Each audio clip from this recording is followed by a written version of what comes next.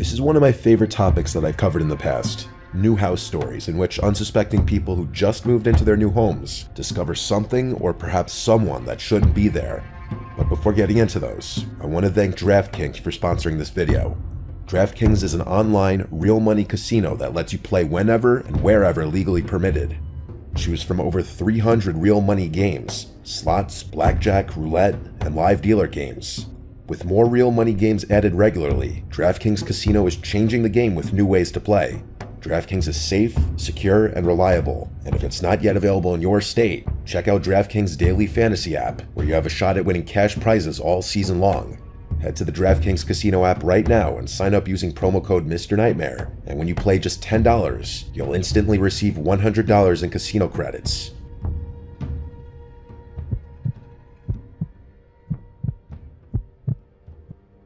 This happened a few years ago, but it still gives me an unsettling feeling whenever I think about it. The only reason I'm talking about it now is because I feel like it's been long enough since it happened, and I won't risk anything by putting it on the internet. Back then, my wife and I had just moved into the suburbs from the city. We just had our third kid, and between the baby stuff, the toys, and the general chaos, our apartment felt way too cramped. We found a nice house in a quiet, safe neighborhood.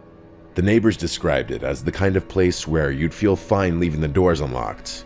The house itself wasn't massive, but it was definitely a step up from the tiny space we'd previously been living in.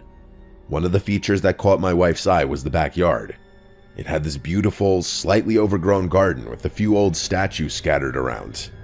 They were weathered, a little eerie looking, like something out of Game of Thrones. I know it sounds weird, but my wife and I loved it, said it gave our yard character. I was pretty indifferent, so I left everything as it was, statues and all. I figured it was less work for me, which I was never going to complain about. A few days after we moved in, I was looking out the window, taking in the yard, when I noticed something odd. One of the statues, an angel I think, was facing away from the house. All the others were facing toward us, so it looked strange. I could have sworn they all faced the same direction, but I didn't really know for sure. I didn't think much of it, and just assumed I was misremembering things. The next morning, I looked out the window again, and that's when I noticed it. Another statue had turned around, again facing away from the house. This time, I knew something was up. I had never been more sure about anything in my life. I asked my wife about it, but she just shrugged it off and said she hadn't noticed anything. I thought maybe it was my son Jimmy. He was a little prankster back then, always up to something. But when I asked him, he just looked at me like I was nuts. I doubted he'd do something like that anyway. I knew something was going on though, but I couldn't prove it. I didn't want to make a big deal out of it, so I tried to ignore it. Besides, I had bigger problems to worry about. I don't like admitting it, but money was really tight during that time, and I lived in perpetual fear that I was going to lose my job. A few days went by without anything strange, and I started to relax. But then, one evening, I looked out the window, and my heart nearly stopped. All of the statues were lined up in a row at the very edge of the house, just standing there. It was a freakish sight, like something out of a horror movie. I know it sounds ridiculous, but part of me could feel all those eyes looking at me. My breathing went shallow. I couldn't decide whether it was more scary or bizarre. I went outside to get a closer look, trying to make sense of it. Before opening up the back door, I took a few nervous glances around the yard to make sure there was no one out there. It was daylight, but I was paranoid. Eventually, I worked up the courage to open the door and go inspect the statues. I went to lift one of them and immediately realized something. Those statues were heavy, way too heavy for one person to move alone. I couldn't even budge one of them on my own. As I was debating what to do, my wife came outside, and the look on her face told me she was just as freaked out as I was. She suggested maybe some of the other neighbors were messing with us, trying to scare the new people on the block, but that explanation literally made no sense. We had met all of the neighbors, and they all seemed like fairly normal people. Plus, I had trouble believing that anyone sane would do this to a family with young children. This was harassment, not some harmless prank. We ended up calling the police, but as you might expect, they couldn't do much. They suggested putting up some security cameras, but we didn't have the money for that. I told the cops we would, but on the inside, I was really reluctant to do something so drastic. They left, and I guess I felt a little better, even though my wife was still extremely shaken up. My wife and I did everything we could to hide the situation from our kids. Say what you will, but we didn't want to scare them. Nothing happened the next day, or the next. I speculated that the cops had scared whoever was there away, which did track on many levels. So we tried to forget about it, even though neither of us really felt comfortable. I tried to assure myself that maybe my wife was right. Maybe it had just been a prank or something. That didn't do anything to calm my nerves, though. I was on edge, looking out the windows every time I passed by, half expecting to see the statues somewhere else. I hope no one ever has to experience the sensation of feeling unsafe in your own home. A few days passed without incident. I started thinking the nightmare was over, and for the first time in a while, the house was actually starting to feel like home. I could not have been more wrong. It was a weekend. I don't remember whether it was Saturday or Sunday, but it was definitely a weekend since my kids didn't have school. After some breakfast, I went outside to play in the yard with my kids, and that's when I saw it. Spray painted in big black letters on the back wall of our house were the words, "Go away." I nearly dropped my son when I saw it. Without thinking, I rushed my kids inside and told my wife to stay in the house with them. I don't know what came over me. I'm not that brave of a guy, but I started sprinting through the garden, screaming threats at whoever had vandalized my house. Adrenaline was coursing through my veins, and I was looking for a fight. No one was anywhere in my yard, though. Eventually, I gave up looking. As I was walking back towards the house, the adrenaline in me turned to outright fear. This was serious. Someone had left a direct message meant to scare us. They could have meant us harm, and I knew the situation was only going to escalate from there. The police came again and took down another report, but without any leads, there wasn't much they could do. I insisted that they stay on the property in case those people came back, but they told me they didn't have enough evidence to waste resources like that. As far as they knew, some teenage delinquents could have been behind the graffiti. I couldn't believe what I was hearing. They told me they'd make sure a patrol officer was nearby, which I guess was some kind of consolation. My wife was twice as upset as I was, so I reassured her that we'd be okay, even though I was freaking out internally. That night, I was in the kitchen when I heard my wife scream from the living room. I ran in, and she was standing by the window pointing outside. I looked, and my stomach dropped. There were 5 people standing in our backyard, each of them wearing white face coverings. They were dancing around in this strange, jerky way, almost like puppets. We just stood there, watching them, too shocked to move. It was terrifying. I don't know what they were trying to accomplish, but it was the most disturbing thing I'd ever seen. I snapped out of my haze and grabbed the biggest kitchen knife we had. I basically screamed at my wife to call the police, and while she was doing that, I ran out the back door with a knife in my hand. I screamed like a clinically insane person and took one step toward them before instantly regretting it. There were 5 of them and 1 of me. They could have been armed. Before anything else could happen, I turned and ran back inside the house like a coward. The knife must have scared them though, because they stopped dancing and ran into the garden, out of sight. I told my wife to run upstairs, find the kids, and hide, and I guarded the back door in case they tried to break in. By the time the police arrived, those people were gone.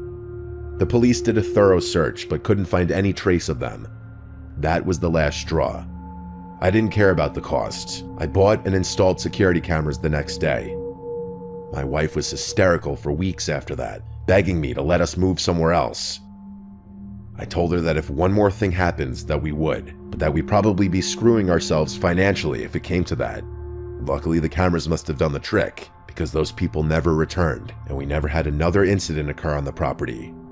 The scariest thing, though, is that we still live in the same house, and never got an explanation for what happened.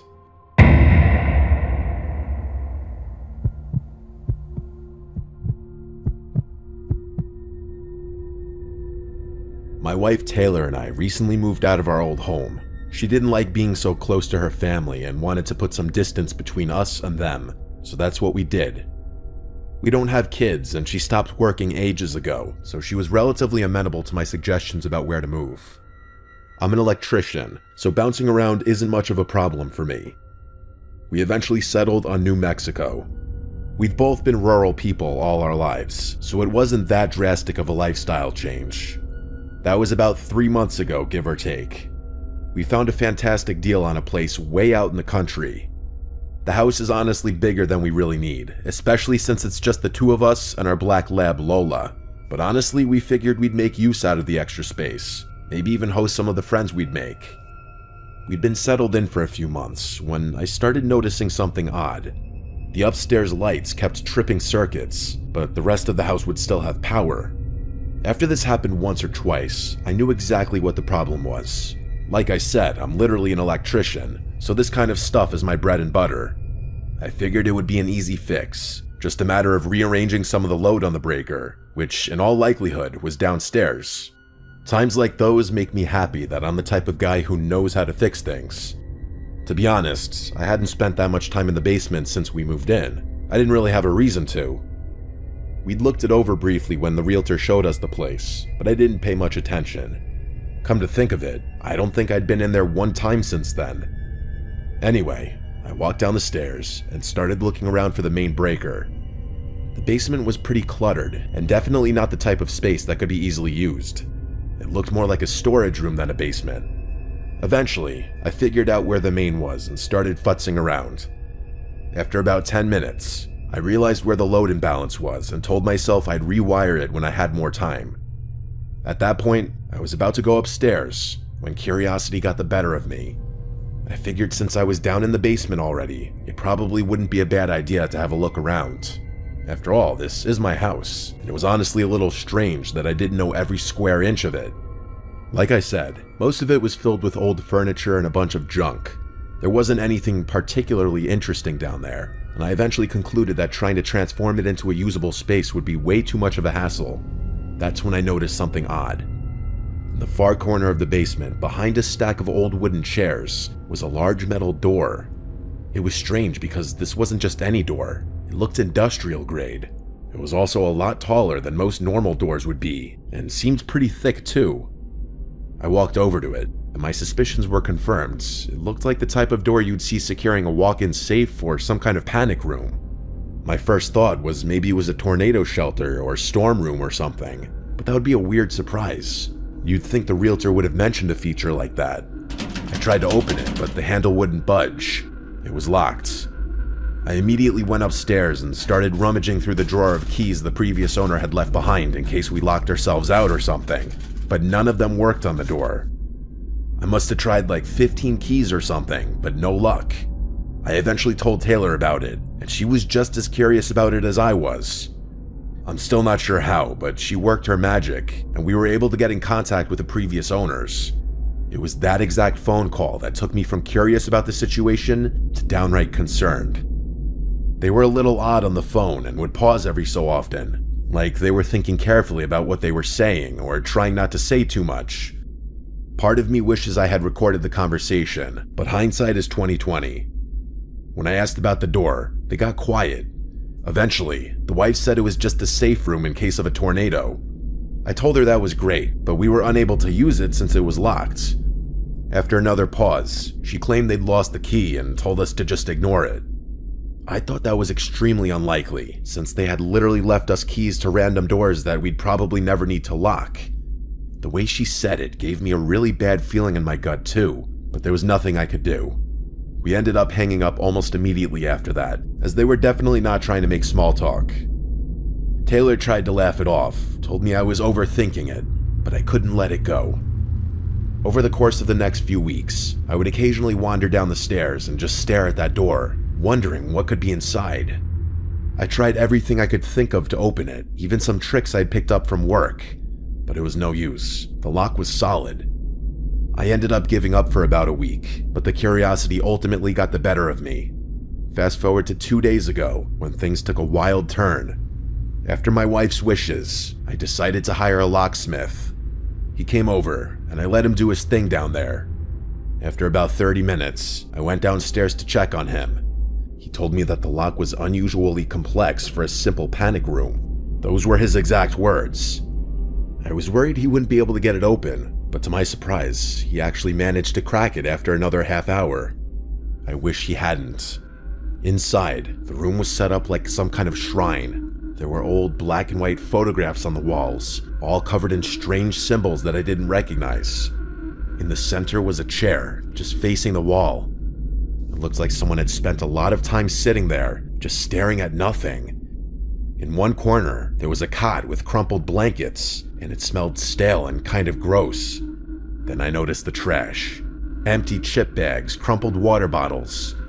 The realization smacked me in the face. Someone had actually been staying down there, and not that long ago. I was dumbfounded. I didn't think the situation could get much worse, but of course, that's what happened. As I was trying to take it all in, I noticed a second door on the far right side of the room. It was small and half hidden by the minimal light, but it was there. I opened it and realized it led to a set of stairs that led to the cellar door outside the house. I felt like such an idiot. I hadn't even had the foresight to check the cellar door when we moved in, since I just assumed it led to the basement. In all the time we'd lived here, I had never even opened it. My bewilderment at the whole thing soon became terror. Someone had literally been living in my house for who knows how long. Things started clicking in my brain. Since moving in, my wife and I had noticed a few weird things that we couldn't explain. Most of the time it was just things going missing. Until that point, I had just assumed my wife had misplaced things, which she did have a tendency to do. This discovery changed everything though. Someone had been living in our house. I had to repeat that thought a dozen times in my head before I could fully wrap my mind around what was going on. I didn't know who had been in there or why, but I knew I didn't want them coming back. I tried calling the previous owners, demanding an explanation, maybe even threatening legal action, but they wouldn't pick up. Either they disconnected their number or they just didn't want to deal with it. Taylor was freaked out, and I was too. That night, I took some heavy furniture and barricaded the cellar door from the inside. I found a heavy-duty looking chain and padlocked it shut for good measure. I didn't care what it took. There was no way I was letting someone sneak back in through that door. The police came and took down a full report before leaving, telling us they'd do their best to try and get in contact with the previous owners. We even called our realtor, who was horrified and said she'd assist the police in any way she could. That night, as we were getting ready for bed, we heard it. There was a loud bang on the front door. Lola shot up, barking like crazy, and we both froze. Neither of us moved, just staring at each other, listening. After a few minutes, the banging stopped, but then we heard small rocks tapping against our bedroom window. Taylor held on to Lola, and I went to look out the window. Taylor begged me not to, but I was furious at that point. In my mind, I was preparing to fight whoever was out there. I grabbed the baseball bat from under the bed and yanked the curtains away from the window, but I couldn't see a thing. We thought it was over. Taylor wanted me to call the police, but there was a little part of me that wanted to handle this myself. I knew the police would scare them away and call it pettiness, but I wanted to make sure whoever was out there got caught. I told her if one more thing happened, I'd call. But then from downstairs, I heard the sound of glass shattering. I sprinted downstairs just in time to see two figures running away from the house. The kitchen window was completely shattered. It was then that I called the police, who showed up not long after. They searched the house and the basement, but there was no sign of forced entry into the storm room. They didn't find anyone on the property either. Their best guess was that whoever had been living down there was angry when they realized they were locked out and decided to come back and scare us. I was both furious and horrified. My wife has been a wreck ever since. The police escalated the situation since an actual crime happened and said they're working on tracking down the previous owners, but that it could take a few days. That was 2 full days ago, and we still have not been able to get in contact with them. I think the police scared away those squatters though, at least for now, as they haven't been back to our house since. I'm actually shocked that something like this could even happen in the first place. If we can't get in contact with the previous owners soon, I have absolutely no idea what I'm gonna do. I'm fully prepared to defend myself, but I hope it doesn't come to that.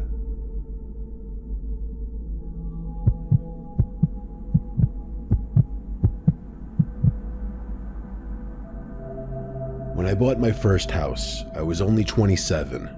I'd saved up for years, and even though it was just a small, modest place, I was proud of it. Moving in, though, that took some adjustment. I'd lived with my parents my whole life, along with 3 siblings and 2 dogs. The house was loud, always buzzing with life. But this was quiet. Really quiet.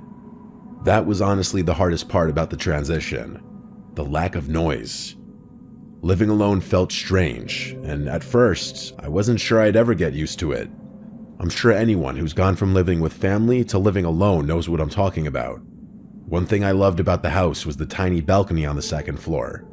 Don't get the wrong impression. I don't even know if I can really even call it a balcony. It was barely big enough to stand on, and I couldn't even fit a chair out there. Regardless, I go out there most nights after work to take a break and clear my head. I smoked pretty often, but I hated the smell, so smoking inside wasn't an option for me. The balcony was twice as beneficial for that exact reason. I didn't even have to go outside or leave the comfort of my own home just to smoke. It felt like a luxury. I'll describe the layout of the property so what I'm about to tell you makes sense. The block I lived on was pretty standard, with houses adjacent to each other all the way down. The street behind mine was exactly the same, meaning everyone's house would be sharing a backyard if it weren't for the 10-foot tall fences designating the property lines. From my balcony, I could see over my backyard neighbor's fence and into his yard. You could see the whole place, really. After a few weeks, I realized I'd met almost all the neighbors except him. Come to think of it, I don't think I had ever seen him, let alone have a conversation with him. The guy never waved and never came over. I never saw him in the yard or at the bedroom window. Nothing. It was like he didn't exist. If it weren't for the occasional bedroom light on at night, I would have assumed the place was deserted. I guessed that there was an old person living there since the grass looked like it hadn't been cut in years, and I never heard any sounds from their yard. After another week, curiosity got the better of me, and I decided to go introduce myself and at least put a face to the name. One Saturday, I walked around the block to his place, expecting to knock on the door and maybe make some small talk. But the house looked rough. Rough was an understatement. It looked completely untouched. The yard was a mess, overgrown with weeds, and the whole place looked like it had been ignored for years. The paint was chipping, some of the siding had been scratched off, and the walkway was stained. The doorbell was broken, so I gave a few loud knocks and waited. Nothing. I felt awkward standing there and started to wonder if maybe the place really was vacant.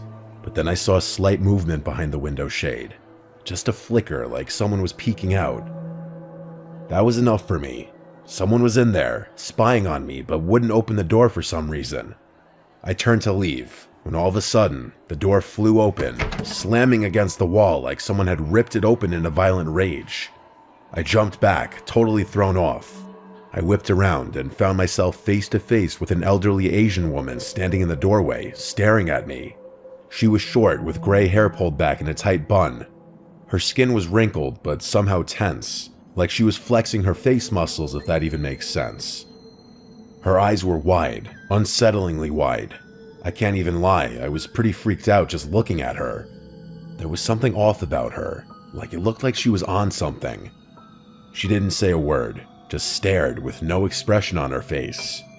Eventually, I cleared my throat and introduced myself as her new neighbor. After a few seconds, she said her name was Priscilla and gave me a half smile. And that was it. She didn't even ask my name, she just stood there, watching me. I nodded and turned away, not knowing what to say. I left feeling more unnerved than I wanted to admit. I never heard the door close behind me, but I didn't want to turn around and get caught looking. Later that night, I went out to my balcony like usual, trying to forget about the strange interaction. At that point, I had no idea of the ordeal that I had just gotten myself into. When I glanced over the railing, there she was, that crazy-looking lady from earlier, standing dead center in her yard, looking straight up at my house. She didn't move, didn't call out, just stood there staring. It was one of those moments where you wonder if you're actually seeing what you think you're seeing. I didn't know if I should say something, wave, or pretend like I hadn't noticed her. It was one of the freakiest things I'd ever seen, and I didn't know how to handle it. I went back inside and told myself she was just a little messed up in the head, and that I shouldn't be getting worked up over a harmless old lady. But it didn't stop there. The following night, I saw her again, but this time, She was moving from one window to another inside her house, watching me from each one. Although I pretended not to notice her, part of me felt like she knew that I knew she was watching. I was hoping she'd stop, but she didn't. She was still looking at me when I finished smoking and turned to go inside. Out of curiosity, I peeked out one of my windows about 20 minutes later to see if she was still looking at my house. To my horror, she actually was. I called my dad, and he told me that she probably had dementia or something, and that she was most likely just lonely or confused. He told me that I should actually feel bad for her.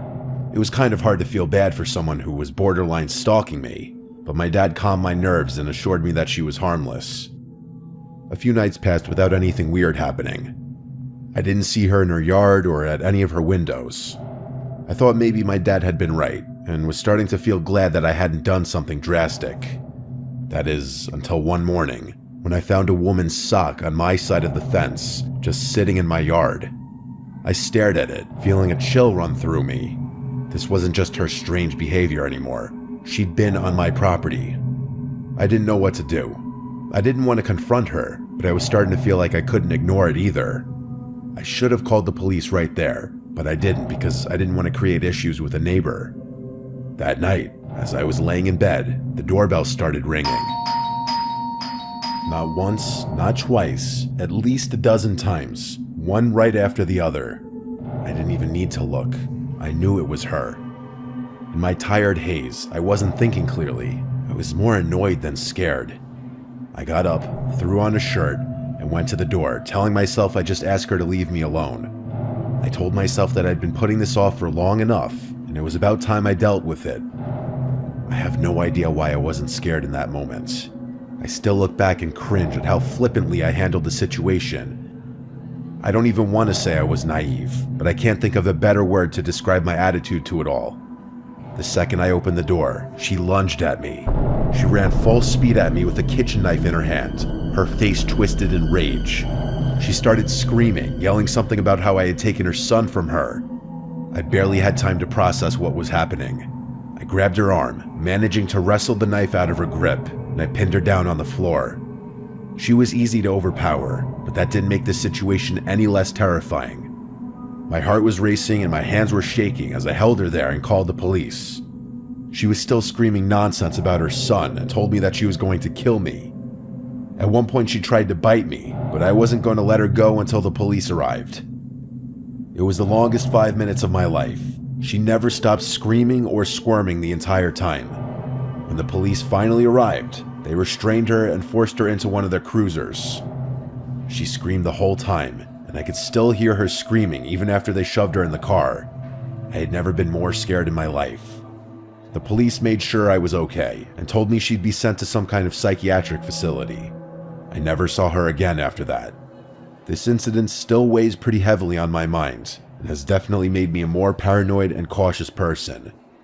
I ended up moving out not even a year later.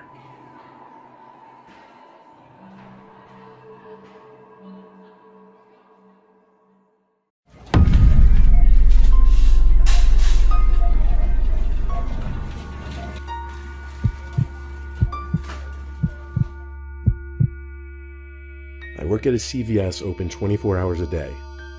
I've been working at this location for 3 years now, and I'm one of the higher-ups. I agreed to take on the overnight shifts because I believe it helps my chances of getting another promotion, and I like to be on my boss's good side. There would only be one employee working the 12 a.m. to 8 a.m. shift, as that's all that's really needed. Once the pharmacy opens at 9 a.m., that's when business usually picks up. The 2 employees before me left after I was set up.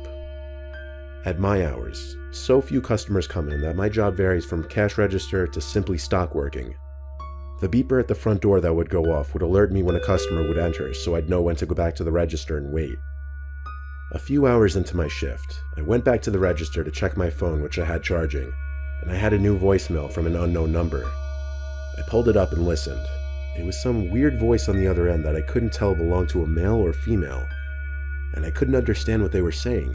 Like, the sound quality was terrible. The transcription was unavailable for that reason. Obviously, I just ignored it because everyone gets weird calls once in a while.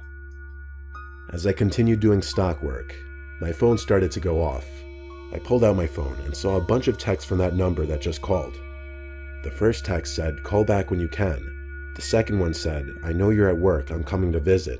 The third one said, "What time are you working till?" I had no idea who this could be. I texted back, "Who the hell is this?"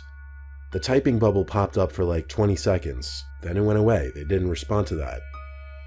Okay, a little unnerving, yes, but I still had to go about my work. Eventually, I heard the ding by the front door, alerting me someone entered, so I went back to the register and waited. I didn't see anyone walking around though, and I waited there for quite a while actually. Eventually, I just decided, okay, that's enough waiting, and went back to stocking shelves. I'd say it was around 2 a.m., a couple hours into my shift. I got a new cart full of items from the back section, this time beauty products, the second aisle in the store. I brought the cart over there and noticed a woman in the corner of the next aisle over, the first aisle. I stepped into that aisle and looked down, asking if she needed any help. She was looking down at one of the products in the corner. She didn't acknowledge me. Didn't know if she heard me or not, but I just felt awkward, so I left her alone.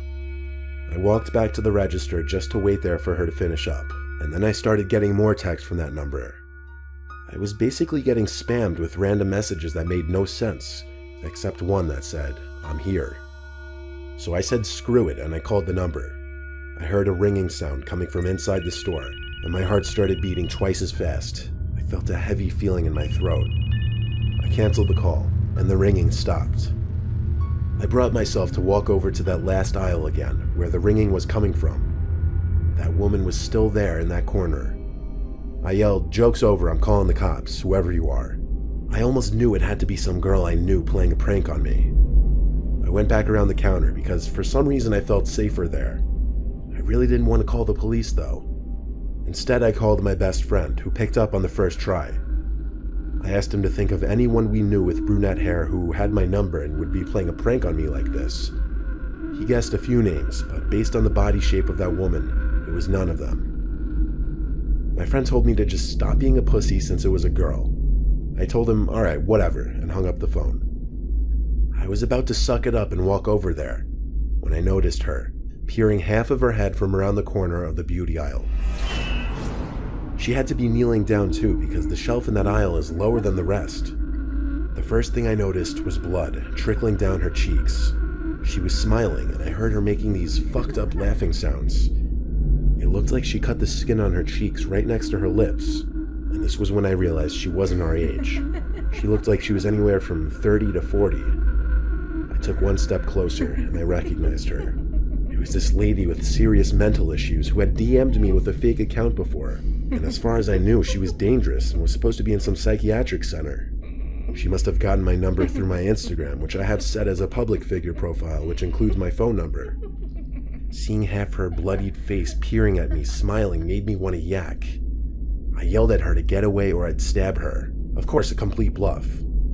I ran to one of the back aisles and hid from her, and I only sighed a breath of relief when I heard the beep of the front door go off. I went to go check if she was still there, but she wasn't.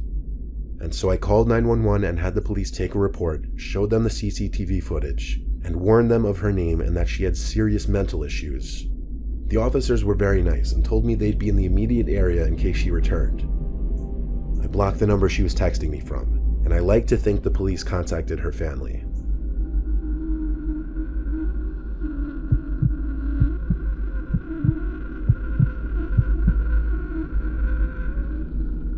I used to work the dairy aisle in a grocery store. It was the worst job I ever had. A lot of heavy lifting, expired dairy products, and shivering. The big dairy cooler was in the back of the store in the area where all the groceries yet to be stocked on the shelves were kept. I would often just chill in the dairy cooler, no pun intended, because the supervisors on duty would never think to check on me in there. I'd bring a hoodie just so I wouldn't get cold. Anyway, one night I was working till 10 p.m.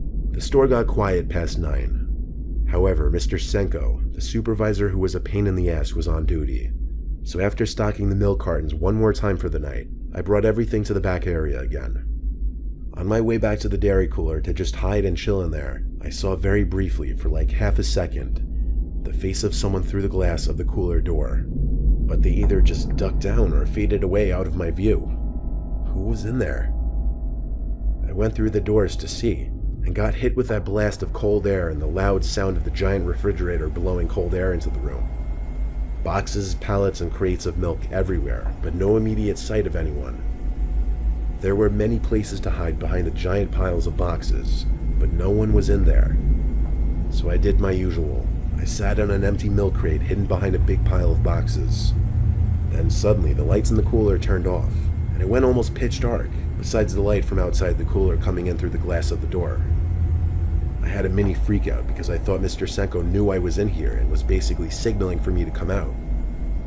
I stood up and came out from around the boxes, and then I froze. Something was blocking partial view of the two cooler doors. There was a silhouette of a really tall person right in front of me.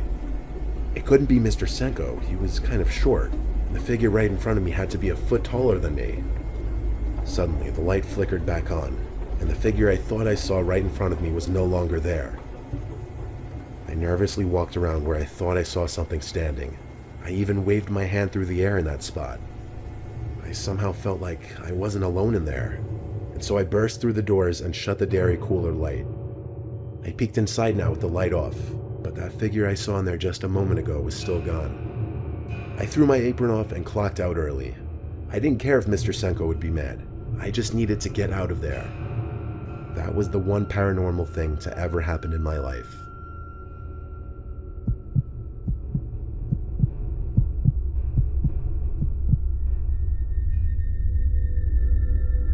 I do overnight stock shifts for various local Lowe's home improvement stores. All I do is work whichever specific location needs me for the night, usually dependent on which location is having the most business. My job is to unload trucks, operate forklifts in the back section and throughout the store, and do night stock work. The trucker on duty that night was Paul, the only other guy with me that night. Once we successfully unloaded the truck, he helped me sort them in the back room before going off to do another pickup with the truck. So I was left alone to continue work as normal, nothing I wasn't used to. I'd scan the new shipments to take inventory, then I'd bring the items out to the floor and stock shelves with the new items. That's exactly what I was doing, going back and forth from the back warehouse section to the main floor, stocking shelves, sometimes using the forklift. I was scanning items with the inventory gun towards the back section of the warehouse when a loud crash scared the living shit out of me, to the point that I jumped and turned around mid-air. It was a big box that had fallen off a large pile of pallets full of unopened packages. The box's contents didn't spill out, the box was still intact, so I went to get the forklift to lift the packages back up onto the pallet.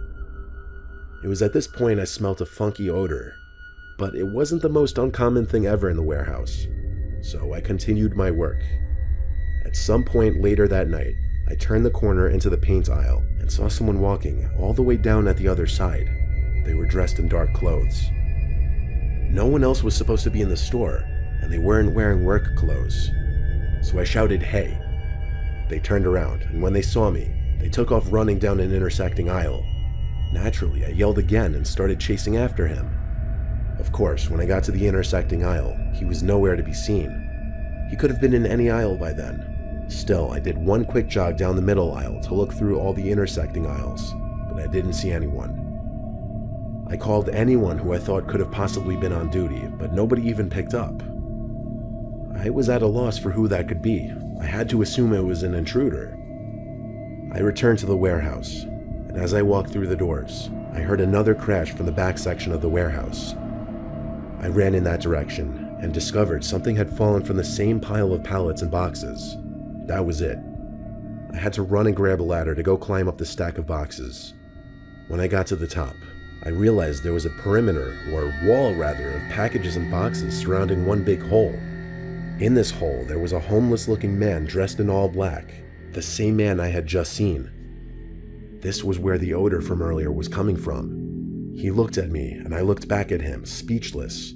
I didn't know what to say. He got up and seemed as though he were coming to lunge at me. I quickly stepped down the ladder low enough to where I could jump off. Then I ran down the aisle of the warehouse and stopped. I got on the phone with the police, and a couple officers showed up 15 minutes later. Of course, the little secret home that man had made between boxes was empty now.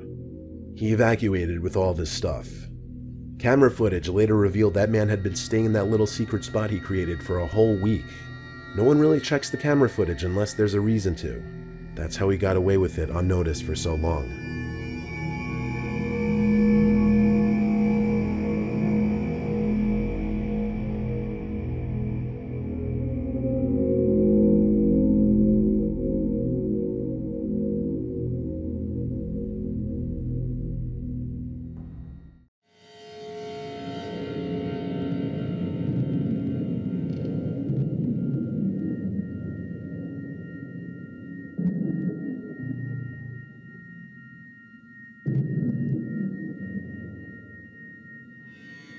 There used to be a pond about half a mile away from my old house that I would commonly go fishing in. It was nicknamed Daryl's Pond. I still have no idea who Daryl was or why it was called that, but nobody owned it, so people would once in a blue moon go fishing there as well.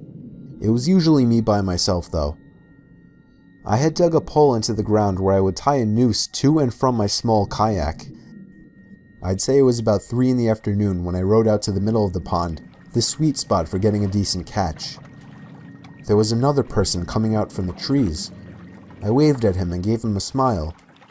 He hopped into a small boat floating by the edge of the pond and began to row over to me. As he got close enough where trying to speak to him wouldn't come off as obnoxious, I gave him a friendly, "Perfect day, isn't it?" "Yes, absolutely," he said. He didn't say anything after that, and I started to feel a bit awkward, as if I were obligated to keep some kind of conversation rolling now. "So, you come out here to throw some lines?" I asked. "No, I don't actually fish." "Oh, well, it's never a bad day to relax on the pond," I said. He continued to row closer to me until his boat collided with mine, creating a big thud. I was genuinely uncomfortable now. I didn't feel threatened, just weirded out. I was only 24 years old. This guy looked like he was late 40s or 50s. There was an awkward silence. I tried to just act like I was focused on trying to make a catch, but by now that wasn't even on my mind. This guy was weird. I didn't know what he wanted, and I was uncomfortable being so close to him. I felt him looking at me, or at least in my direction, as I faced halfway to the opposite direction of him. I took a quick glance to my right. Yeah, he was staring at me. I decided to be ballsy and lock eye contact with him. After about 4 seconds, he looked away. "So, where are you from?" I asked him. "Up there." He pointed behind himself, in the direction of the woodsy hill leading past the dirt road. "Oh, you live by Suffolk?" I asked. No, I'm not," he said. "What made you decide to come out here?" I said. "Why not?" I continued to try and uncomfortably fill the awkward silences that kept coming up. His responses were dry. He didn't contribute anything to what was barely a conversation. He just sat there not doing anything with half a smile on his face, looking either at me or in my general direction throughout. I was creeped out. My heart was racing at this point. I'd go as far as saying that I was nervous for my life. We were surrounded by trees in all directions in the middle of the pond. I started to row a bit closer to land, but in a very low-key kind of way, trying to play it off as me just trying to find a better spot to find some fish. I was horrified when I saw he was following me. "What a great day, huh?" I felt a shake in my voice. I got close enough to the edge of the pond where I finally told the man, "I think I'm gonna call it a day." I turned to see his reaction. He was still staring at me, but his smile was gone now. "I can't let you leave," he said. He lifted his flannel to expose a handgun sticking out of his jeans pocket. As soon as I could process what I was looking at, I dove out of the boat for land, ran the whole half-mile uphill through the woods back to my house, and locked every door and window as soon as I made it home. I pulled down the blinds to the dining room window, leaving it open just a crack for peeking outside undetected. It started to get dark out, and I left every light in the house off, still peeking out to the front yard, making sure I wasn't followed. The time came when I finally decided I wasn't followed. I realize now, like you, that not calling the police immediately was a huge mistake. I kept my bedroom windows open to let the room air out. My bedroom was on the second floor, so I wasn't worried about being watched through the window. About half an hour after shutting the light and falling under the covers, I heard the sound of leaves crunching from outside. I sat up to hear it more clearly. It was definitely something walking around out there. Normally I would assume it was a deer or a bear, but after what just happened, I was still in paranoia mode. I sat up as still as a statue, except for my shaking out of fear, waiting as the sounds of the steps stopped. "Hey buddy, you up there? Are you trying to sleep? Sorry, I didn't mean to wake you." I felt like 100 pounds just fell directly onto my chest. It was the same voice. I knew it right away. I didn't make a sound. I crept out of the room quietly downstairs to the kitchen and grabbed the phone, practically crawling on my way out to avoid being seen through the open blinds. I called 911 like I should have earlier in the temporary safety of my bedroom. I made sure to whisper into the phone, as I was still hoping that he hadn't yet heard or spotted me. 20 minutes felt like an hour as I sat behind my bed, waiting for the police to arrive in constant fear that I would hear glass breaking from downstairs, or a thud on the back door, or even just a voice again from down below my window outside. The police did a thorough investigation of the property in nearby woods, turning up nothing. They suggested I stay with a friend or a family member for a few days, and so I did. I never heard from or saw the man again, but I still moved a month later. I couldn't deal with the constant fear and paranoia of being watched through my windows. I feel much more comfortable fishing out by the bay now.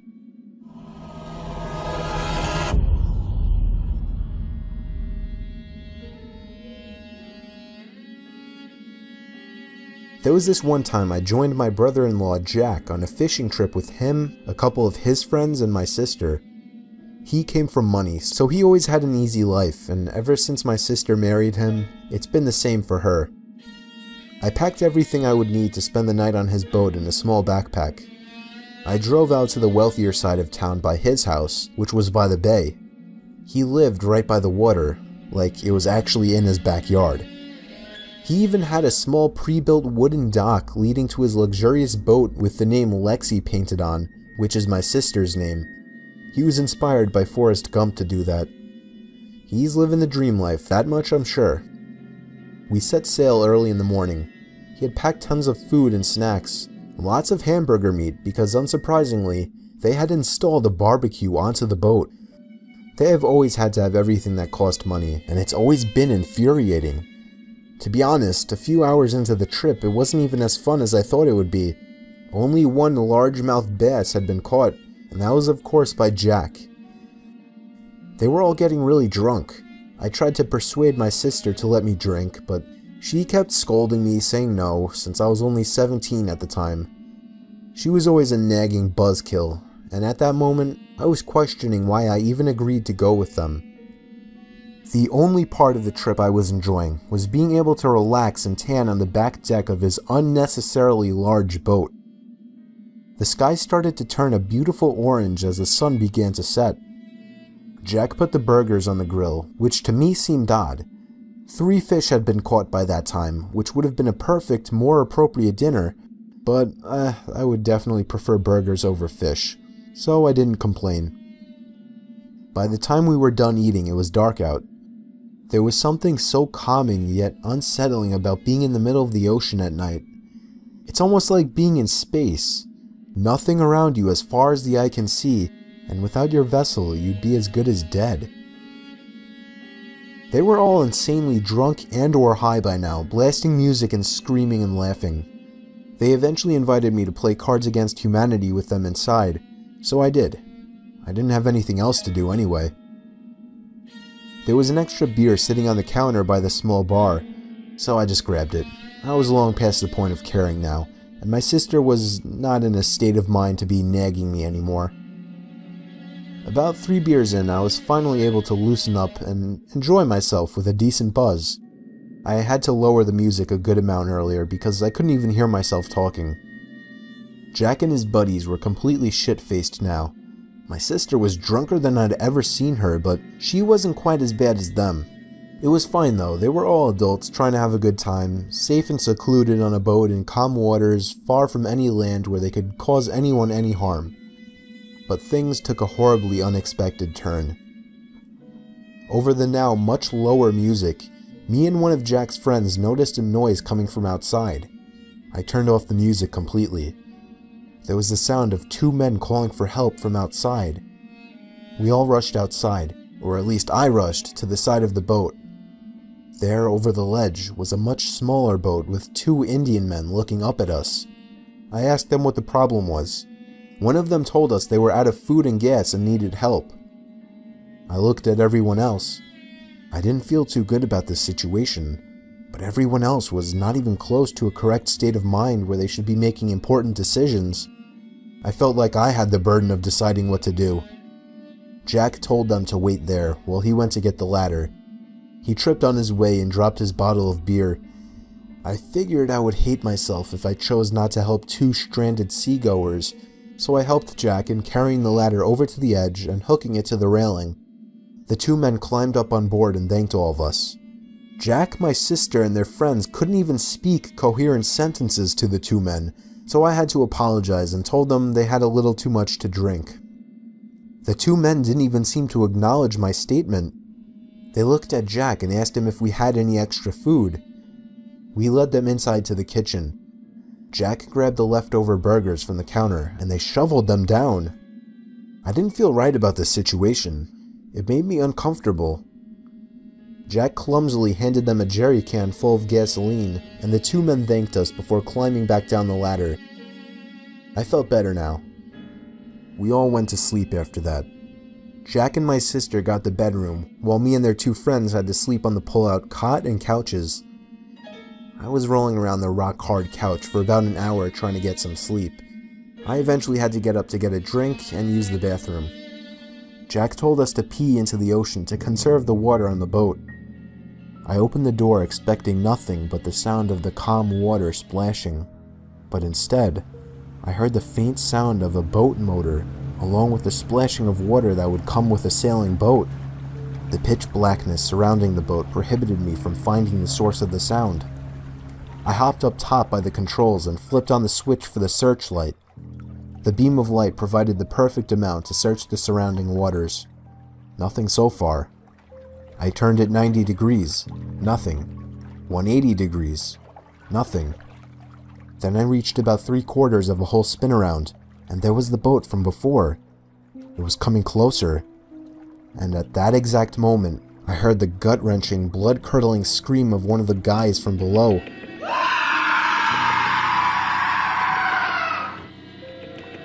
I jumped all the way back down to deck level and ran back inside.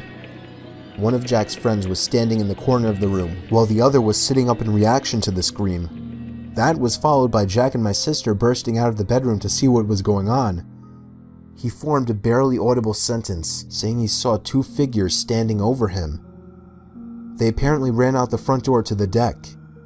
We all ran to see if they were still there, but they were nowhere in sight. I pointed them in the direction of where I saw the boat. The searchlight was still aimed in that exact position, but by then the boat was already gone. We never managed to find them after that. We searched high and low for what they could have stolen. All that we found was missing were a couple of cans of gasoline and Jack's wallet and keys, which he had left on the kitchen table. We had to speed all the way back to Jack's house that night. It took 4 hours to make it back, but nobody had broken in. He used the spare key hidden in the backyard to get inside. Jack and my sister had the lock changed the next day. The scary part, a few weeks ago, their camera systems caught two suspicious men wearing hoods walk up to their front door and seemingly attempt to unlock it, but failing, then quickly running off. We're 99% sure it was them.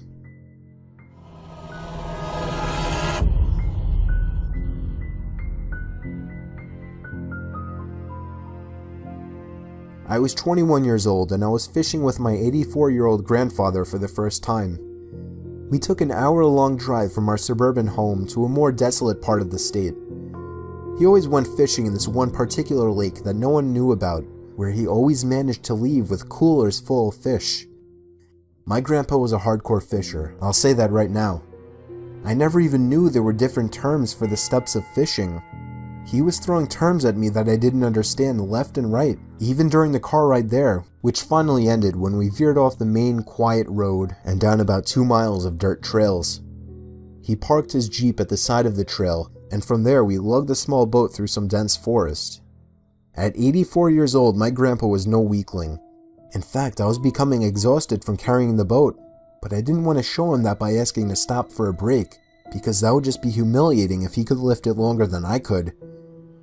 I'll skip ahead to when we were actually sitting in the boat fishing. So he just got done showing me how to actually get the line and the hook in the water. After that, he didn't say a thing. He seemed to be concentrating really hard on what he was doing. I turned around to ask him a question.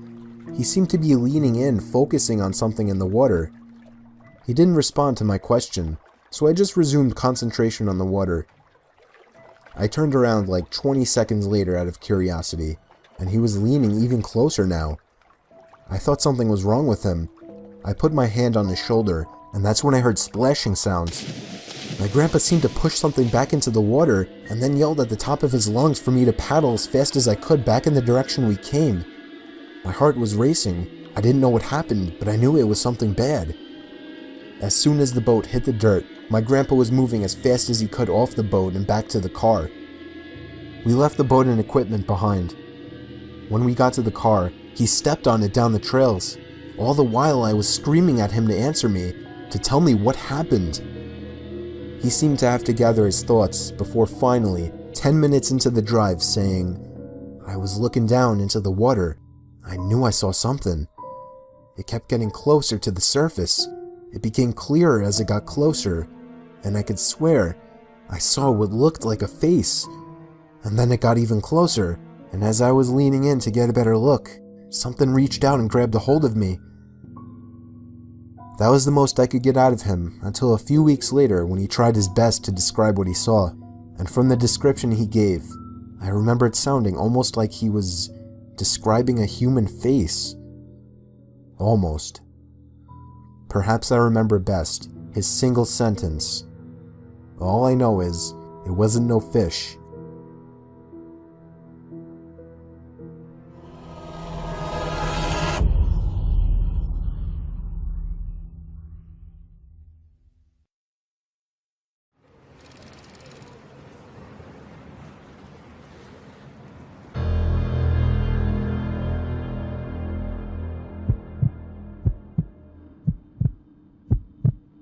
This story is from when I was a senior in high school.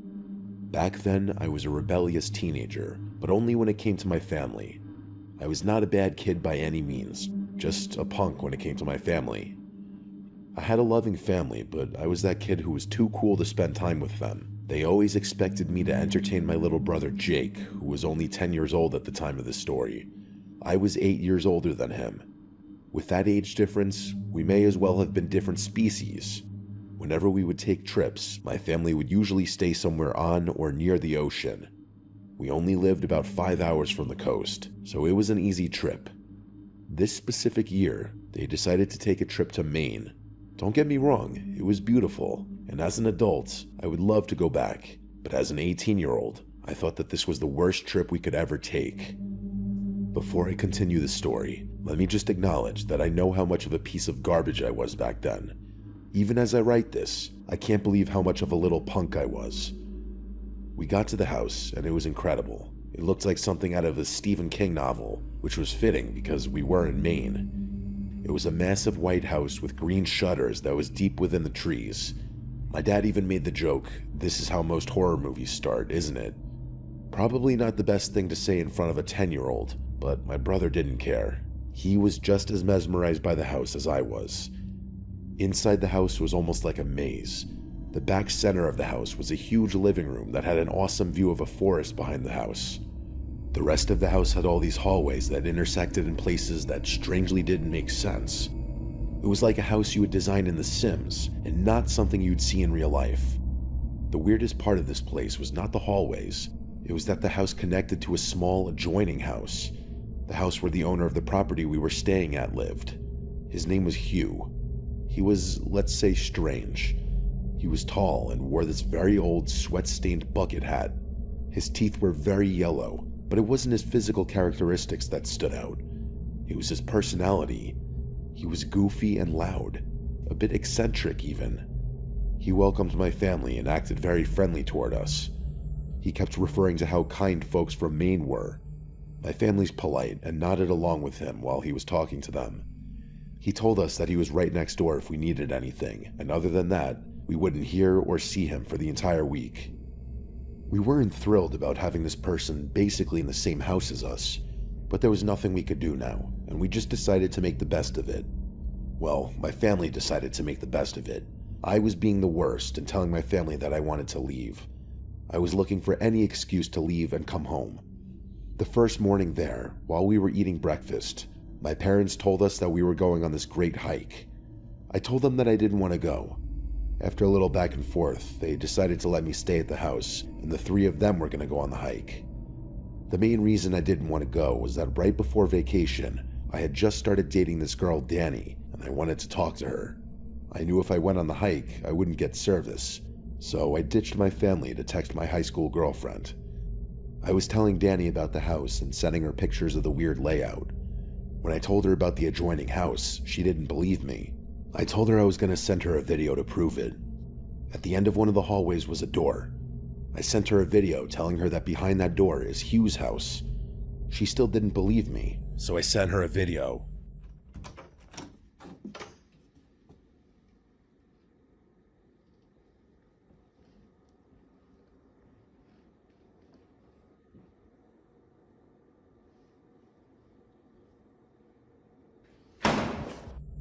I went to open the door, assuming it would be locked, and it wasn't.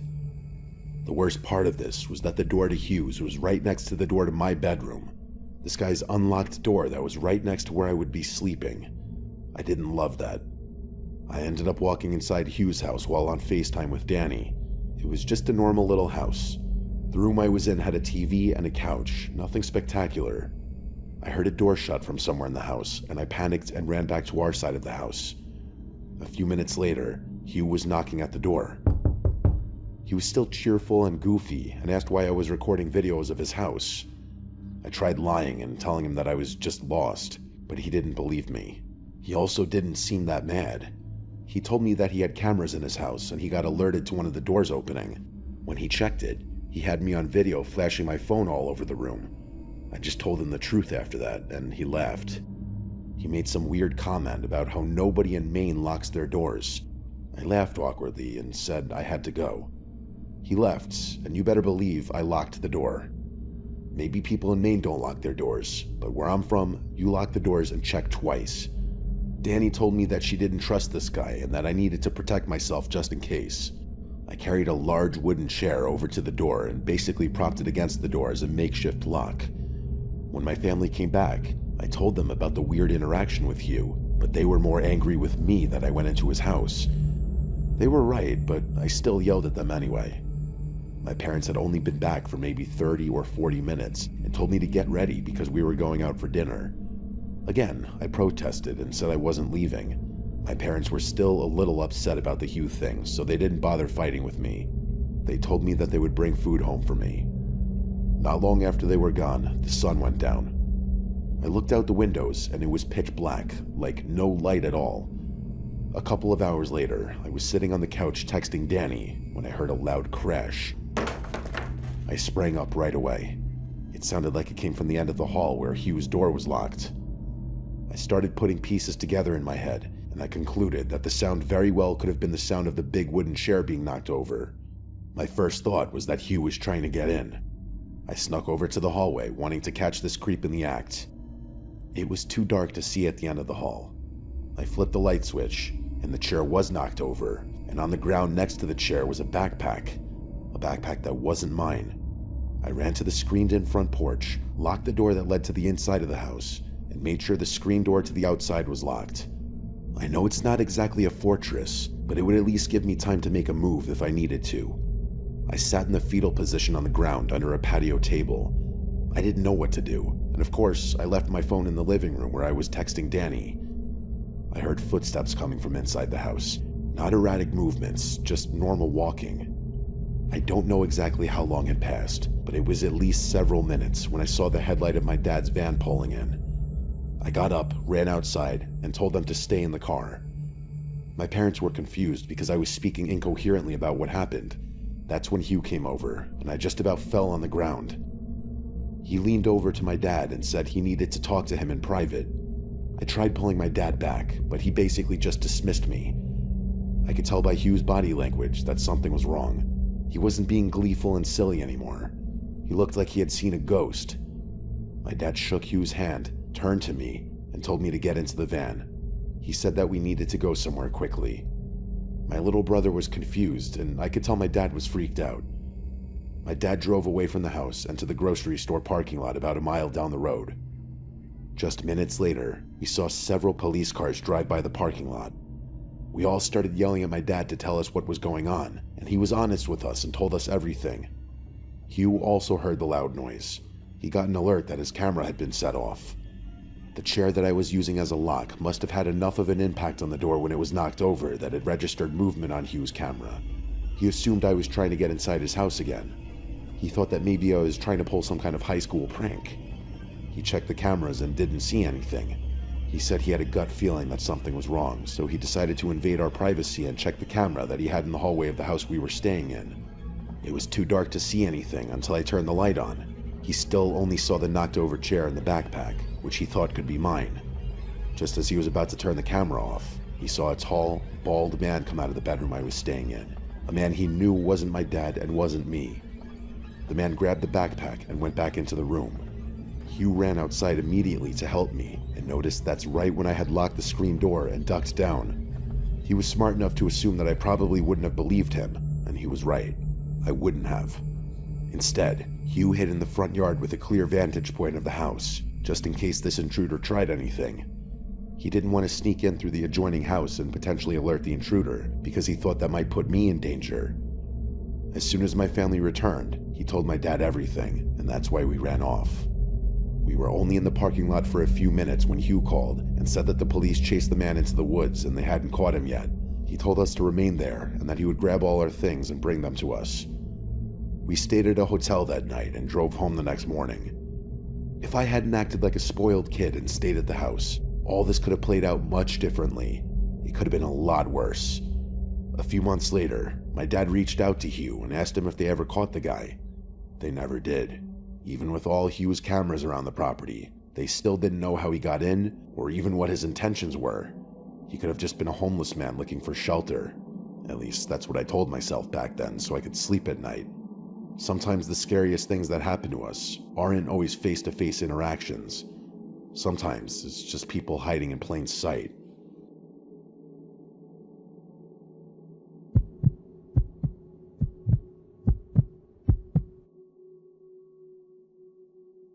Every year, my family goes on this epic vacation together. We stay at my aunt and uncle's house that's right on the ocean in West Palm Beach. Their son Will is the same age as me, and we've always been good friends. It's also not just my immediate family. My other aunt and uncle join us and bring their kids as well. Their daughter Teresa is my best friend. We went all through high school together, and because we're the same age, have the same last name, and kind of resemble each other, everybody thought we were twins. We would love these family vacations because we would tell strangers that we were twins. As we got older, Teresa, Will, and I would party like rock stars on these family vacations. We would spend the day on the beach with the family, but at night, Will would take us to bars and clubs. Because he was the local boy, he knew all the hot spots. On one specific family vacation from a few years ago, the three of us witnessed something weird, something that still bothers me and freaks me out to this day. Teresa and Will aren't so freaked out. They think what we witnessed was some kind of prank or just a weird occurrence. I'm just not so sure. The trip was like any other West Palm family vacation. We were living it up. Once in a while on these trips, Will would accidentally have a little too much to drink. Maybe it wasn't accidental. The boy liked his drinks. But because of this, Teresa and I would know exactly when he hit his limits. That's usually when we would call it a night and find a ride home. I was always responsible for us getting home. I would only drink to a certain point, and then spend the rest of the time making sure that Teresa and especially Will didn't end up in a ditch somewhere. On this specific night, Will started getting a little rowdy in one of the bars. He kept saying that because he was a local, he could run his mouth, but that's not a thing. He was making a lot of people inside the bar mad, and he ended up getting thrown out of the bar we were at. And I mean, he physically got thrown out of the bar by the bouncer. He was mumbling a little bit, but he was fine. He didn't hit his head or anything. I think his self-esteem was hurt more than anything. I told Teresa to watch him while I tried to find us an Uber or another way home. He kept calling me a buzzkill, and that's kind of how I knew it was time to go. I secured us a ride that would be there shortly. While we were waiting, I called my boyfriend and just told him about the night we were having. He laughed and told me to call him when I got back to the house. Just as I hung up the phone, Teresa ran over to me freaking out. She said she wasn't paying attention to Will while she was on her phone, and he got up and wandered off. The boy was in no condition to wander anywhere. I tried calling him, but his phone kept going right to voicemail, which is right on brand for Will. After a few minutes of running around the streets yelling his name, I heard Teresa shout at me that she could see him. Thankfully, it was Will. He was walking in a very crooked line and heading towards the swamp or forest or something. I don't know what you would call it in Florida. I don't know the difference between what qualifies as a forest or a swamp.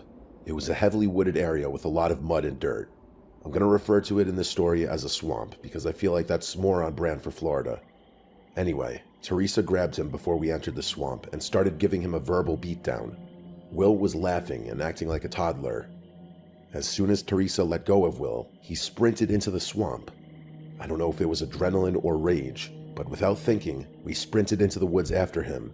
It only took us a little while to catch up. He was so messed up that he wasn't moving very fast. Using the flashlight from the cell phone, we were able to see just how dirty and gross this area was. Our feet were completely covered in mud. As we started heading out of the thick brush, Will, of all people, told us to shush. We both looked at him like we were going to smash him in the face, and before we could speak, he told us to be quiet again. He ducked down and looked scared. This was a completely different Will than 10 seconds ago. It didn't take us long to realize why Will got down. We heard shouting and screaming coming from somewhere in the swamp. It wasn't just normal screaming, at least to me. It didn't sound that way. It was like screams I've never heard before, and I haven't heard them since. The three of us just stayed quiet and stayed put while the sounds of these screams echoed all around us. We couldn't tell exactly where the screams were coming from, but whoever was screaming sounded like they were in trouble. Then, almost as abruptly as they started, the screams stopped. We didn't move. We stayed put in that muddy swamp for at least another 15 minutes. Then we sprinted out of the swamp as fast as we could and made our way back to one of the streets with the bars. We got a ride home and sobered up real quick. We tried figuring out what we heard so we could make a rational explanation. Anything we came up with wasn't good. Teresa came up with the idea to check out the swamp in the morning. During the day, she said we could safely navigate the area and see if there was anything to be worried about. I know I would never be able to navigate my way back to exactly where we were that night before, but Teresa's good like that. She's like a professional hiker, and she proved that by getting us to the exact spot we were hiding in the night before. All three of our indents were still in the dirt from where we were hiding. We all talked for a little bit about what direction we thought the screams came from, even though it was hard to pinpoint because of the way the scream echoed. We all surprisingly agreed on the same general direction. Teresa led the way through the thick brush. This wasn't like a normal path. We were basically walking through bushes and mud puddles.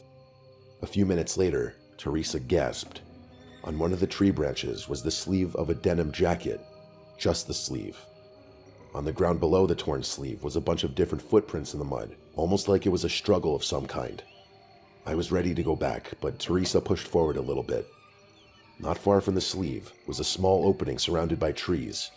On the ground was the rest of the denim jacket. Surrounding the jacket were more of the footprints in the mud that looked like they were all bunched up in one spot, again making me feel like a struggle took place here. Leading away from the jacket was one set of footprints, and they led straight into more thick brush where it was impossible to track the footsteps anymore. I was done with all of this. I told Teresa and Will that I didn't feel safe anymore and that I wanted to go back to the house. They weren't as freaked out as me, but they were uneasy about all of this.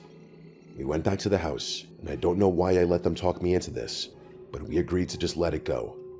I was sure at that moment that we had witnessed some form of potential crime, but Will and Teresa didn't fully agree. They said it was possible, but most likely it was just a joke, or even more likely a coincidence that we found the code and just happened to hear screaming the night before. Will also convinced us that if we got law enforcement involved, we would be the only ones linked to the crime, if there was one, and that scared us, even though we clearly had nothing to hide. He made the point that it's possible the cops wouldn't believe 3 young adults were just in the middle of this random swampy area and witnessed a potential crime.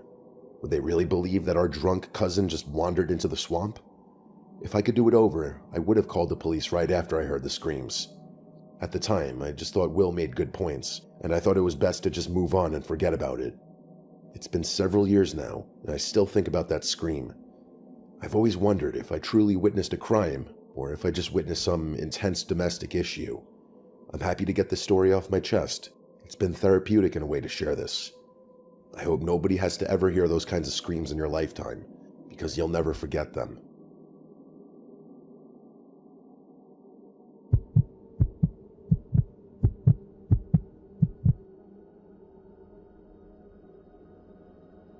This story I'm about to tell you happened to my girlfriend and I last summer. It was the first time we were able to travel together as a couple, and we were excited about it. She came with me one time on a family vacation, but that's not the same as being alone together, so this felt like a memorable and important next step. The trip ended up being memorable, but not for the right reasons. Not that anyone will ever find out who we are, but just in case, for privacy's sake, I'm gonna refer to my girlfriend as Vanessa in this story.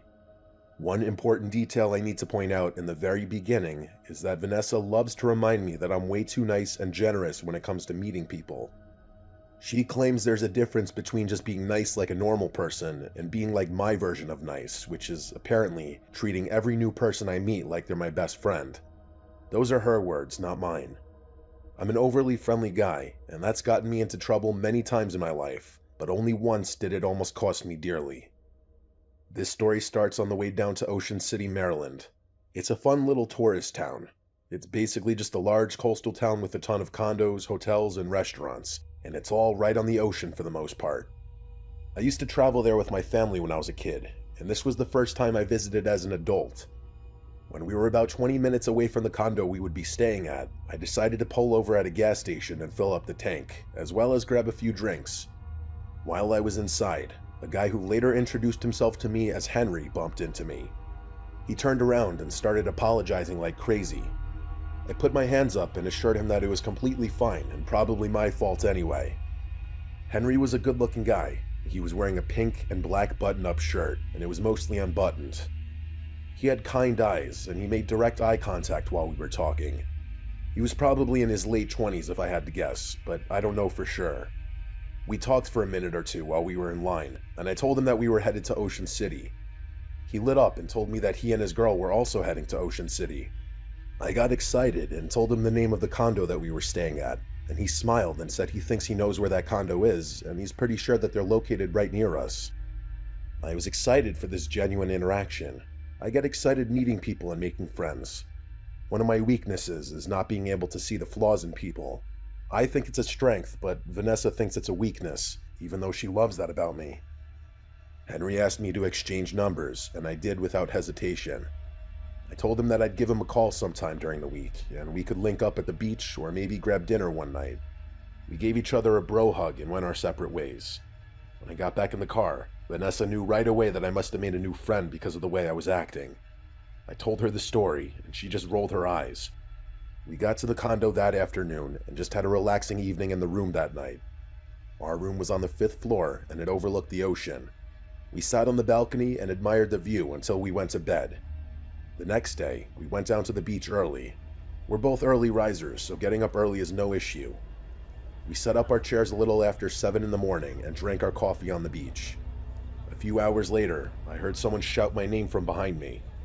I turned around, and Henry was waving at me with a woman following him. She was not like Henry. He was mirroring a lot of my mannerisms and energy, and she looked miserable.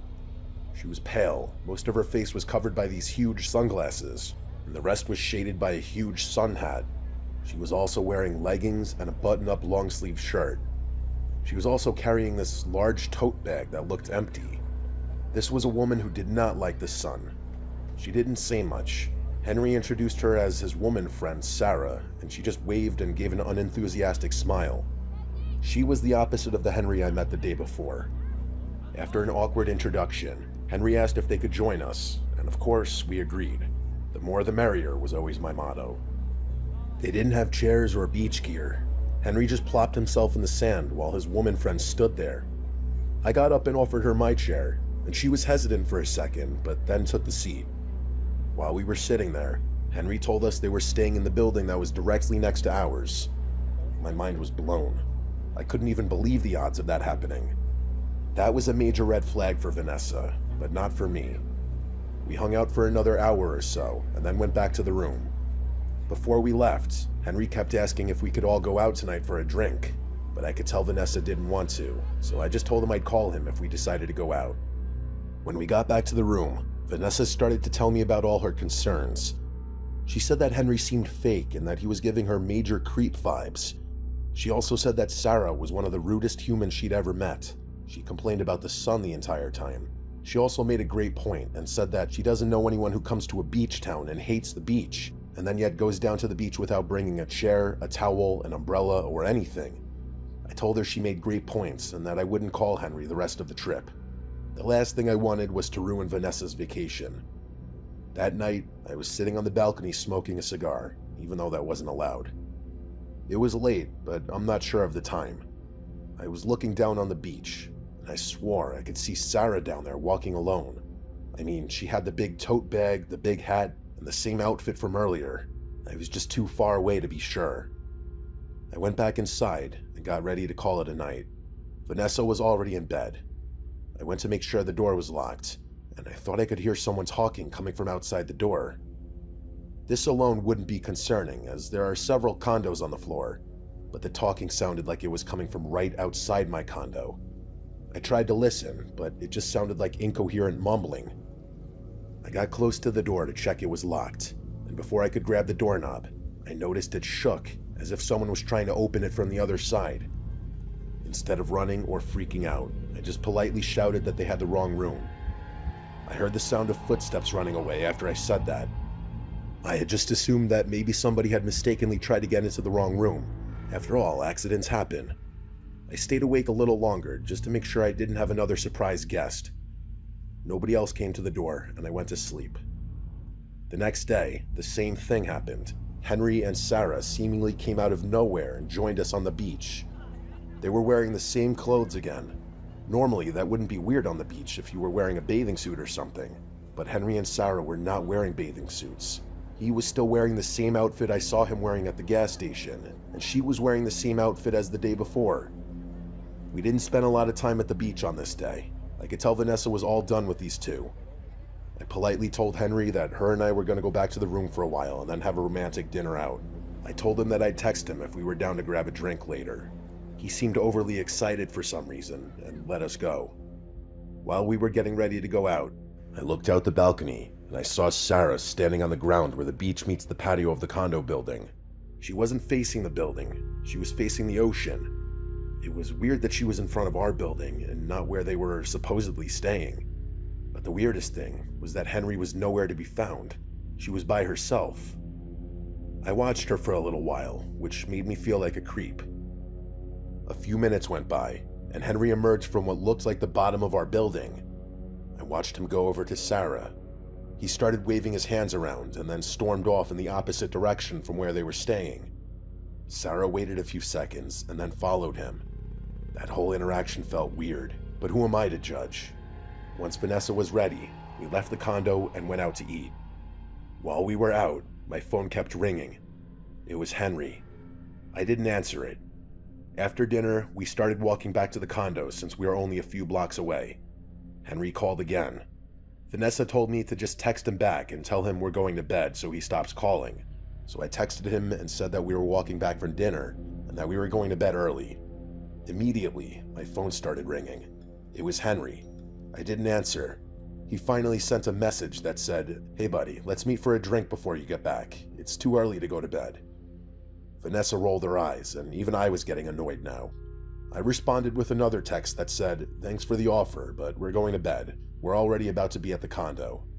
Then I got the weirdest text of all. a text that may have had some other implications. All it said was, "Don't go to your room yet." We both stopped and contemplated the text while standing in the parking lot of the condo. Henry was strange, but was he capable of something malicious? Vanessa thought so. We got to the room a few minutes later and noticed that the door was slightly open. I know for a fact that I did not leave the door open. Vanessa started to panic and she waited in the hall. I slowly entered the room and was relieved everything looked how we left it, at least at first. Then I started noticing things that weren't how we left them. The balcony door was open, but nobody was out there.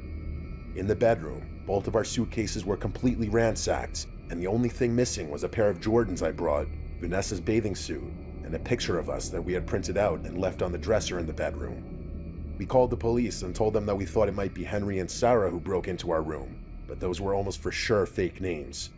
The condo next door had no record of a Henry staying there, and the only Sarah in the building was not that Sarah. When they tried to track the phone, it was no longer in service. The local police told us that it's not something that happens a lot in that town, but occasionally, some people will try to rob tourists. We were just some of the unlucky people who were chosen, I guess. The only thing I took from this experience is that I really need to be more careful about who I trust. And if anyone out there visits Ocean City, Maryland, just be careful because somewhere out there, Henry and Sarah are still lurking.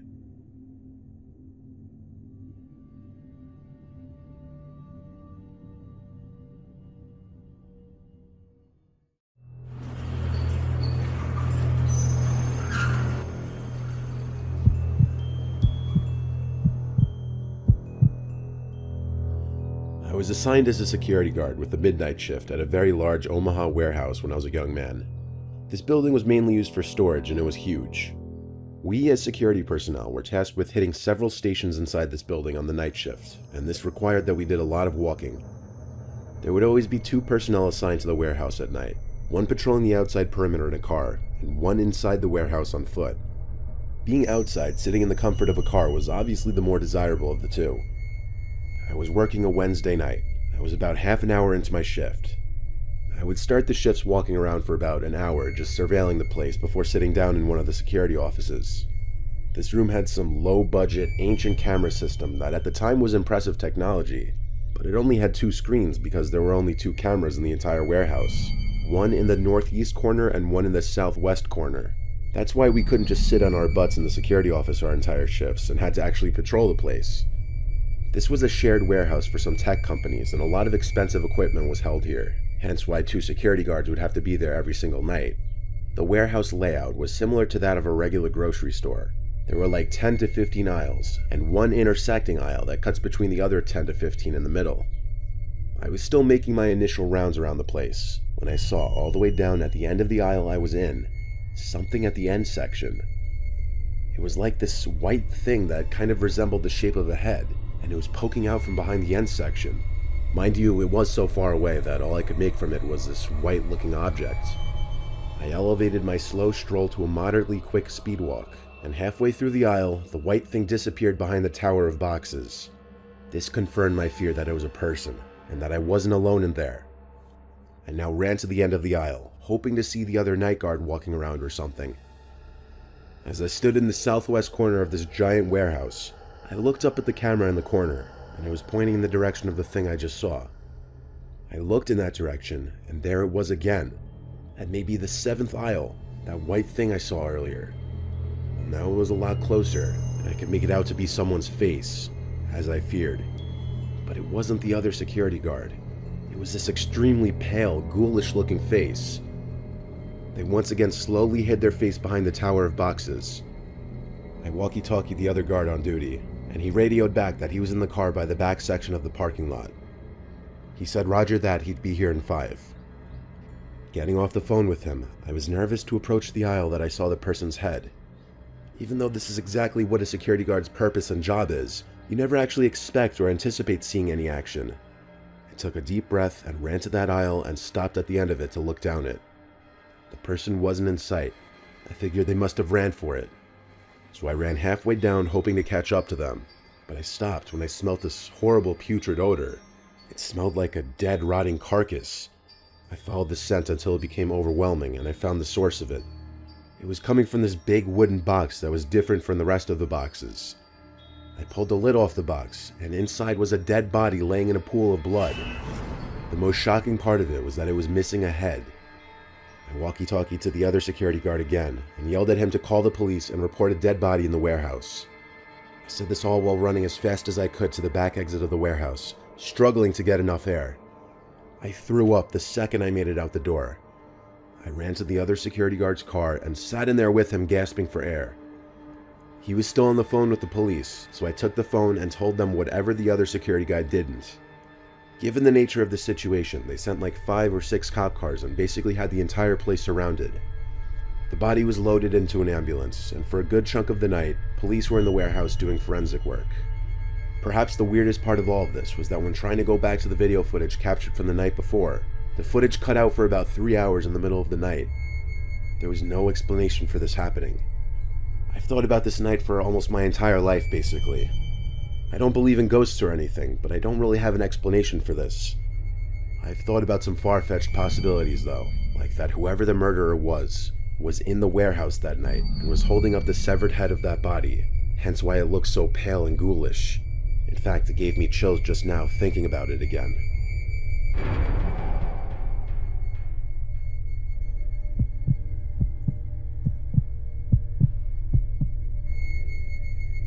Several years ago, 2 friends and I heard from a mutual friend about this creepy abandoned warehouse or furniture store that was only a few miles from my house. One night while on a drive, the 3 of us decided to check it out. We parked at a Walgreens a few hundred yards from the warehouse and started walking towards it. As we got closer, my friend, I'll call him Jim, kinda chickened out and stayed back while me and my other friend, I'll call Mark, continued on. As we approached the right side of the building, it became very obvious that this place had been abandoned for a very long time. The front entrance was boarded up, and there were vines and ivy growing all over the building. Our mutual friend said that the only way in was through a busted-in wall in the back. We went around back, and sure enough, there was a broken-in narrow section of wall we could get in through. We stepped in, and it was completely dark. We couldn't see our hands in front of our faces, so we turned on the flashlights on our phones and looked around. There was trash and debris everywhere on the concrete floors. We were in what appeared to be the main room of the old store, and it was huge. An entire football field could probably fit in this room. We could even hear an echo when we talked. We started looking along the walls, which were covered in graffiti. The graffiti was littered with what must have been gang symbols as well as profanity, as you would expect. What was really unsettling, though, was that as we moved further along the back wall, the graffiti was getting more and more disturbing. One of them read, "Kill yourself tonight." Then the graffiti was getting satanic. There were tons of inverted crosses, pentagrams, 666s, and violent scenes depicted. While this stuff was creepy enough, it wasn't the worst of what we saw. Towards the end of the building, there were some steps leading to smaller rooms. As we shone our lights on the steps, we saw a large, dry pool of what was probably blood all over the steps. This deterred us from exploring the smaller rooms beyond, so we headed to the left side of the room. As we were walking, our lights caught something hanging from the ceiling. We got closer and saw what it was. It was a noose, still hanging from one of the rafters. It became very obvious that the people that come to this place use it for very evil purposes. After that, we decided we'd spend enough time in there and headed for the hole in the wall we entered through. We got outside and saw that there was another, smaller building/warehouse behind the main one. Despite the freaky things we saw inside, we were still curious and decided to check this one out too. One thing that was very odd was that there was a small room in the front of the warehouse that had no doors, only one window. Inside was a large inverted cross hanging from the decrepit ceiling. We came to the left side of the warehouse where the large garage-style entrance was. This building was similar to the first one. It was one large empty room with tons of trash everywhere. There was more disturbing graffiti. However, there were these holes at the base of the walls that were really odd-looking. We shined our lights down them but couldn't see the bottom. What were these for? We had seen enough at this point and headed back outside. It was then that my friend Mark got a call from Jim. As he was talking to Jim, his face suddenly changed to a downright horrified expression. I said, "What's wrong?" What he said next sent a chill down my spine. "Someone else is here," he said. Before we could even turn to run, a white truck peeled around the corner at an alarming speed, heading right towards us. We started booking it towards my car, and as we got around the other back corner of the building, we saw another black truck parked alongside, but we kept running as fast as we could, and thankfully the three of us made it back to my car. We got in and peeled out of there. I don't know what those guys in the trucks were there for, or why they chased after us, but based on what we saw in those buildings, it wasn't anything good. Thankfully, we never found out, and we never returned to that place.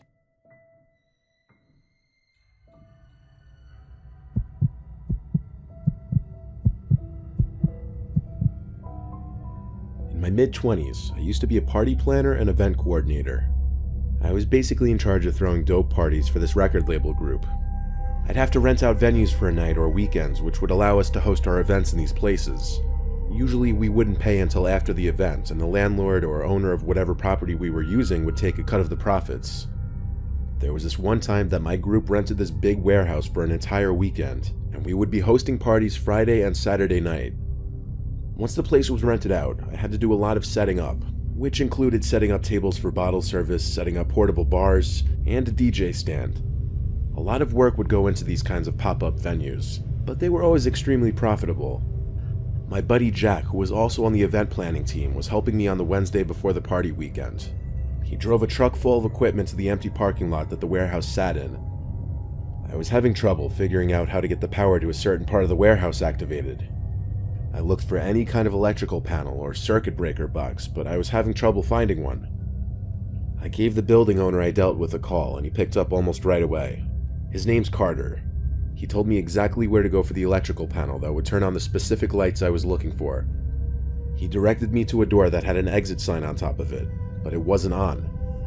Through this door, I was in a very short, very narrow space with a door on one side which I presume led to the outside, and then a half flight of stairs on the other side. I was supposed to go down this half flight of stairs, which led to another tight space with a couple doors. This room was hard to explain without just seeing it for yourself. I'm 6'4", so I had to bend down a little bit just so my head wouldn't hit the ceiling. That's how cramped it was down there. This level had very dim nightlight kind of lights hung on the ceiling. Dim but enough light to navigate just fine. I found the electrical panel, and Carter told me exactly which switches to flip. Then I shut the panel door and turned the key to lock it, even though he told me to just leave the key in the lock. I thanked him and our call ended. I heard a loud and obvious buzzing sound that would be going off in spasms. I followed the sound of it to a door leading to a pitch-black room. Pulling the door open was hard as it scraped against the concrete floor. There was this red light in the top corner of the room that synchronized with the buzzing sound. When the buzzing stopped, the light would also turn off. I was trying to figure out what it was, but it didn't make sense. I stepped deeper into the room and noticed whenever I moved, the light would turn on and the buzzing would sound. When I stood still, it stopped. I don't know why, but I was creeped out. So I went back to the doorway of the room. I took one more look inside, and the red light turned on again, lighting up the room with this eerie red glow. I decided to call Carter and tell him about the potential problem with the light and the buzzing. He told me calmly that the light was a motion sensor, and the buzzing was because that one in the basement was busted. I asked what he meant by motion sensor, and he explained that there's at least one in every room in the building, as it's part of the security system. I looked back into the room, and the light was still on. I asked what could be setting it off in there, and he said he had no idea. And that's when I spotted it. There was someone, I couldn't tell if it was a man or a woman because of the long, disheveled hair, sitting in one corner of this room, half hidden behind a pile of old boxes. Their eyes were the most noticeable feature because of how goddamn wide they were open. The mouth was like a half smile, and they were moving their arm in a manner that was as if to tell me to come here. I know it took me a few seconds to describe this person just now, but I was literally screaming at the sight of them in under a second. I slammed that door shut and ran back up the stairs and out that exit door. I told Carter we were leaving and not using the warehouse anymore. I didn't ask any more questions after that. I didn't care, it was his problem. I yelled at Jack to get everything he could back into the truck. We collected our stuff as quickly as possible, loaded the truck back up, and left. I didn't even bother locking the door to the warehouse. I just wanted to be far away from there. I still today don't know what to make of it. The Carter guy seemed so weirdly calm about my telling him about a deranged-looking person in the basement of his warehouse. Thinking back, that light was probably going off because of that person sitting in the corner waving me over, or doing whatever the hell he or she was doing with their arm. It was a truly nightmare-inducing, horrible experience.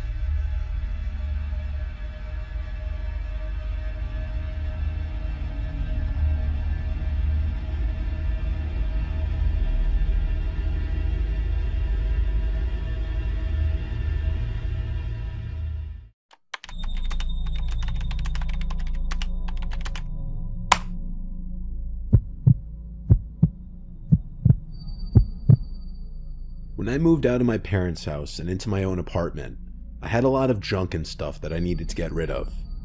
I never liked Craigslist because I always found it sketchy, especially after hearing so many stories about it. So I listed a lot of my things on Facebook Marketplace, things that wouldn't fit in my apartment and that my dad wanted out of the house. My weight set, some old childhood toys, book sets, and a whole bunch of other things. The weight set was what I listed for the most money. It had a barbell, a plate tree stand, and a bunch of plates. I was selling it for $340, which I thought wasn't a bad deal. Surprisingly, I wasn't getting many bites. I'd have some people here and there message asking if it's still available, and then never message me again about it. Until a few days after posting it, a guy named Joe messaged me showing interest. His profile picture was pretty grainy, but it was a guy with a fishing hat on holding up a fish. His account info was private. I couldn't see how many friends he had or anything, only that we had 3 mutuals. All 3 of them were girls from my town.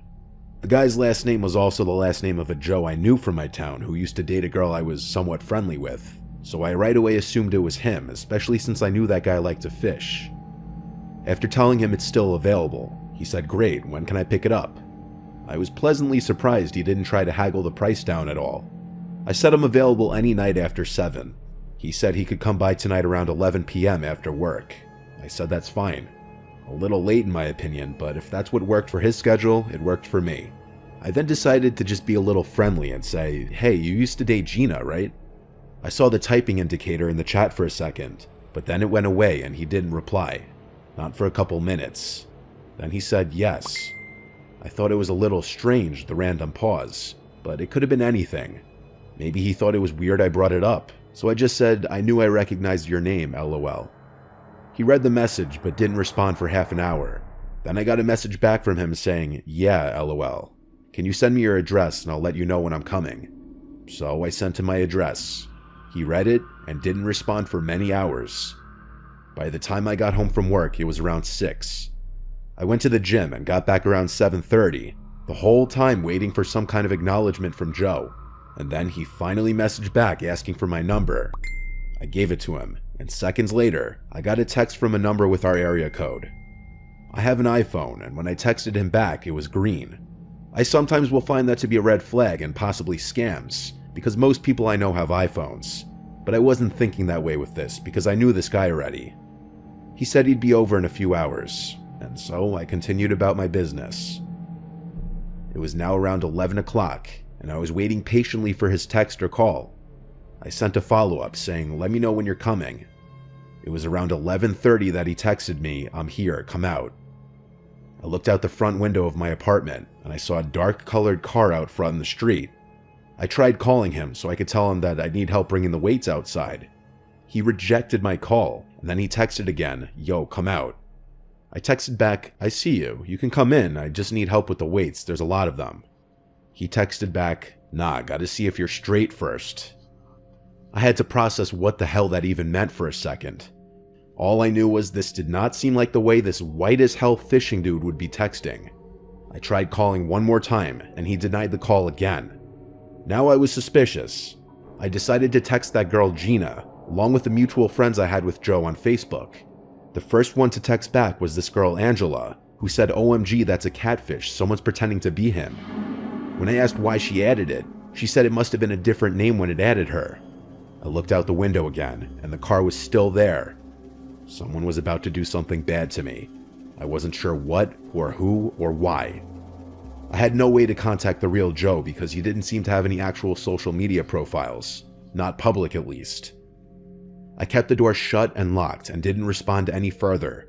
I turned off the light in the living room and kinked the blind just a bit, and I swear on my life, there was a guy hiding behind one of the bushes in front of the house.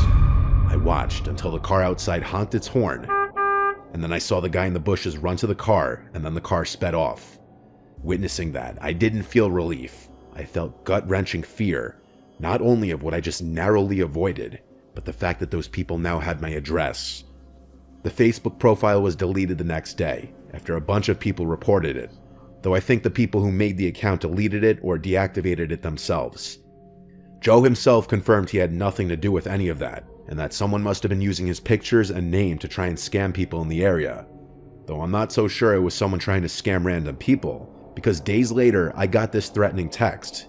"Hey yo bitch, watch your back, we know where you live. Keep trying to talk to my girl, see what happens man, we'll fuck you up right outside your crib. Sleep with one eye open pussy, we watching." I brought this to the police, but it was such a low priority report to them that I doubt they ever even looked into it. I have no reason to lie when I say I haven't tried talking to anyone's girl in the slightest. At the time of this incident, I had been seeing a girl pretty much exclusively. I think it's connected. I don't know who it is, I don't know what they were going to do to me if I opened the door, but unfortunately I've had to live in slight fear in my new apartment ever since moving here. Fortunately, I haven't gotten any more threatening or random texts, but I still pretty much always check outside my windows first before leaving the apartment at night.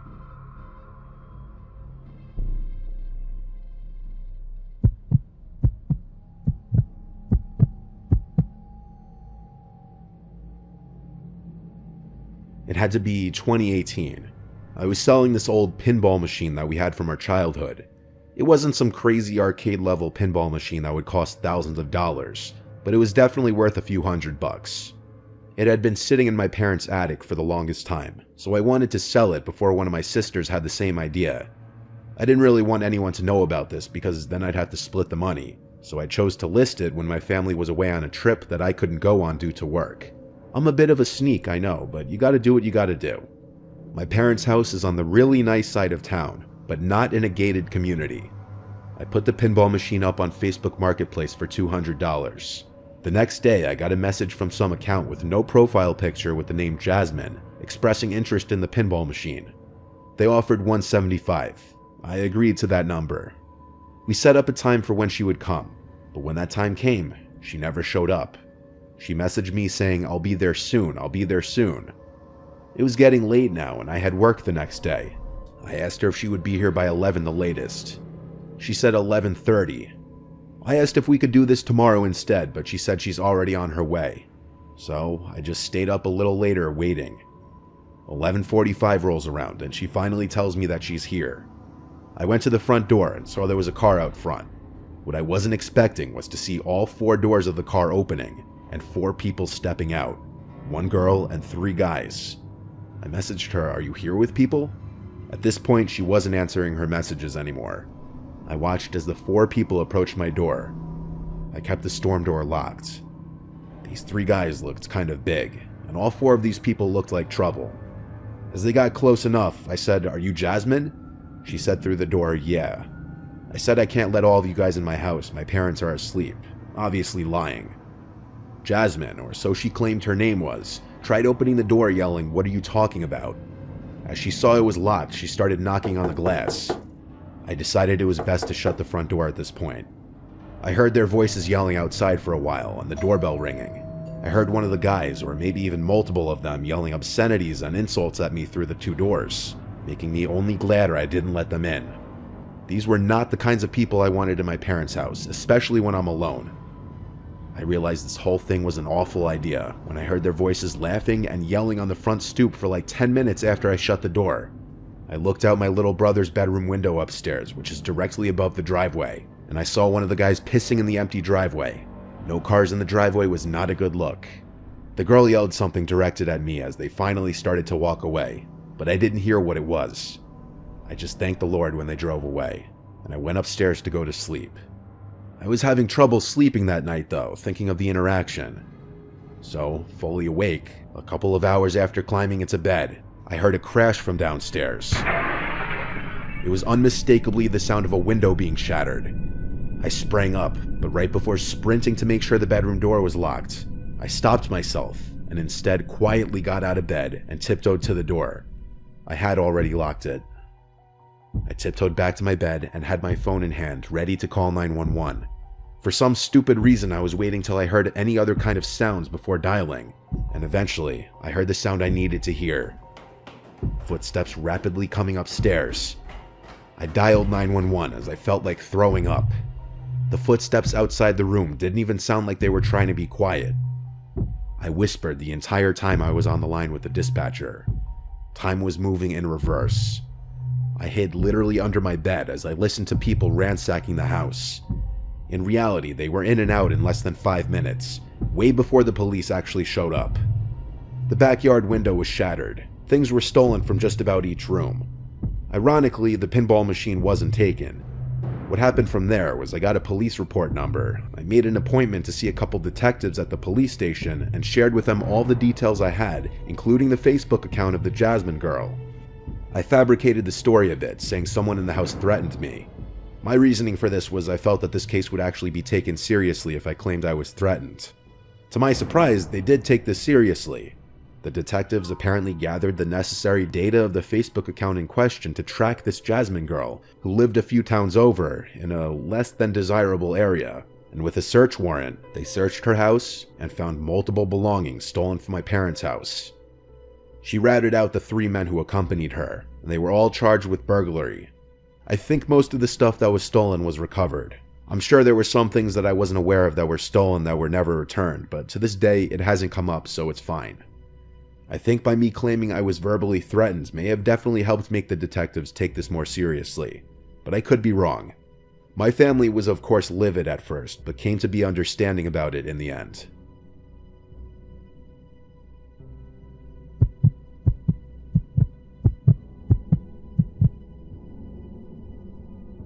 I was searching Craigslist and Facebook Marketplace for a new phone.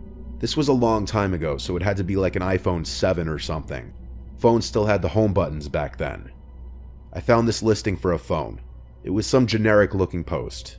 iPhone whatever for sale, new, around $300. It was a really good deal for the time, that I remember. He told me all the small details I needed to know, that it was factory unlocked, never opened, and stuff like that. He sent me a video of the box too, still sealed. The guy, whose name was Melvin, seemed nice and easy to talk to over text. I got his number and we discussed a pickup point. His location on the Facebook ad was much closer to me, but over text he was telling me he was only there this morning, and now he went about an hour north. I wasn't happy about this, but this was a really good deal and I didn't want to pass it up. I started asking a bunch of friends if they'd want to come on an adventure with me. Really just a way of making the chore of accompanying me for an hour drive seem fun. My friend Martina actually agreed to come with, on the promise that I buy her food for coming. So this Melvin guy sent me the address of a police precinct about an hour away, saying he only does deals in police precinct parking lots to avoid scams. I obviously had no problem with this. In fact, it made me feel a little more confident in this whole thing. I picked up Martina on the way around 8:30 at night, and off we went. She being in the car and having someone to talk to made the trip more fun. It was also a Friday night, so afterwards we could go out and do whatever we wanted. When I got off the highway, we were about 10 minutes away, and we found ourselves in a very secluded, quiet area. It seemed like a lot of different wooded areas. Occasional buildings and houses, and then more woods.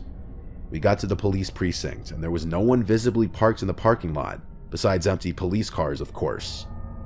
We drove around the whole building a couple times and didn't see this Melvin guy, who said he was in a black Altima. So I decided to call him. He picked up and said he's having issues with his car on the side of the road, and asked if I could come to him. He sent his location and I checked it. He was on the side of some random road with nothing on either side, and by nothing I mean woods. That's the kind of area we were in. He asked me to come help him jump his car. He had jumper cables. I said, yeah, I guess I can do that. I mean, we drove the hour to get there. I didn't want to just drive another hour for nothing. Martina was shaking her head the whole time I was on the phone. The guy said, see you soon, and hung up. Martina then basically screamed, no way, this is sketchy, we're going home. I told her we'll just drive past the location he sent and see what's up. I did agree with her though. This seemed incredibly sketchy. I just was very upset if we drove 2 hours for nothing. We did drive to the location, and when we got to it, we saw the reflection of a car's front lights coming up on the pitch black road we found ourselves on. As we got closer, I slowed down, and it was in fact a black car, but we couldn't see anyone inside or outside of it. Mind you, it was very dark, but I feel like we would have seen someone's head on the inside or something. Martina said to just keep driving, and I said I know. It was about the sketchiest thing I'd ever seen. A pitch black road between 2 patches of woods, no streetlights, no other cars in sight. A pretty convenient place to break down and have someone who's coming with a wad of cash to buy something from you come and meet. I drove right past it, Immediately, Melvin starts calling me over and over. I ignored every single call. Then he texted me saying, "I saw you just pass me, why didn't you stop? Turn around." Ignored. Martina is a very positive person, so she laughed about this whole situation, and then said, "Okay, you owe me food." So I looked up the nearest diner, and we stopped there for some food. It was a quiet, small diner. We were just about the only people in there, even on a Friday night. The waitress just took our coffee order, when a lone guy with his hood up steps into the diner and sits in one of the bar stools. He was wearing a navy blue, dirty-looking hoodie. He glanced over to Martina and I, then looked straight ahead, talking to the lady working behind the counter, apparently ordering a coffee. The man kept glancing at our table like every minute, so I whispered to Martina, "Don't look now, but that guy at the counter might be the Melvin guy." The waitress came with our coffees. I asked if we were ready to order. I said, "A few minutes, please." When the lady behind the counter handed that man his coffee, he said loud and clear, "Thank you, darling." It was that guy from the phone's voice, Melvin or whatever his real name was. I told Martina that's him. We need to pay the check and leave. I waved the server over and whispered to her if we can just get the check. She asked if something's wrong, and I noticed the guy look over as I said this. I said yes, we just needed some coffee for the road. So she got the check, I paid, we downed our coffees, and left the building. We got in my car, and Martina said, "Oh my god, he's getting up." I looked into the diner and saw that guy leaving towards the door. As quickly as possible, I drove us out of that parking lot and sped down the road. And yes, we noticed a black car in the parking lot that could have been the one that we saw on the side of the road. I was driving too fast for him to have caught up. We got back on the highway and I was flying for a while, until I got a low tire pressure light come on. I knew instantly he slashed my tire. The PSI was going down fast, so to avoid damage, I pulled to the side of the highway and parked it. I went out to confirm that my tire was slashed. I had to replace the tire with the spare, which took about 15 minutes. The whole thing was a disaster, and if you're wondering, yes, I still got Martina dinner that night. Now Martina and I look at it as a crazy story that we can look back on and tell people. It's absolutely horrifying, though, how close we were to walking into a trap.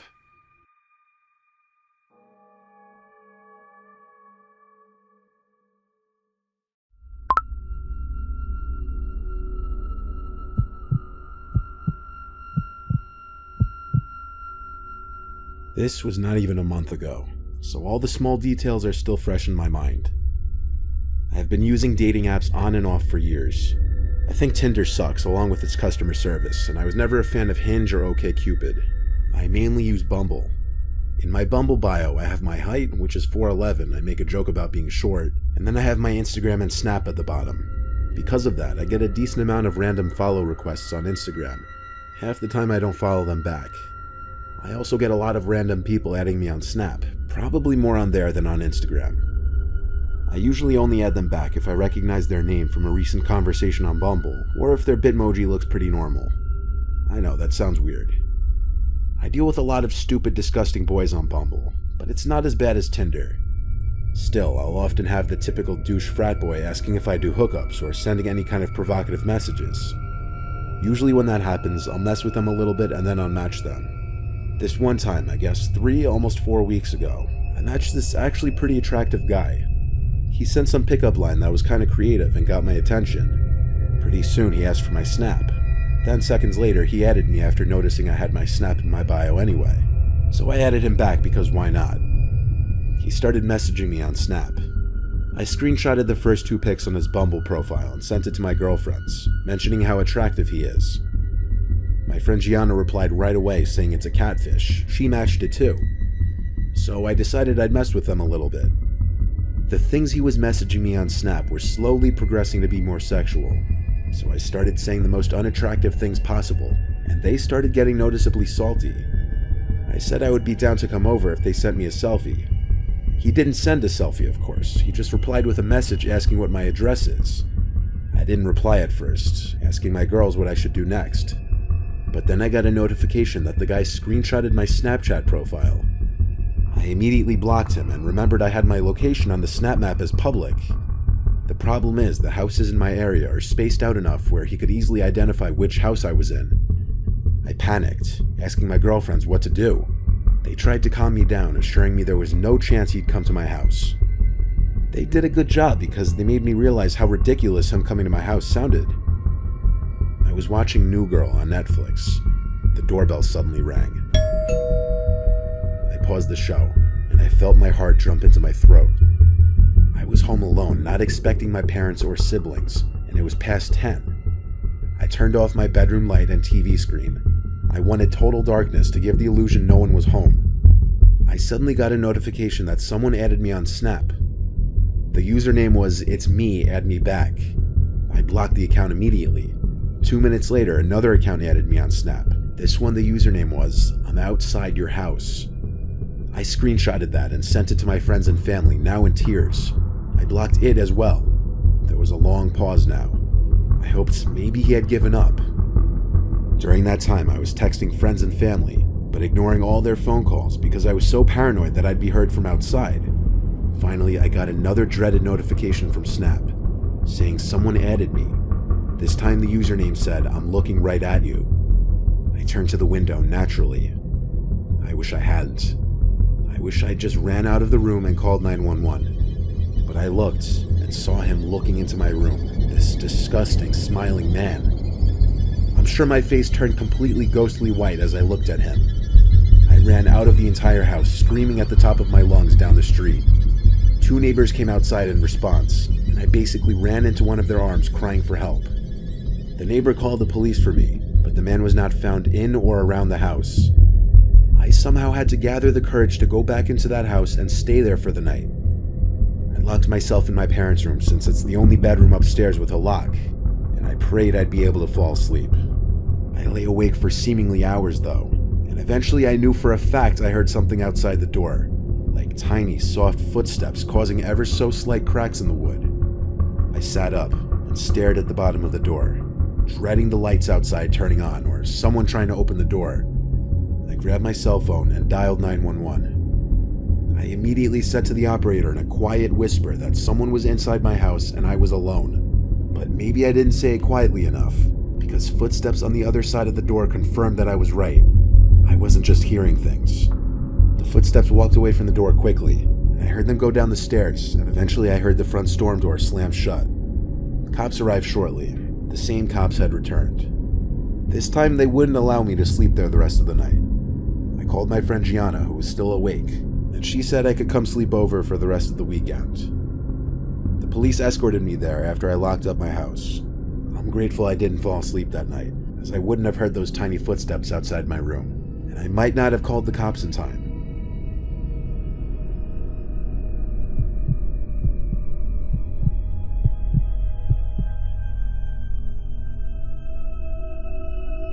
I hardly use Snap.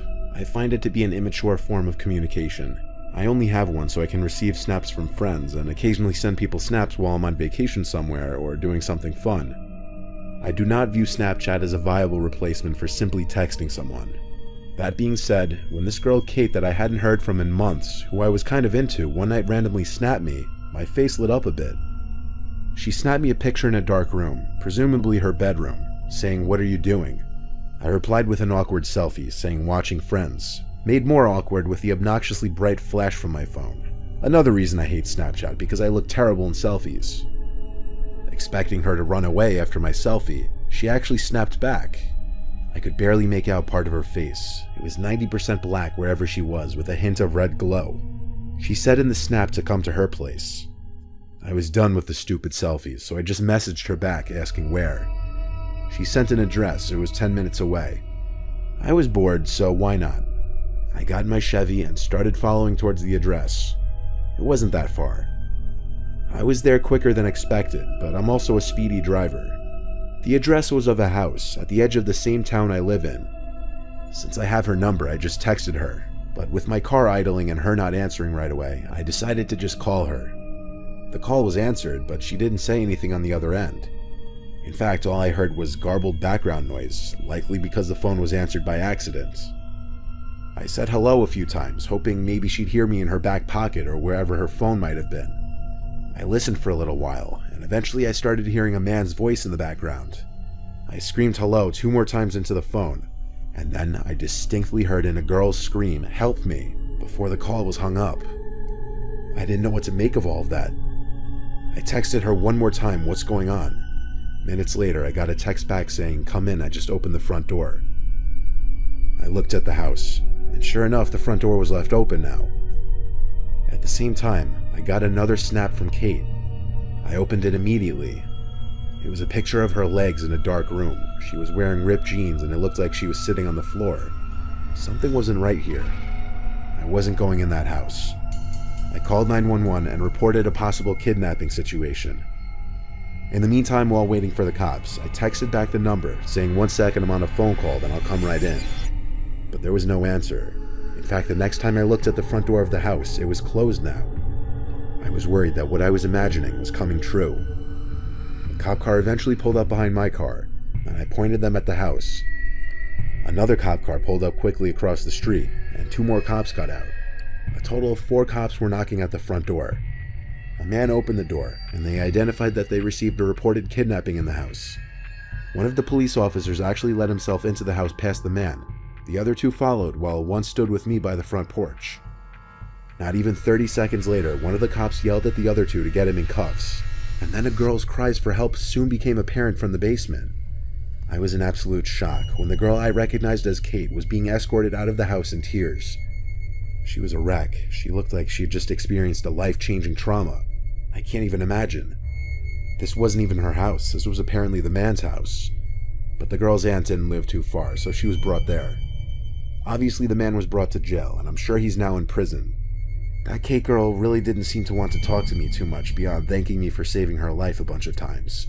I'm not mad about it, though. I understand.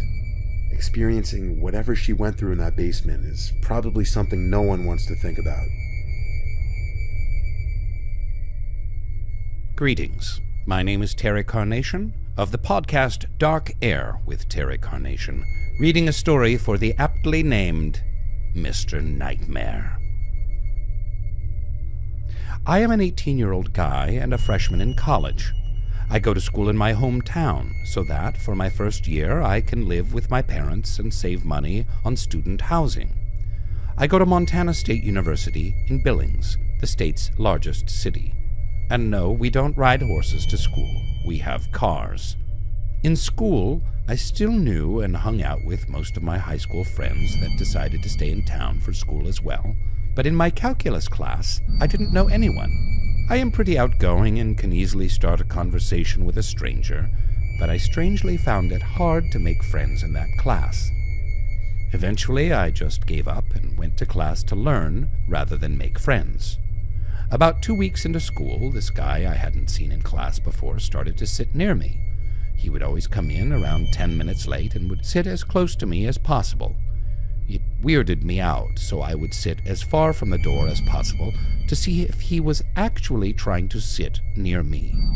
I observed that he would enter class late and walk past at least 10 open chairs just to sit beside, in front of, or behind me. He had this creepy vibe. His hair was always messed up and greasier than a McDonald's burger.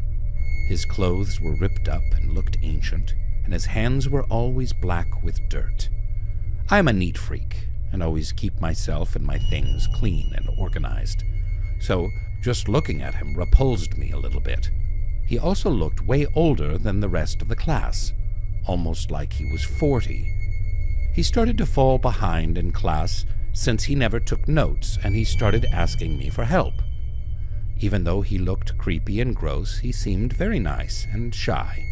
I felt bad for him and would explain problems to him when he asked me to, but tried to keep it casual and not be overly nice. One day, he asked me for my Snapchat so that he could get help when we weren't in class, since calc was only a Monday, Wednesday, Friday class. After hesitation, I gave him my username. Strangely, he wrote it on his arm in huge letters with a king-sized Sharpie. After class, I was getting in my car to go home and saw that he had already added me and Snapchatted me. I groaned and regretted giving him my username. I got in my car and drove the 20 minutes home. By the time I arrived, I had forgotten about it and went about my day. I should mention now, a girl's name added me on Snapchat on this day too, so I added her back, even though I didn't know who it was. Later that night, I got another Snapchat from him. I opened it. The first one from earlier that day was of his arm with my username on it. The caption had a ton of blushing faces on it, more than I could care to count. The second was a shirtless picture of him in a bathroom mirror, but it looked like a gas station bathroom. It said, "The jeans you wore today were so tight around you, and I couldn't stop staring." I was immediately weirded out and considered blocking him. I thought better of it, though, and wanted to avoid an awkward situation in the next class we had together. I didn't reply to him and went about my night. I had a few friends over and left my phone sitting on the couch, and one of my friends picked it up and said, "Dude, who's this Jefferson guy? He sent you like 20 snaps." I grabbed my phone and scrolled through my notifications. I clicked on one, and it brought me to the chat section of Snapchat. The messages started off with him asking why I never replied, and got increasingly more angry and aggressive as they went down. Then a picture popped up, and I opened it. It was of my front door, and it read, "Come out right now," in all caps, with about 100 exclamation points. I suddenly remembered I had my location on for Snap Maps, and he had tracked me to my house. I immediately screenshotted the picture and the messages. One of my friends recommended calling the police, but I wasn't worried since I didn't think he could get in. Flash forward 2 weeks, and I hadn't seen the guy since. One night I was watching people's stories and came across Jefferson again. I was horrified because I thought I blocked him. I looked at the username and saw that it was the username that I thought was a girl adding me all that time ago. He had made a fake Snapchat, knowing I would probably end up blocking him. His story was even creepier, though.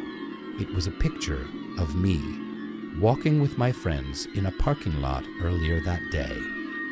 I was pissed now. I messaged him and asked why he wouldn't just leave me alone, and why he couldn't realize I didn't want to be his friend. He only replied with more pictures of me taken over the last couple of weeks.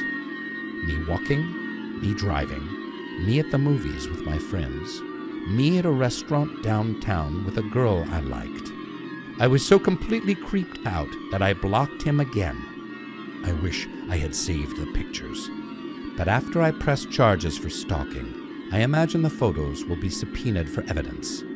I have since turned off my location for Snapchat, and I only add back people that I know. Thank you, Mr. Nightmare, for that nightmarish story. Thank you, Tristan, for that indelible nightmare of a story that you've shared with us. Ugh, blood-curdling. Now, if I only knew what Snapchat was. I don't know what that is. Is it a device? I'm not sure. But I can only imagine. One can only imagine. And frankly, I'm most surprised by the fact that someone in Montana is studying calculus. I didn't know they had universities in Montana, let alone courses like calculus. I bet they ride horses to class instead of cars. Oh, Tristan. Stay safe out there, buddy. Stay safe, Tristan, and only add people you know to your chapsnats. Only add friends and not creepy dudes. Full confession, that was me. But I am, however, a little older than 40. So, it was me, Tristan. It was me. This is Terry Carnation. I host the podcast Dark Air with Terry Carnation. New episodes out every Thursday. Follow me on my misadventures as I host a paranormal radio call-in show featuring, well, me, Terry Carnation. Thank you, Mr. Nightmare. Thank you, Tristan. Thank you, listeners everywhere. Remain open to all possibilities. I couldn't resist doing an evil laugh. I love doing evil laughs. Here's another one.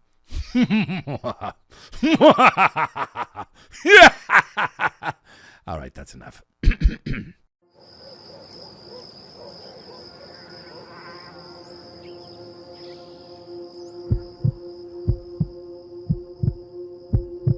This happened several summers ago when I was still living in my childhood home with my parents.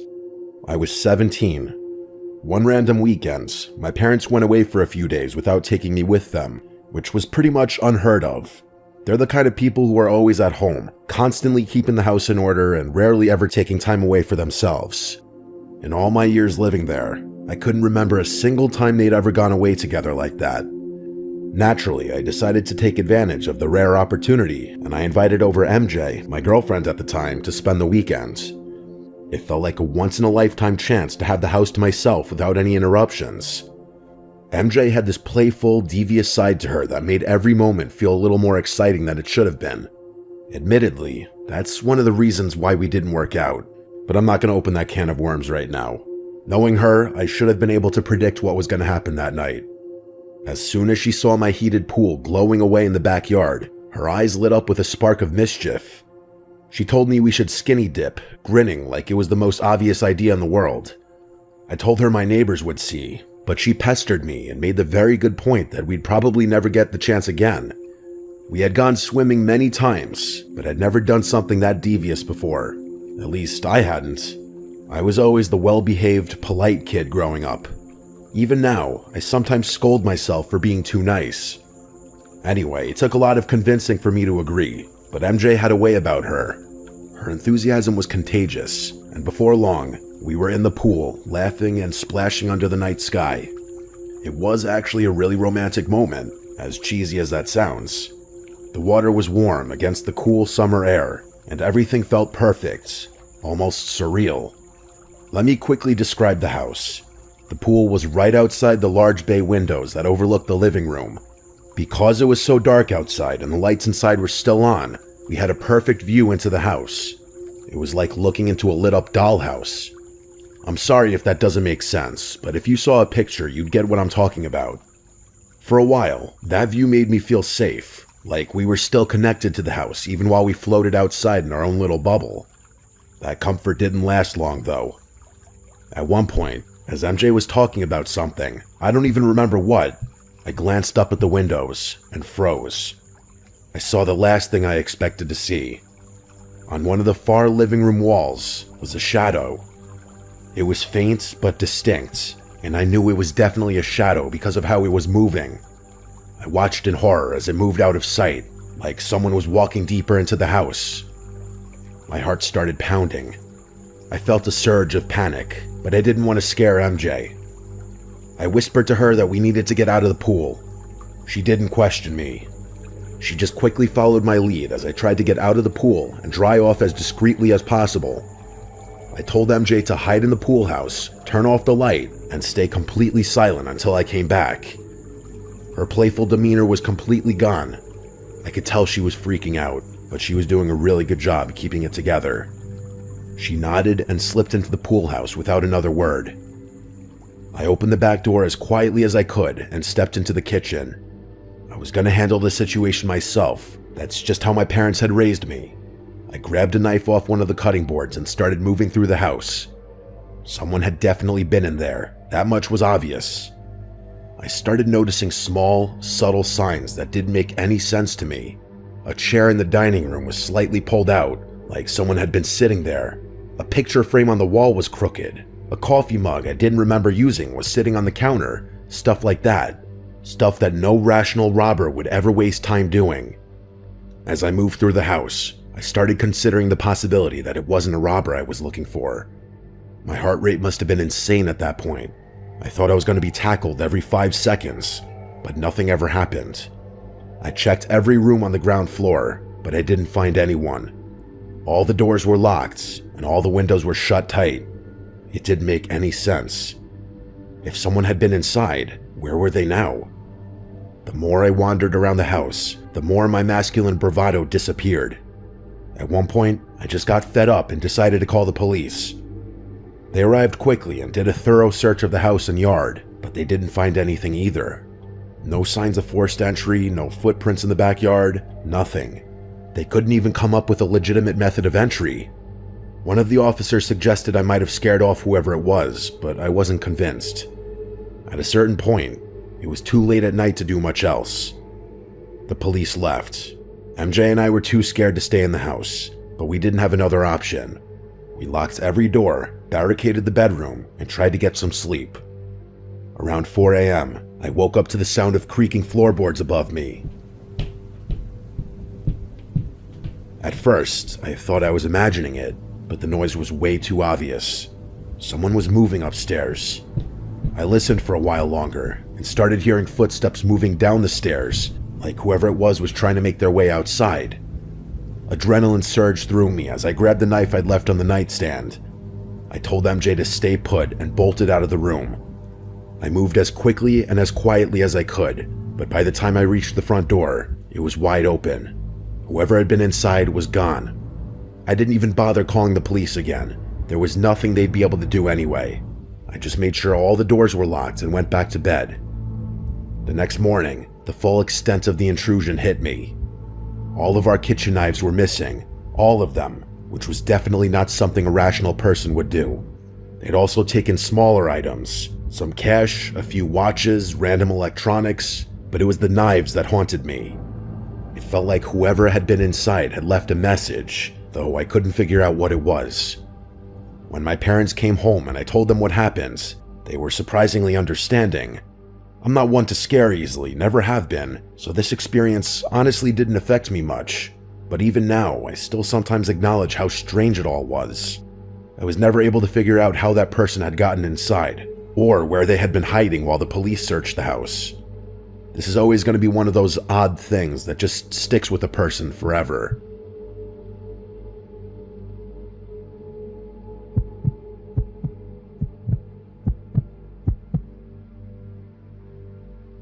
This happened last year during Hollywood Bash weekend.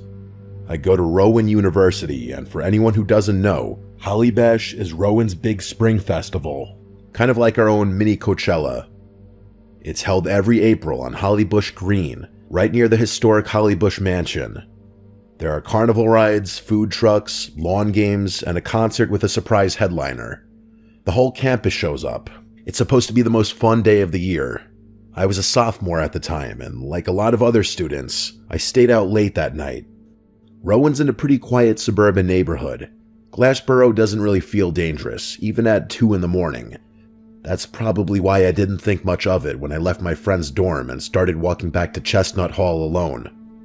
What I didn't know was that earlier in the night, around 12:30 a.m., a group of masked people, like 10 of them, maybe more, had been seen banging on doors and riding bikes around campus, including outside Chestnut. I personally never saw that firsthand, but apparently it was alarming enough that people were posting about it online while it was happening. I didn't check any of that stuff. I was just trying to get back to my dorm. So it's about 2:30 a.m. I swipe into Chestnut Hall, go inside, and I'm walking towards the stairs when I notice someone sitting in the lounge. That alone isn't weird. It's a college dorm. People are up all the time, but the guy was wearing a mask, not a COVID mask, like a full-on black ski mask, and he wasn't doing anything, just sitting there, dead silent. It took me a second to process. I actually paused near the entrance of the lounge, kind of frozen. It didn't make sense. I had no idea what he was doing there or why he was masked, but it genuinely freaked me out. And then, he jumped off the couch and turned towards me in one quick motion. I didn't even think. I ran down the hall and ducked into the nearest bathroom, locking the door behind me. I must have stayed in there for at least 5 minutes, long enough to hear the hallway go completely silent again. I didn't want to seem paranoid, but my gut was screaming at me. Eventually, I cracked the door open and peeked out. No one was in the hall. I thought maybe he had left. I stepped out. I didn't want to sprint and freak myself out even more, so I just walked toward the other exit. That's when I saw him again. He was still in the lounge, still masked, and this time he was directly across from where I had to walk. His bike was leaned against the door, and there was a chair wedged between the wall and the frame, like it had been jammed there on purpose.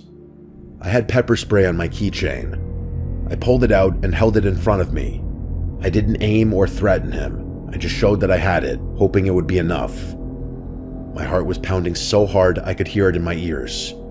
I walked past him. He didn't try to stop me. He didn't even flinch.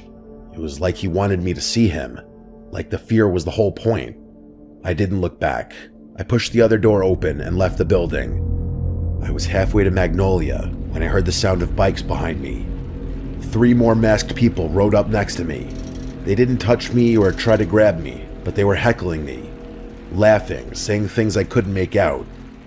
I know that sounds pretty harmless on its own, but a few of them were waving around what looked like guns, which was the part that freaked me out the most.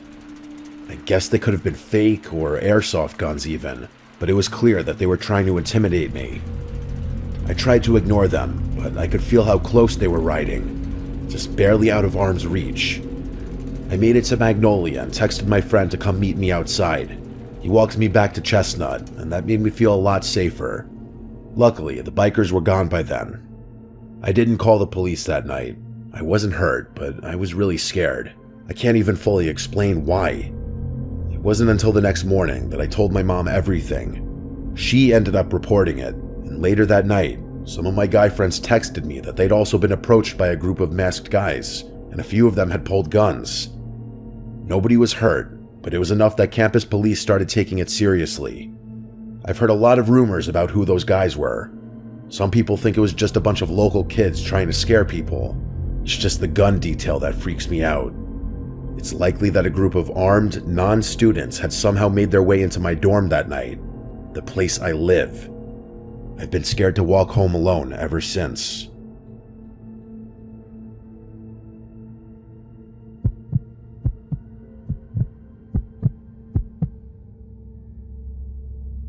This story happened 2 summers ago, back when I was still dating Amanda. I've kept it to myself for a while, not because it's embarrassing or anything, but because I didn't want to risk unintentionally doxing her or her family. Now that we've been broken up for over a year, I think it's safe to talk about it. At the time, Amanda was working as a camp counselor for a summer program in the city. It wasn't exactly close to home, about a 25-minute drive from her quiet, wealthy suburban neighborhood. But she loved the job for reasons I still don't fully understand. I always thought it was a little beneath her, especially considering her aspirations in life, but I wasn't going to be a jerk and outright say that. Her house was exactly what you'd picture for a family in that kind of area. Big yard, 3 stories, high ceilings, and enough space to host just about any event. That's why when the camp counselors were deciding where to host their end of summer party, Amanda's house was the obvious choice. I'm probably making it sound like that was the first time she hosted camp-related parties, but that's not really the case. It just so happened that it was my first time experiencing one since I hadn't been dating her the previous summer. Her parents were out of town that weekend. They were always out of town, really. I don't want to get too deep into it out of respect, but Amanda's family dynamic was odd. Her relationship with her parents more closely resembled that of 3 colleagues rather than 3 family members. Everything was very transactional, and it was blatantly obvious to any onlooker that all 3 of them were versions of the same narcissistic, insecure person, even though they despised being compared to each other. That description's honestly a little harsh. Her dad was pretty chill, and I honestly missed the guy. But, you know, feelings. Anyway, the party was packed. Dozens of people crowded into the house and spilled out into the backyard. The vibe was lively and fun, and most of the guests were friendly and easygoing. Well, except for one guy, Pete. From the moment he showed up, I had a bad feeling about him. He was loud, overly confident, and spent way too much time talking to Amanda. It wasn't just small talk either, it was full-on flirting. He wasn't even trying to hide it. I felt disrespected, but I didn't want to make a scene. Amanda and I had been dating for a while, and while I trusted her most of the time, she had a bad habit of being a little too friendly with other guys. It was a sore spot in our relationship, and I knew bringing it up would only cause problems. I didn't want to come off as insecure, so instead of confronting Pete directly, I came up with a different plan. I started acting overly friendly toward him. Every time he finished a drink, I offered him another. We talked, laughed, and before long, Pete was drinking faster than he probably should have been. I don't exactly have the build of a heavy drinker, but the Irish and Mexican in my blood means my alcohol tolerance is always going to be absurdly high. My plan was to get him so wasted that he either made a fool of himself and the problem took care of itself, or he fell asleep and the problem took care of itself. It was a win-win. I was kind of surprised to discover that my plan had actually worked, and sooner than expected too. By midnight, he was passed out on the basement couches, drooling into a pillow. I was smug about it, but Amanda saw right through me. She accused me of doing it on purpose, which I denied. After some tense back and forth, I finally admitted that I may have played a small role in it. We argued a little, but it wasn't anything serious. Just another disagreement to add to the pile. Still, I couldn't shake the feeling that my petty stunt had put a damper on the night. As the party wore on, the house got louder, messier, and more chaotic. I needed a break, so I stepped outside to get some air. The driveway was cool and quiet, a nice contrast to the noise inside. I was leaning against Amanda's car, just staring up at the stars, when I noticed someone standing at the far edge of the property. The figure was motionless, just standing there in the dim glow of one of the street lamps. I squinted, trying to make out who it was. When they didn't move, I decided to approach them.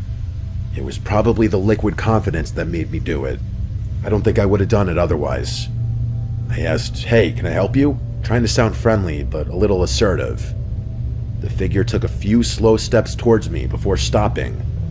It was definitely a man, that much I could tell, but I couldn't make out any notable features since it was so dark. He didn't answer my question. Instead, he asked, "Are your parents home?"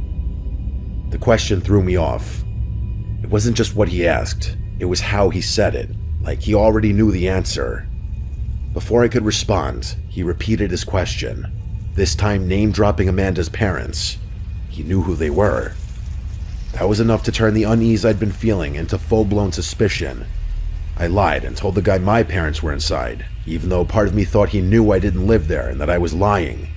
Still, I thought maybe I could deter him from doing whatever he was gonna do. The guy nodded and just said okay, before turning and walking away. I expected him to head to a car or another house, but he didn't. Instead, he walked straight down the street, disappearing into the darkness. I watched him for as long as I could, but it was too dark to tell where he went. Something about it didn't sit right with me, but I tried to brush it off. I went back inside and ended up in the basement playing ping pong with a few other people. Amanda had a pool table upstairs, so most of the crowd was up there, leaving the basement quieter. I didn't feel like being my usual fun, social self, so I preferred the quieter atmosphere where I could actually hear people talking. At some point, I heard the doorbell ring. At first, I didn't think much of it. This was a party after all, so people coming and going wasn't anything out of the ordinary. But something in my subconscious was tugging at my brain, like there was something I was missing. As I stood there, mindlessly slapping a ping pong ball around, I realized what it was. Amanda had instructed everyone to come through the back door, which didn't even have a doorbell. That meant someone had come up to the front door, which wasn't supposed to happen. I excused myself from the game and headed upstairs, knowing I was probably overreacting but wanting an answer. As I walked past Amanda's room, I noticed she was passed out on her bed, completely oblivious to the chaos around her. That's when it hit me. I was probably the only somewhat sober person left in the house. I turned her bedroom light off and gently shut her door, trying not to disturb her. When I got to the front door, a girl named Bella was standing there. I asked if she knew who had rung the doorbell. She was belligerently drunk, so getting a coherent response out of her was about as easy as getting one out of a squirrel. That girl was also pretty brain-dead sober, which didn't help matters. Eventually, she said that there was some old guy at the door who claimed to be a family friend and needed to return something he borrowed. In response to that, I yelled, "You let him in?" She shrugged her shoulders and walked away, presumably to go spin the roulette wheel on which random guy she would be bringing home that night. I ran upstairs to Amanda's parents' room, and my worst fears were confirmed. Drawers were pulled open, jewelry boxes were empty, and the closet looked like it had been ransacked. That guy had robbed them. I figured he was already gone. I mean, the jewelry boxes were empty, the drawers were ransacked. It looked like he had taken what he had come for. I was about to head back downstairs when I noticed something move in the mirror on the back of the door. It was just a quick shift, like someone ducking out of view behind me. I turned around, but I wasn't fast enough. The guy tackled me before I even saw his face. He knocked the wind out of me as the two of us hit the ground, and I couldn't breathe. The guy started clawing at my shirt like he was trying to rip it off of me. With all the strength I had, I managed to push him off, but it was more panic than strength. He got up and sprinted straight across the room, dove out one of the open windows, and landed on the roof with a thud. I ran to the window just in time to see him drop into the side yard and take off running. I didn't chase him. I wouldn't have been able to catch him anyway. I just stood there, trying to process what had happened and catch my breath. The damage was done. He was gone. But the encounter took its toll. I didn't want to stay up any longer and chaperone everyone. I didn't want to be the guy to kick everyone out either, though. So I actually called the police and told them to help me kick everyone out. Most of the local officers knew Amanda's family, so it wasn't like they were going to arrest anyone or do anything drastic. The cops came and kicked everyone out, and I secretly thanked them for their help. After they left, I went downstairs, slapped Pete awake, and told him he had to find some way home. He threw up before calling an Uber. The next morning, Amanda had no choice but to call her parents and tell them what had happened. They were furious, as anyone would be, but Amanda didn't seem to care. She had always been rebellious, brushing off authority like it was beneath her. They didn't even bother calling the police. The house had no cameras, and they figured it would be a waste of time. I'm still not sure how that guy knew Amanda's parents weren't home. Part of me thinks whoever robbed them knew them in some capacity.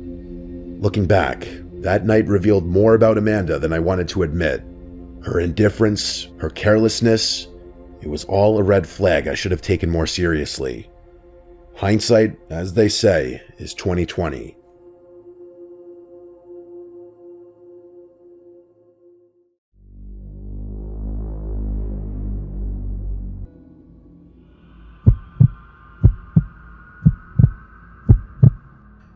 When I was a kid, before we lived in Texas, we lived in a home that had this huge backyard in Georgia that made me feel like the most popular kid in class. Anytime playing outdoor games or sports was ever an idea, my backyard would be the spot to go since we had a 2-acre backyard. The backyard was surrounded by woods on 3 sides. It also had many trees throughout the yard, a trampoline in one corner, a hot tub, a big detached 3-car garage, and an above-ground pool. For a middle-class area, we really had everything you could want in a backyard. There was enough open grass to play any sports, soccer, baseball, football, anything. We even played hide-and-seek tag, or manhunt as we would call it.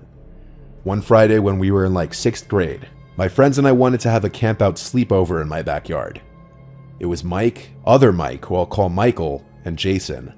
We all had to get our parents' permissions, of course, but we were like 11 or 12 and it was a Friday. None of our parents had any reason to say no. Plus, my family has lots of camping equipment, including 2 tents that could easily fit 2 of us in each one. After all of us got permission from our parents, we made arrangements for them to get to my house around 5 so we could play sports in the backyard. We had 2 mini soccer nets in the yard that we used to play soccer 2-on-2. We did that for like half an hour. Then we played baseball for another maybe half hour. And after just sitting around for a few minutes regaining our energy, my parents ordered pizza for us, so we ate around 6:30 or 7 if I had to guess. The sun was starting to go down a little bit now, so now came the time to set up the tents before it was too dark. I was pretty good with setting up tents because I was a Boy Scout and we just recently learned how to set up tents. My friends kind of helped, but I did most of the work. By the time they were done, it was decently dark out. The backyard lights were on, giving a nice glow. It was now dark enough for us to play our favorite game, Manhunt. There were a million spots to hide in the backyard. We played in pairs. It was Mike and I hiding first, and Michael and Jason would be hunting. Mike and I split up. Our goal was to get back to the home base point, which was the back door to the house. No camping by the door was allowed. The trampoline was in a far corner of the yard before the woods. I crawled under that to hide. When the hunters would start looking, they had to blow a whistle to let the hiders know they were starting. Once I heard the whistle, I stayed under the trampoline waiting it out, watching the 2 of them in the distance looking around. I was waiting for a good moment to creep closer to the back door. I had my sights on the hot tub, which was right next to the house. If I could make it over to hide behind the hot tub, I could straight line beeline it to the back door. So when both Michael and Jason had their backs to me looking in different areas of the backyard, I sprinted towards the hot tub, and just as I got right behind it and ducked down, I heard one of the trash bins on the side of the house almost topple over, and then I noticed the motion detecting light on the side turn on. The hot tub was by that corner of the house, but it wouldn't have triggered that light. I went to peer around the corner to the side yard, and I saw a tall person dressed in dark clothes speed walking away in the direction of the woods before entering the woods. It wasn't my dad. I ran to my friends and called the game off, then went to tell my dad about it. We came out and looked around the woods for a few minutes, and then checked the street for any unusual cars. Nothing and nothing. He said we should sleep inside tonight, which obviously bummed us out. We went inside and just played a game on my PlayStation. I again described to my friends what I saw, just some tall guy walking into the woods on the side of the house after apparently almost knocking over one of our trash bins. We talked about just going back outside and sleeping in the tents since they were already set up anyway. And plus, what were the odds whoever that was still out there hours later? After we finished playing our game, we went back outside quietly to not wake my dad up. It's not like we were hiding the fact that we were going back out there, but we didn't want to advertise it either. We each had a sleeping bag. Mike and I shared a tent, while Michael and Jason shared the other. After a while of joking around and yelling things between tents, we started to quiet down and try to go to sleep. I wasn't asleep yet, but it seemed like Mike was. I started hearing walking sounds in the grass nearby, approaching the tent, and then the zipper to the tent was unzipped, and I looked up and saw my dad looking inside the tent. He said, "What are you guys doing out here?" I replied to him something like, "They wanted to sleep out here, so we came back out." Then I took a closer look at the face peering into the tent. I realized it wasn't my dad, but some complete stranger who looked to be my dad's age. It looked like he was about to come in when I screamed bloody murder like a little girl. Everyone woke up, and Mike started to scream as well. The man grabbed our ankles and said to be quiet, but he gave up when he realized he was about to be exposed. He left the tent and disappeared. I told my friends to run inside the house, and as we were running to the house, my dad was already coming out the back door in response to our screams.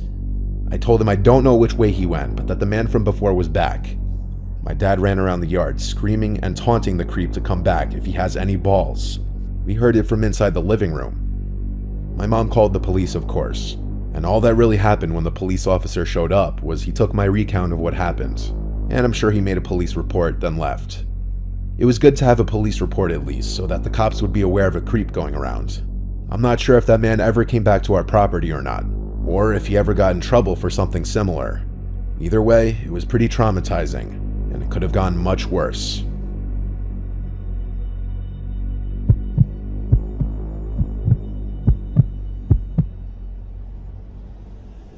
This was back a few years, sometime in 2019. I was at a friend's house. I'll call her M for the sake of the story. I was pretty excited for this sleepover. I couldn't wait to talk about all the middle school drama. Now, something you might want to know is M's house was deep in the woods. I mean deep. Anywhere you looked, there was woods, and their nearest neighbor was about a half-mile away, but on the backside of her house was a cliff that led down to the ocean. The night at M's house started off pretty good. Our friend Sam was there too. We played Truth or Dare, Hide and Seek, and other teenage games. It was getting pretty late, but we decided to go on a walk down the gravel road that led to the other houses along the way. We asked her mom, and she said yes, so we started walking. After another 10 to 15 minutes, we saw a man who was walking on the other side of the street towards us. At first, we weren't thinking much. Maybe this dude was just taking an evening walk as well. But something that didn't seem right was that this man was wearing pretty thick clothing. I'm talking, it almost looked like snow gear, and not to mention it was pretty warm out. At that moment, it was like 60 degrees outside. We all looked at each other as we passed the guy, and that's when it hit us. The stench, the disgusting smell coming off that guy. It was absolutely horrible. Words could not describe how disgusting that smell was. It was so bad that after we finally got a few feet away, my friend took a deep breath, almost like she had been holding it. One of my friends ran into the woods and almost threw up. At this point, we felt it was best to head back. Our friend who almost threw up was begging to go back anyway. We all agreed that it would be the best idea to head back. On our way back, we passed him again. This time we held our breath before we passed him, but when we looked back, We realized he was no longer walking in the opposite direction, but instead he was following us. This was really annoying. That disgusting smelling man was now bringing his stench even closer. We had no choice but to speed up our pace. We started speed walking. We still had about a mile to make it back to M's house. As we began to speed up, so did the random disgusting smelling dude. We all looked at each other, scared and annoyed. We picked up our pace even more, almost to the point where we were jogging, but of course, the man sped up even more.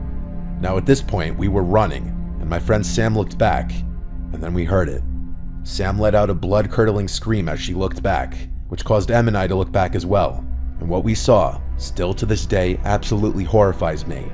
This man was full-on sprinting at us. He had what looked like a knife or something sharp in his grasp. Em, Sam, and I started screaming as we were sprinting down the road. Our screams caused him to stop chasing us, and he eventually just stopped. But he didn't move. He just stood still, watching as we left. We didn't stay around to see what his intentions were. We just ran straight back to Em's house. Once we got back, we slammed the door and decided on not telling her parents, as they were already asleep. We all went to the living room to finish setting up our sleeping areas. A few hours passed. It was about 2 a.m. at this point. We were watching something. I can't remember what, but I know it was some horror movie. Now, I mentioned her house was on a cliff for a reason. Because of this, her house has a lot of windows on the backside overlooking the view. I was sitting on one of the couches that was set up right at the window. It was pitch black outside. All you could hear was the waves and occasional wind. All of a sudden, I heard footsteps outside. They sounded like they were right by the window. I told my friends, and Em said it was probably the deer that always comes by. For 2 years now, Em had been feeding this deer, who always came up to this very window. I got pretty excited, as this meant this deer would come right up to my hand. I decided to look out the window, and I didn't see anything. It was too dark. I said that we should go outside to pet the deer, but Em and Sam said no. They reminded me about what happened earlier, and I agreed.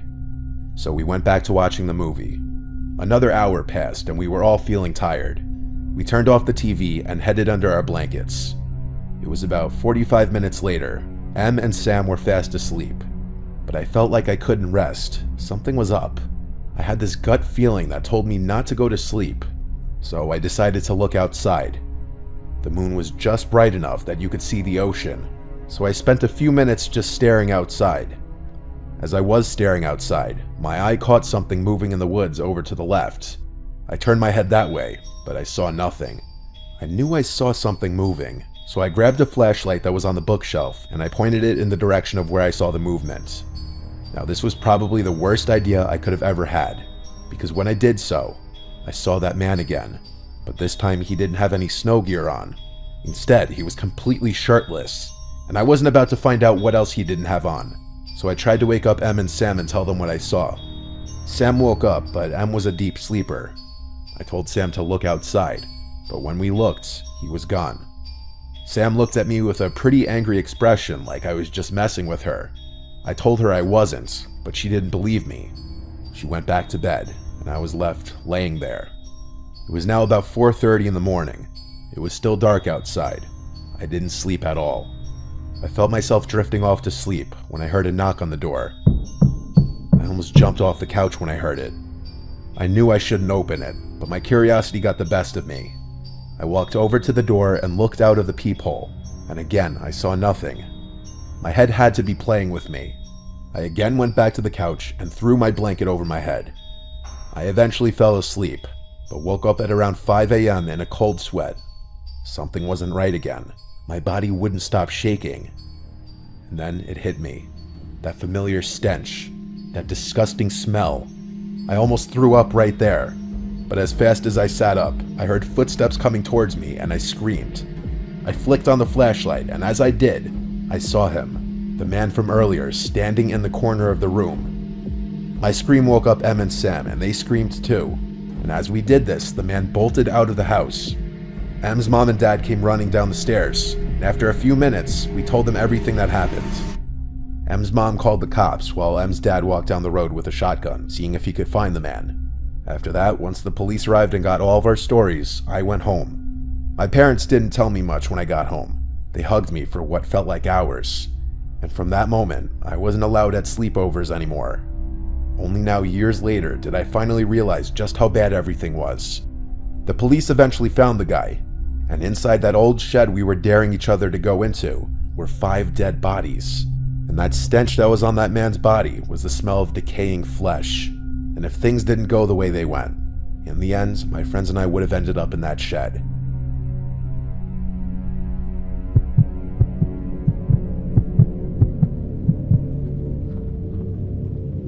I work in risk management for a big bank in Manhattan. I've met a lot of cool people through this job. I go out to happy hour all the time with my coworkers.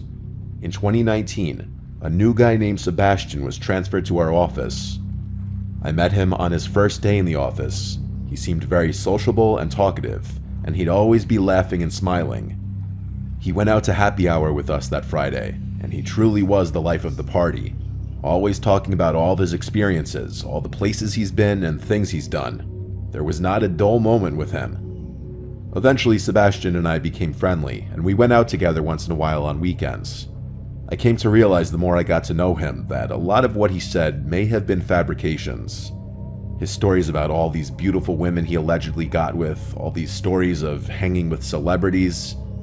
I started to just take everything that he said with a grain of salt, but I kept hanging with him because he was just easy to hang out with and kind of funny. Sebastian one day invited me to go with him and his sister to their condo in St. Pete Beach, Florida.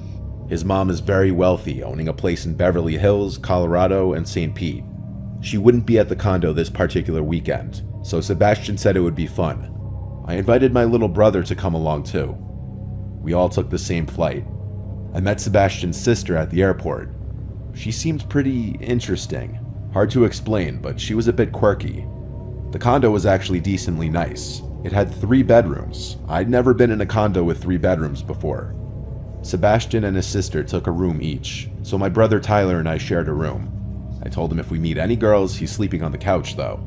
Since we landed late, it was past beach hour. We went out to some beach bars which were pretty cool. It was a bit of an older crowd. Sebastian was getting really drunk really fast though for some reason. It was a chill vibe. I wasn't sure why he was downing shots. I had to tell him to slow down when he started getting aggressive with people. This was the first time I'd seen him like this. He was also going up to every last girl he saw and drunkenly hitting on them. And 9 times out of 10, the girls seemed uncomfortable. Tyler and I laughed until it wasn't funny anymore, and it was more so embarrassing being seen with him.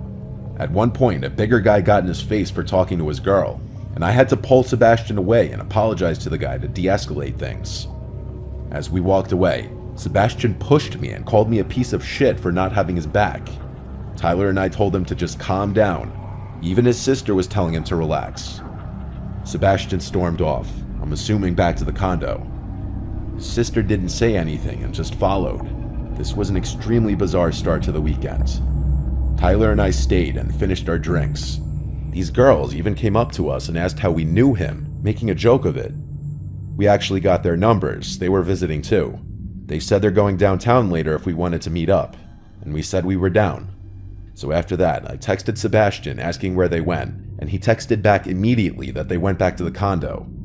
Tyler and I walked back to the condo and let ourselves in. We expected Sebastian to be angry, but instead, the second we walked in, he jumped off the couch all excited like, with a big smile on his face, saying, "Are we going out tonight or what?" He was still definitely really drunk. I told him, yeah, we should chill out here for a bit first though.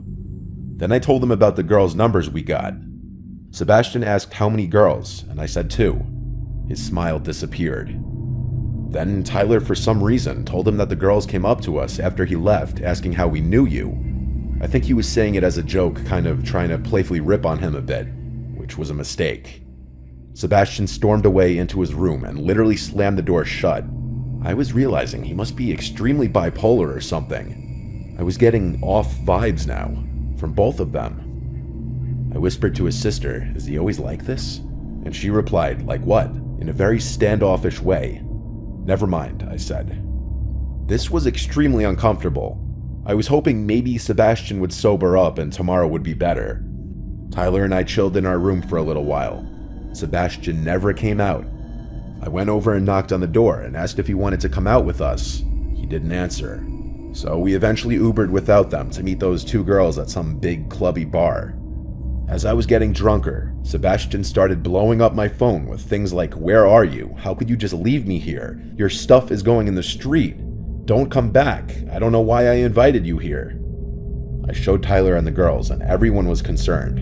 Something was wrong with Sebastian, and he was showing it now. As much fun as we were having with the girls, we had to Uber back to the condo before Sebastian really did something stupid. When we got back, Sebastian was just sitting on the couch alone, looking at the wall. I asked if he was okay. He looked at me, then looked away and said, "Yeah, hope you had fun." Then he got up and went to his room and shut the door. Whatever. We went to bed. Tyler and I just stayed up talking to each other for like half an hour, about Sebastian and about life in general. Then suddenly, we heard footsteps on the wood floor outside. We stopped talking. The footsteps came over to the door, then stopped. We both heard it. I spoke up to Tyler on the top bunk, whispering that Sebastian is right outside the door. He whispered back, "I know." He must have had his ear up to the door or something, listening to us. We didn't say a word. A literal 5 minutes go by before we heard his footsteps walk away from the door. Then we heard him talking outside. He was laughing and saying stuff, but we didn't hear his sister saying anything. I wanted to see who he was talking to, so I crept over to the door and opened it. I looked into the living room, which was dark, but I saw Sebastian in the corner leaning on the wall with one hand and his head down. He was laughing and talking to himself. I heard him say, "Joe is always such a stupid bitch," and then he laughed again. "My name is Joe." I closed the door quietly and went back to the bottom bunk. I whispered to Tyler what I just saw, and his response was simply, "What the fuck?" I told him we should leave tomorrow morning and get a hotel, and he agreed. We tried to go to sleep, but the talking and laughing outside went on for another 10 to 15 minutes. When it finally stopped, we heard the footsteps come outside the door again, stop for a minute, then go to his room, and then we heard his door shut. Finally, we felt comfortable going to sleep. By now, I was shot. I fell asleep pretty quickly. But I woke up probably only 20 minutes later. I sat up, knowing something woke me up. I looked at the door, and in front of it was Sebastian standing there. I jumped and said, "Yo, what are you doing?" He then lunged at the bed, screaming, trying to apparently strangle me, yelling, "You're a piece of shit." Tyler had to grab him off of me and throw him into the corner of the room. Sebastian yelled, "You suck, Joe. I invited you here just for you to shit on my life and talk shit about me to my sister." I, of course, tried to calm him down and rationalize, but there was no rationalizing with crazy. We packed our shit and called an Uber to a hotel, where we stayed until Sunday, then flew home. I saw Sebastian in the office the following few weeks, but he always avoided talking to me or looking at me, and he eventually transferred to a different office, probably because of me. Sebastian seemed cool and normal at first, but he was an example of a very sick, damaged person deep down. And that night we spent in his condo absolutely terrified me. Thank you to Scentbird for sponsoring this video. Check the links below.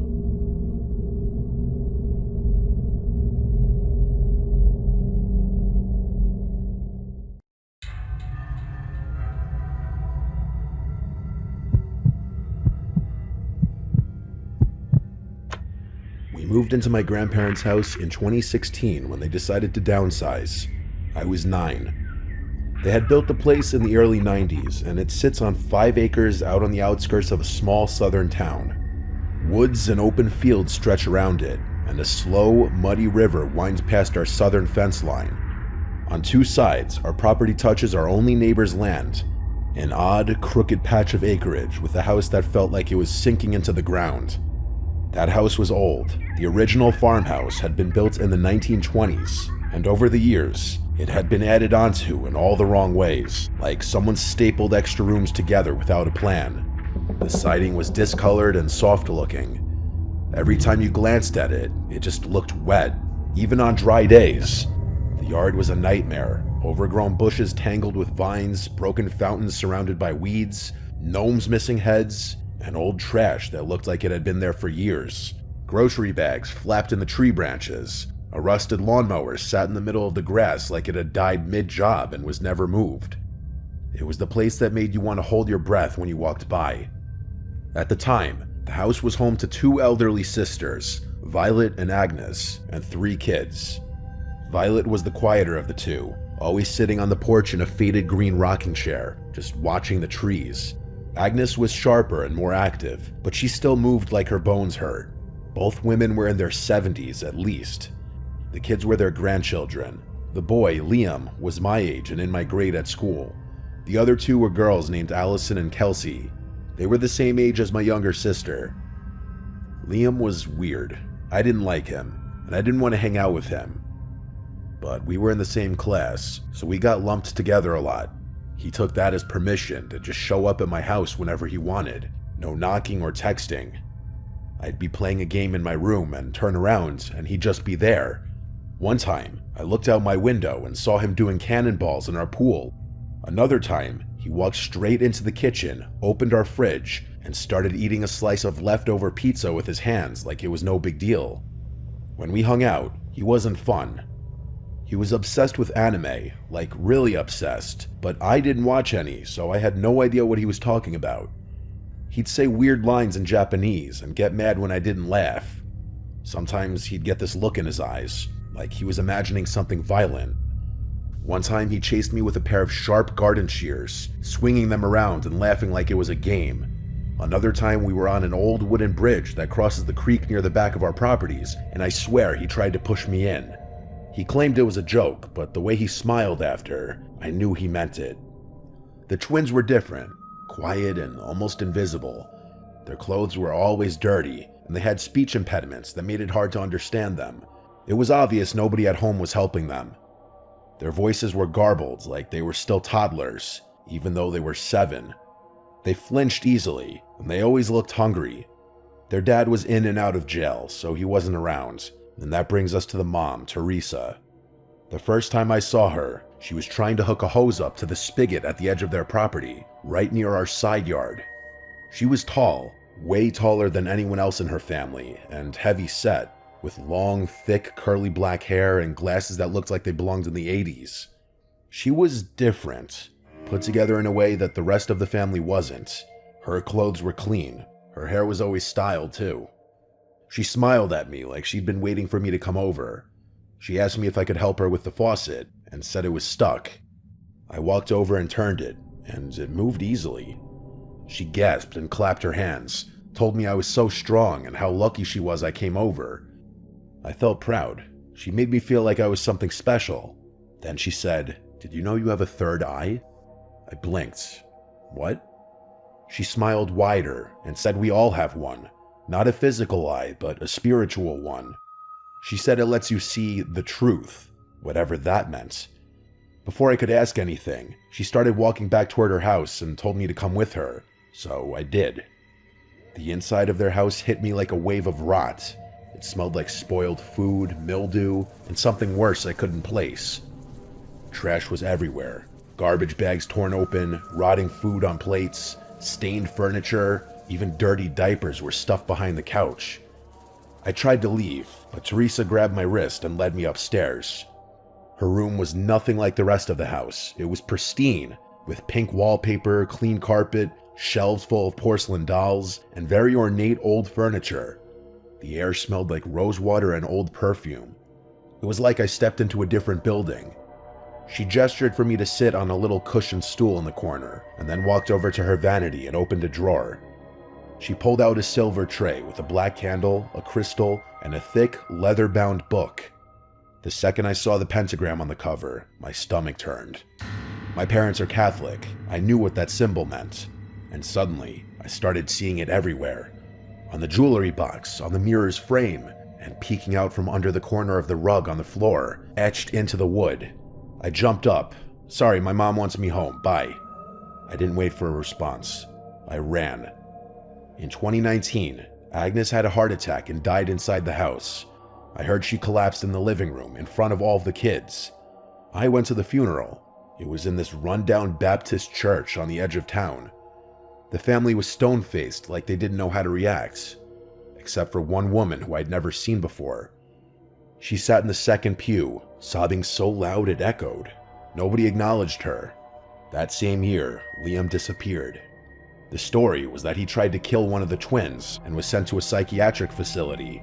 I never got the full details, but my parents sat my sister and I down that night and said in no uncertain terms we were never to go near that family again. I remember their faces, grim and serious. That's when it all clicked. All the little things I hadn't understood. The weird stuff, the fear. Eventually, the rest of the family moved away. They left Violet behind, just an old, frail woman living alone in that collapsing house. She passed away in 2020, alone, in that house.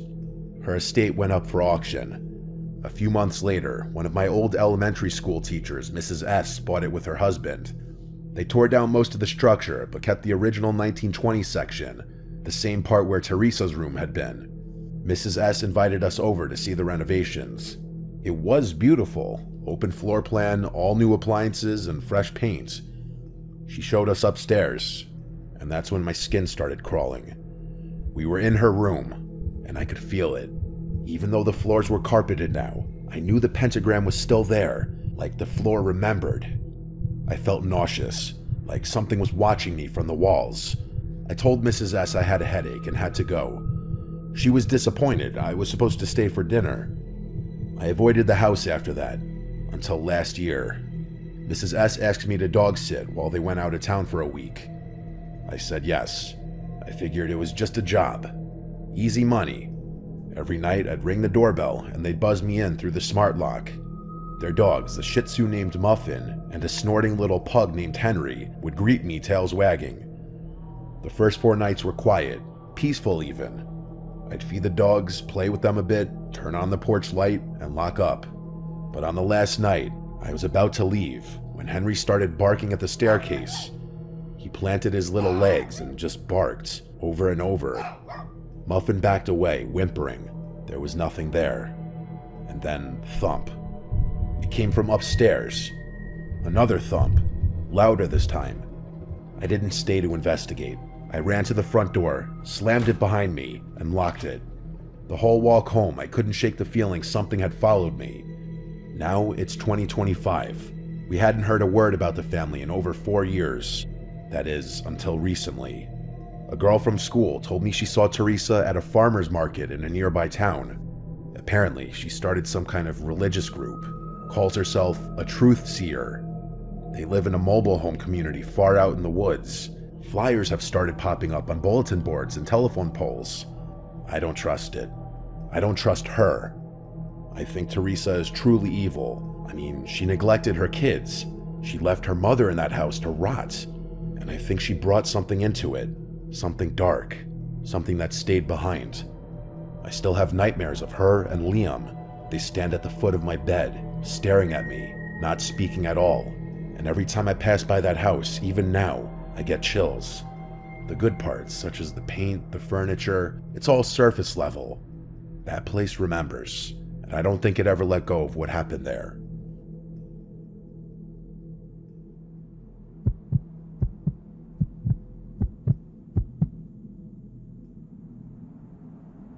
My name is Keegan.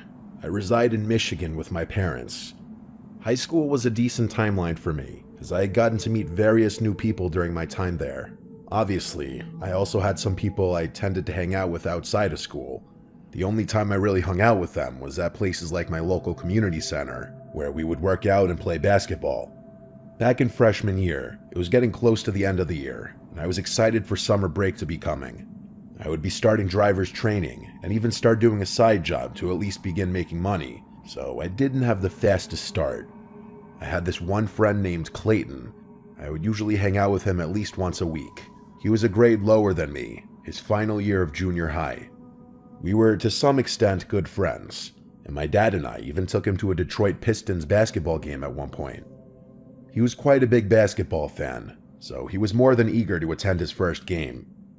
Despite all the fun activities in the past, it was until I started becoming more busy that he was somewhat beginning to change. He would usually get a bit sad or angry because I'm not free on a specific day.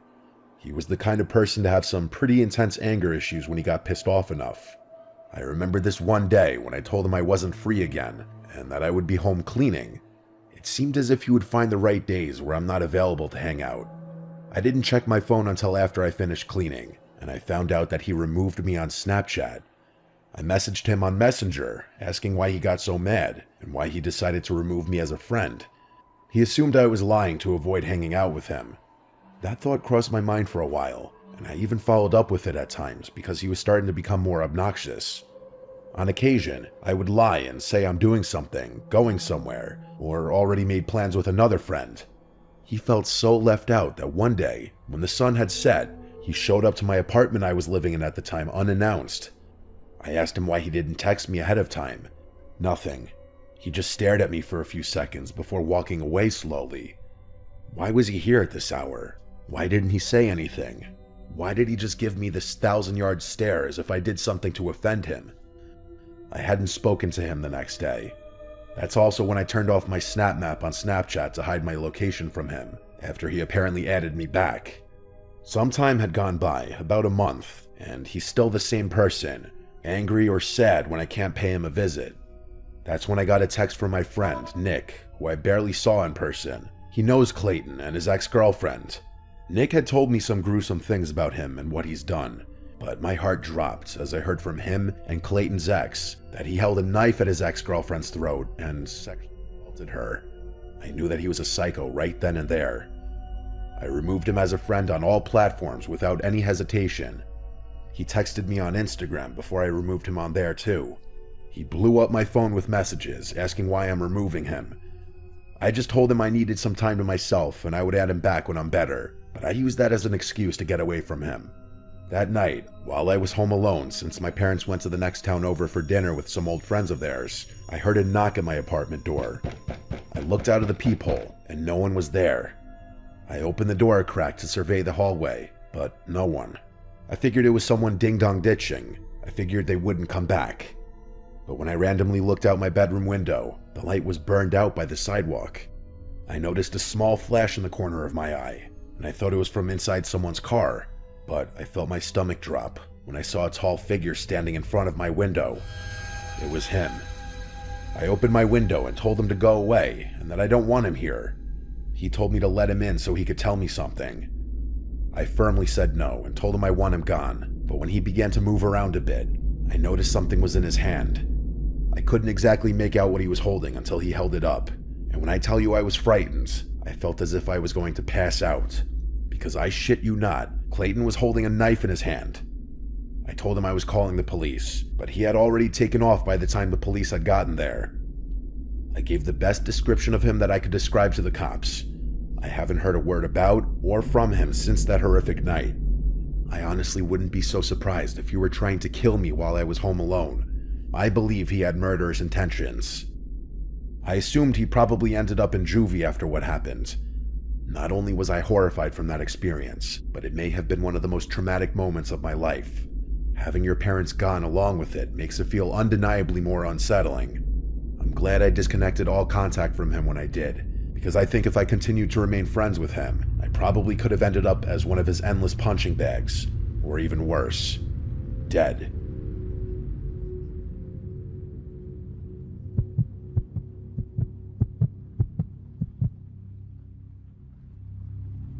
This happened in late 2022, when I went on what I thought would be a fun and simple first date with someone I matched with on a dating app. Her name was Emily, and we had been texting for about 2 weeks before deciding to meet up. We both shared a love for horror movies, and when Smile came out, we agreed that seeing it together would be the perfect first date. We picked a weekday night, Thursday. It was a late showing, 10:15 p.m., and at a small, older theater just outside of town. I offered to drive and picked her up around 9:30. She seemed normal, friendly, maybe a little shy. She was quiet for most of the drive, but opened up once we started talking about horror movies we liked growing up. When we got there, the parking lot was almost empty. I joked about how this theater looked like something out of a horror movie itself. Dim lights, flickering neon, and not a single person in the lobby when we walked in. There was only one guy working at the concession counter, and when I asked if it was going to be a full theater, he laughed and said we were the only ones who had bought tickets for that showing. At first, I thought that was great, no crowds, just me, her, and the movie. We went into Theater 6 and chose seats right in the center, about 4 rows from the back. It was freezing in there, which Emily pointed out right away. I offered her my hoodie, and we laughed about how creepy it felt being the only ones in the entire room. We sat back and talked while waiting for the previews to start.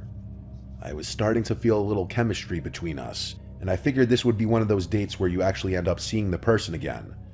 Then, right before the movie started, like right after the last trailer and just as the lights dimmed lower, I noticed movement from the corner of my eye. Someone walked into the theater. They didn't say anything or stop to look around or check their phone for seat numbers like most people do. They walked in slow, straight up the steps and sat directly behind us. I mean, directly. There were maybe 100 open seats, but he chose the one right behind me. Emily turned to look at him too, and she gave me a weird glance like, really? I kind of chuckled and said under my breath, figures. But right away, something felt off. You know that feeling when someone's eyes are burning into the back of your head? That's what it felt like. I glanced back after a minute or two. He wasn't watching the screen. He was staring at us. I only saw him for a split second, but he didn't flinch or look away. He didn't even pretend to be interested in the movie. He was just sitting forward a bit, like someone might do if they were really into a scene, but his face wasn't even turned toward the screen. It was angled right at us. At me. I whispered to Emily, "He's just staring." She nodded slowly and whispered back, "I know." We tried to ignore it for a while. The movie started, and I really did try to get into it, but every few minutes, I'd feel it again. The presence behind us. Not just someone being annoying, this was different. There was an intensity to it, like he was waiting for something. After about 20 minutes, I leaned forward in my seat and turned my head a little so I could glance back more casually. Same thing. He was still staring. He was middle-aged, maybe late 40s. He was clean-shaven, kind of pale, wearing a dark gray hoodie. Something about him just looked empty, like he wasn't even there mentally. His eyes didn't look glazed over like someone who was zoning out. From what I saw, he never blinked. I turned back around and whispered to Emily, "This guy is really creeping me out." She looked genuinely scared now. "Do you want to move?" We considered it, but where would we go? It would still be in the same room, and we were already in the best seats. Moving might make it awkward or even provoke him. A few minutes later, I felt something. The guy breathed on me. Not loud or exaggerated. It was soft, but unmistakable. A deep, slow exhale right behind my seat. I spun around, and he was leaning forward over the back of my seat, his face closer than it should have been. I stared at him and said, "Dude, can you not?" He didn't respond. He just slowly leaned back in his seat. That was it. I told Emily, "Let's move." We got up and walked down to the front corner row. It sucked and the angle was bad, but we needed distance. I could barely focus on the movie anymore, just kept glancing back every couple of minutes, and every time I looked back there, he was staring straight at us. He didn't budge. Around halfway through the movie, we heard footsteps. He was coming down the steps. Emily grabbed my arm and we both held still. The footsteps stopped a few rows above us. We didn't turn around. I don't know how long he stood there. I didn't dare look. Then, finally, he walked back up to the top row. I whispered, "We need to leave." She nodded. We grabbed our stuff and slipped out quietly. As we exited the theater and went down the hallway toward the lobby, I glanced back through the glass window in the theater door. He was standing in the aisle now. He wasn't watching the screen. He was just standing there, still staring at us. We went straight to the front and told the concession guy that someone was acting really weird in Theater 6. His smile faded instantly, and he said, "Again?" "What do you mean, again?" I said.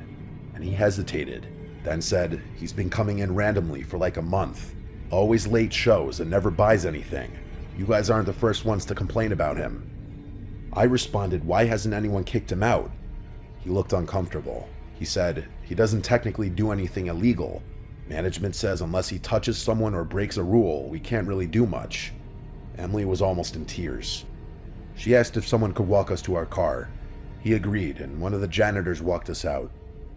The guy didn't follow us that night, at least not that we saw, but the whole ride back, I couldn't shake this fear that he might have written down my license plate, that he might have followed us at a distance, watched us leave, and found out where Emily lived when I dropped her off. For weeks afterward, I was paranoid. My cop friend also told me it was a load of horseshit that they couldn't do anything about him. The theater as a business would reserve every right to kick somebody out. I avoided that side of town for a while. Emily and I talked a few times after that, but never ended up seeing each other again, unfortunately. I think we were both too shaken from what happened. I have not been back to that theater since, though I don't see any reviews on the website about the guy. I wonder just how many people have actually had the same experience.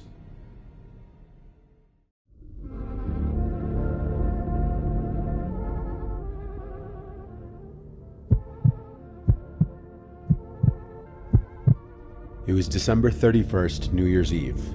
My friend Alex hired me to watch his dog Bailey for the weekend while he was out of town for the New Year. I'm 35, he's 27, so I don't have that same urge to go out and party for New Year's Eve like he does. So I was more okay with making some money and taking it easy for the night. New Year's Eve was on a Saturday. He left for the city early in the day when I got there. He'd be back Sunday night. He left me with very basic instructions: to just feed him and walk him twice a day and keep him off the furniture. Bailey is a very small husky mix. I'm not sure what else she is, but she's about a third the size of a regular husky, and she's very quiet and well behaved. Hence why Alex was okay with me watching her instead of a dog sitter. I brought a backpack which contained my laptop, charger, toiletries, and a change of clothes for Sunday. Alex and I don't go way back. We met through mutual friends and had started going out occasionally on the weekends ever since. I would be sleeping in the spare bedroom of his house on the futon. Throughout the day, I just did stuff on my laptop and played some of Alex's video games. Later in the night, I invited my girl over with Alex's permission. His response was, "You better not in my bed," a way of jokingly saying yes, she can come over. She said she'd be getting out of work after 12, but then she'd come straight over. Alex's house is about half an hour from us, so my girl Trisha wouldn't be getting there until late. I had to kill the time alone with Bailey watching movies until then. We were in the living room, and Bailey was by my feet. It was probably 9 p.m. when the doorbell rang. I went to answer the door, and it was a girl at the door. She looked about 30. She had a hoodie on and was holding a jacket. She introduced herself as Alex's girlfriend and said she left something here that she needed to grab. I offered to grab it if she wanted, and she said no, it's okay. She knew where it was in his room. I said okay, that's fine, and let her inside. She went straight upstairs to Alex's room and slightly closed the door behind her without latching it. I right away texted Alex, "I didn't know you had a girlfriend." She was in there for quite some time, until she came back out, still holding her jacket. She came back down the stairs and thanked me and was going straight for the door. I tried to stop her for a quick conversation, saying, "How long have you guys been dating?" And she said, "Too long," then laughed, as if making a joke. I laughed too, and then she said, "Have a good night." I was a bit surprised by the interaction, but what I gathered from it was they had probably just recently broken up. Now I started to worry that maybe I shouldn't have let her in. Since Alex hadn't answered my text yet, I called him a few times before he picked up. He was out with his friends in a loud setting, so he could hardly hear me until he went outside to talk. I told him his girlfriend just came by to grab something, and he was completely bewildered at what I was saying. "Who are you talking about?" he said. I responded, "She said she was your girlfriend. I didn't get a name." He said in a yell, "You know I don't have a girlfriend. What did she look like?" I started to feel really stupid just about now. I described the girl, and he said he had no idea who this could have been. I then proceeded to explain to him that she went upstairs to his room for a few minutes, then came back down. This was when he started freaking out. He told me to go up to his room now and check if she stole anything. Of course, I didn't know what was in his room beforehand, so he had me check for specific things, which all appeared to still be there. He tried hard to figure out who it could have been, and said he'd call me back after he made some calls and sent me some pictures of different girls. Understandably, this was putting a damper on his night. I could tell he'd already been drinking, so I felt awfully stupid for letting some random girl into the house. He started sending me screenshots of different girls' Instagram accounts, none of them resembling the girl who came in. When I said no to all of them, he went silent for an hour. Then he texted me randomly, "I think I know who it was. Make sure she doesn't come back." I didn't ask any further questions. I responded, "Okay, my bad," and left it at that. Clearly Alex was going through some serious girl drama, or so I thought. I watched the ball drop alone. Not that I really care about the new year or the ball drop at all. Later that night, Trisha finally made it over, and so we hung out in the living room together. I told her what happened, and she was shocked. But then a freakish coincidence happened. Bailey lifted her head and looked at the front door, and then there was a knocking at the door. Whoever it was didn't ring the bell. There was no shot I was opening it. I called Alex a bunch of times, but he didn't pick up. He was wasted and didn't even feel his phone vibrating. Trisha and I stayed quiet, and eventually whoever it was went away. I was honestly unnerved now. Surely it was in connection to whoever that girl was earlier. Maybe it was even her again. Either way, I didn't want to get involved any further in what was going on. After this, we decided to migrate to the spare bedroom where we'd stay for the night on the futon. We had a movie on as we laid down and I held her. We fell asleep in this position and woke up at some unknown hour in the night, which I later found out was less than an hour after we fell asleep. I woke to Bailey's howling. She was in the room with us. Trisha woke up after me. Bailey was at the bedroom door with her tail wagging, howling. I whispered, "Bailey, shush." She looked at me and then came over, but she stayed staring at the door, now growling, making unhappy whimpering sounds. Then there were footsteps outside on the wood floors. We heard what had to be at least 2 pairs of footsteps, tiptoeing to the door, and then the doorknob twisted.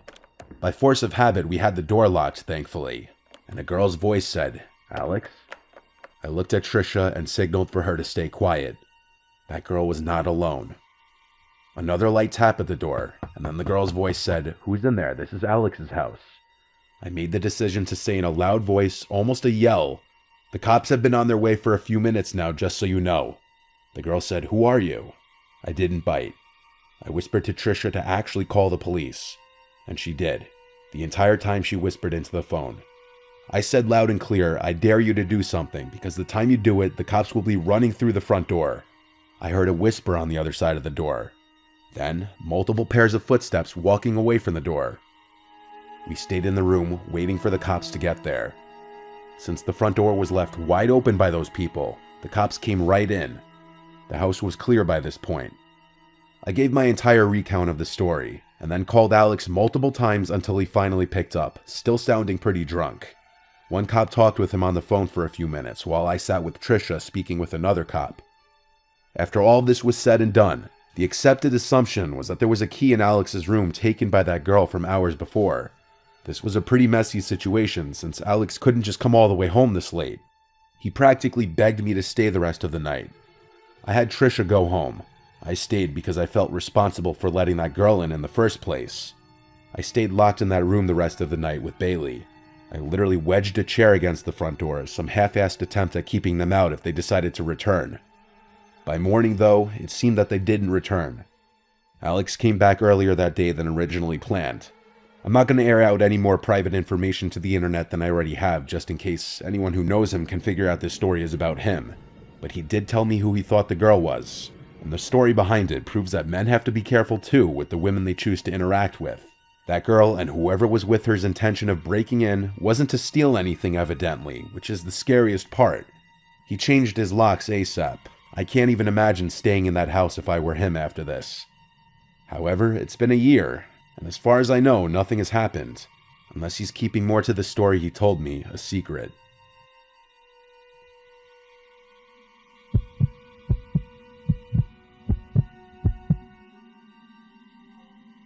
After returning from a night to celebrate the arrival of the new year, my husband and I returned to our apartment complex to turn in for the night. We both had a couple of drinks, but neither of us were intoxicated. As much as we enjoy partying with friends, when it comes down to it, we are really just homebodies. We lived in the corner penthouse suite of our complex. Although this was never confirmed, it was suspected the owners wanted to convert this apartment complex into condos. The rent certainly was not cheap, and access was limited to this floor. Upon entering the building, there is a walk-up, 2 secure doors, and every now and then, there would be a doorman to greet you as you entered or exited. There were also multiple security cameras placed throughout and around the building. It was an especially cold evening, and when we returned, there was no doorman present. It was late, at least 2 a.m. The foyer was empty, and one of the lights flickered softly. My husband and I entered the elevator and pressed the button to the top floor. The elevator ride was smooth, and as we ascended, I could feel myself becoming more relaxed, excited to finally be home and able to rest. My feet were killing me from wearing heels all night in the bitter cold. The bell chimed, signaling we had reached our floor. The door slid open, and we turned the corner to the left. Like I said, our suite was the corner suite at the end of the hall. However, something caught our eye. A woman, or what at least looked like a woman, was meandering through the hallway. Her hair was dark and scattered. It looked to be matted and covered her face. She wore a black lace dress that was torn and looked to be in bad shape. Thinking back, I don't even think she had any footwear on. We assumed she was intoxicated and was having difficulty finding her suite. Although on closer inspection, she didn't look familiar. We knew all of our neighbors, as like I said, access was limited on this floor. I looked at my husband, who stood still as well. I could see he was contemplating the same thoughts. I asked him, should we ask if she needs help? He looked at me and said, just wait, maybe she's just drunk and having a hard time finding her suite. The woman just continued to slowly slide herself along the walls of the hallway, stopping at each door and peering through the exterior peepholes. Admittedly, this was creepy, but it just added to the theory that she was a drunk woman looking for her friends. She was humming, or what I believe was humming. The sound was something between a growl and a hum. We stood there in utter disbelief and awe. However, there was a veil of tension and uneasiness that lingered. The strange woman stumbled through the hallway, hunched over until she pulled herself up to peer through the peephole. She eventually got to a suite of an elderly lady, whom I have a strong connection with. We'll just call her Tilly. Tilly was the sort of woman whose family had neglected her and rarely visited. She would bring my husband and I baked goods from time to time. I would bring her leftovers and assist her with groceries and medication frequently. Tilly's smoke alarm would constantly go off. I would have to rush over and pull out the smoldering toast from her toaster and fan her smoke alarm until it stopped beeping. At times a nuisance, but it would always turn into tea time. Nevertheless, I cared about Tilly, so when I saw this strange woman peer into her peephole, I reacted. I blurted out, "Excuse me, are you alright?" I could feel myself lose confidence as I asked. The strange woman seemed to shudder for a moment and hunched over to the floor. She looked like she was about to puke, or was frightened by my voice. My husband and I stepped closer, but the woman then let out a series of soft and menacing laughs just barely audible. I have to admit, in this moment I was thoroughly creeped out and reached for my cell phone. It was uncomfortable because we couldn't get to our suite without having to walk right past this deranged woman. My husband said, "Hey, did you hear us? Do you need help?" Her laugh began to grow into what was a steady cackle. The strange woman then stood up. As she stood up, her cackle became a mixture between a cackle and a boisterous growl. She then stumbled forward and continued walking down the hall. There was a staircase just outside of our suite. I assumed she was making her way to the stairs, just too embarrassed to walk past us to the elevator. Maybe she was just a drunk woman and this was nothing more than an uncomfortable standoff with a sad and intoxicated woman. I mean, if she was really that drunk, the stairs probably weren't a good idea. We were on the 7th floor. Nevertheless, I just didn't feel like it was worth the risk to engage with this woman. I just wanted to enter my suite and dive into bed. It was late, and my feet still hurt. As we took a few steps forward, the woman stopped. Almost with laser precision, she stood up completely straight, looked right at our door, and then began to pound on our door screaming bloody murder. I could feel myself becoming swallowed with fear. I reached for my cell phone and began to dial 911. The woman kept pounding on our door and screaming. To be honest, I'm surprised none of our neighbors came out to see what was happening. Part of me thinks they were too afraid themselves and were probably peering out of their peepholes. Afraid of what our neighbors would think, my husband said, "Hey, what are you doing? Stop that." And just like that, the strange woman stopped, fell to the ground, and began crawling quickly towards us. She looked up for a brief second. All I could see were her dark eyes. Her mouth seemed to be stained black and she was growling again. But this time, it was as if there was something in her throat that she was choking on. Frozen with fear, my husband and I just watched until she flashed us a menacing hiss, the kind you would hear in a movie, but never imagine in real life. Terrified, I whipped off my shoes and my husband and I ran towards the staircase on the other side of the building. We didn't want to risk waiting for the elevator and have her catching up. We went down 2 flights of stairs and stopped to listen if she was making her way down the stairs. But it was almost impossible to hear as my heart was pounding so hard. I thought to myself, what the hell was going on? We waited there for 10 minutes or so, until eventually we had the courage to head up the stairs and back to our suite. The woman was gone, and so we entered our suite. I was just relieved to finally be safe in my home. My husband sent a text to our landlord, and he replied that we would hear from him in the morning. I was so unbelievably exhausted, but found it incredibly difficult to sleep. The sound of that woman's growling and cackling rang in my ears. I hardly slept. The next day, when my husband went to speak to the landlord, he asked him to check the security cameras, although nothing turned up. The landlord said the cameras glitched due to the frigid temperatures last night. To this day, I still don't know what to think. That woman most certainly had problems.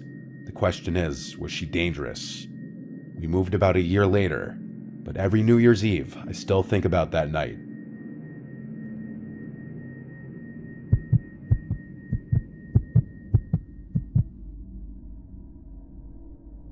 It was New Year's Eve of 2020, and all of us were ready for this horrible year to be over.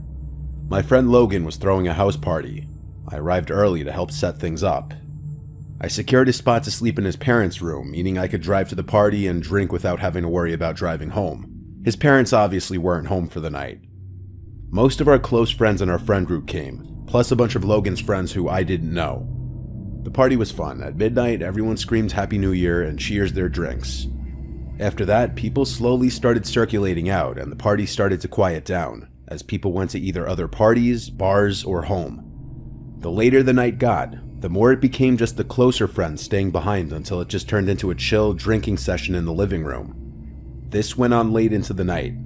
It was likely 3 a.m. when the last of everyone who wasn't sleeping at Logan's house was gone. As it quieted down, we started hearing this occasional sound. At first we didn't know what it was, but it soon started to sound like a creaking sound. It was dismissed as a sound from the fridge or something at first, which I know sounds stupid, but house appliances often make weird noises. It was just Logan, me, and Cody. Cody was falling asleep on the couch already. It was reaching that time where we were just going to go to sleep. However, eventually we got so bothered by the noise that we had to search. We went to the kitchen, and it wasn't coming from in there. We realized when we were close to the basement door that it was coming from downstairs. Logan opened the door, and we heard this creaking sound.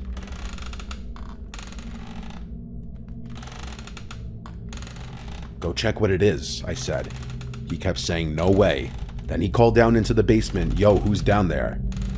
The creaking stopped, and we never heard it again. After a solid minute of waiting at the top of the stairs, we agreed to go down together. We both grabbed knives, drunkenly thinking that was a good idea, when in reality we were so drunk we'd probably only hurt ourselves with them. We got to the bottom of the stairs and looked through the entire basement. It's not huge. It just has a couch, TV, a bar, a table in the corner, and various old pieces of junk. It was pretty messy at the time. The first thing we did was search any possible crevice for someone who could be hiding. Then we tried to figure out what could have been making that sound.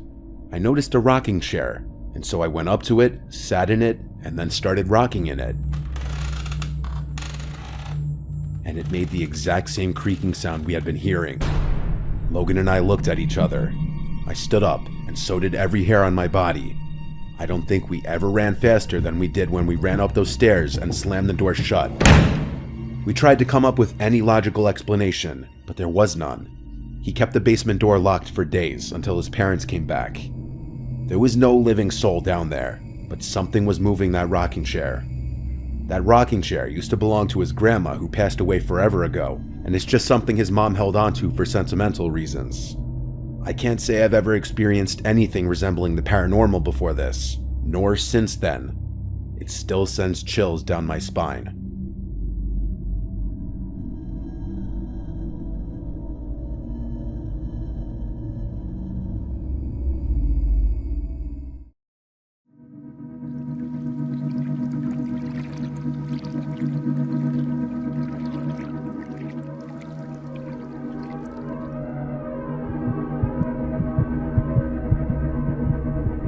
I'm 28 years old now, but I vividly remember a horrifying incident that occurred when I was a 22-year-old college student. I lived in Florida, in a fairly large house in Orlando, with a rather large property with a big pool outside. I was living with my parents at the time, and they both owned their respective businesses and frequently traveled for meetings and conventions and whatnot. One week in mid-May, when both of my parents were away, I asked their permission, and they allowed me to invite a limited amount of friends over to have a pool party in the backyard. I was excited and quite surprised that my parents trusted that I would be responsible enough to have a small party, promising no alcohol, no loud music, and to send everyone home at a reasonable hour, as to not disturb the neighbors. I proceeded to call 6 of my best friends and let them know about the pool party, inviting them over the following evening with a limit of 1 guest per person.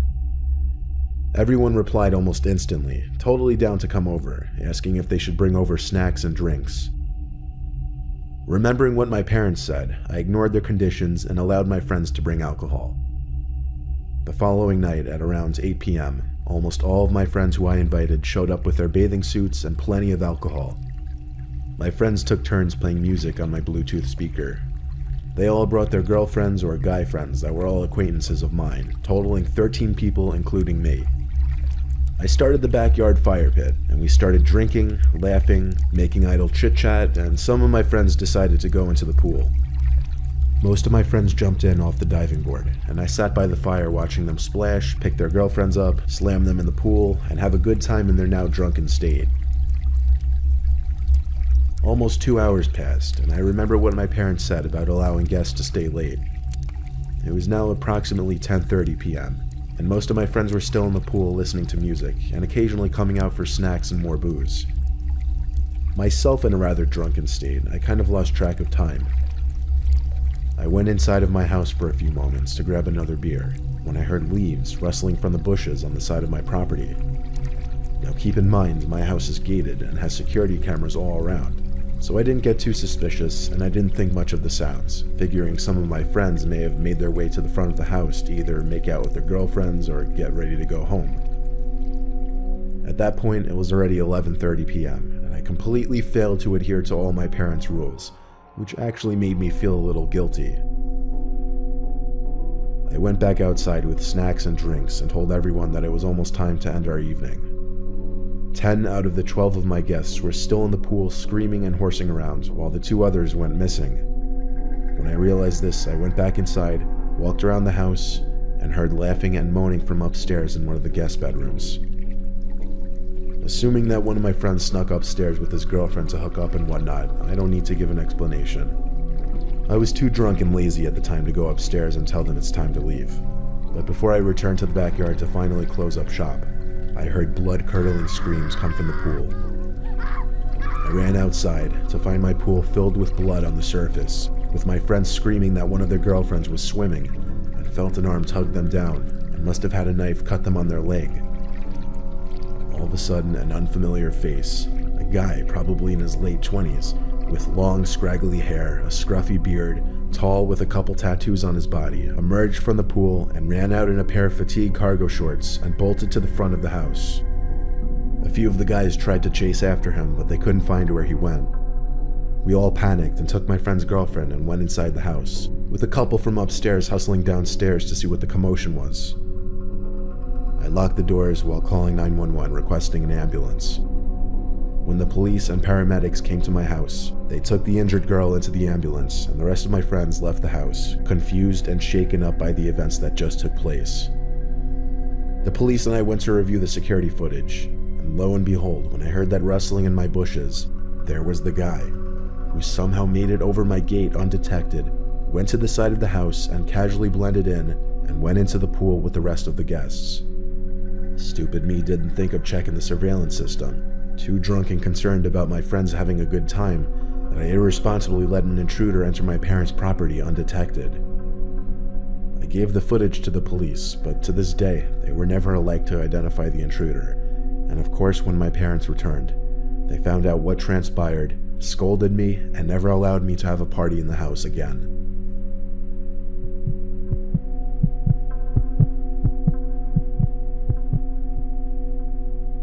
I was once invited to a pool party when I was 17. One of the more popular kids in our school was throwing a high school graduation pool party one weekend where his parents wouldn't be home. The kid's name was Daryl, and he had a huge backyard with a nice in-ground pool perfect for pool parties, though most of us have big yards where we live because we're in a less congested town.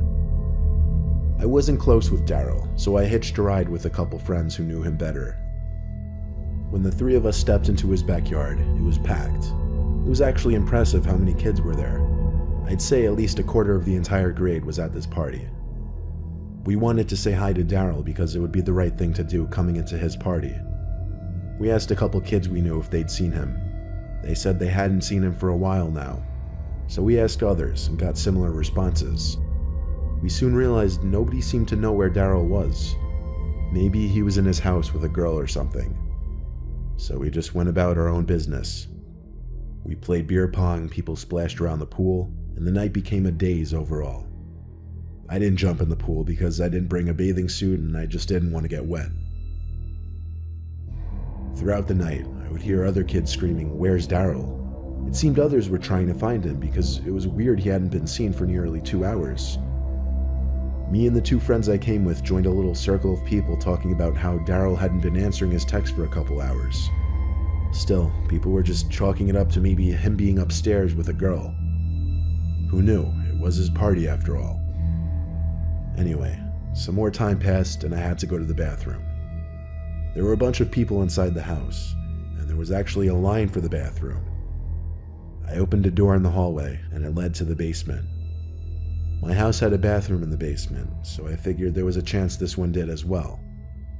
I turned on the light in the basement and walked down. I started looking for a bathroom. There were only 2 doors down there though. The first one led to a closet. There was another door on the other side of the basement. It was shut, so I went over to it and tried the doorknob. It was locked. I knocked on the door. There was no answer. The thing about this lock though, it seemed I would be able to pick it unlocked simply using my fingernail. So I did just that. I knocked again before opening the door. I was expecting to see a bathroom, but instead I saw a big pitch black room. It seemed to be a boiler room. However, there was the faintest little yellow light emanating from what appeared to be some kind of boiler machine in the far corner of the room. And in that light, I could see a person, surely a person, standing right in the back of the room. My heart dropped when I saw the person duck down behind something. I thought, what if that was Daryl? I looked for the light switch and found it. It was one of those hanging switches that you pull down. I turned the lights on and went over to where I saw the person hide. The room was cluttered with tables and a washer and dryer machine, so the walking space was kind of arranged in a circle. When I got to where I saw the person not even 20 seconds earlier, I saw Daryl laying on the floor in a bloody mess, apparently passed out. I looked back up to the door to the boiler room when I heard footsteps coming from that direction. There was someone rushing out the doorway, but for a split second they looked back and I instantly recognized the face of a kid named Todd from our grade.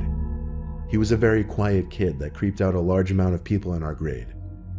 Instead of calling the cops and tending to Daryl, I ran upstairs hoping to catch up to Todd to make sure there were other witnesses to his presence there that night. I made it upstairs to the hallway and started to scream for people's attention. Everyone who was in the living room came to look and could see Todd rushing out the front door. They saw him. They were now witnesses to his being there. I told them all to come downstairs and see what he did. I would have considered rushing to tackle him, but I didn't know what weapons he had on him. When we all got downstairs, we saw multiple stab wounds in Daryl's legs. First thing we did was call 911 for police and an ambulance. Daryl was rushed to the hospital, while at least 10 people vouched for me when I saw a kid in our grade named Todd at the scene of the crime. That same night, police apparently raided Tom's house and he was arrested. I'm pretty sure he's still in jail. Not sure if they got him for attempted murder or what. Daryl is fine now, but everyone believes that Todd did what he did out of jealousy of Daryl's popularity. Todd didn't seem to have any friends in school and would often be picked on by kids in Daryl's friend group.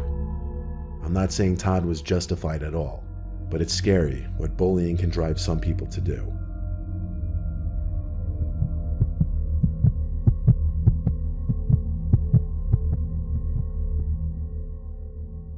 When I bought my first house, I had a pool party on a Friday. It was supposed to be my housewarming party. I had a few of my closest friends over. Everyone drank a bunch, and a few hours later, people were on their way out. A couple friends were a little too drunk for me to allow them to drive home, so I offered them spots on the couches to sleep. I'll call those two friends Rob and Dan for the brief mentions they'll get in the story. By the time I went upstairs to brush my teeth and get ready for bed, I thought both Rob and Dan had already passed out on the couches downstairs. When I got into my room to change into my pajamas, I heard a splash in the pool in my backyard. I actually muttered to myself, "What the hell are they doing?" I went to the window to look out to the pool, and in the pool was one of them just standing in there. I was pissed because I knew there were no more towels outside, and now they'd have to bring their drunk asses in dripping all over my carpets downstairs. I opened the window and called out to whichever of them it was to get the hell out of the pool. Then, they turned their head to look up at my window. I had to squint my eyes because I couldn't tell if it was Rob or Dan. Whichever it was wearing a black shirt in the pool. I couldn't remember who was wearing what from earlier, to be honest. But whoever it was, they just had a staring contest with me. Like, for over 10 seconds, whoever it was just looked up at my window at me. I had grown impatient with them, so I went downstairs with my shoes on. But I froze at the bottom step when I saw both Rob and Dan fast asleep on either couches in my living room. My next course of action was running to the kitchen to grab the biggest kitchen knife from my knife holder and running outside. I turned the backyard light on before I went out so I could see. The pool was now empty. I walked to the edge of the deck to the pool and stopped. I looked into the pool, making sure no one was hiding at the bottom. Then I looked out to the further depths of my backyard, by the trees and bushes. In one of my trees, I was 90% sure I saw someone sitting on one of the thicker, lower branches. Even with the knife in my hand, I was still way too scared to go out there and confront the situation. I went back in my house, locked the door, and shut the blind on the door. I sat in the living room on the ottoman, feeling slight comfort being next to both Rob and Dan, even though they were asleep. I sat there just thinking and shaking when I heard this. A tapping at the sliding door to the backyard. I woke up Rob and Dan now, asking the two to check the yard with me. They came to the door, took one peek outside, and when they didn't see anything, they said ignore it and go back to sleep. It was the worst reaction I could have expected from them. Someone I didn't know was out there playing some kind of fucked up game with me, and it was honestly terrifying me. I stayed up that whole night, checking my window every few minutes just to make sure no one was in my pool. I didn't actually go to sleep until the sun started coming up. By the time I woke up, my friends were already gone. I texted each of my friends who came over to confirm they weren't out there messing with me or whatever. I then went to the backyard to do some detective work. I didn't find much, but I did find a mini stepping ladder planted right in front of the tree that I was so sure I saw someone sitting in last night. I grabbed the ladder and went to go put it back in the shed. However, I stopped when I saw someone looking out the small window of the shed. It was someone I didn't know. I dropped the ladder and ran to my house to call the cops. I stood by my kitchen window watching the shed the whole time I was on the phone with the police. And at one point the door to the shed opened, and some tall, creepish-looking dude with messy, medium-length black hair and a black t-shirt and cargo pants stepped out and walked to the gate. I gave the exact description on the phone, as well as to the cop who came to my door. I told the cop the whole story, but in the end, there wasn't much he could do other than write down the description of the guy. He suggested I install some security cameras and went on his way. And a week later, I already had a camera system installed.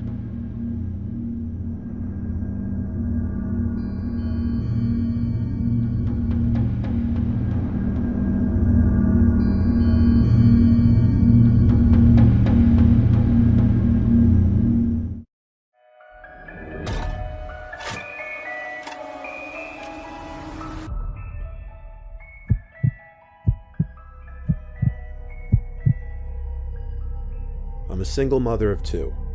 My ex-husband and I take turns watching the kids month to month. My son Luke is 15 and my daughter Melissa is 10. This happened just a few months ago. I did some late-night grocery shopping after work.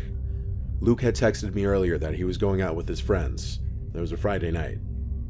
I wasn't thrilled with him leaving Melissa alone, but 10 is the age a lot of parents are more comfortable leaving their kids alone, and he knows I can't expect him to babysit her anymore. I got back to the house around 9 o'clock at night. I had to make 3 or 4 trips from the car to the house because of the amount of groceries I bought. I always overdo it with the groceries on the months I get to watch the kids. And then on the months alone, I'm the complete opposite. When I finally finished putting all the groceries in the fridge and pantry, I went upstairs to greet Melissa. I heard the shower running in the bathroom, so I went back downstairs to lay down in the living room and put on my show on Netflix. I was halfway through an episode, and I still hadn't heard Melissa leave the bathroom upstairs. Long hot showers aren't free, and I never condone my kids wasting water. I went up there to knock on the door and tell her to get out of the shower soon. I went back downstairs to resume my show. Only for about 5 minutes, though. Melissa was still in the shower, so I went back up there again and knocked louder. This time I waited for her to acknowledge me, but when she didn't, I continued to knock louder and yell her name angrily. It took me a little bit to notice through the bottom crack of the door that the light was off in the bathroom. I tried the doorknob, but the door was locked. The locks on my doors inside the house are easily unlocked with a fingernail, though, so I had to force my way in, now growing concerned. As the door opened, I yelled into the room at my daughter, at that moment feeling more furious than anything. I flicked the light switch up and went over to the tub. I yanked the curtain half open, honestly not knowing what to expect, but not in my worst nightmare would I have expected to find some 50-something-year-old withered-looking woman laying flat in the bathtub with the shower spraying water onto her. I screamed so loud and long until I lost the ability to scream for a few seconds. I had my back pressed up to the mirror. Everything on the counter had fallen to the ground. I felt an unexplainable sense of shock and horror. The woman stood up in the tub, looking at me, her hair and clothes obviously drenched. I slammed the bathroom door shut and screamed Melissa's name. I checked her room first thing, and I found her hiding under the covers. I grabbed her and tugged her out of the room. As we passed the bathroom door towards the stairs, that woman was standing in the doorway of the bathroom. Everything about her looked like a zombie. Her eyes, her movement. I made sure to grab my cell phone before locking the two of us in the spare room in the basement. I called the police, and as I waited for the police to come, Melissa told me she thought it was me who came into the house, but when she saw some random, scary-looking woman walking up the stairs, she ran to her room to hide. Luke left the front door unlocked when he left. The police showed up in a timely manner. I talked to the police and told them exactly what Melissa told me. I described the woman's appearance, noting she was also soaked, and because of that I couldn't give a good description of her hair besides long and graying. This was all after making sure the woman was no longer in the house. Not under a bed, not in a closet, not behind a shower curtain. She simply left the house as easily as she entered. It's likely she was drugged out of her mind. I'd never seen someone who looked like they were literally lacking consciousness yet still walking. I don't even know if I would have been able to press any charges on her if she was found, which she wasn't. And don't you worry, I properly scolded and reprimanded Luke. Always remember to lock your doors.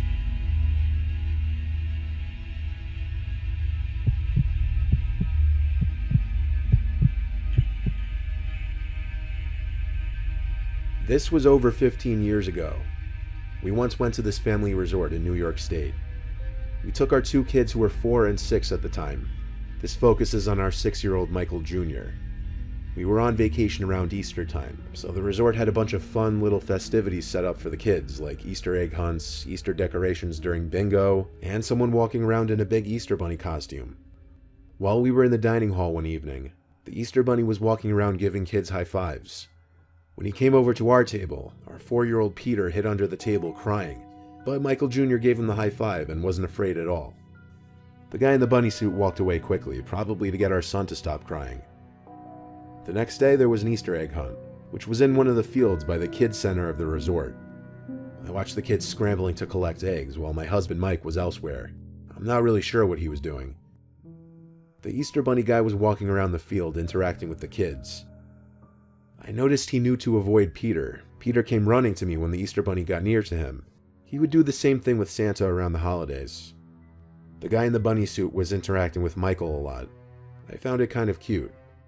I just didn't want Peter around him so that he wouldn't start crying again, so I brought him to the other side of the play area for a little while.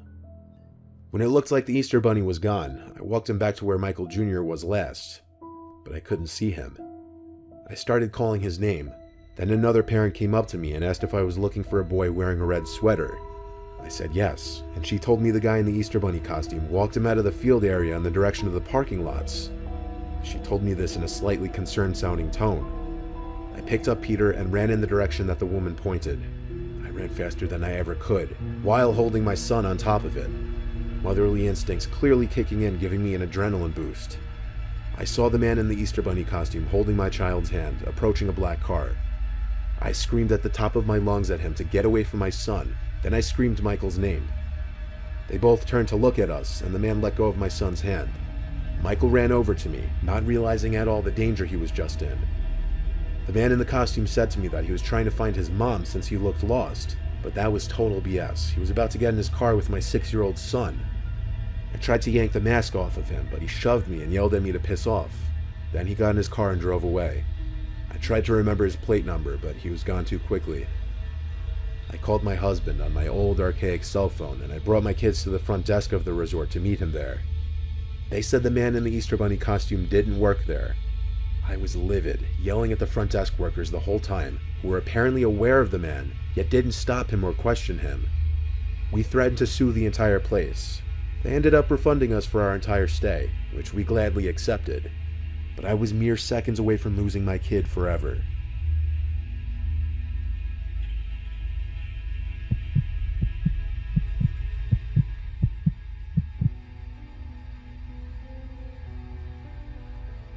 We adopted our son Charlie at the age of 2. He's aware that he was adopted. We were honest with him about that ever since he started to learn to speak. He's now 7 years old. We don't have any children of our own because my wife can't have kids. Somewhat recently, my wife and I started noticing very strange behavior with Charlie. And what motivated me to actually sit down and write this was something my wife and I still can't explain. There's an upstairs toy room for Charlie since there's 2 extra bedrooms in our house. He has a big toy closet in there, and the whole room has a bunch of toys like a Lego table, action figures, and such. For the duration of about a month, at different times we'd hear Charlie talking to himself. Not like role-playing talking in his play, we'd overhear him speaking as if he were talking to another person in the room. The first time this happened, my wife wasn't home, but as I passed his playroom, I overheard him talking as if he had a friend in there, and I swear to God I actually walked in just to make sure he didn't actually have a friend in there. When I walked in, I saw him sitting at his Lego table with a couple of his WWE action figures on top of it, but he wasn't currently playing with any of them. He was just sitting there blankly staring at me. I asked, "Who are you talking to?" He shrugged his shoulders. As weird as it was, I had to assume he was just playing. The next time something strange happened, it was a lot worse. This time my wife was at least home to witness it with me. We were in the kitchen, Charlie was in the backyard playing. We heard him laughing and talking suddenly, so my wife went to look out the window to see what he was doing. Then she called me over to look as well. What we saw was Charlie talking to thin air, as if he were talking to a person. It resembled him trying to show someone who wasn't there how to use the plastic sword in his hand. I expressed to my wife my concern. She said he may just have an imaginary friend. I told her I didn't know how I felt about that. She seemed to feel it was completely normal. Fast forward to like the 3rd or 4th instance. It was 9 o'clock on a school night, approaching Charlie's bedtime. He was in his playroom still. I was trying to be lenient with the bedtime and let him play for a few more minutes. I heard Charlie laughing and talking to his imaginary friend again. I curiously had to take a peek into the room. As I opened Charlie's door, I heard his closet door shut. I looked at Charlie, standing up in the dead center of the room, with his toys scattered around him. I asked him who's in the closet, and something on the inside of it fell. It sounded like a big plastic toy. I asked one more time who's in the closet in a yell. He said George. I swung the door open, expecting one of his little friends in there. Maybe my wife let him have a playdate or sleepover without telling me. But the closet was empty besides his toys. I picked Charlie up against his will and brought him to his room. I told him he was going to bed. Then I told my wife about the closet door closing on its own, and then the toy inside falling on its own. She thought I was messing with her at first, but then she saw I was serious.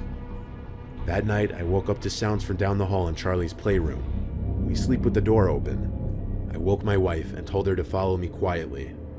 We tiptoed to the toy room. Charlie wasn't in there, but a distinct, loud clicking sound was coming from inside the toy closet. I opened it, showing bravery for my wife, and as I did, the clicking stopped. We dug for any kind of electric toys that may have made that clicking sound. Nothing, though. I think that was the night I became a believer in the paranormal. The next morning, I woke to my wife's scream. She was holding our wedding photo. It was cracked right down the middle, not just the picture in the glass, but the frame too. It was cracked perfectly down the middle, separating the two of us. We took Charlie and stayed with my mom for a week. Then, after a week, my wife and I returned to the house. We listed the house for sale, and after a few days of normalcy, we brought Charlie back to the house. But we moved out a month later.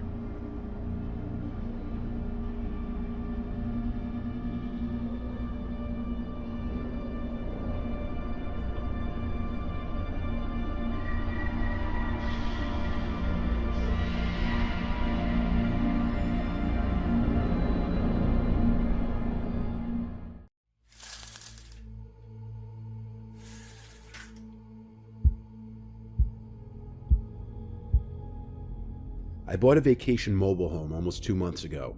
It's a complete shack, 2 small bedrooms, a little living room, kitchen, and 1 bathroom.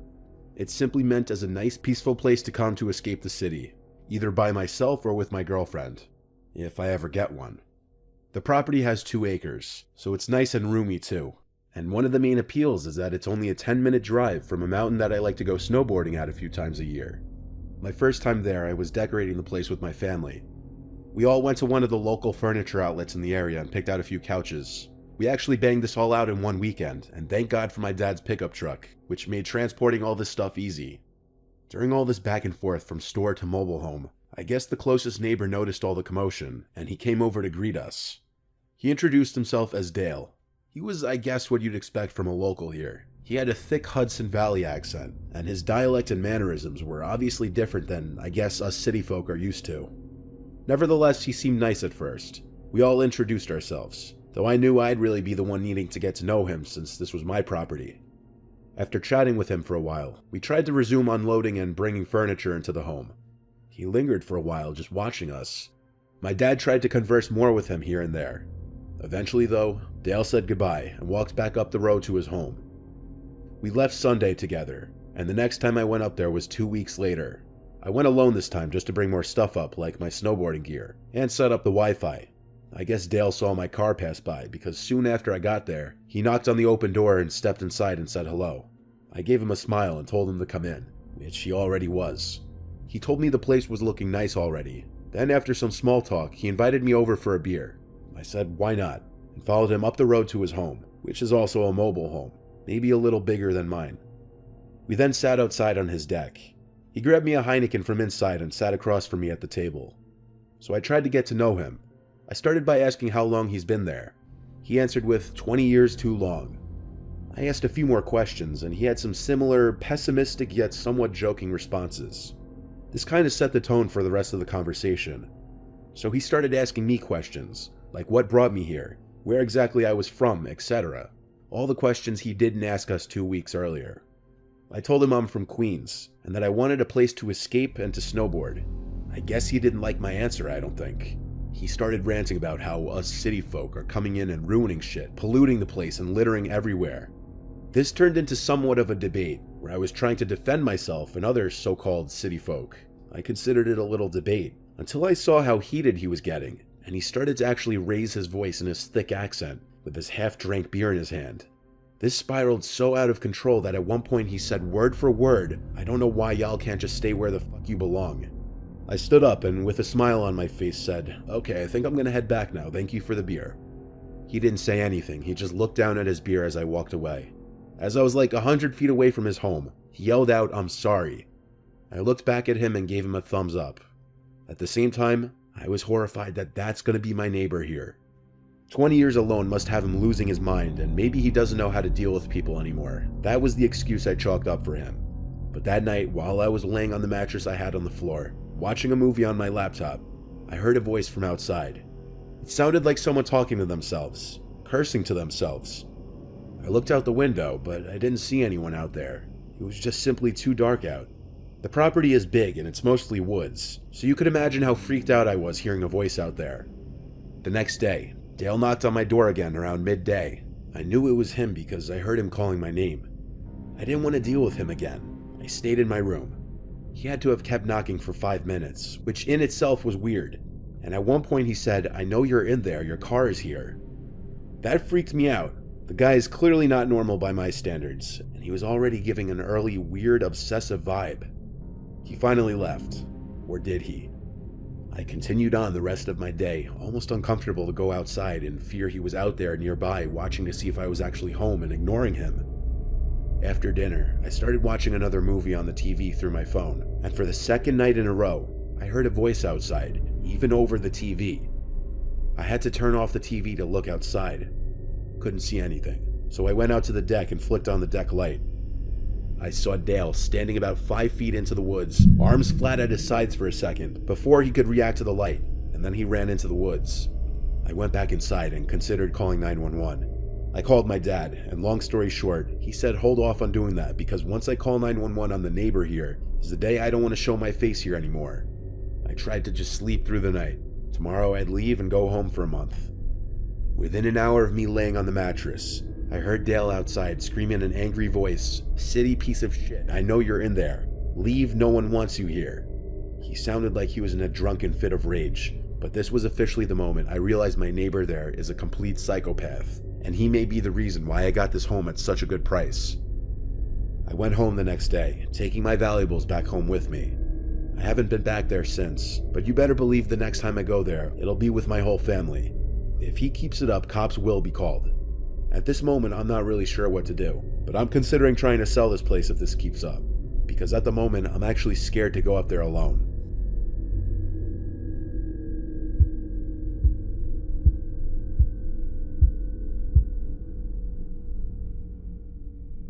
My family and I used to live in a rough neighborhood when I was 7.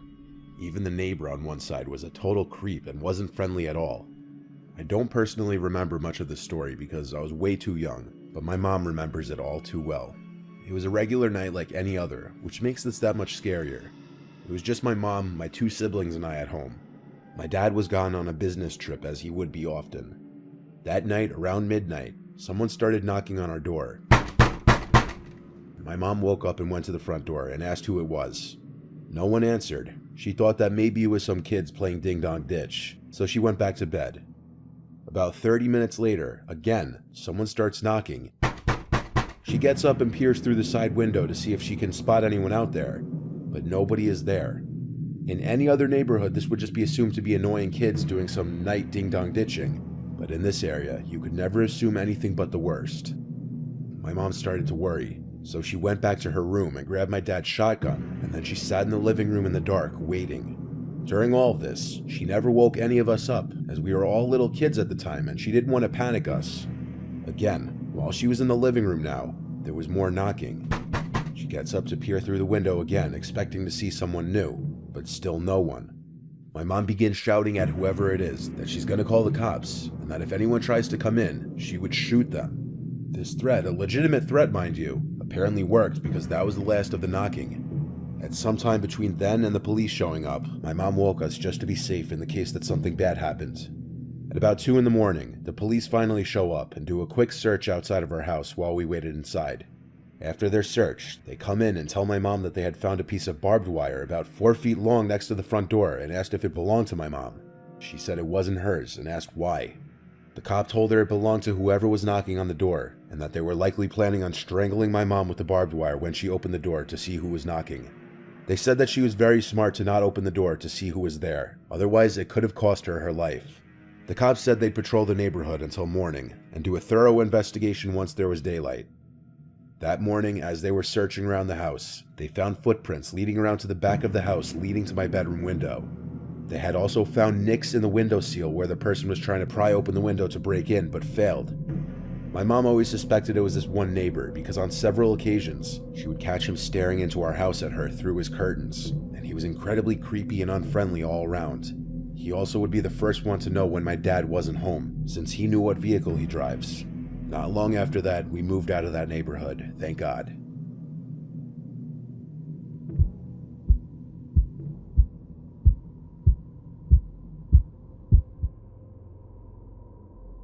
We had a new neighbor move in recently, which at first I was completely okay with because we never really got along with our old neighbors. But boy do I miss them now. So it was a few months back that we saw a new van in the driveway next door. No moving trucks or nothing though. We didn't see anyone moving in furniture or anything at all. It was kind of weird. To be friendly, my wife and I decided to go knock on the door to introduce ourselves, but no one opened the door, which was also weird because their car was in the driveway. We figured it wasn't a big deal. For all we knew, they were in the shower or sleeping or something. So our bedroom is upstairs, and at one of our windows we can see into the neighbor's backyard. The house next door has a detached garage in the backyard. The new neighbor's van wasn't in the driveway all day. Then, all of a sudden, when my wife and I were reading in bed, we heard the garage next door open up. Naturally, we were curious to look out the window and see if we could catch a peek at what the man looks like. We creased the blinds a bit to look out there, and there he was, this middle-aged looking guy in a white t-shirt and jeans. The motion light over his garage was on, so that's how we saw him. He was bringing boxes from his van into his garage. We stopped spying before it got weird. A few days passed, and his car wasn't in the driveway at all, until one night, we heard his garage door open again. Every so often on this one night, we would hear some weird scraping sounds coming from out in his garage, and then occasional bangs and such, probably from him dropping boxes in the garage. But what really did make sense was that metallic scraping sound that wouldn't stop. I went over to the window to look out again. This time he caught me staring. He looked up at my window, and I felt incredibly awkward. I walked away from the window, and seconds later, I heard him close the garage door. I told my wife I'm going to go out there and say hi. That's the only way I figured I could redeem the awkwardness I just created.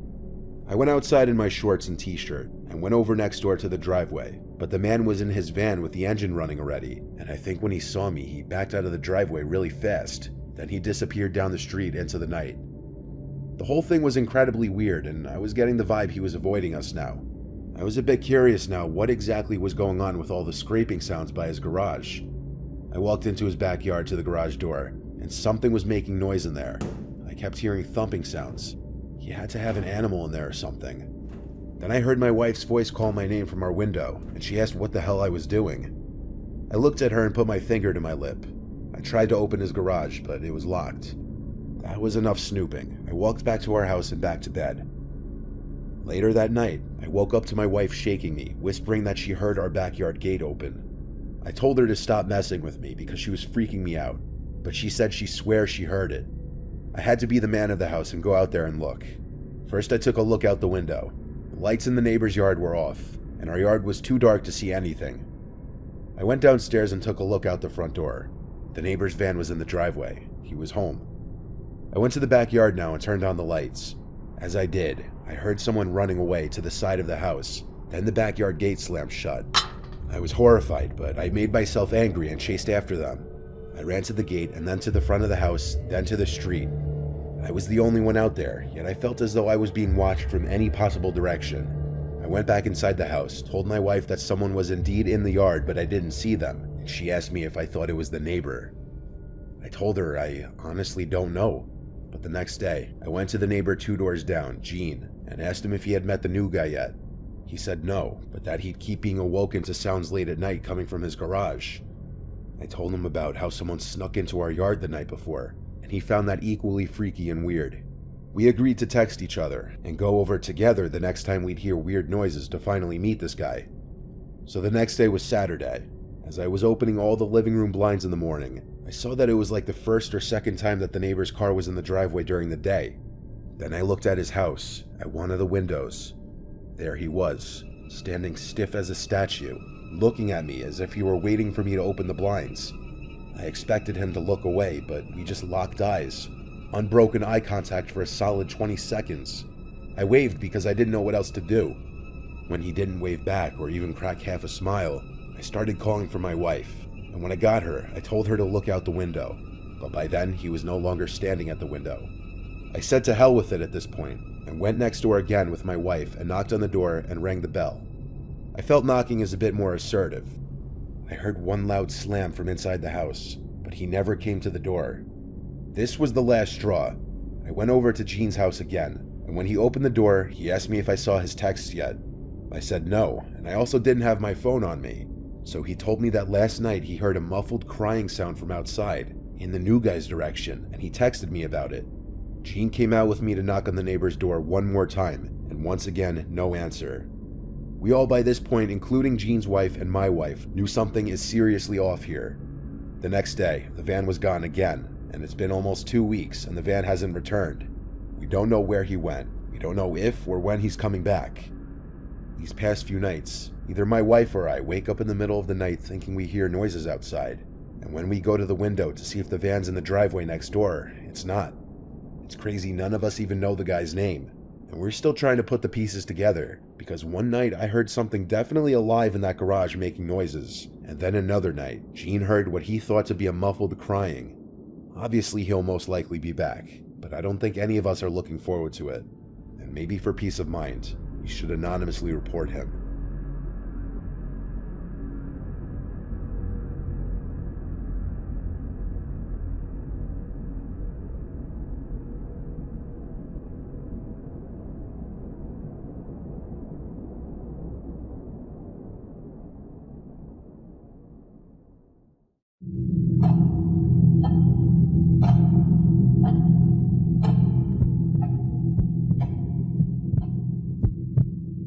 This is gonna sound weird, but bear with me. When I was in high school, there was a kid who told everyone he was a demon. I don't feel comfortable even writing his name for reasons you'll soon understand. I'm just gonna call him Patrick, even though his name sounds like something out of a Shakespeare play. He was extremely socially awkward, and walked around with this super empty stare that made even teachers uncomfortable. He wore the same blank gray hoodie literally every single day. I'm not exaggerating. I'm pretty sure he never washed the thing, since he always smelled terrible too. He was decently short and pretty average looking, although you wouldn't be able to tell since he always had his hood up. He never took his sunglasses off, even inside. Teachers eventually stopped asking him to because he would never listen anyway. Now comes the weird stuff. He didn't have any friends, but had this weird tendency to adopt people. What I mean by that is, if he liked you, which he could decide randomly one day, he would walk up to you and say, "You're adopted," meaning you were part of his circle or whatever. Apparently this would make you safe from him or something. That's at least what he'd say about it. He didn't really like that many people though, so few people were ever really adopted. I was one of those few. Looking back, it was probably because he had a crush on me. None of us believed his demon spiel, and everyone just assumed he was a troubled kid, which he definitely was. Oh yeah, I should probably mention that this all takes place in Wayne, Pennsylvania, which is where I grew up.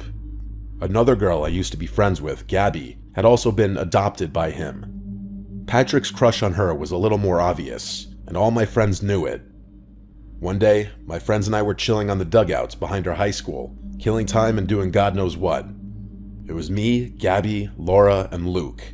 I can't exactly remember how it happened, but the topic of conversation floated over to Patrick's crush on Gabby. We were all laughing about it, and Gabby was pretty obviously embarrassed. I can't remember what it was, but there was a nickname we'd substitute for Patrick's name, because his real name was too clunky. This time though, I distinctly remember Laura using Patrick's real name. The third time she said it, I swear in my life that Patrick appeared out of nowhere and jumped on top of the dugout with a baseball bat in his hand. It wasn't scary in a typical sense, but it was one of the most unsettling things I'd ever seen up until that point. We quickly stopped talking, nervous that he might have overheard us talking about him. He didn't say anything though, and just stared at us. I gave him a little wave, and he nodded in acknowledgement at me before jumping back down to the ground and swiftly walking away. After we were sure he was gone, the four of us burst into laughter, finding humor in how weird the whole encounter was. On the inside though, I was still a little disturbed. The next incident I can remember was significantly more creepy and impossible to laugh about. I was literally in Laura's house, and the two of us were hanging out in her room. Her parents were home. I'm not sure what exactly we were talking about, but again, Patrick's name was said 3 times between the two of us. Not 10 minutes later, we heard Laura's front door slam shut. Confused, we went downstairs to see if one of our other friends had decided to pull up. Laura was friends with everyone, and her parents were super chill, so people came and went unannounced when it came to her house. Laura's mom had beaten us to the door though. We turned the corner of the living room and stared in shock at Patrick, who was just standing there, talking to Laura's mom. She asked him what he was doing there, to which he literally replied, "I was summoned." Laura's mom made some small talk with him before politely asking him to leave, which he silently did. The reason why more alarm bells weren't going off was because Laura's mom actually knew Patrick and pitied him. Laura and I weren't as calm about the situation though. As we walked back up the stairs, we talked to each other with horrified faces about how creepy that was. A few minutes later, we made the connection between the two events. He seemed to pop up when his name was uttered 3 times. I know how ridiculous this sounds, but we had both witnessed 2 unexplainable events and knew Patrick's history of claiming to be a demon. How else could someone else rationalize what had taken place? We told all of our friends about the incident the next day, and our friend group swore to never say his name 3 times in one conversation again. Things were going well for a few months, and I started to think that maybe I had overreacted. That is, until one day, when my same group of friends were hanging out at my other friend Johnny's house. We were chilling on his back deck when the topic of conversation again found itself concerning Patrick. Despite all of our efforts to convince him, Johnny refused to believe what we told him about Patrick. Even after confirming the story with the entire group, he was still skeptical. To display his disbelief, he jokingly used Patrick's name 3 times in the same sentence, to our dismay. When nothing happened, he grinned and told us we were stupid to believe something so ridiculous. As annoyed as I was, part of me was relieved that he hadn't shown up. I spoke too soon though, because a few minutes later, Patrick jumped over Johnny's backyard fence. Johnny noticed him first and stopped speaking mid-sentence. The rest of us followed suit and went dead silent, nervous about what Patrick might do this time. We watched as he stared at us for a few seconds before jumping back over the fence and disappearing out of sight. Johnny started freaking out and accused us of conspiring with Patrick to scare him. We told him that we literally begged him not to say anything. We sat in silence for a while before Johnny eventually told us all to go home, clearly shaken from the experience. The last experience I had concerning Patrick was definitely the scariest and most disturbing. It was the only one where I felt like my life might have actually been in danger. A few months after the incident at Johnny's house, I was home alone one night. My parents rarely left the house back then, so this was a rare occurrence. I decided to take advantage of the situation and invited a boy over whom I'd been talking to. He was kind of a tool, but so were most of the guys I was talking to at that age. We were hanging out in my room, and it was lightly raining outside. After a while, he mentioned something about Patrick, which made me visibly cringe.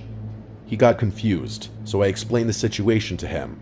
He burst out laughing and told me he was going to say Patrick's name to scare me. I begged him not to, but he did it anyway. Only this time, he didn't just say it. He literally screamed Patrick's name 3 times at the top of his lungs. There was no delay this time. The moment he finished yelling, I could hear the rain instantly pick up outside. A few seconds later, there was a flash of lightning. I started to freak out. The guy I was with actually seemed sorry and told me it was probably just an extremely unlikely coincidence. I cursed him out and ran to my window to look at the storm. I glanced down to look at my driveway and screamed when I saw a silhouette of a person looking up at my window.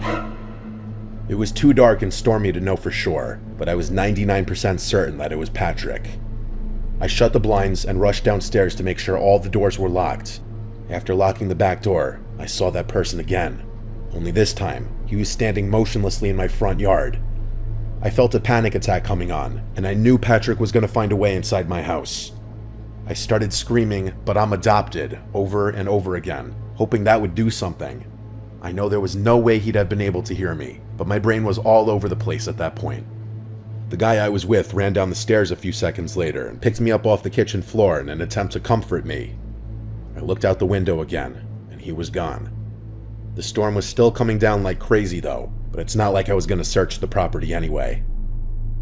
The next morning, after that guy had left, I went out to inspect my yard. To my horror, I found something sinister in the far corner of my backyard. It was Patrick's hoodie, and wrapped inside of it were a couple random belongings of mine that I assumed I lost. My parents were gone another day, and I was too scared to call the police. I figured I'd show my parents what I had found after school the next day, and they'd take it from there. I never had to, though. The next day, Patrick didn't show up to school. He didn't show up the day after that either. None of us ever saw him again, and no one knew what happened to him. My parents still live in the same house, which is something I think about a lot. I know this isn't your typical scary story, but I'm not sure where else to vent about this. A few people from school told me they caught Patrick hiding and eavesdropping on their conversations, which could explain how he was able to show up out of nowhere. As I've grown older and thought back on the whole thing, I think what makes the most sense is Patrick was just a mentally ill stalker who followed me and possibly other girls around, hence why he was always able to appear when his name was brought up. It skeeves me out just imagining him following me around all over the place, listening to me. I don't even want to wonder where he is today.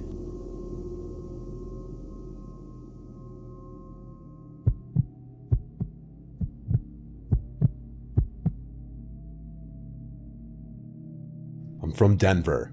This happened a few years ago. My friend Mike and I were heading to a dinner party one snowy Saturday evening. We decided to stop at a liquor store before heading to the party. It was honestly a pretty annoying detour with the snow coming down, but we didn't want to show up completely empty-handed. We picked out some local craft beers and a bottle of whiskey and made our way back to the car. I remember the snow started to pick up around then, but it was nothing we weren't used to. He ran back into the liquor store to grab a pack of Zins, his latest nicotine fixation. I remember being annoyed about that because I was the one driving and didn't have the best car for the snow at the time. After a few minutes, he emerged from the liquor store and hopped in the car. I immediately pulled out of the parking lot and we were back on our way. The snow was falling even heavier now, covering the roads in a thick blanket of white. The drive to the party was supposed to be straightforward, about 20 to 30 minutes through familiar suburban neighborhoods. Things in my life are never as easy as they seem though. The snowstorm had other plans, turning what was supposed to be a relaxing route into a treacherous journey. Let me just say, I'm not a great driver as is, and the car slipping every 10 seconds didn't help matters. After a tense few minutes driving uphill, I turned a corner and was met with a sight no one ever wants to see. In the middle of the street was a stopped car. Its hazards were flashing ominously, cutting through the falling snow like distress signals. Both the driver's and passenger side doors were open. I was tempted to just drive around it and continue on my merry way, but Mike instructed me to stop. Judge me if you want, but I'm not your typical Good Samaritan. I've been through way too much BS in my life that has ultimately resulted in a distrust in strangers I typically default to. I told him we were late, but he urged me to stop with a concerned voice. Mike had gotten me into trouble before with his childlike curiosity, but this was different. Someone could be in trouble. Reluctantly, I stopped the car, and the two of us sat in a motionless silence for a few seconds. Mike asked if we should check it out, which I told him was what we were doing. He rolled his eyes and told me watching the car from through the windshield wasn't going to accomplish anything. He was kind of right. I really didn't want to get out of the car though. Nervous about the situation, I asked him if he'd just wait a few more minutes, which he reluctantly agreed to. We sat there watching the eerie blinking of the hazards against what was otherwise a beautiful snowy backdrop. Nothing happened, which I was kind of surprised by. Eventually, Mike said he had had enough and was going to investigate. Before I could stop him, he stepped out of the car. I watched with a rising sense of apprehension as he approached the vehicle. As he was doing so, I could have sworn I saw something dark move out of the corner of my eye. It might have been my worried mind playing tricks on me, but this situation was seeming worse and worse to me every second that passed. Not even 10 seconds later, I thought I saw the car jolt a little, like something had moved in the trunk or back seat. Again, maybe my mind was playing tricks on me, but I didn't care. I made a quick-time decision and slammed on the horn, startling Mike, who had been inspecting the inside of the vehicle. He understood what I was communicating and sprinted back to the car. I drove off immediately and told him my suspicion that the whole thing was a trap. He was pretty annoyed when I told him I didn't have any actual proof, but I responded in a firm voice that I wasn't going to risk my life for someone who could easily call for help. The rest of the drive was pretty tense, to be completely honest. He was the type of guy to hold a grudge longer than most. We arrived at the dinner party and things were finally normal again. We were there for several hours, and Mike and I had all but forgotten what happened earlier. After a nice dinner and an enjoyable time catching up with old friends, our host turned on the TV to give some departing guests an update on the snowstorm. He flicked over to the local news, and what I saw was actually horrifying. The police were issuing reports of a stolen vehicle that had been jacked not even 2 hours earlier. They were circulating a spoken account from the victim, which went something like this. A woman was driving her teenage son home from a friend's house when she noticed a car in the middle of the road, hazards on and doors open. The two approached the car to see if someone was in distress, and as they did, two men sprung out from behind a snowbank and another emerged from the trunk of the vehicle. They held the woman at gunpoint and forced her to turn over her keys. They promptly sped off with the stolen car, along with the one that had been used in the trap. I stared at Mike with a look of pure fear. That could have been us. The two of us told the rest of the party what happened earlier, and that quickly put a damper on the general atmosphere, but people were eating the story up. The worst thing about this experience is that I'm even more distrusting of strangers than I previously was. I often think about how many people I would have otherwise helped out in a time of need had I not experienced such a meticulous trap.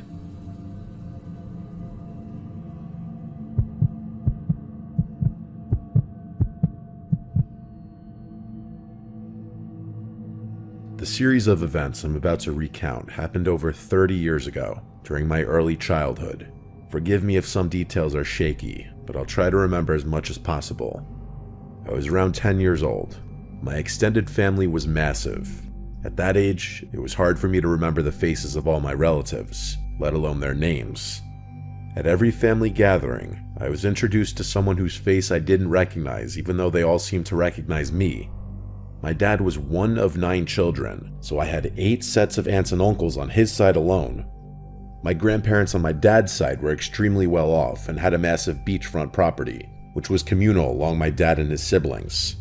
I don't know its exact dimensions, but I'm pretty sure I could sleep over 30 people. Because of this, my family would often spend entire chunks of the summer down there. Both my parents had jobs that allowed them to either work remotely or spend a lot of time away from their offices. My dad's siblings and their kids would do the same. There was rarely a time when it was just our family at the beach house. I got along with all my cousins, and preferred spending time at the beach house rather than at home since I was closer with some of my cousins than any of my hometown friends.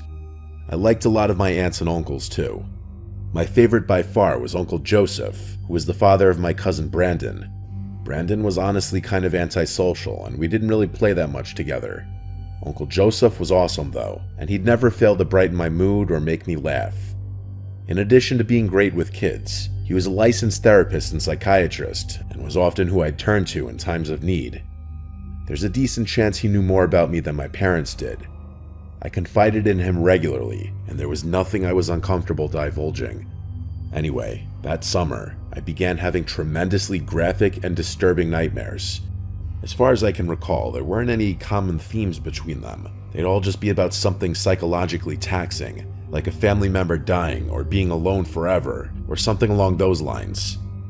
I wish I could provide more details, but I've long since purged my mind of those horrors. I do remember one dream distinctly though. It was one of those false awakening dreams. I woke up and went downstairs to meet my parents for breakfast, like I do on a typical morning. When I got downstairs though, they weren't in the kitchen, and there was no food on the dining room table. I ran back upstairs and barged into my parents' and then siblings' rooms, but no one was there. The rest of the dream was basically me crying on my bedroom floor, wondering why everyone had abandoned me. After 3 or 4 of those nightmares in a row, I decided to tell my Uncle Joseph out of embarrassment of telling my parents. He listened with a concerned look on his face as I described the kinds of things I was experiencing, and he even started writing things down in his little notebook. He instructed me to do some meaningful internal self-reflection as something was clawing at my subconscious. What kind of self-reflection was I supposed to do though? I was 10 years old. He told me he'd mull things over and that I should come back to him if the problem persisted. Of course, it did. A few days and nightmares later, I gave Uncle Joseph an update. He told me he'd been thinking about the situation and that he had figured out what was going on in my brain. He said that even though I didn't think it, I was deeply frustrated with my parents and was harboring some unresolved resentment towards them. I was more confused than I've ever been. I was nothing if not a well-behaved, polite, grateful kid. I had always listened to my parents and loved them more than anything. Uncle Joseph knew what he was talking about though. He was a therapist after all. I assumed he had dealt with similar situations in the past and considered myself lucky that he was helping me. I asked him how I should proceed with everything, and told him this newfound knowledge kind of scared me. He told me it was perfectly normal that I was scared, and that most of his adult patients react in the same way. He then told me it was also normal that I disagreed with what he was saying, since dreaming implies a subconscious feeling that the brain refuses to accept. That did kind of make sense to me. He told me that in the next few days, I should be slightly more disobedient when it came to my parents. He told me to try saying no more often, and to argue with them when I didn't get my way. So that's what I did. For 3 days after talking to him, I behaved so uncharacteristically that my parents got concerned. They told me they didn't like my recent behavior, and I'd better quit it. It killed me to do that to them, but I couldn't stand having nightmares literally every night. My 10-year-old self would have done anything to put an end to those night terrors. They didn't stop though. In fact, they actually got worse. More graphic, more disturbing, and more vivid. It was too much. I confided in Uncle Joseph again, and he told me there was one more thing we could try. I begged him to tell me what it was, but he seemed hesitant. After a few minutes of pleading, he revealed what the thing was. He said my brain was too mature for my young body and that I needed to set it free. Obviously, I had no idea what he meant by that. He told me if I had one more nightmare, he'd tell me what I had to do. I went to sleep, terrified that night. I didn't want to set my body free, even if I didn't know what he was talking about. That night, I actually woke up before having a nightmare. In the several days that this had been going on, I had never woken up before having a nightmare. This was new. For some reason though, I was scared to move or even breathe loudly. It wasn't sleep paralysis, but I was scared out of my mind. I stared at the wall in that same position for a full minute, not quite sure what I was doing. The next thing I heard was something I will never forget, no matter how hard I try. Whispering, right next to my ear. Uncle Joseph's whispering. I was sure of it. I turned over and screamed, which sent him flying back. He quickly left the room and shut the door. I sat there in a cold sweat. Part of me thought I was still having a nightmare. Instead of going back to sleep, I ran to my parents' room and told them everything. I told them about the nightmares, about Uncle Joseph, about everything. My dad didn't waste a second. He stormed into Uncle Joseph's room and confronted him. My uncle obviously denied everything, but my dad was a big dude and could easily push him around. A fight broke out between them, and my dad snatched the satchel Uncle Joe carried everywhere. Uncle Joseph promptly gathered up his things and basically ran to his car. My dad started going through the satchel, but what he found was sickening. There were pages and pages of dream-related things, both handwritten notes and printed articles. Articles about inducing dreams, specifically nightmares. Personal notes about different techniques, previous data, and types of experiments. It was horrific. Uncle Joseph was eventually arrested, as the police found some even more suggestive things on his computer. I'm not going to go into full detail, but I'm sure you could piece together what they found based on Uncle Joseph wanting to set my body free. I never saw him again. I don't know what happened to him long term, since my parents never liked talking about the situation, at least around me. Sometimes I kick myself for being so naive about the whole thing, but there's nothing I can do about that now.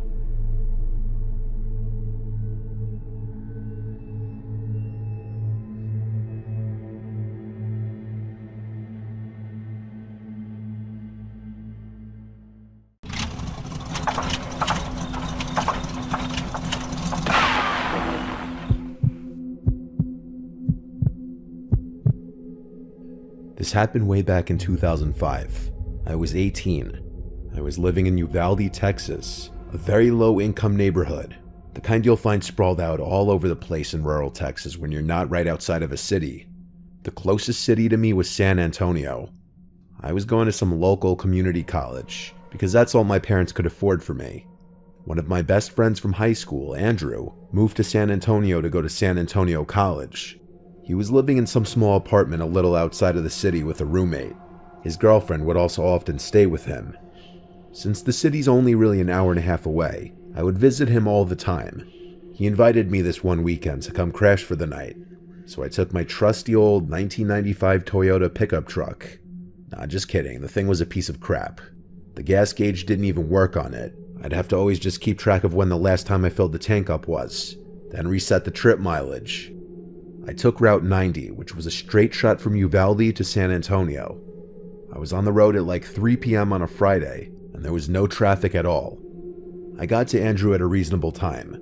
His girlfriend wouldn't be getting there until tomorrow. So tonight we were going to go out. We stopped at a liquor store and we drank in his apartment for a while with his roommate. Then the three of us went to this dive bar that would kind of look the other way with fake IDs. That was basically our night. We got back to their apartment around 2 a.m. after getting food. I slept on the couch.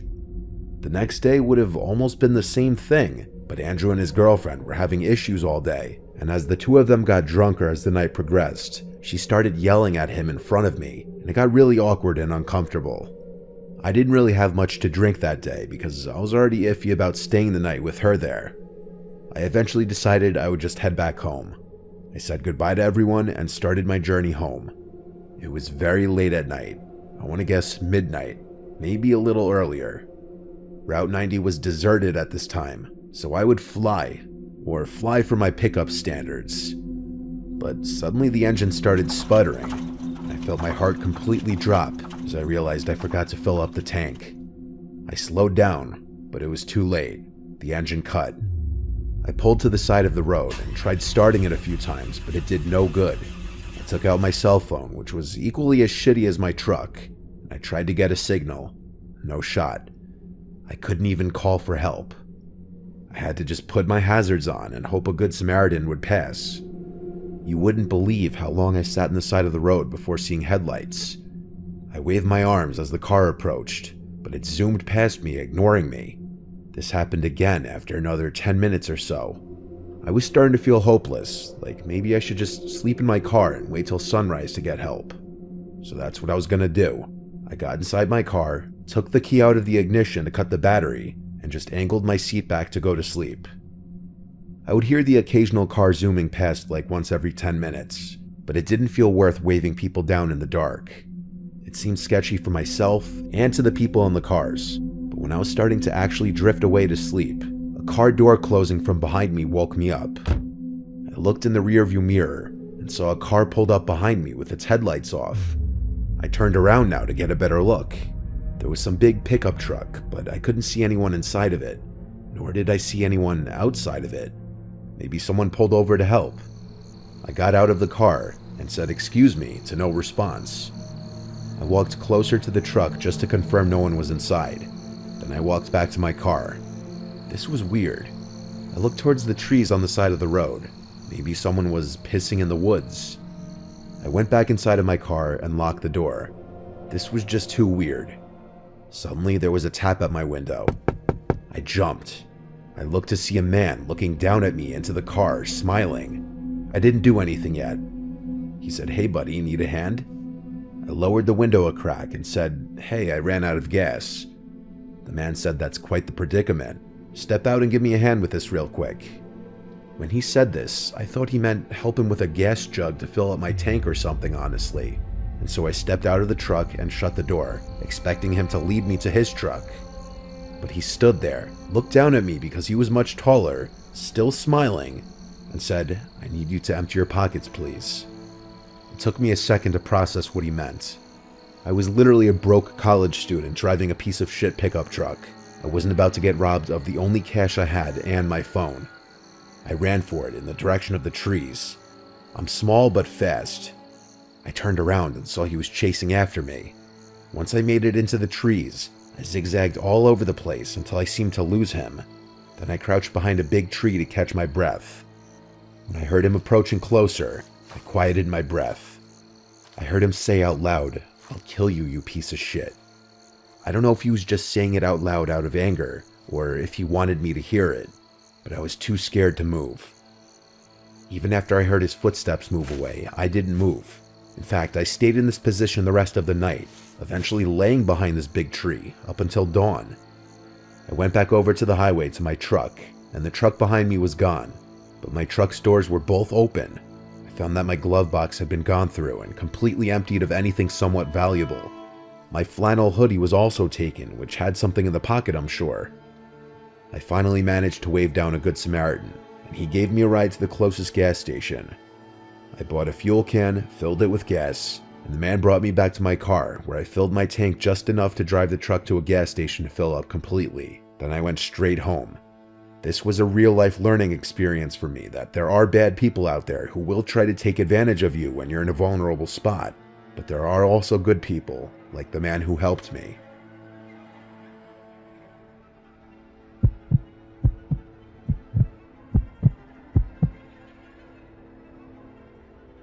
When I was 18, I was very immature and naive. I was kind of a jerk when I was on the road, honking whenever I got impatient, borderline cutting people off. Looking back now, it was very stupid, and if I ever have kids, I'll be that much more strict with them as far as their driving. That being said, I did drive a lot for someone my age. I went away to school 5 hours away from home. No matter what day of the week, traffic always gets atrocious the closer I get to home. So during breaks, I'll drive home at night to avoid this. It goes from a 4 to 5 hour drive down to a 3-hour drive. It was the beginning of winter break, as the fall semester just ended. All my friends left for home on the same day. I just waited till later on in the night to head out, because there's nothing I hate more than traffic. I used to drive a Mazda 3 that I would beat the ever-living crap out of, and admittedly, I used to be known for driving my car to a near-empty tank consistently. People would comment on it whenever they'd be in the car with me, and I'd always assure them that the car would still have at least 30 miles to go even after the needle would hit E.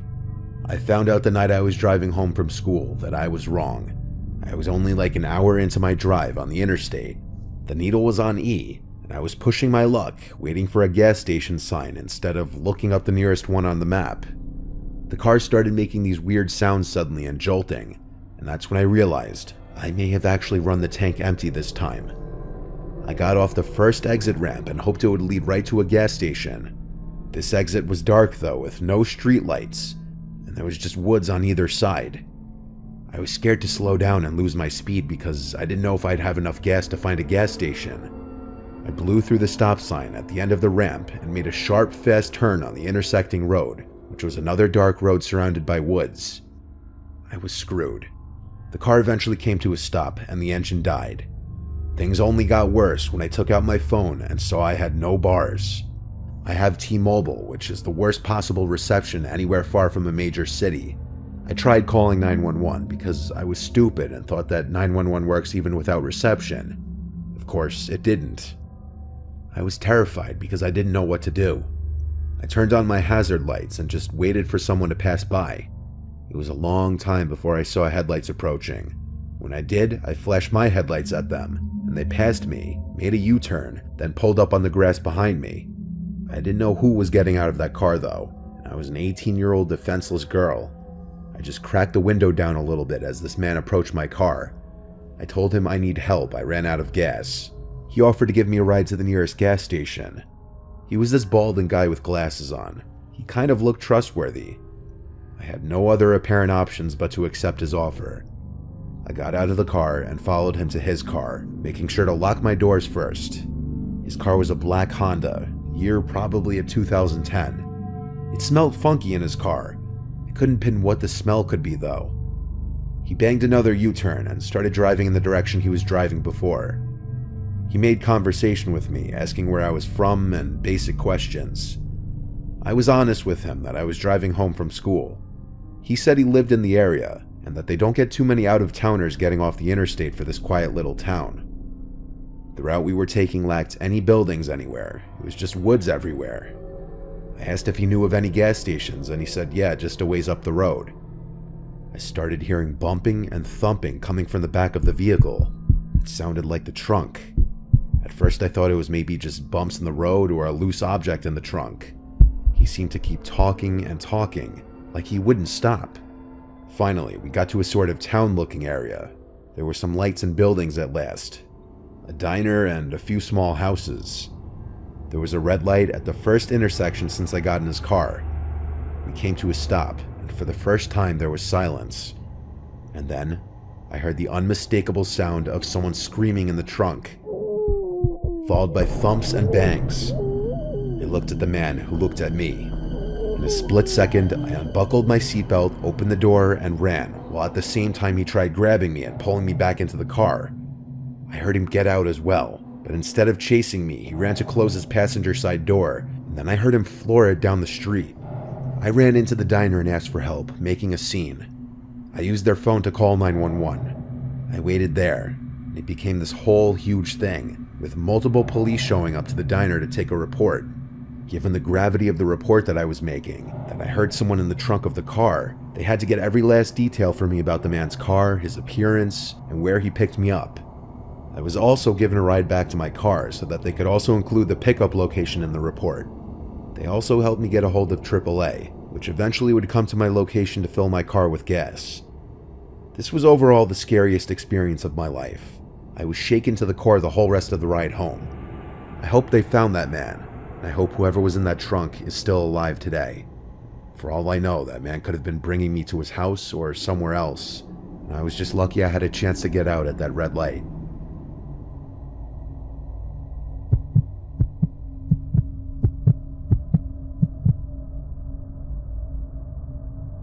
I live in Burke County, North Carolina in Morganton.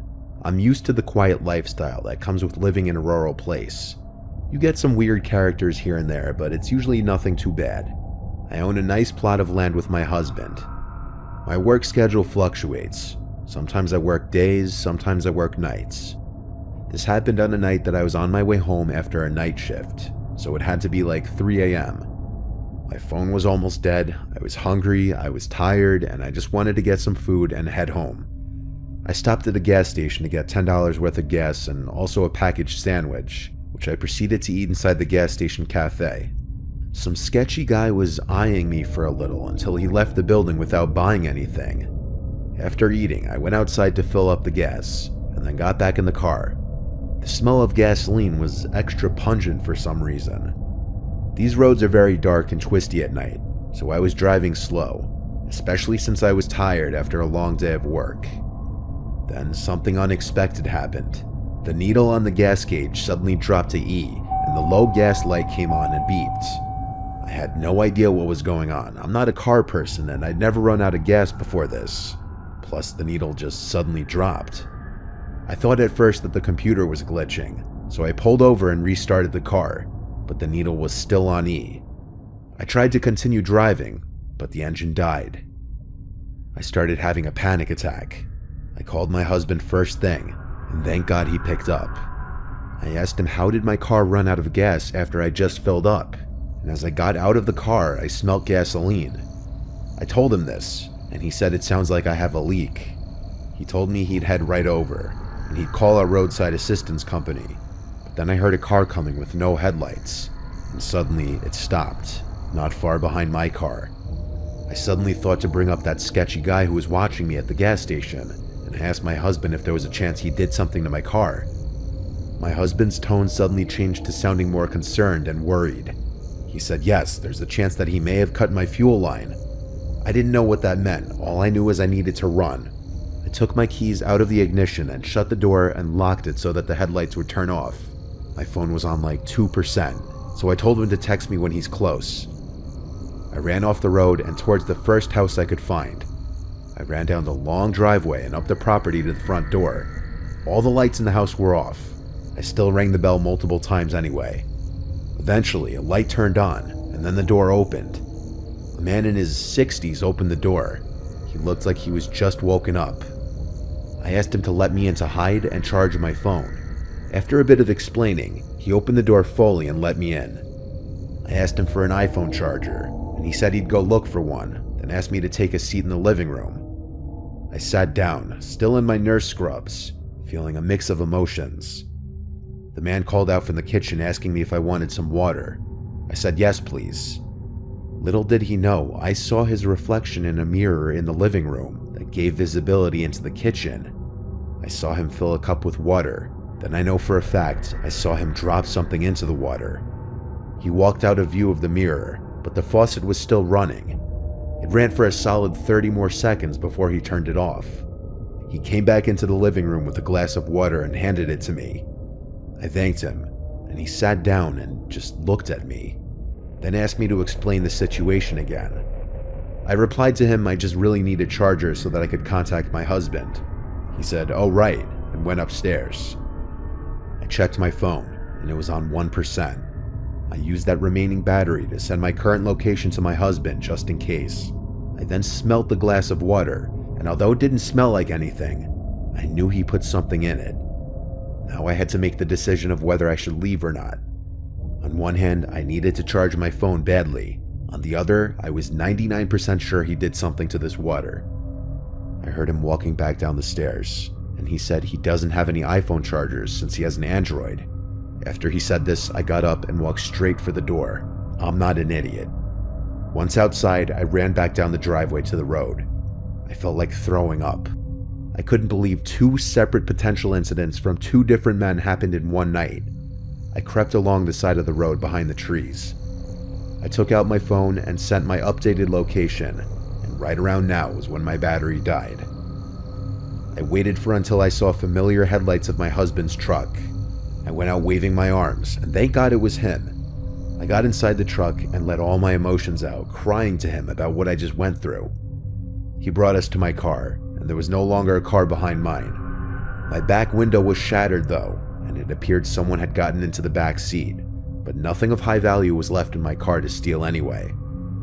My car battery was also now dead. When I told my husband about the man who tried to potentially roofie me, he was so furious he wanted to go break down his door, but I told him no, let's just wait for the tow truck to come. We waited quite a while before it came, and my car was towed to my dealership, where they would take the car in the next day. My husband was right. My car was vandalized and the fuel line was cut completely. Thank God I was off the next few days because I needed some time to mentally recover from this night. The idea that twice in one night I was almost a victim of some sketchy men, I just couldn't get over.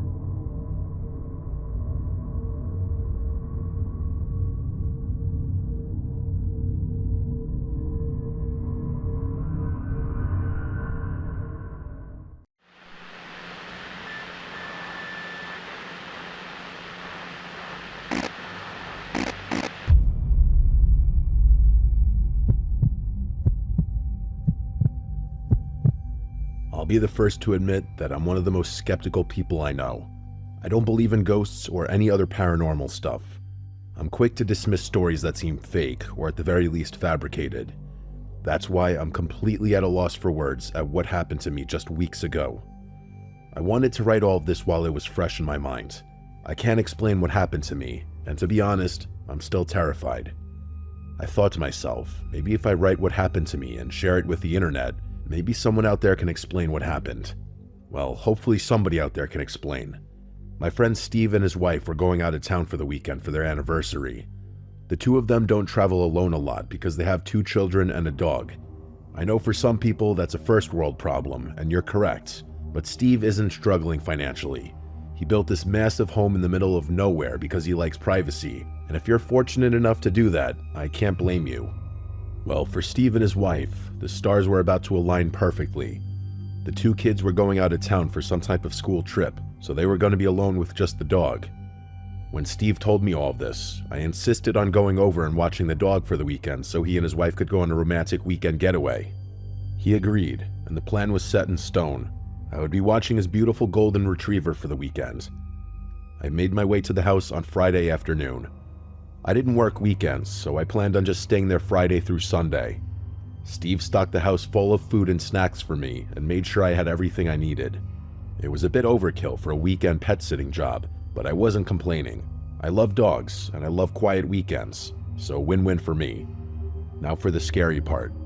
On Friday night, the dog and I just hung out and watched movies. Steve sent me a text around 9 p.m. and said, "Don't get scared being all alone in that house. It can get pretty spooky at night when you're by yourself." I gave him a single LOL text back and told him to shut up. As I said before, I'm a very skeptical person. I don't get scared of empty houses or being alone in the middle of nowhere. I'm well aware that anything can happen, so I just don't get scared easily. I slept in the spare bedroom, and Steve's dog came with me. We went to bed around 1 a.m. At 3:21 in the morning, I woke up to the sound of the dog barking downstairs. It was that loud and vicious barking. I won't lie, that actually did scare me. But more of the surprise scare, not that scared out of my skin kind of scare. I made my way downstairs, and the entire time, the dog never stopped barking. I finally found the dog in the kitchen barking at the door that led to the basement. All the hair on his back was standing straight up, and the dog looked incredibly spooked by something. I was calling his name and trying to calm him down, but he just wouldn't stop barking. I grabbed the doorknob, and this sent the dog into a spiral. He was now running back and forth barking and just going insane. Of course, my first thought was maybe some kind of intruder in the basement. Possible, but unlikely. Steve has all that super fancy security equipment, so breaking in is not something that's easy. I grabbed a big knife from the kitchen and opened the door. The dog ran to the doorway but didn't go down into the basement. He just stood at the frame and growled, his hair still sticking straight up. I turned the light on and descended the stairs. I started yelling a bunch of stuff, pretending to be a lot tougher than I am, but I heard or saw nothing down there. I tried calling the dog down into the basement, but he wasn't moving. I even went as far as to look all around the basement to give my mind some peace. It's a finished basement, so I looked in closets, in every corner, behind furniture, and even in the bathroom that's down there. No intruder and no evil ghosts. The only thing I did notice was how unreasonably cold it was down there. I know it's a basement, but I've been down there a million times, and it's not that cold. Even in the dead of winter, it's never that cold. At the end of the day, a cold basement is no reason to freak out and run away. I spent the rest of the night in the living room. It took a while, but the dog finally calmed down, and we both fell asleep again. The next day, the dog was completely fine. We played outside for a while, and I just spent most of the day listening to music and watching movies. I went down in the basement at one point during the day, and the temperature was completely normal. It felt like the rest of the house. I didn't really spend much time giving it thought, and just went about the rest of the day. That night, I decided to stay on the couch, just in case the dog had another basement door incident. I wanted to stay up later, but I ended up falling asleep while watching a movie. Once again, at almost the exact same time, I woke up to the dog throwing a fit and barking like the house was on fire or something. I stormed into the kitchen, and again, I tried getting the dog to stop barking, but he wouldn't listen for the second night in a row. But this night was different. I didn't think it was possible, but the dog was even more erratic that night than he was on the previous night. I knew nothing was down there, so I told him repeatedly that it was okay. It was like I wasn't even there. When I grabbed the doorknob this time, instead of continuing to bark, he started to cry and whimper. It was the strangest thing.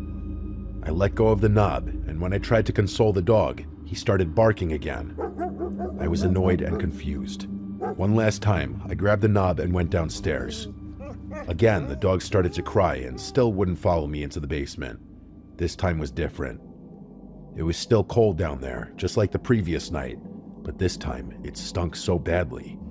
I don't know how to describe the smell other than just bad, but perhaps the weirdest thing was that some of the pictures he had on the wall of his family were knocked over, and the bar stools down there were also knocked to the ground.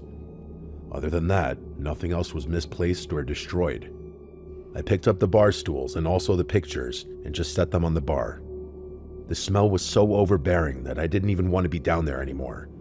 I went back upstairs, and for the first 30 minutes or so, the dog continued to bark, and I tried to figure out what could be the reason for the smell. When the dog finally calmed down, I gave him a treat and we both fell asleep. When I woke up in the morning, I went into the basement to try to get to the bottom of the smell, but the smell was gone, not even a lingering odor. Also, the dog followed me down, and he was happy as can be. For 2 nights, that dog refused to come into the basement with me, but today, he went down there without a care in the world. I was completely stumped. I had no clue what had happened the previous 2 nights. Steve got home around 1 in the morning, and as you may expect, his dog was jumping for joy. His wife took the dog outside, and I started catching up with Steve for a bit. He asked how everything was, and I told him that, for the most part, everything was great. He gave me a confused look when I said for the most part, so I explained in detail what happened over the weekend. I totally expected him to laugh and assume I was playing a joke on him, but he didn't laugh. He didn't even smile. He just stood there. He finally looked down and told me that, occasionally, when the dog was a puppy, he would have these barking fits and just go crazy barking at that door. Apparently, he hadn't done it in years, so Steve forgot about it. They never knew the reason, but then one night, he just stopped doing it. I could tell Steve was freaked out, a lot more freaked out than I was. We talked about it for a little longer, but ultimately, I kept telling Steve not to worry, and it's probably nothing. It's been 2 weeks, and I have not been able to stop thinking about it. Steve told me that since they've been home, the dog has been completely normal and has had no basement door episodes. I've tried looking into it myself, but I haven't found anything that could logically explain what happened. Just when I think I may have found something that sort of explains what happened, once I add everything up, it doesn't make sense. So what's the deal? Can someone out there explain to me why that dog was acting this way? What was the smell, and where did it come from? I need help, people. I'm losing sleep, and I don't even live in that house. I just want some sort of answer.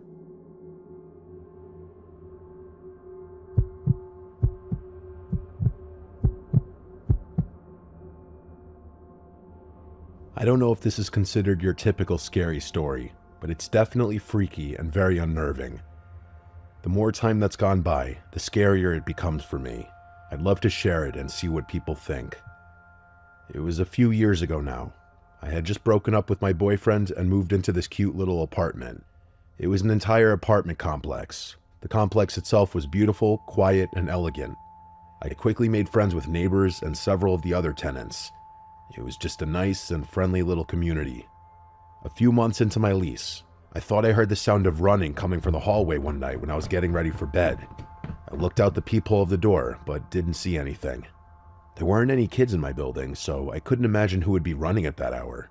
But strange things happen, so I didn't question. The next few nights, I heard the sound again. I didn't get up and look because it just didn't seem that important to me at the time.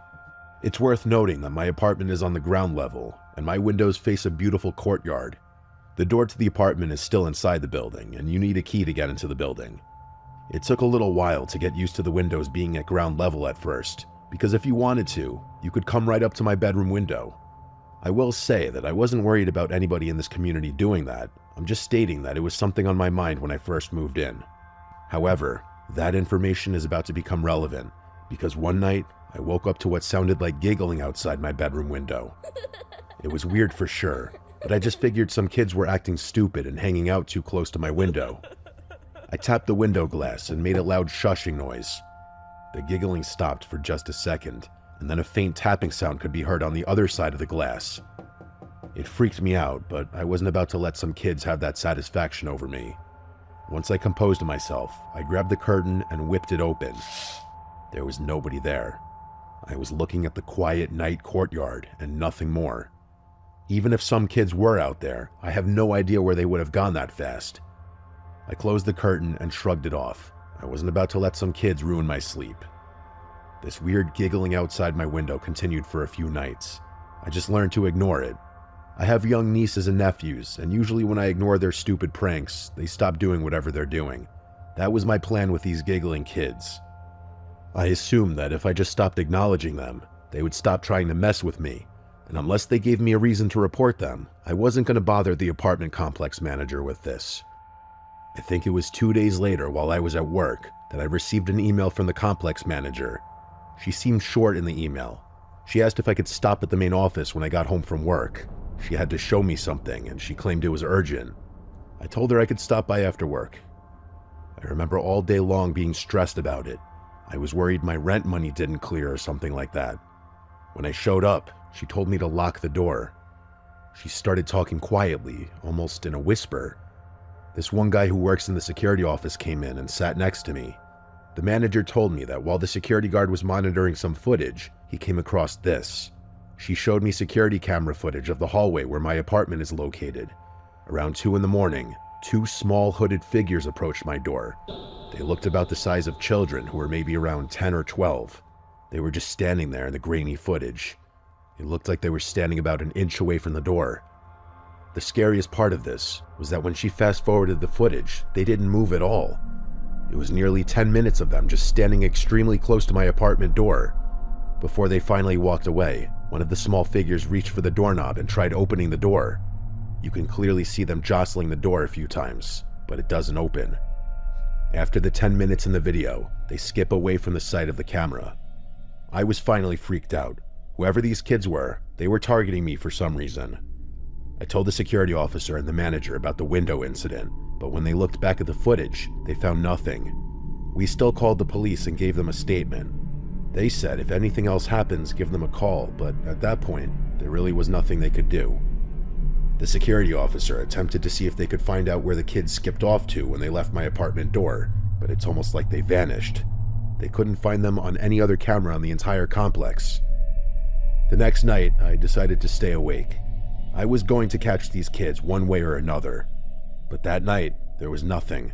No giggles and no sounds from the hall. It was about a week later, and I heard something coming from the hall. It was about 1:30 in the morning. I muted the TV and listened intently. I heard the sound of my doorknob rattling around. It was happening. The kids were back at my door. I ran over nervously and yelled for them to get away. I could hear a child laughing, and then another soft child voice whisper, "Mom, we're home. Just open the door and let us in." I didn't say anything. I looked through the peephole and just saw two small figures with their heads down. The voice whispered again, "Please let us in. We're home now. Please." That last please that the child said almost sounded desperate. I didn't care. I yelled that their mother doesn't live here anymore and that I was going to call the cops. Both kids started to giggle. Then the doorknob started to shake again. One of the kids started throwing their body into the door, but it wouldn't budge. I stood there holding the door for a minute.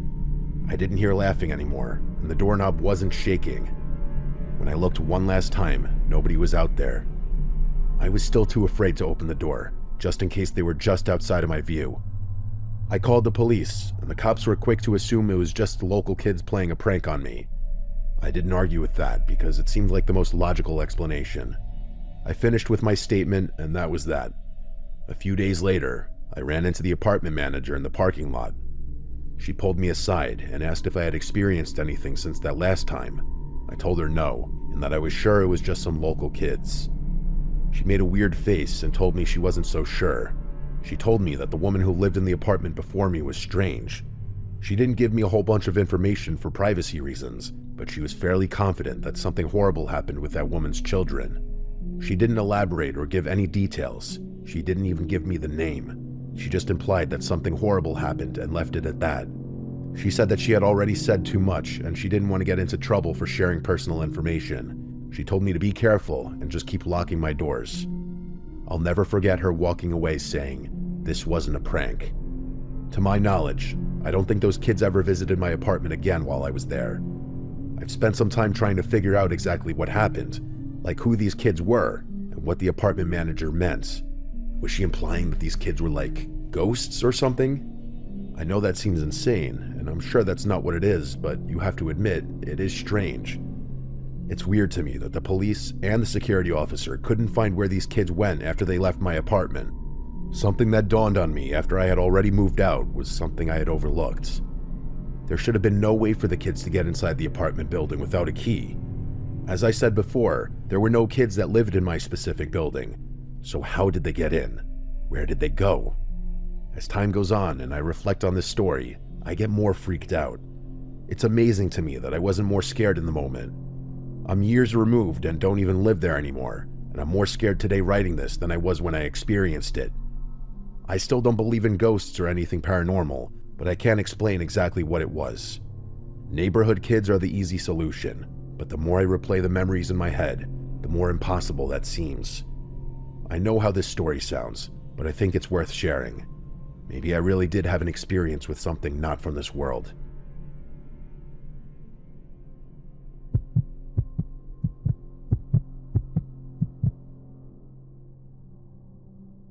This story I'm about to share happened to me around 10 years ago. It's without a doubt one of the most terrifying things that's ever happened to me. I recently stopped telling people this story because most of the time people tell me I'm lying or making it up. It was my wife who pushed me to write this down and share it. She said maybe somebody out there has gone through a similar experience, so here it is. Back then, I worked at a dead-end job. Just like most of us, it was a way to make ends meet. The mundane drag of retail work was beginning to drain the life from me. One afternoon, when I was leaving work, I noticed something neon pink hanging from my car door handle. It was a sticky note with a friendly message written. It simply said, "You're special, and I hope you have an amazing day." It also had a smiley face sticker attached to the note. I thought it was nice and it made me smile. Other than that, I didn't give it another thought at that moment. The next few days, when I left work, I would have a message attached to a note in the same spot. I know some people have told me that it's creepy and weird, but I liked the attention. At that point in my life, I wasn't getting attention very often, so it was nice to be seen. After 3 or 4 friendly messages, I decided I was going to leave a message on my door this time. When I parked for work that morning, I grabbed my own sticky notes and wrote a message. I kept things friendly, while also walking that line of being a little flirtatious. When I left work that afternoon, I was happy to find another note. The flirt worked because this person started flirting right back. I didn't know if this was a joke or if it was serious, but either way, I kept the charade going for a few days. The shift before I had a day off, I left a note saying something along the lines of, "Don't miss me too much on my day off." When I left work, I had a sticky note that just had a sad face drawn on it. This is where I thought the game would end for good. Somebody was having fun with me, I gave in, and now that I was going to be off, I figured it would just fizzle out. I couldn't have been more wrong. When I woke up the next day, I did some stuff around the house. It was late morning when I went outside for the first time. I noticed something neon pink on the car door again. I couldn't believe my eyes. I tentatively approached the note. It said, "You look cute when you're sleeping." This scared me. After a little while, I concluded that someone was messing with me. It clearly was someone I worked with who knew where I lived. It was the only thing that made sense to me. I crumpled the note up and threw it away. When I returned to work, the notes continued for a few days. They started friendly, but by the 3rd day of my not responding anymore, they started to get mean. The friendly messages were now saying things like, "You better answer me," and "Remember, I know where you live." I thought about calling the police, but I was still so sure that it was somebody I knew messing with me. I decided to leave a note the next morning. I wrote a message saying to leave me alone, or I would call the police. I didn't really have plans to call the police, but if it were really somebody I knew, I thought that this would be when they finally came forward, or at least stopped with the notes. When I left work that afternoon, I noticed that my note was gone, and for the first time in a while, I had no new notes on my door. I felt relieved. I still wanted to know who it was, but if the notes stopped, I was happy. That night, I woke up at some point in the middle of the night because I thought I heard something. Ever since the note outside, I was on edge. I sat in bed for a minute, just sitting silently, trying to listen. Then I heard something again. It sounded a little like shuffling, but it was hard to tell if it was just the house making noises or if it was something more alarming. I assumed I was just hearing things, but I wasn't taking any chances. I grabbed a baseball bat and made my way down the long hallway from my bedroom to the open living room. Every step I took, I started thinking the worst. If a person were standing in my house, I don't think I would have been able to hit them with the bat I was holding. I just am not that type of person. I made it to the end of the hallway and just stopped. Whatever bravery I had when I left my room was gone. If you're standing at the end of the hall, you can see my living room, dining room, and kitchen. I turned on the dimmable lights and scanned the room from where I was standing. I was too scared to move any further. I kept imagining somebody hiding behind the couch or something. I stood in silence for a minute or so, and I heard nothing. I turned the lights off and briskly walked back to the bedroom. At any point, I expected somebody to charge after me, but thankfully that didn't happen. I locked my bedroom door and turned on the TV. I wanted to drown out the noise of nothingness. I ended up falling asleep eventually. When I woke up that morning, I almost forgot about how scared I was. I walked to the fridge to grab some juice, and that's when I saw it. A bright pink sticky note was stuck to the fridge that said, "You can't keep me away," with another smiley face attached after that statement. After being frozen for about 30 seconds, I ran to check every door and window in my house, and they all were still locked. I know for a fact that nobody had a key to my house. My family lives in another state, and I'm not close enough with anyone here to trust them with a key. Somehow, this person got inside my house and left a message on the fridge. I wasn't playing around anymore. I called the police and gave them the info. They claimed to have done an investigation, but they weren't able to get any useful information. Unfortunately, random notes were not a lot for them to go off of. At least that's what they said. They did try to check the cameras in the parking lot where I work, but where I park, the cameras don't reach. The employee parking spaces are on the side of the store, and there are no cameras there. The police concluded that it had to be someone who knew me. I would have agreed if it were not for the note inside my house. I'm a freak when it comes to locking my door, so I know that nobody had access to getting inside the house. I stayed at a friend's house for a couple nights just because I wasn't ready to sleep at my place yet. We ended up going to the hardware store and bought all new locks for the doors. That first night back at my place, my friend stayed over with me, and nothing happened that night. A few months had gone by, and nothing happened. No new notes at work, and nothing at my house. It was over 2 months later when I left for work one morning, and I noticed one of the horrible pink notes on my front door. I grabbed the note, and it said, "I guess you don't want to play anymore." I called the police right away, but they didn't do much. I invested in cameras after that, but nothing ever happened again. Changing the locks in my house might have saved my life. Somehow this person had to have had a key to my house. It's the only thing that makes sense to me. What I can't figure out is why me, and who was that person? Whenever I think back about that entire situation, I almost get sick. I think back to the night I heard something inside the house. There had to have been a person hiding somewhere, just inches or feet from where I was standing. Why didn't they harm me then? I wonder if messing around with me was all this person wanted. A friend once told me that when I went back to the room and locked the door, it's possible that this person tried to get into the room, but locking the door may have saved my life. It's been 10 years and nothing has happened since that last note. I've since moved and I'm married now. Every time I see those stupid pink sticky notes, I always think back to that horrible experience. Whatever the case may be, I'm just happy I'm still here to tell the story.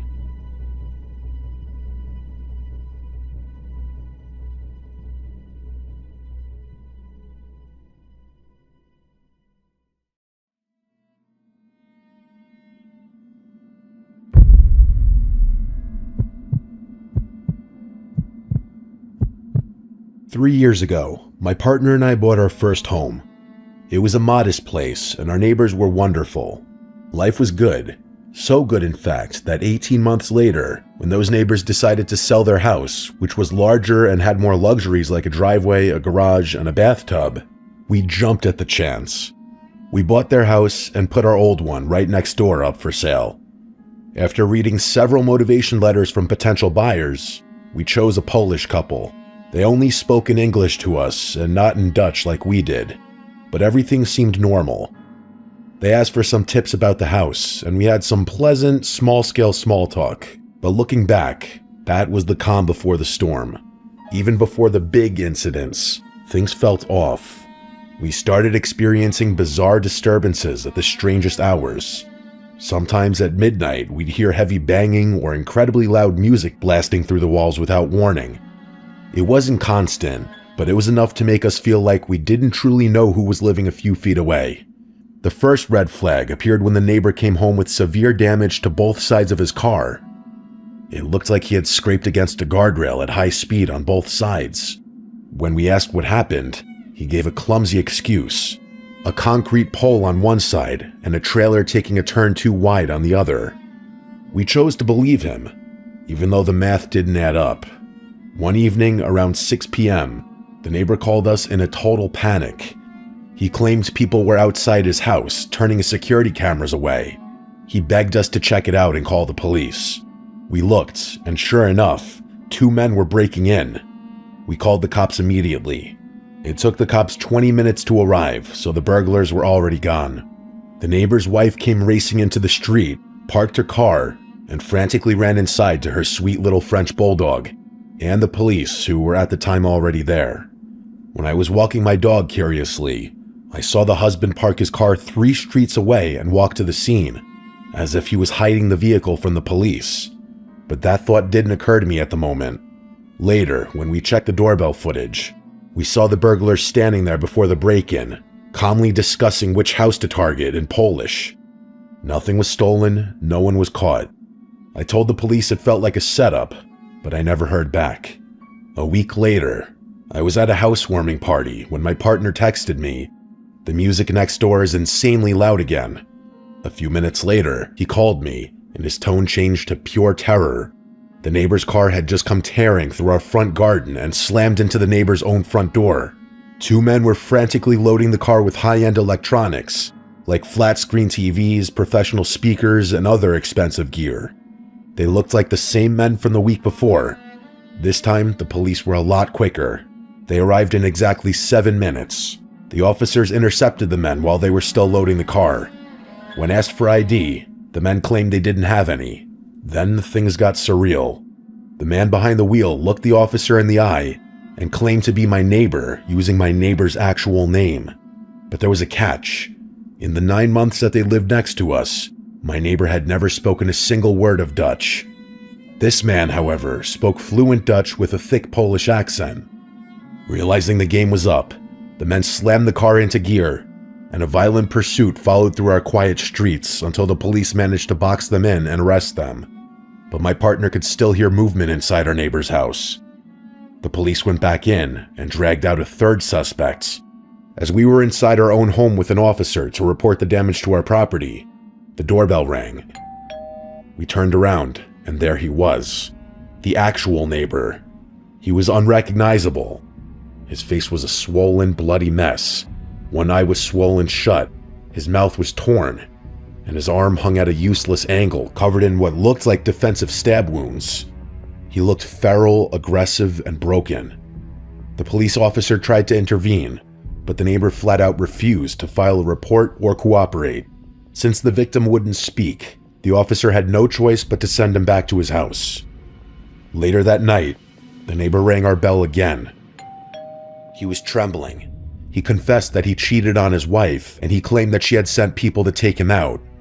He begged to sleep at our house. Terrified and wanting no part of this underworld drama, we refused. My partner offered to drive him to the hospital instead. We dropped him off at 10:30 p.m., telling him we were staying elsewhere for the night because we no longer felt safe. But we didn't stay elsewhere. We went home, locked every door, and tried to breathe. At around 1 a.m., our dog started growling. A specific low growl he only uses when someone's at the door. We checked the doorbell camera, and there he was.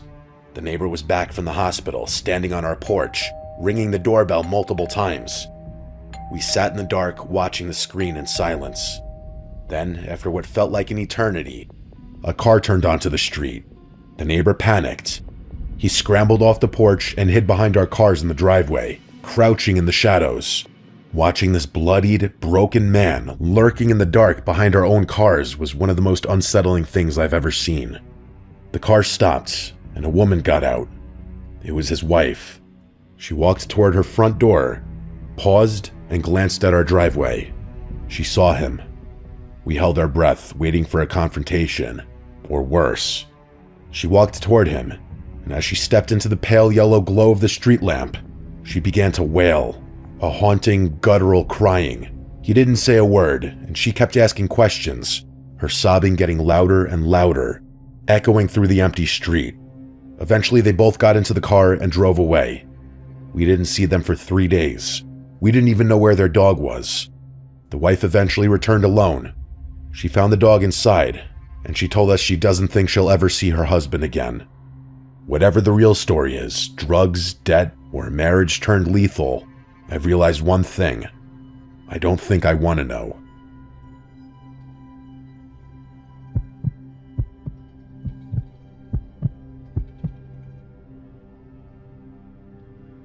This all started back in 2017 when I moved into a new house in the suburbs of Montreal, Canada, with my parents and little sister. Before I get into the juicy part of the story, I need to explain a few details about my room and its placement in the house for everything to make sense from my point of view. The house we moved into is a split-level home, meaning it has staggered floor levels connected by short flights of stairs. My room was neither on the main floor nor in the basement. It sat exactly in between the two, at ground level. One wall shared space with the garage, and the opposite side had a large window that looked out into the backyard. At the time, that window had plastic vertical blinds with several missing panels, so even when they were fully closed, I could still see outside through the gaps. On the garage side of my room was my closet, which had large sliding mirror doors. This meant that when I was in bed, no matter which side I faced, I could always see my window reflected back at me. I started noticing things about a year after we moved in, when I was 15.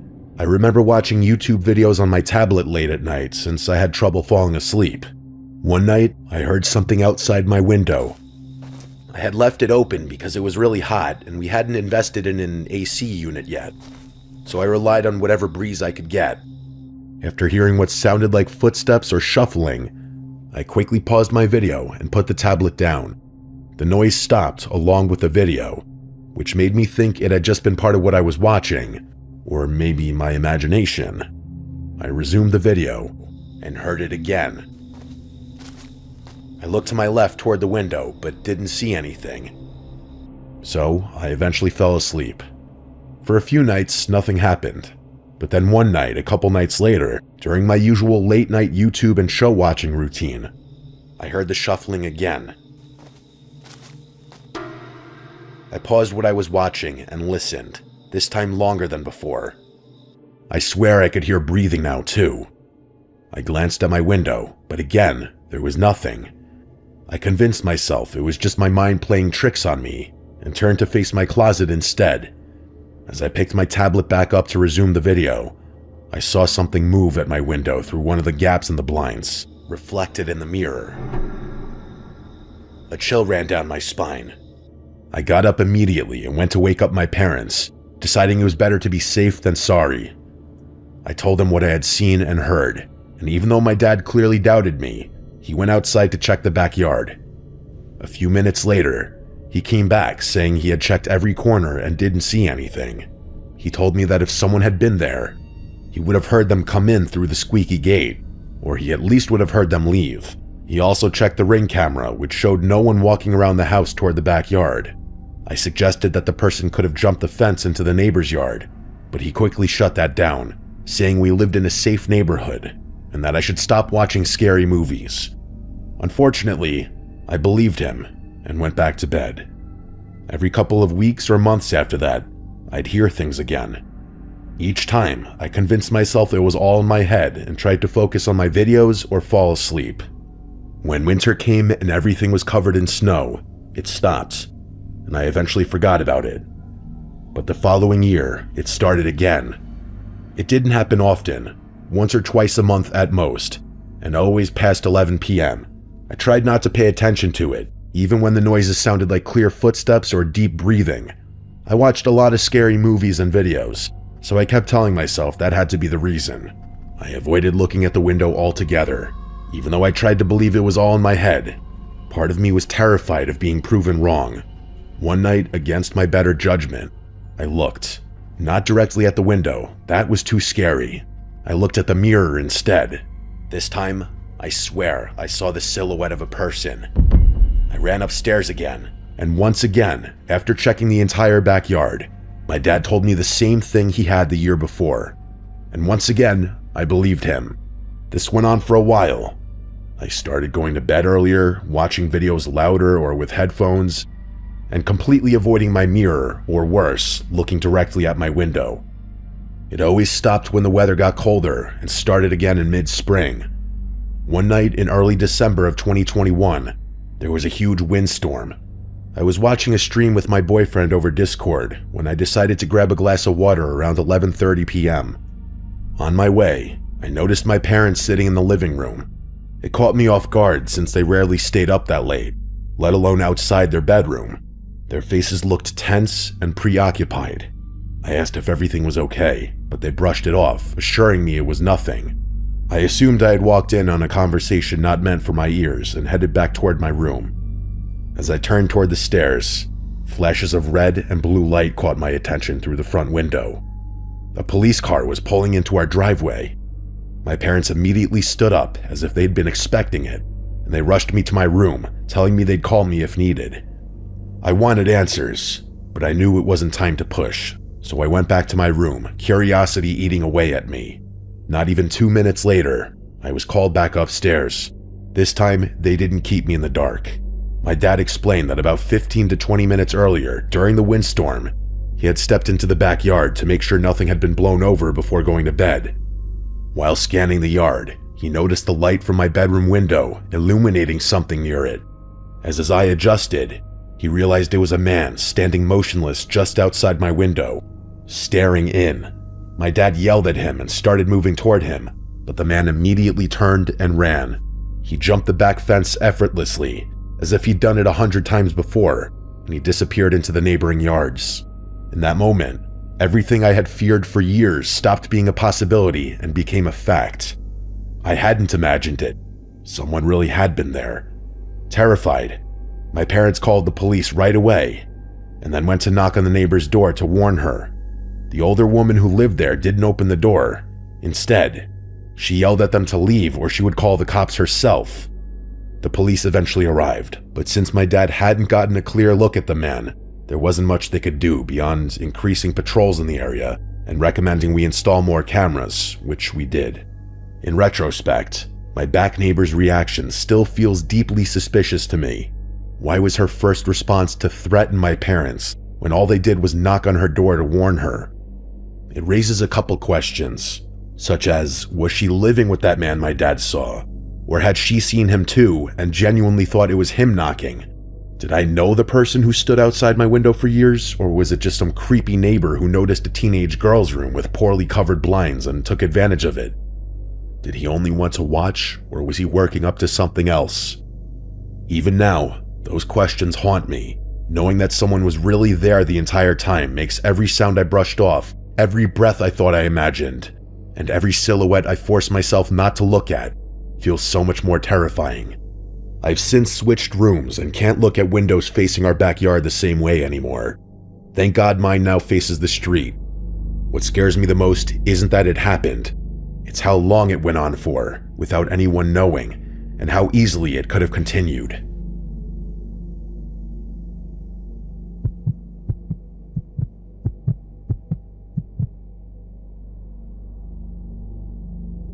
It was a cold winter day in mid-December, and I was 15 years old.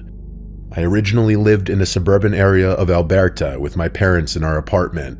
However, we were running low on space, and with my little sister on her way, we knew we had to move to a bigger house. It seemed lucky for us at first, because there was a house just a few blocks down that was selling for a very cheap price tag. Granted, it wasn't the best looking or in the best area, but it had room to grow in. And for the price we paid, we could renovate to our heart's content. My dad did renovate slightly with the money we had left, but mainly the basement as it was almost unusable without being fixed up. Cleaning, carpeting, new beams, fixing the bathroom, and fresh wallpaper with a cool pattern I got to choose myself. For the first couple of months, living there had been great, and I was really enjoying the new house. Until the first questionable moment came along. It was my father's birthday, and to celebrate, we all had gone to a restaurant in the evening. All went well until we came home to our front door wide open. My mom was absolutely shaken, and we begged my dad to drive us away from the house while she called the police. My dad grabbed a large, heavy wrench from his toolbox in the truck and went into the house to search for the intruder. My mom and I called the cops anyway, and we sat there for 5 excruciatingly long minutes before they arrived. They searched the house and found my dad, and he came back out and told us nothing was actually stolen, and no one was in the house either. However, some of our items were moved or knocked over, specifically the books on my bookshelf. The police eventually finished their search and told us the same thing. We were still a little paranoid, but finally, we went inside our home. From that day forward, I would always hear strange noises coming from the walls, and sometimes underneath our basement. Might I add, my room was there, in the basement, but I always dismissed the sounds as the pipes. This was an older house after all. That was until one night something unexplainable happened. It was around 2 in the morning, and I was playing with my Nintendo DS under the sheets with no volume so my parents didn't know I was still awake. That's when I heard it. Clear laughter coming from the wall to the side of my bed. My heart froze in time, and my eyes probably widened to the size of plates. I didn't know what I should do. Ignore it? Call my parents? Go investigate? I decided to wait for a while to see if it happened again. But after about 30 minutes of laying still as a stone, I decided it must have just been my sleep-deprived imagination, and finally went to sleep. I woke up the next morning in my bed. As usual, nothing changed. Despite that laugh still burning in my mind, I tried to pass it off. I would still hear the same strange noises every so often for the next couple of weeks, but that felt normal for me now. This is when the next occurrence happens. By this time, my sister was already born, and since the basement was big enough, plus my mom trusted me with keeping her safe at night, she shared the room with me. Now, this doesn't mean my mom didn't use baby monitors, because she did. She kept the parent units in the living room, and the other in the kitchen. One night, my parents had gone out for a late-night dinner and left me to take care of the house until they got back. I was in the living room watching a movie when I got up to get a snack from the kitchen. That's when I noticed odd noises coming from the baby monitor. And my heart sank. I knew no one else was home, but those were footsteps, loud, heavy footsteps. Suddenly, my fear was realized when my sister started crying, and I heard a faint shh sound come out of the speaker, followed by a crash. I instantly did the first thing that came to mind, which now, thinking clearly in retrospect, could have gotten us both killed. I ran as quickly as I could up to my parents' room and grabbed my father's rifle. However, I didn't have the key to unlock the trigger lock or any of the ammunition. I figured I would pretend it was loaded and try to hide the lock with my hand. If I was attacked, I would use the buttstock to defend myself. All I thought of was getting my sister to safety. When I got to the basement door, I opened it quietly and walked down the steps, turning to face my sister's crib. No one was there, but she was still crying, as well as the baby monitor being on the ground sideways. I mustered all the courage I could and yelled, "I'm armed. Come out before I find you." Still nothing. I grabbed my sister and ran upstairs. I closed the basement door and pushed a chair under the handle to keep it locked while I called my parents. They called the police and got home as fast as they could. The police got to my house before my parents did, so they made me sit in the back of the cop car with my baby sister while one of the police officers went inside to investigate. When my parents arrived, I told them everything that happened. They were confused but very concerned. They knew I wasn't the type of kid that would lie about something like this. The police officer came out and gave us an all clear and said no one was in the house. Just as they finished talking to us and were about to leave, my dad worriedly asked them if they checked behind the bookshelf. In my room, there was a bookshelf that came embedded into the wall, so I was very confused when my dad asked to look behind it. The police officer was confused too, and asked my father to come inside with him and point out what he meant. Lo and behold, when we got downstairs, my bookshelf was pushed open slightly like a door, and the basement window that leads to the backyard was opened all the way, with my desk chair planted under it. Behind the bookshelf was a small room with some of the pipes to our house, and the pipes wrapped around some of the walls. On the ground were some food wrappers, one of our cups that had gone missing, lotion, a switchblade, along with an apple that was partially eaten but still slightly fresh. Someone had been living in our house, and we didn't even know it this whole time. The police said that most likely while they were outside talking to us, whoever was here escaped through the open window. They said to call if we ever noticed anything suspicious. However, they didn't think the person would come back now that we knew of their secret. That wasn't even the most horrifying part, however. A few days later, I pushed open the bookshelf myself and explored it top to bottom. That's when I found a tiny hole in the wall, and when I looked through, it pointed directly to my bed and dresser. Whoever was in there was watching me sleep, get dressed, play my video games, do my homework, speak on the phone, everything. They knew most of my life. I'm an adult now, and I live in my own apartment with my boyfriend. My parents still live there 5 years later. To this day, I worry for them, and hope whoever that was never returns.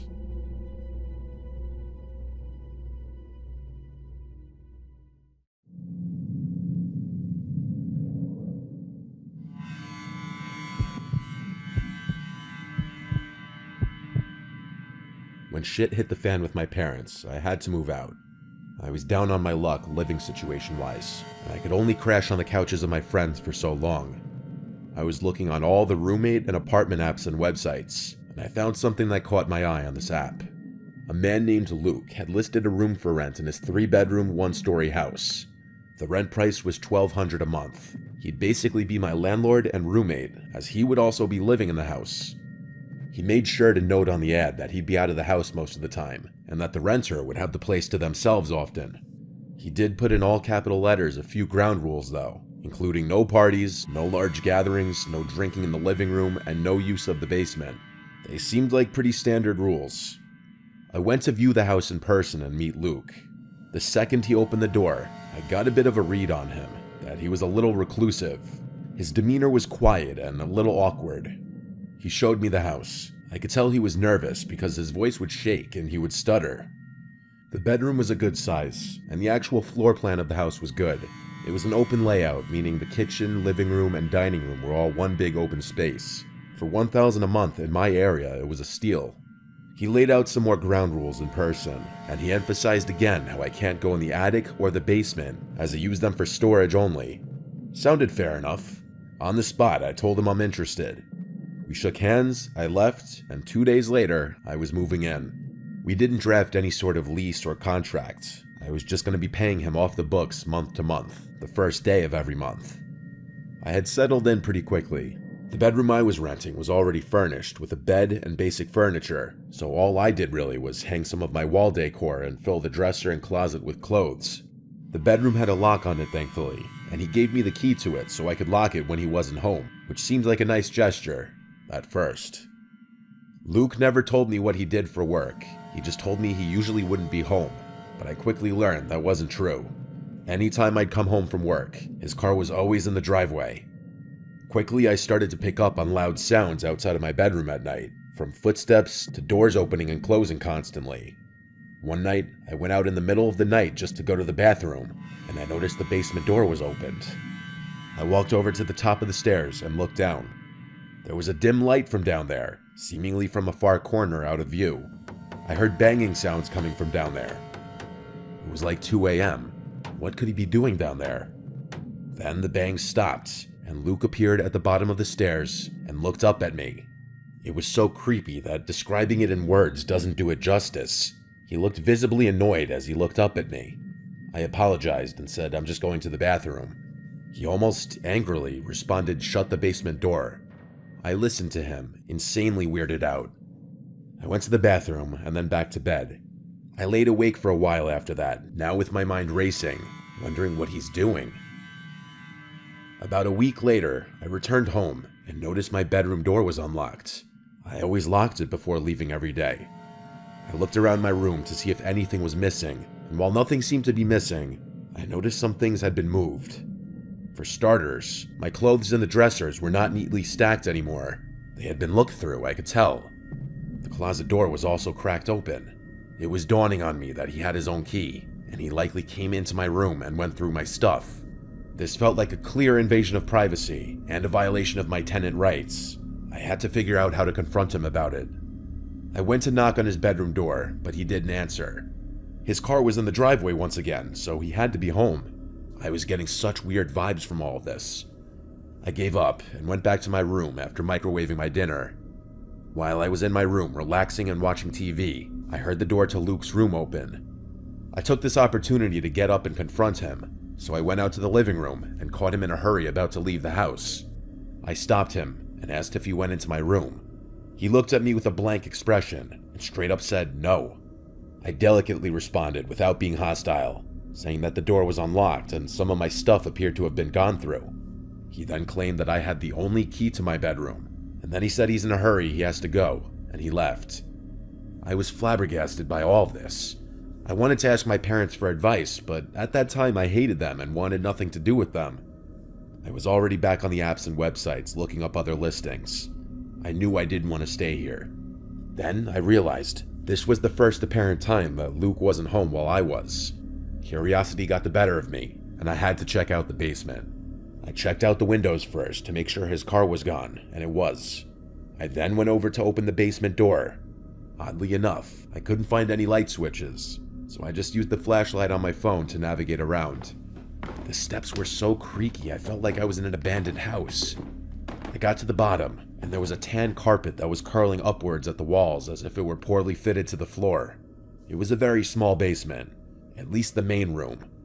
There was just this one ugly couch in the middle of the room. There was also a slightly funky smell down there, and the smell only got worse as I got closer to this door in the corner.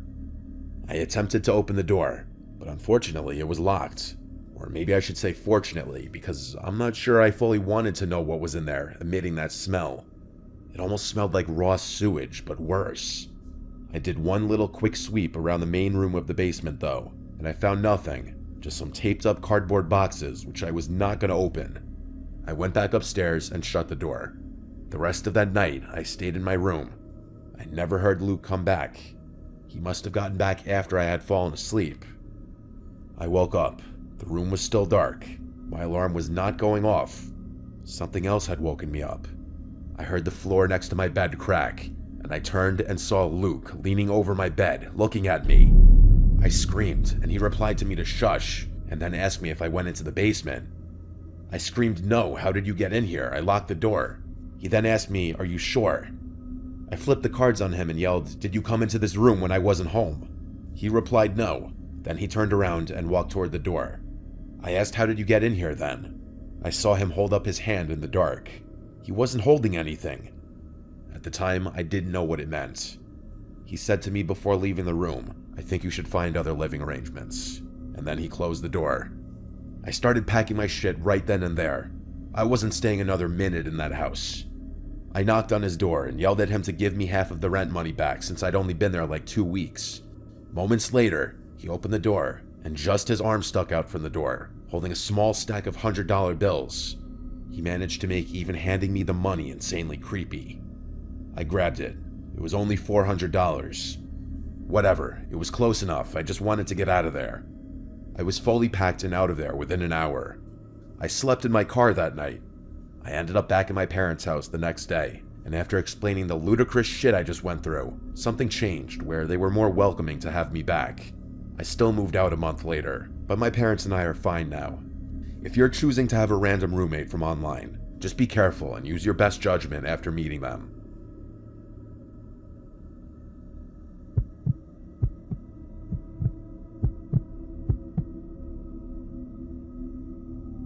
It was my junior year of college. I had moved off campus into a student apartment building. My roommate was sort of assigned to me by the school, in the sense that he was just someone else who needed someone to live with. His name was David, and he seemed like a nice guy at first. He was friendly and polite, always smiling and making small talk. But as the days went by, I started to notice strange things about him, little quirks and odd behaviors that made me feel uneasy. It started with the way David would always linger in my room, asking pushy questions about my personal life and poking around my belongings as if he were way too comfortable doing so. At first, I brushed it off as harmless curiosity, even if I found it kinda weird, but the more I thought about it, the more it bothered me. Then there were the sounds I would hear coming from David's room late at night, talking and shuffling noises that were slightly concerning.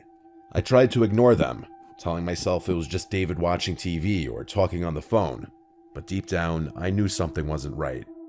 One night, unable to sleep because of the strange noises coming from David's room, I decided to investigate. I crept silently down the hallway and pressed my ear against David's door, straining to hear what was going on inside. What I heard was just weird. It was the sound of David whispering to himself, his voice low and muffled. And then, just as suddenly as it had started, the whisper stopped, and there was nothing but silence.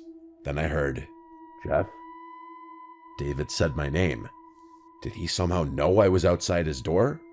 I quickly and quietly tiptoed away from his door and back to my room. I silently crawled back into my bed. I didn't know what to make of this. Why was David talking to himself? Was he hiding something from me? Or was he sleepwalking? But then how did he know I was outside of his room? I couldn't shake the feeling of uneasiness. The next day, I kept thinking about the night before. As the days went by and the sounds from David's room persisted, my paranoia only grew worse. I couldn't shake the feeling that David was hiding something from me. David's behavior also became stranger.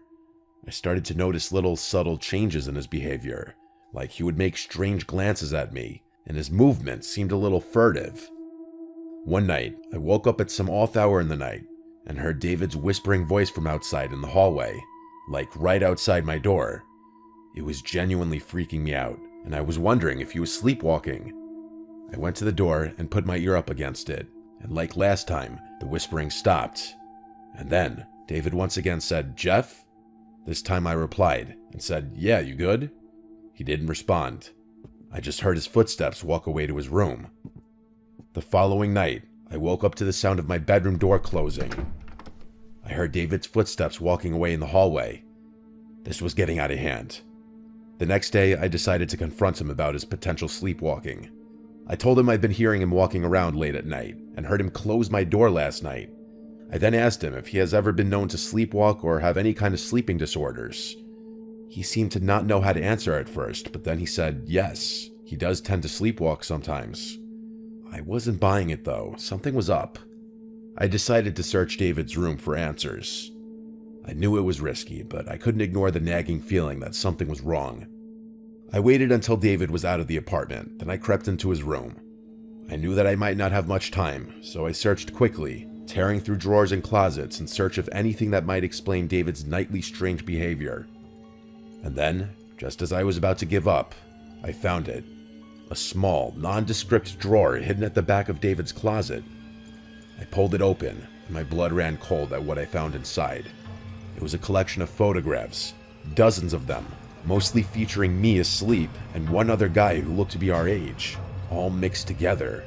They were taken from different angles and distances, some of them so close up that I could see the pores on my skin and individual strands of hair on my head. I felt sick to my stomach as I realized what I was looking at. David had been secretly taking pictures of me while I slept without my knowledge or consent. I couldn't believe it. I had been living with some kind of sick voyeur, like he probably got off somehow to these pictures. He had been violating my privacy and invading my personal space for who knows how long.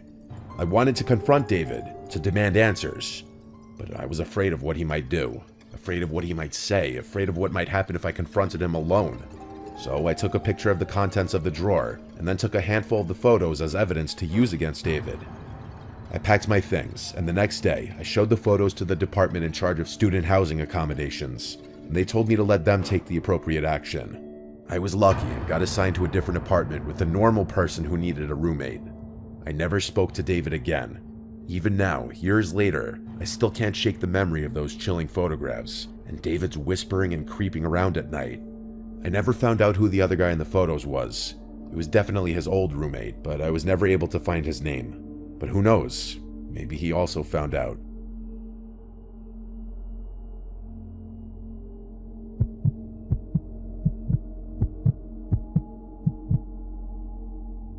When I was 23, I had to move out of state for work.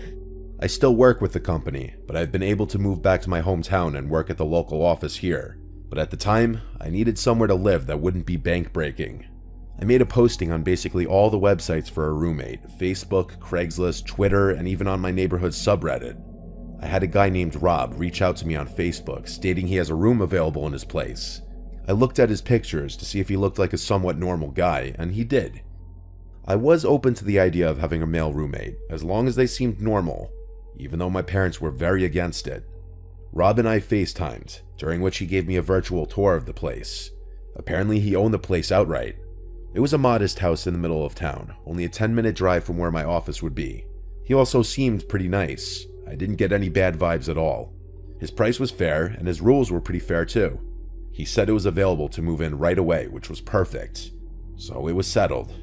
A week later, I had all my things packed and drove down. I met Rob right out front of the house, where he greeted me and handed me a key. The first thing I noticed about him was he was really short. He was eye level with me. He helped me bring some of the bigger and heavier bags inside. He showed me my room, which was furnished already. He said one of his friends had been living there and recently moved out. I replaced all the pillows and bed sheets with my own, of course. The rest of that day was me settling in. Rob, I could see, was trying to get to know me and presumably make me feel at home. I didn't get any overly friendly vibes yet. The next day was Sunday. Rob offered to drive me around town to show me around. I wasn't eager to, but I said sure, just to get off on a good start with him. He drove us around town, showing me where the good shopping centers are, good restaurants, and stuff like that. But then he offered to get us lunch.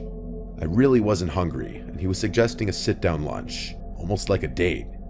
I didn't want him to get any kind of wrong idea, I just needed a room. I said I'm not hungry, and then he right away suggested we go grab drinks somewhere instead. I politely shot it down too, saying I don't drink on work nights. He was being a bit pushy, saying, "Come on, just a couple drinks." I still maintained my politeness and said another time. He gave up, and he went really quiet all of a sudden, like he was upset.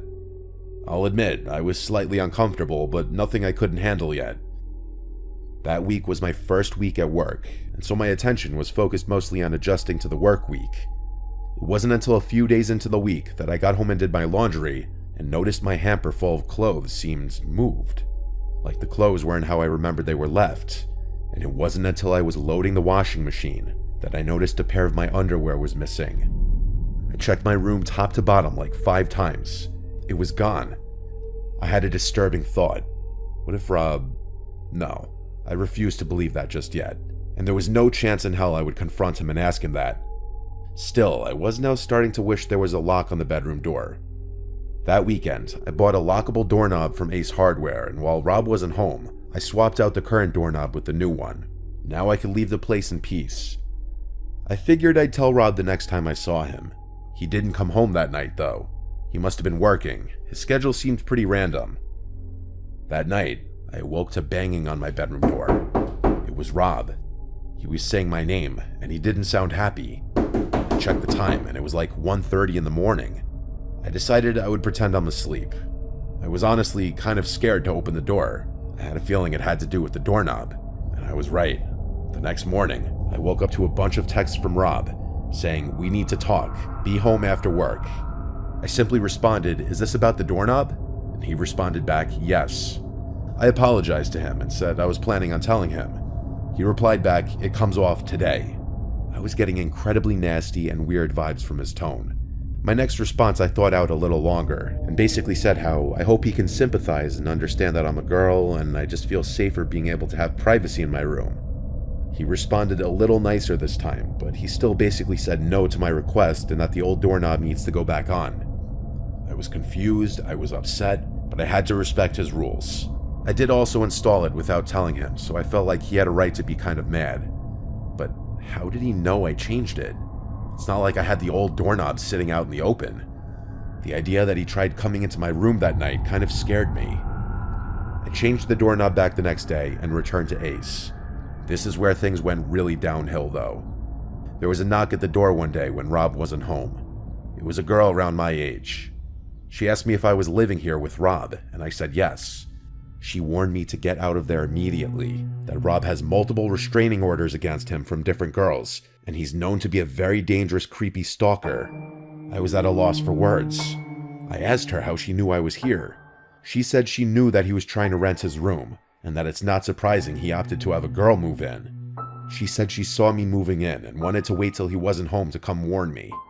I thanked her so much. I truly was terrified now. I had already paid Rob for the entire month. I didn't know what to do. She said she would help me in any way she could. I took her number and she left. I started packing my things and looking for other places I could move to. I found something across town, a studio apartment sublet for a little more money. I contacted the poster of the ad, and she told me I could move in as soon as possible. Perfect. Now I just needed to tell Rob and get my money back. I started packing some of my stuff into my car, and I texted him that I'd have to be moving out tomorrow, as something with my family came up and I needed to go home. He didn't answer. He got back to the house about an hour later and asked me about my text. I came up with my best fake story possible, and he said yeah, he'll give me the money back tomorrow after he goes to the bank. I was super relieved. About an hour later, he knocked on my door and then said, "Did by some chance some girl say something to you?" I simply said, "No, what do you mean?" And he said, "Never mind. It just seems like you're running away out of here for another reason." I insisted that it was purely because of the family reasons. He said okay and left. Sadly, the story didn't end there. I woke up that night and screamed at the top of my lungs when I saw a black figure sitting on the end of the bed. It was Rob. He turned and put his hand on my mouth and went, "Shh." I said, "Please don't hurt me." And he responded, "Why would I hurt you? I knew someone said something to you. Don't believe what these girls say." I said, "You're scaring me," and this part is still just as insane to me as it was in that moment. He started to caress my leg, and he said, "I don't mean to scare you," right after I said he's scaring me. I got out of the bed and ran for the door, and he screamed at me to stop. I ran outside with my phone in hand and called the police. I hid in the bush until they showed up, and I explained the entire situation to them. They made Rob come outside and give his side of the story. Basically, I told them I just want to get all my stuff out of the room and I'm leaving. So the cops stayed there as I collected the remainder of my stuff and brought it all to my car. I also insisted on Rob Venmoing me the money back while the police were there, and he did so actually. The whole time the police were there, he tried his best to act like some normal dude, I could tell. One of the officers then pulled me to the side to tell me that this guy had been arrested before for other incidents with women, but Rob denied ever coming in my room or touching me or anything, so it was all he said, she said. I left the house and went straight to a hotel for the night. The next day, I moved into the studio apartment. Luckily, the girl who posted it was able to facilitate my quick move-in. I have never and will never live with another man who's not my boyfriend or husband ever again, or just anyone I don't know for that matter.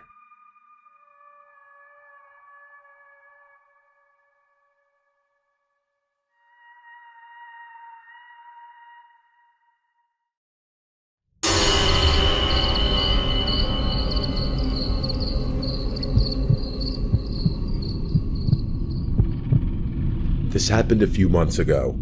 I've been driving for Lyft for a few years now, and I usually stick to late night shifts. The roads are quieter and the tips are better, but there is a trade-off. Every once in a while, you get a story that sticks with you, and not in a good way. I'd always thought of myself as careful. I've dealt with my fair share of odd passengers, but nothing, and I mean nothing, even came close to being as strange as what I'm about to tell you. I didn't have a dash cam at the time, and that night was the main reason I installed one. It started off normal enough, just me and the odd sounds my car would occasionally make. I've got this beat-up 2005 Volvo, but it's reliable as hell. The streets were quite literally deserted, which, like I said earlier, I preferred. Sometime after 2 p.m., I got a request from a convenience store nearby. Seemed harmless at first, but for some reason, I got this weird feeling in my gut about it. You ever get that feeling like something's off, but you can't explain why? That's exactly what hit me as I drove up. Before I even saw the guy, I figured out why I was getting that gut feeling. The convenience store I was pulling up to was closed, all the lights were off, and there was not a single car in the lot. As I pulled closer, I saw him. I made sure to drive pretty slowly so I could get a good look at him. He was pacing outside the store, wearing this ratty hoodie that looked like it hadn't seen a washing machine in years. I'm not kidding about that. There was literally a hole in the sleeve. His movements were jerky, like he couldn't stand still, and he kept glancing over his shoulder like he thought someone was after him. If I had to guess, he was on something. I probably should have just canceled the ride and driven away. I even hovered my finger over the cancel button, but I didn't for whatever reason. I unlocked the doors, and he slid into the back seat without a word. I regretted my decision the moment I took my foot off the brake. Most people either scroll on their phones or stare out the window, but not him. He just sat there, staring at me through the rearview mirror, not blinking, not looking away, just staring directly at me. I tried not to stare back, but I couldn't help but catch his eye a couple of times. He looked kind of angry, which was also pretty unsettling. I tried to ignore him and turned on the radio to break the silence. I don't even remember which station I clicked on, but the moment the music started playing, he snapped at me to turn it off. His voice was deep and a little raspy, and I could tell he was a smoker right away. That kinda caught me off guard, and I jerked the steering wheel a little bit. I resisted the urge to look at him in the mirror and just did as he said, gripping the wheel a little tighter. I didn't say anything, and we drove in silence for a while. I thought maybe he'd just sit there quietly until we got to his stop. That's what I was hoping for, at least. But then he spoke. I remember the conversation like it was yesterday. He asked me if I ever picked up someone I shouldn't have. That question hit me like a brick. I let out this awkward laugh and said, "Well, I hope not." I was trying to keep it light, but he didn't react. He just leaned back and muttered something to himself that I couldn't hear. Then he started going on about how he used to be an Uber driver and he quit because some punks stole some stuff from his car. He was slurring his words a bit, so I couldn't make out everything he said, but I got the gist of the story for the most part.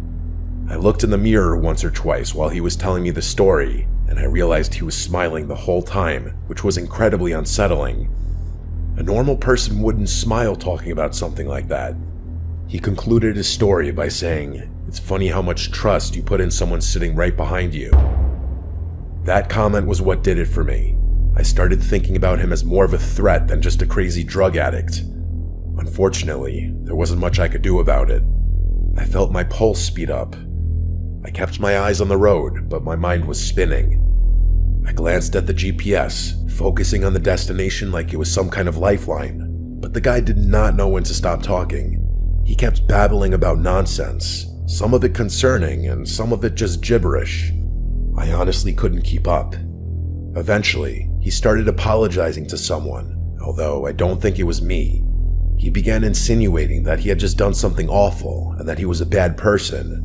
He kept saying, "I didn't mean it," repeatedly, followed by a few frantic "I'm sorries." I didn't respond, worried that he'd do something if I did. I didn't know what he'd done or what he was capable of, but I wasn't about to find out. We were only a few minutes from his stop when he snapped out of his muttering haze and yelled at me that I had missed the turn. I didn't miss it. The GPS clearly showed we were on track, but I slammed on the brakes anyway, mostly out of fear. He demanded that I pull over, so that's what I did. My hands were shaking at that point. I just wanted the nightmare to be over. As soon as I shifted into park, headlights appeared behind us. It was a police car. I said a silent prayer and watched as it crept down the road, its spotlight briefly sweeping over my car. The guy in my back seat slouched down like he was trying to stay out of sight. I turned my head and saw him lying almost perfectly flat on my back seat with his eyes closed. I whipped my head back around before he saw me, trying to keep my breathing steady. He stayed in that position for a really uncomfortable amount of time. I wanted to ask him to leave, but decided against it. Eventually, he lifted his head and told me I had gotten lucky. Before I had a chance to do anything, he opened my car door and disappeared. I ended up calling my shift short after that. I was shaken up and didn't feel like driving around anymore. It wasn't until a few weeks later that I came across something on my phone that proved how dangerous of a situation I had been in. According to a news article, a convenience store had been robbed on the night I picked up that passenger. It was 2 blocks from where I had picked that guy up. It makes me sick knowing I was inches away from a dangerous criminal who could have harmed me if he had chosen to. I'm a little scared to contact the police about this. I try to avoid law enforcement for various personal reasons I won't get into. I'm not really sure if my report would even help. Either way, I'm much more cautious about who I let in my car.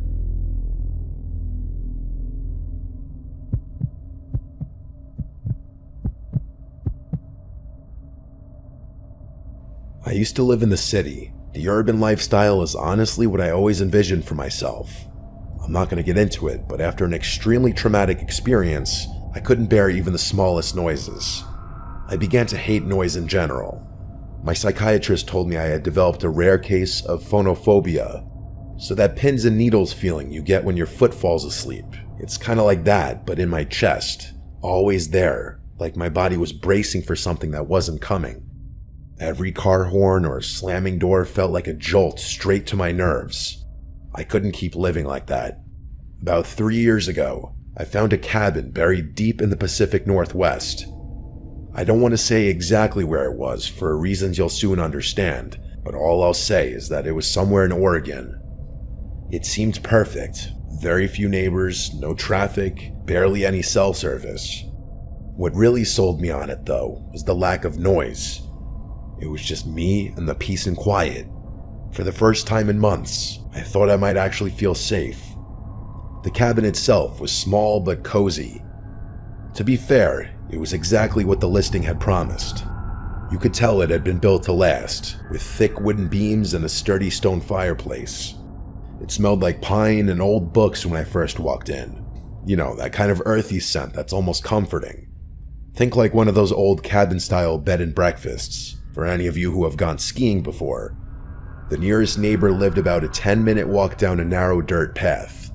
I didn't meet her right away though. For the first few days, I just soaked in the silence.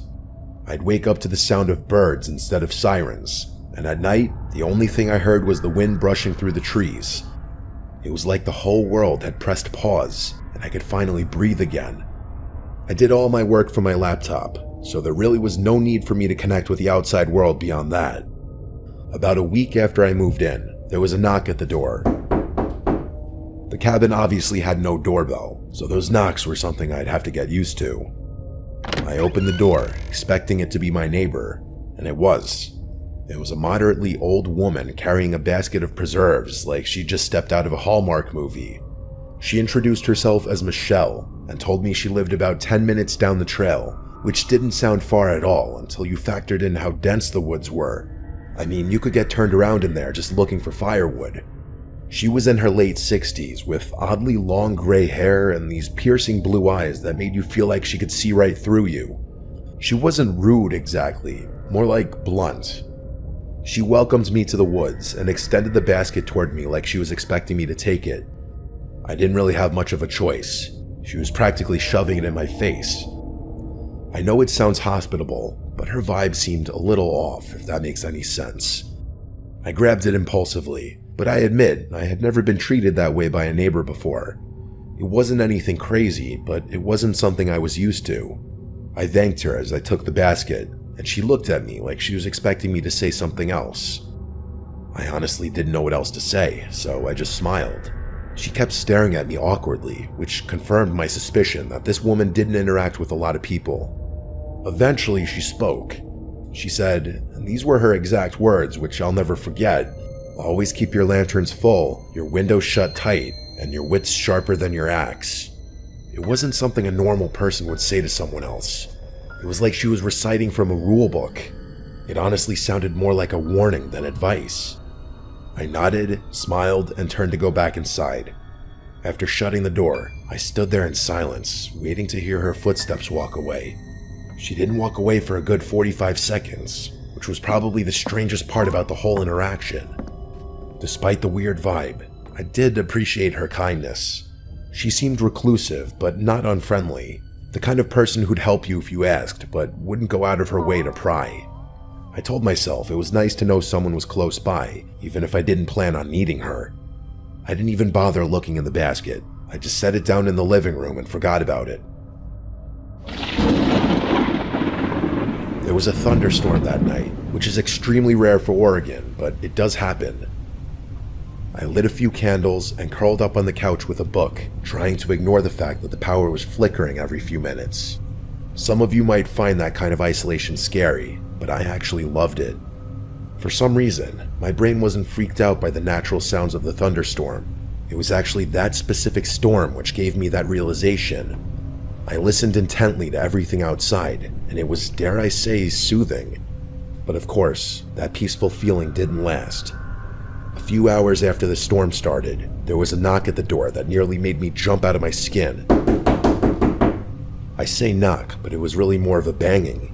It was loud and definitely not natural, like whoever it was didn't care that it was pouring outside.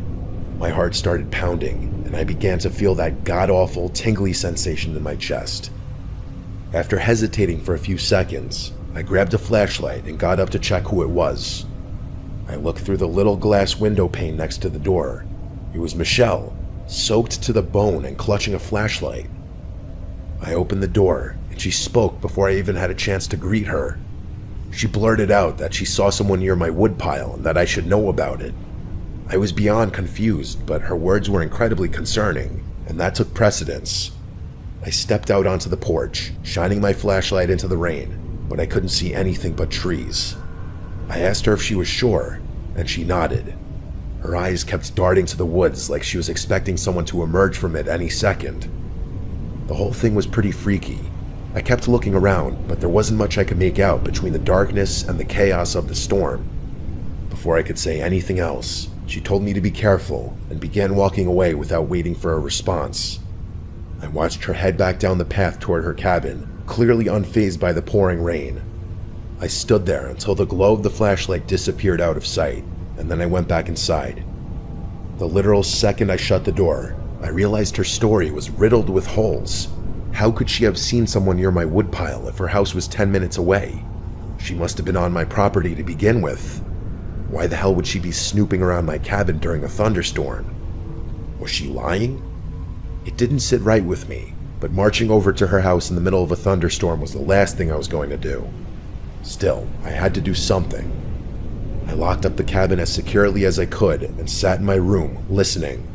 The storm started to die down after a while, but I still felt pretty uneasy. A few more hours passed without incident, so I decided that it was probably safe to go to sleep. I can't remember exactly what time it was, but sometime after midnight, I woke up to the sound of a branch snapping just outside my bedroom window.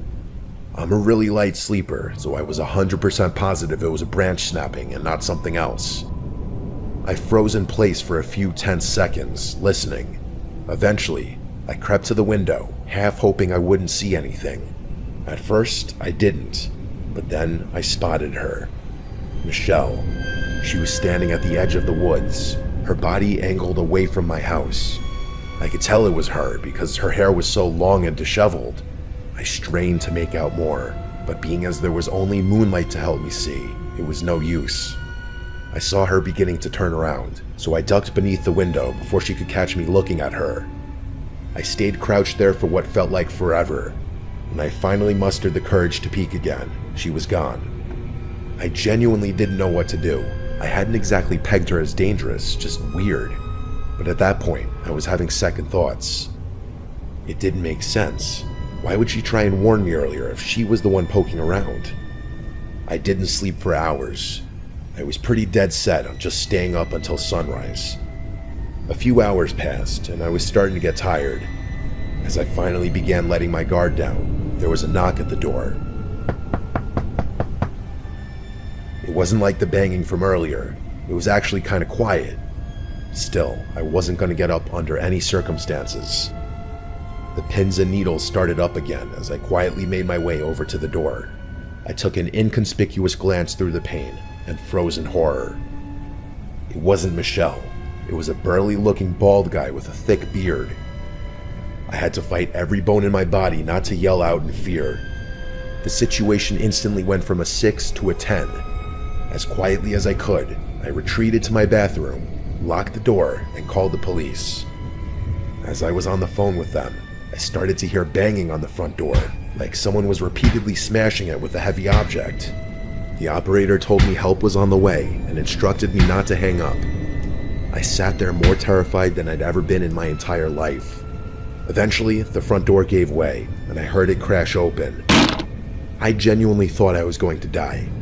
That man, whoever he was, started smashing things in my cabin. At least, that's what it sounded like. All I could hear was the sound of glass breaking and wood splintering. I didn't dare make a sound. Luckily, that man didn't seem to look for me, because I never heard his footsteps leave the living room. Eventually, the smashing sound stopped, and I was sitting in complete silence again. I had been fighting off a panic attack the whole time. To my surprise, the police actually arrived pretty quickly, but not soon enough to catch that guy in the act. He was long gone. I pleaded with the officers to help me out, but they were downright useless. They did a pathetic search of the surrounding property, but that was it. They wouldn't even agree to search the woods, saying that it was too dense and they were unlikely to find him there anyway. I begged them to accompany me to Michelle's house at least, which they agreed to. When we got to her property, my jaw literally dropped. The entire cabin was abandoned. The cops confirmed this and said no one had lived there in decades. I told them they had to search it for squatters, but they told me there was no reason for them to do that. They tried to tell me that there was no clear signs of habitation, so it would be a waste of time. I damn near lost my mind when I heard them say that. I tried to argue, but they more or less told me that living in the woods was a risk I was taking and was not their problem. They left after that, which infuriated me. I obviously moved out of that cabin, but not before spending one more night there. It was awful, but I made it through without anything happening. Things have been good for me since then, but I still constantly think about this experience. Some of my superstitious friends have theorized that Michelle was actually a spirit that was trying to protect me, and that she was really just trying to watch over my property for whatever reason. I don't believe in the paranormal, so I think it's much more likely that two people, her and that man, had been squatting in that abandoned cabin. I just still don't understand why they decided to target me, or why Michelle would bother to warn me if she were planning on breaking into my house. I don't think I'll ever know.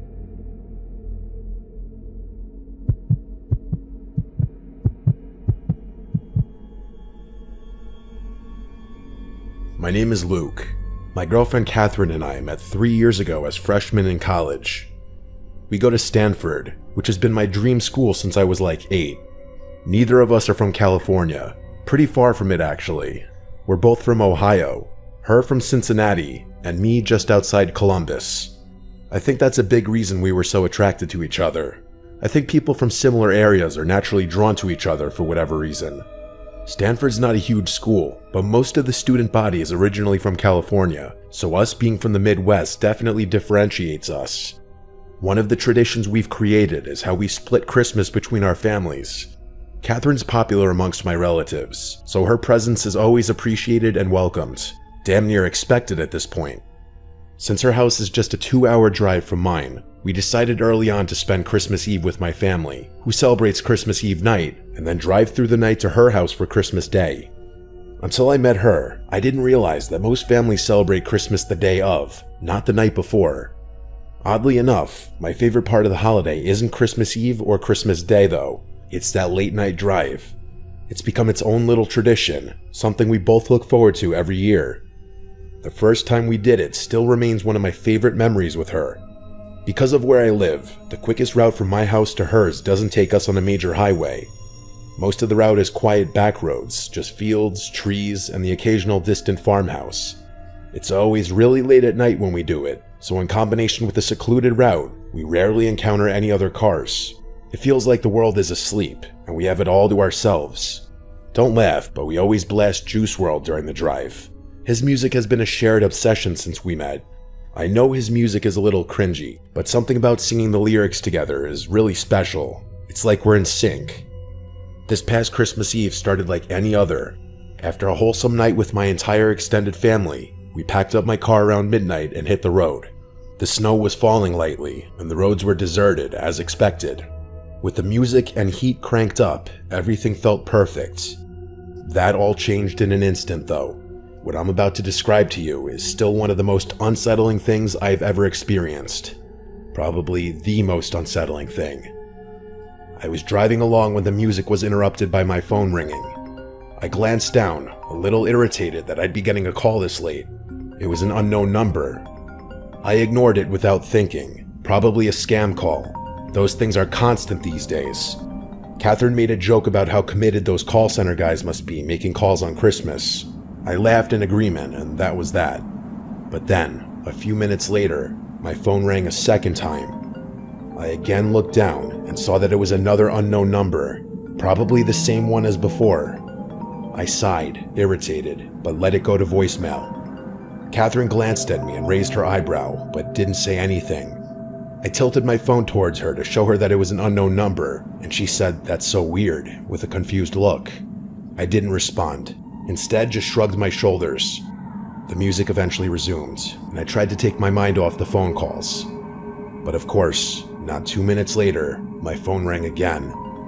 I was pissed at that point, cursing under my breath as I fumbled wildly for my phone. I snatched it from the console and swiped aggressively across the screen, ready to tell whoever it was to screw off for spamming my phone. I could tell I startled Catherine, as her body tensed up with my sudden movements. In hindsight, I probably overreacted, but I was sick of being harassed. I basically barked hello into the phone with as sharp a tone as I could muster. I expected the scam script to begin, but I was instead met with silence. I turned up the volume in my car and immediately picked up on a faint static coming from the other side of the line. I was about to hang up when a man's voice spoke. The voice didn't belong to anyone I knew. "Hello, Luke." I was so caught off guard I nearly swerved off the road. I couldn't speak. I felt my whole body starting to itch, which always happens to me when I'm nervous. Before I could respond, the man continued. He started reciting personal information. My full name, my address, details about my life that no stranger should know, details that no stranger could know. My mind was racing. trying to make sense of it. I wanted to pull over on the side of the road, but I kept driving like I was in some kind of trance. I considered shouting at him, but decided that anger wasn't the best resource in a situation like this. After he paused for a few tense moments, I finally spoke. I asked him what he wanted in a steady voice, trying to hide the fear I was feeling. The voice paused before delivering the words that made my blood run cold. He said that he wasn't here for me, that he was here for Catherine. Hearing my girlfriend's name was about 100 times more terrifying than hearing my own, and the horrified expression on her face told me that she was just as shocked as I was. I blurted out that I didn't know a Catherine, that he must have the wrong number. The man chuckled before saying, "She's sitting right next to you." That was too much for me. I pulled over on the side of the road. I had no choice. My hands were literally shaking in fear. I was about to say something when Catherine reached into my lap in one fluid movement and hung up the phone. Just like that, I literally screamed in her face, demanding to know why she hung up on a stranger that was making personal threats towards us. She didn't answer, just looked at me with wide, fearful eyes. I desperately tried to call the number back, once, twice, 3 times, but it never went through. Catherine told me to keep driving, which I ultimately did, but not before questioning her. She told me she was scared and that I couldn't blame her for hanging up, which I guess was fair. I drove off in silence, but I still couldn't understand why she'd hang up the phone. I don't know whether I was more furious or afraid. Part of me was expecting that number to call back, but after about 10 minutes, I felt like it was increasingly unlikely. At one point, I looked over at Catherine and saw tears in her eyes. She told me she didn't feel safe, which I empathized with. Something in the pit of my stomach gnawed at me, though. Catherine and I had been through enough in our relationship to know that trust didn't always come easily. There had been little things, white lies, half-truths, moments where I caught her being less than honest. I knew I was being paranoid, though. How could she possibly have done anything to do with this? The rest of the drive was silent. I didn't play the music again, and neither of us spoke. My mind was still spinning with a million unanswered questions. Who the hell was that guy? How did he know so much about me? Only my family knew where we were driving that night, and they'd never pull a stunt like this. I was 100% sure of it. I couldn't think of another explanation, though. Even when we finally pulled into Catherine's driveway, I didn't feel much better. It's been almost a month since this happened, and I have yet to get my answers. Neither of our family members were responsible. We asked all of them. Catherine swears she's just as clueless as I am, which leads me to believe the person on the other end of the phone call had sinister intentions. You might think I'm overreacting to a harmless prank, but I'm telling you, other than our family members, there are no people on earth who knew Catherine and I would be driving that night. I've been really tense ever since. I can't help but brace myself every time my phone rings. I know he's going to call me again eventually. It's just a matter of time.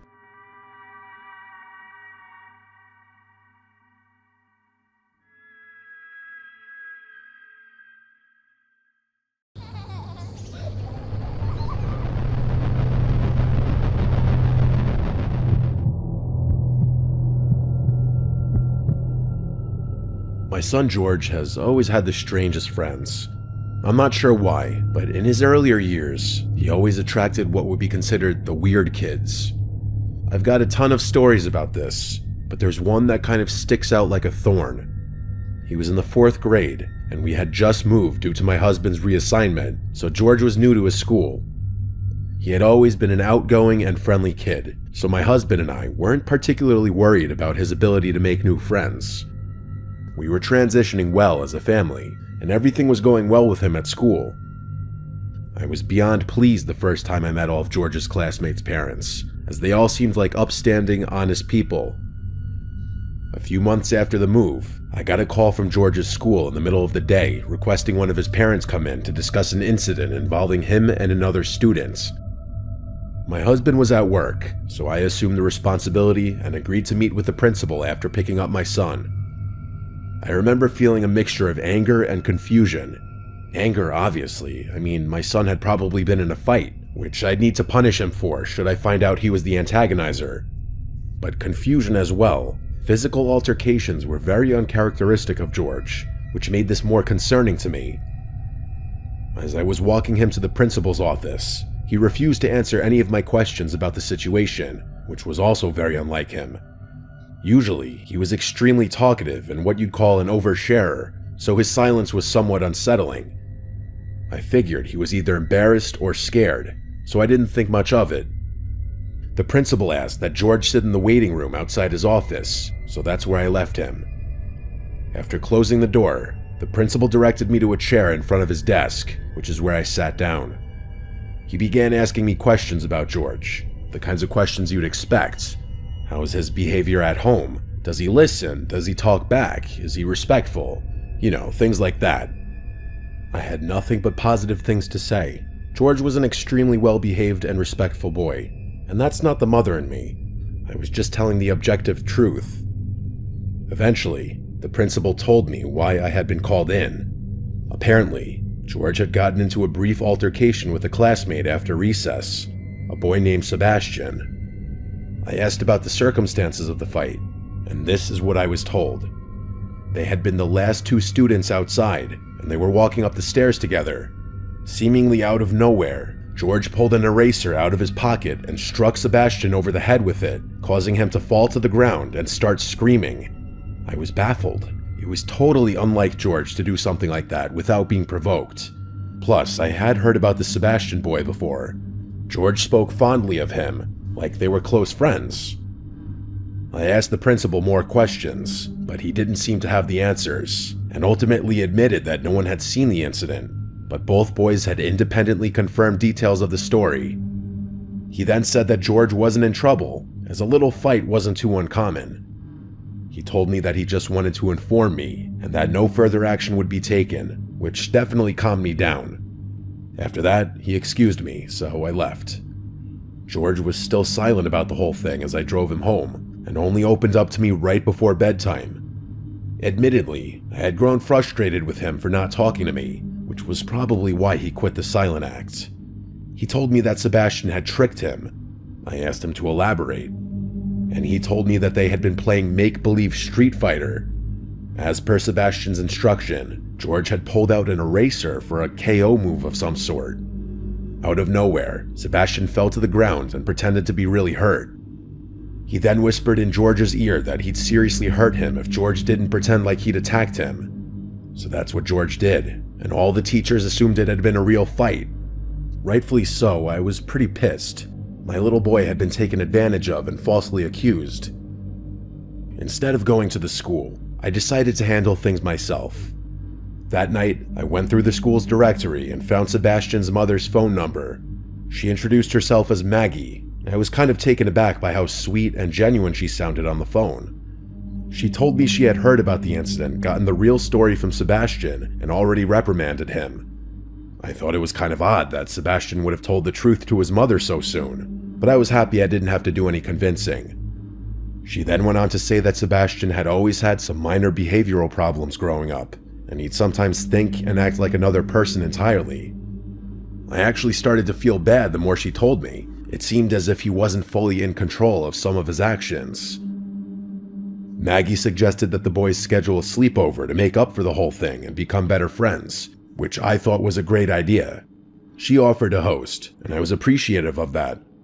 That weekend, I drove over to her house with George, who had returned to his bubbly, talkative self. Maggie invited me in, and the two of us got to know each other over some wine while the boys played in the basement. Like I said before, Maggie seems like a completely upstanding person, and I really enjoyed her company. I ended up staying for a few hours, and the time flew by. Eventually, I just had to ask about Sebastian's behavior, as it had been bugging me for a while. Her entire demeanor changed, and she lowered her voice a bit. She told me that he often had trouble making friends, and that he's seen a few doctors, all of whom think it's something he'll outgrow soon. She went on to say that he's gotten much better at controlling himself, and the fact that he was being more social at school was a good sign. I didn't inquire much more than that. I just wanted to make sure my son would be safe for the night. Maggie promised me George would be in good hands, and that Sebastian didn't have a history of getting physical or violent, more so just acting strange. That was enough reassurance for me. This woman was clearly genuine, and it actually felt kind of nice knowing that George would be helping Sebastian learn how to make friends. Eventually, it came time to leave, so I went downstairs to say goodbye to George.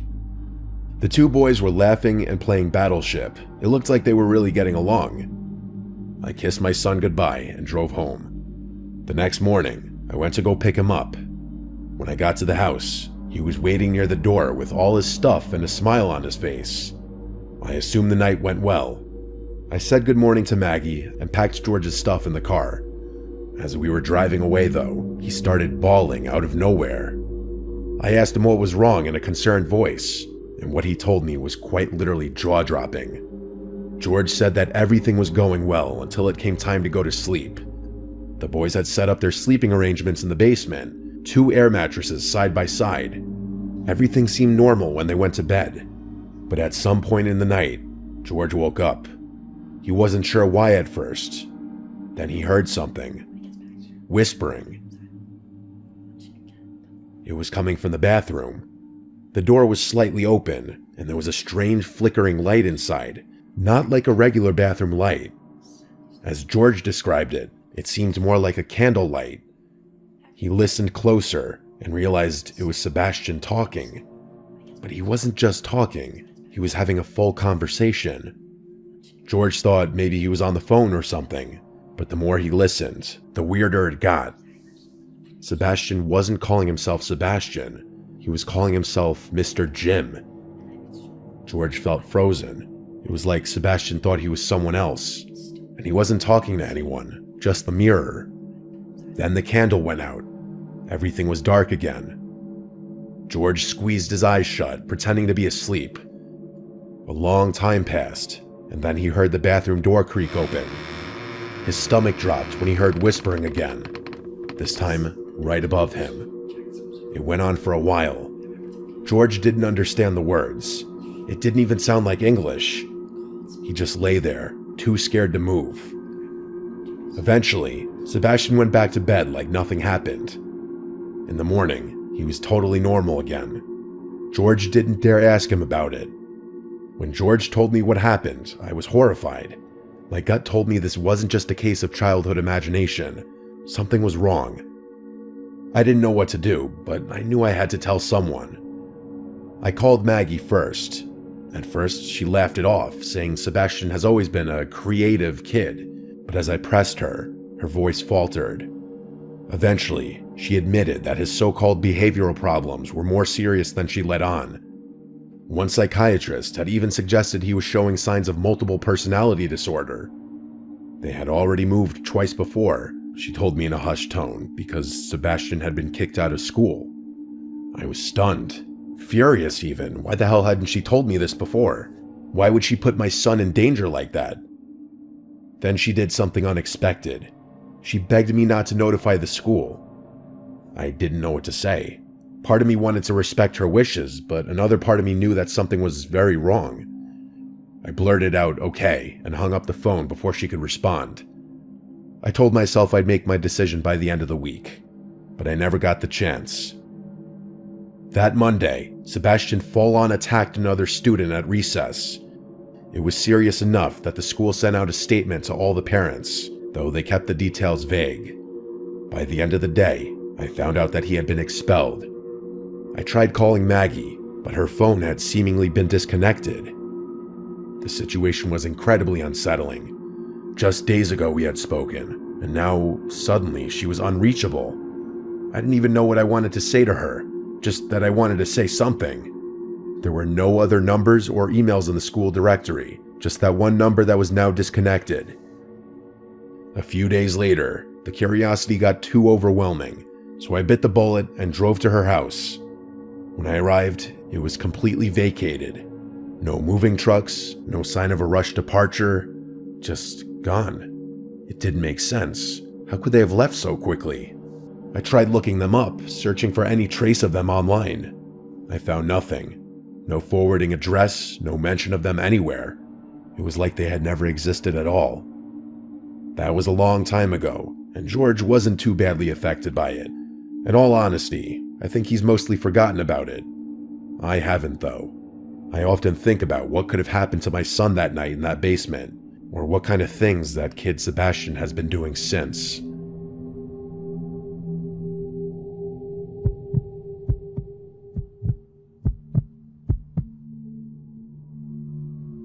My upbringing was a little unorthodox.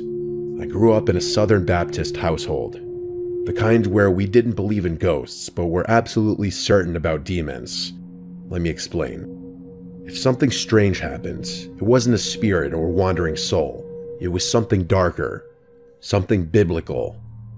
I never fully bought into it, but the message was drilled into me from a young age. Rejecting demons meant rejecting scripture itself. My mother, though, was different. Faith was optional for her. She wasn't atheist or agnostic, just indifferent.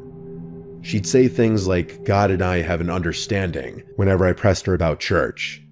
While I leaned into religion as a source of structure and stability, she drifted further from it. It was one of the many things that widened the gap between us. I won't sugarcoat it. My mother struggled with addiction, mental health issues, things she never wanted help for. Some days she was functional, others she was downright insane. I tried not to take it personally, but it was hard. Looking back, she definitely had schizophrenia or some kind of adjacent condition. But before you say anything about my family being neglectful of her mental health, it was a different time back then. One afternoon, I had a nightmare so vivid that I still remember every detail to this day. In the dream, I was lying in bed when my mother stormed into my room, screaming in a fit of rage. She grabbed me by the wrist and started shaking me violently. I woke up in a pool of sweat, my body still rigid with fear. But before I could shake off the dream, it happened again. Except this time, I wasn't asleep. The door barged open, and there she was, just as she had been in my nightmare. Same expression, same unhinged anger, same words. It was like the dream had been some kind of prophecy. I barely managed to push her off and yell for her to stop, and then it was over. She left as suddenly as she had entered, and when I confronted her the next morning, she had no memory of it. She seemed confused, even a little hurt that I was so shaken. I told myself it was a coincidence, some bizarre overlap between my subconscious and her moods, but part of me wondered if it was something worse. A few weeks later, I heard her screaming from the backyard. It was a strange sound, not a panicked scream or even a distressed one. The scream sounded more excited. I don't even know if that makes sense, but that's the best way I can describe it. I rushed outside and froze at what I saw. My mother was standing in the yard, grinning, holding a massive 7-foot-long snake in her bare hands. That was terrifying enough on its own, but there's something you don't know which made it even worse. My mother had a lifelong phobia of snakes. She couldn't even look at them on TV without recoiling. But there she was, gripping one like it was a toy. She said, "Come here," and motioned for me to grab the snake. I took a step back, shaking my head. I literally said, "Mom, what the hell?" But the look in her eye told me she couldn't even understand the words I was saying. She just smiled wider and tilted her head like she was trying to scare me. I couldn't deal with it. I turned and ran back inside, slamming the door behind me. My heart was pounding. I peeked out the window and saw her still standing there, holding the snake like an offering. Eventually, she let it slither onto the ground and walked back inside as if nothing had happened. Later, when I asked her about it, she shrugged like I was making it up. She told me I must have had a strange dream and refused to entertain me when I continued to ask about it. That was nothing compared to what I'm about to tell you, though. That winter, my church held an overnight lock-in. I was relieved to go. Church was my escape, a place where I could be around predictable, normal people. My mother dropped me off completely sober and even kissed my forehead before driving away. At around 4:30 a.m., just as we were settling into sleep, a loud knocking echoed through the chapel. We all sat up, glancing at each other. The knocking moved, traveling around the building in an impossible way at times. It sounded like it was coming from multiple directions at once. It wasn't wind, it wasn't an animal. It was rhythmic, circling the chapel like someone or something was trying to break in. The pastor, the only one with a key, was asleep in his office and hadn't heard a thing. I ran to wake him, and as soon as he stepped into the chapel, the knocking stopped. He opened the front doors and literally stumbled back in fear. Standing there, barefoot and sweating in the freezing air, was my mother. Her clothes were disheveled, and her hair was dripping with sweat. Her lips were moving, but I couldn't hear what she was saying. She didn't acknowledge the pastor. Her eyes locked on me immediately. A slow, unsettling smile stretched across her face as she walked toward me. I wanted to run. The pastor tried to hold me back, whispering, "Stay here." But I felt completely powerless, like I had no choice but to go with her. I climbed into the car, afraid that she was going to do something, but she didn't. The drive home was silent. She didn't speak, didn't explain. She didn't answer when I asked why she was there. When we got home, she stopped in the doorway and just stared at me. She stood there silently watching me as I walked to my room. I closed the door, locked it, and lay awake for hours, listening.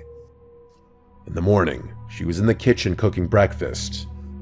She was cheerful and clearly oblivious to what had happened the night before. She jumped back when she saw me, saying she was just about to pick me up from the church. I felt the blood drain from my face. She had no memory of knocking on the church doors, no memory of driving me home. It was freaky. I expected someone, the pastor, a church elder, even one of the chaperones, to say something about what had happened, but no one did. It was like they didn't know what to make of it, or worse, they didn't want to. That's kind of the way people treated my mom back then. That was decades ago. She's gone now, but her memory is something that will never leave me, for better or for worse. I don't know if I believe in demons or the supernatural anymore, but I can't explain what happened. The logical explanation is that she was suffering from mental illness, maybe addiction withdrawal, or maybe something else entirely. But the memory lapses, the eerie timing, the way she acted like a different person some nights, it still haunts me. I tell myself there's a rational answer for all of it, but even now, I'm not sure I believe that.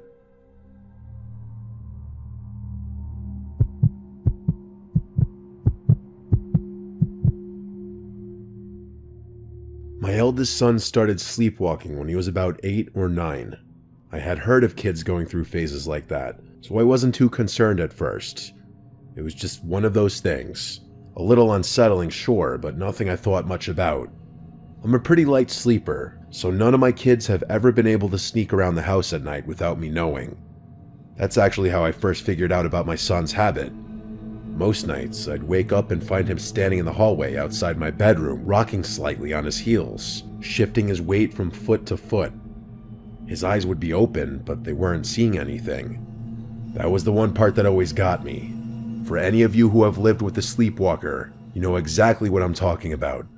His gaze would pass right through me, empty and distant, like he was looking past me into something I couldn't see.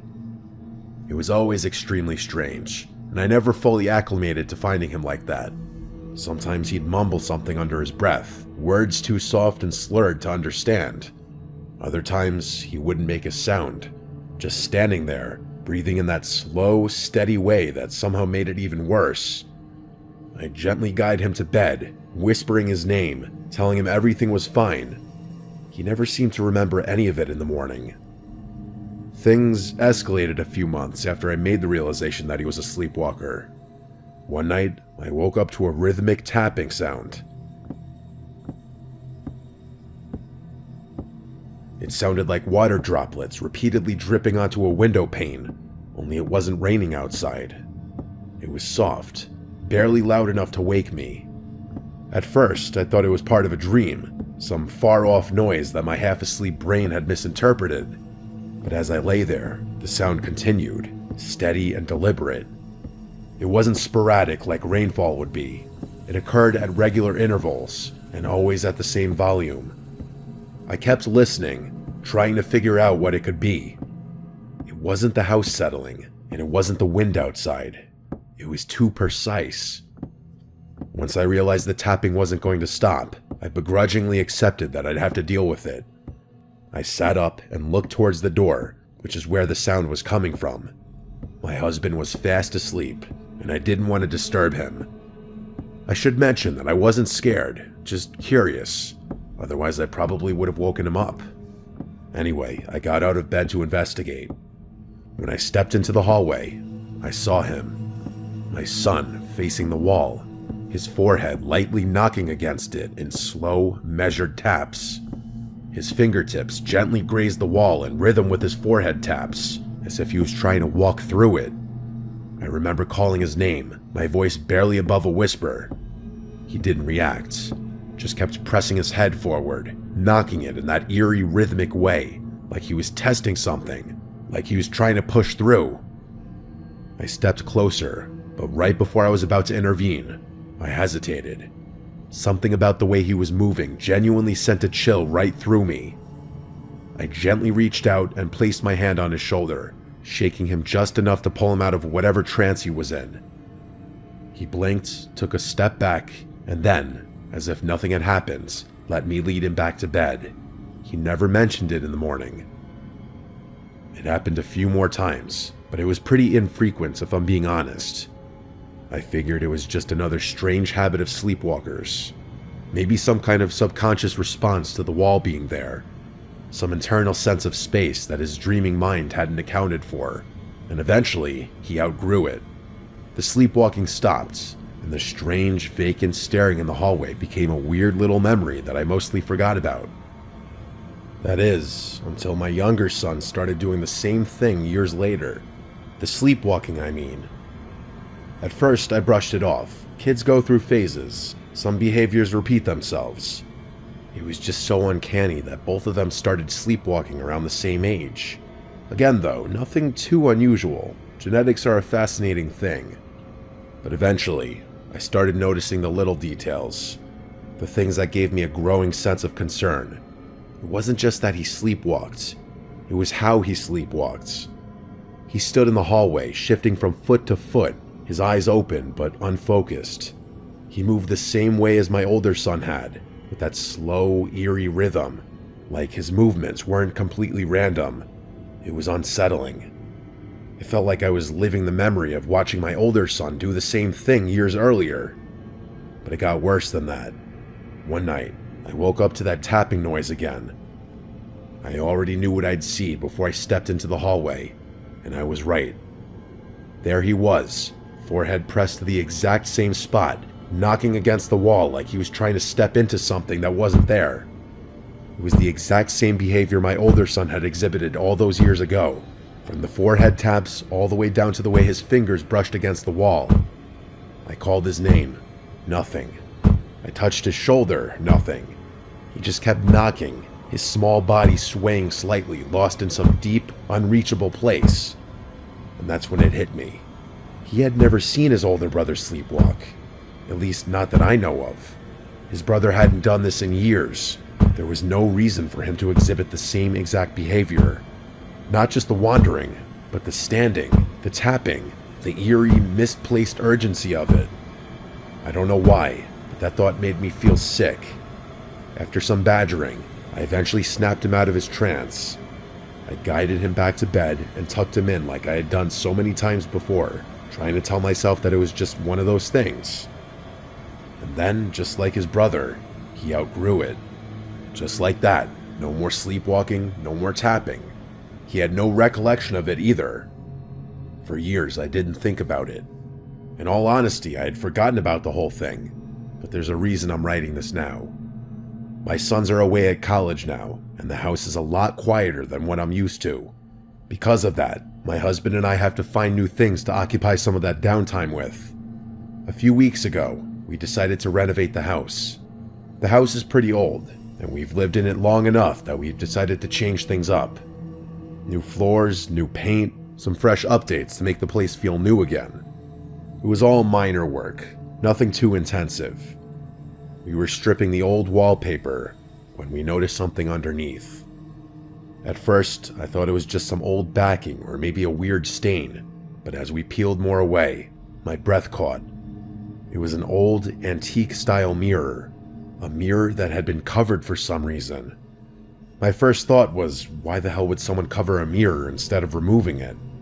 I felt ridiculous, standing there staring at a piece of glass like it was going to do something, but I couldn't help but feel like we weren't supposed to find it, like it had been sealed away for a reason. And that's when I realized The mirror was positioned in the exact spot on the wall that my sons had been bumping into all those years ago. The memories came flooding back, and I stood there in shock. There was no logical reason they should have known it was there. They couldn't have, and yet somehow they had. Both of them had independently been trying to walk into something that was impossible to see through the wallpaper. Forget about the fact that they were unconscious. I immediately got rid of that mirror, but I'm still pretty freaked out by the whole thing. There's got to be some kind of rational explanation for this, but I can't think of one. I still don't know what to make of this. I really don't.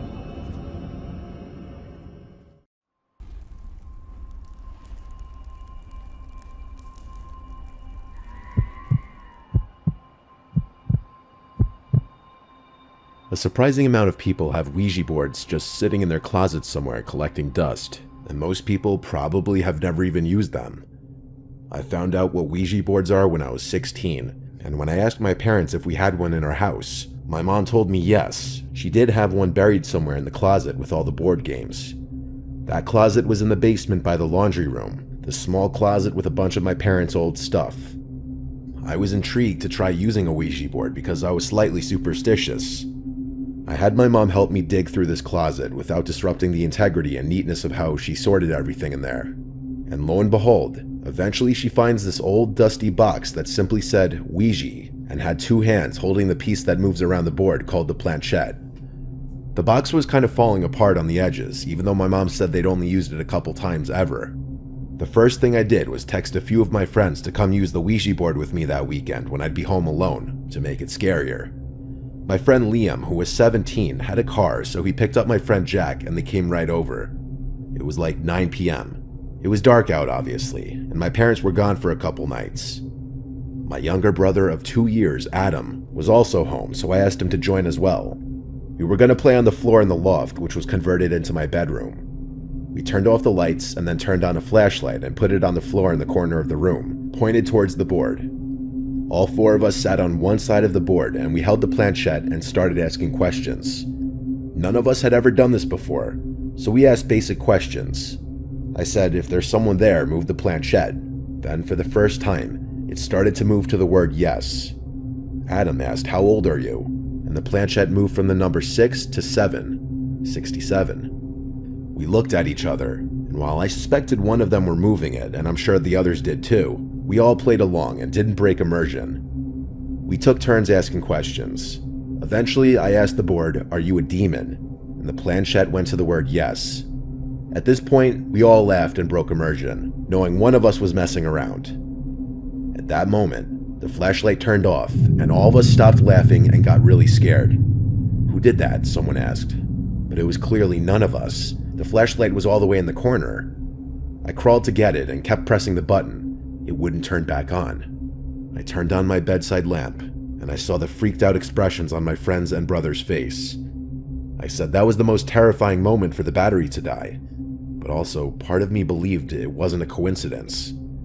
We stopped playing after that moment, and we even left my room and went to the backyard just because we were all freaked out being in the house at that moment. I had to sleep in that room that night though, and when my friends left and Adam eventually went to sleep, I knew I had to as well. I put the Ouija board back in the box and brought it downstairs out of my room. I just felt weird sleeping in the same room as it that night. As soon as I turned off the light, I just tried to go to sleep right away, not sitting on my phone for an hour or whatever, like I usually do. As I was starting to finally drift off into a half-sleep state, something in my closet fell over. I immediately rose up and looked in the direction of the closet door. I flicked on the bedside lamp and walked over to the closet. It was a small walk-in closet where I kept some of my clothes. There's a light switch on the outside of the closet that turned on a single light bulb inside of it. I flicked it on and looked down at the crack at the bottom of the door. There were what looked to be 2 shadows cast by feet on the other side of the door. As soon as I saw this, I started screaming at him and ran to his room. I explained to him what I just saw and led him to my room to show him. When he came to my room, the light in the closet was still on, but the shadows at the bottom of the door weren't there anymore. I opened the door, and there was nobody in the closet, but there was something on the floor. It was a wooden box that I made in arts and crafts that I would put childhood memorabilia in. It somehow fell over and the contents spilled onto the floor, There is no draft in the world that would have knocked that over. It made no logical sense. I slept in my parents' bed that night and then the next, and for a week after that I slept in the spare bedroom. Eventually I would start sleeping in my own bed again, but I would never forget that night. I haven't touched a Ouija board since.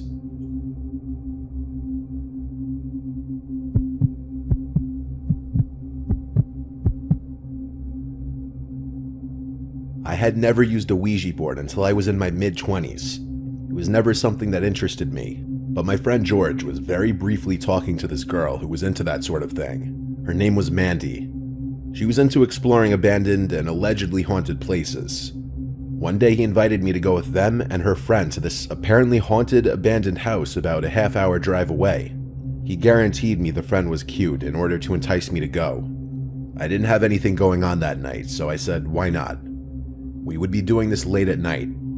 George picked me up first around 11 p.m., and then we drove to pick up the girls from this park. I had already met Mandy once, but not her friend. Her friend Carly had red hair, a nose ring, and sleeve on her right arm. Mandy had already been to this house before, and she said it was high in activity, a term I'd never heard till that point, but obviously could put together what she meant. I smiled a bit as she said it because I honestly laughed to myself. I don't believe in the paranormal myself, so I found it a little humorous. Mandy brought this big bag with her, so during the drive I asked what's inside. And then she goes and pulls out this box, a Ouija board box, and then she pulls out a candle. Then George said, "Oh, that's the surprise." Apparently her surprise to George was that we would be using a Ouija board in this abandoned house. I'm gonna be honest, that didn't sound super fun to me, but I was there for the adventure. Mandy directed George where to park when we got close. It was this really dark street with no streetlights, with an open field on one side and trees on the other. The house driveway was gated off, so we had to walk from there. We walked through some woods that led us to the backyard of the house. From there, Mandy led us to the back window that she climbed through last time. It was a bit high up, so we had to help the girls up. Then we just climbed in ourselves, and we walked around the house for a bit. All the furniture was still inside, but it was just decrepit. It hadn't been lived in for probably decades. I don't scare easily, and I must admit, being in there at night was very eerie. It would probably be terrifying alone. It was dead silent besides our footsteps on the creaky floors. There were some old portraits of people hung on the wall. They looked like they were taken in the 50s, which made me wonder how old this house was and what was the story behind it. Most likely the couple living there died and there was no family left to claim the house. Mandy set up the board on the floor and she lit these 2 candles. I could tell she was really into this stuff. She took lead with this, asking a bunch of spiritual questions. The planchette piece didn't move for the first few questions as she kept asking, is anyone there, can anyone hear, etc. Eventually, it started to spell out the word hello. I laughed and looked at George, who laughed back, but the girls were serious and even said stop laughing. Out of respect, I did stop smiling and put a serious face on. Mandy asked, "What's your name?" and the planchette moved around the board slowly to spell out the name Gregory. She then asked, "How long have you been dead?" and then it moved around to spell out 30 years. I didn't believe any of this for a second. I knew Mandy or Carly were doing this. This went on for some time, and we played along, until there was a huge thump from upstairs in the house. We all jumped and let go of the planchette. George said, "Is someone up there?" and Mandy insisted it could be Gregory. Mandy and Carly put their hands back on the planchette and asked, "Gregory, did you make that sound?" And George and I stopped her and said we need to leave if someone's upstairs. Then we watched as the planchette moved to the word yes. At this point, George and I were convinced the girls were pranking us, and that they had someone upstairs trying to scare us. Then we heard footsteps above us. There was no denying these sounds were footsteps. George and I agreed to go upstairs and check it out, expecting to find someone trying to prank us. The girls kept saying, "No, come back down." We went up the extremely creaky steps and entered the first open door we found. It was a bedroom. The furniture and everything in the room was extremely decayed. And then there was this door, right in the corner of the room. Most likely a closet. It was cracked open, and we whispered to each other that we thought we heard something in the closet. I put my finger up to my lips to tell him to be quiet, and we listened. When we heard a clear exhale behind the door, we both quickly left the room. We hurried downstairs, expecting to find the girls still in the living room, but they were gone. The candles, the Ouija board, everything. There was just darkness in the house now. We didn't even hear them sneak out. We left, through the window again, in a hurry and ran to the car. George tried calling Mandy's phone multiple times, but it went straight to voicemail every time. She blocked him. They were nowhere to be found either. We went straight to the car and drove home. George never heard from that girl again. He only hung out with her 2 times. He didn't know where she lived or anything. We did form our own crazy theory that they were in fact trying to trap us somehow, and the footsteps upstairs were from somebody they knew. It's also possible they never left the house, and that they were hiding somewhere inside. The more superstitious out there may believe that we did in fact speak to a spirit though, and something more supernatural was going on.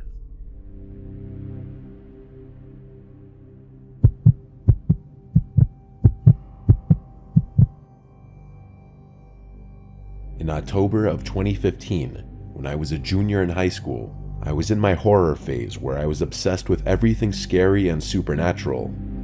With Halloween coming up, I was also reading a lot of scary stories about Ouija boards and people's experiences with them. My curiosity was piqued, and so I ordered a Ouija board off Amazon, and when it arrived, I waited till a night our parents were not home to use it. I convinced my little sister to try it with me. We were at the dining room table with the lights dimmed, both of us holding the planchette. I asked the board some questions, and my sister and I both laughed because it was kind of awkward and funny. I started to move the piece around, trying to creep out my sister, but she knew it was me doing it. After a few minutes of doing this, we were starting to get bored, and my sister wanted to stop. I said let's try for a few more minutes. After a little bit more waiting for the planchette to move from some unseen entity, we decided to give up. My sister went to her room after this, and I went to mine.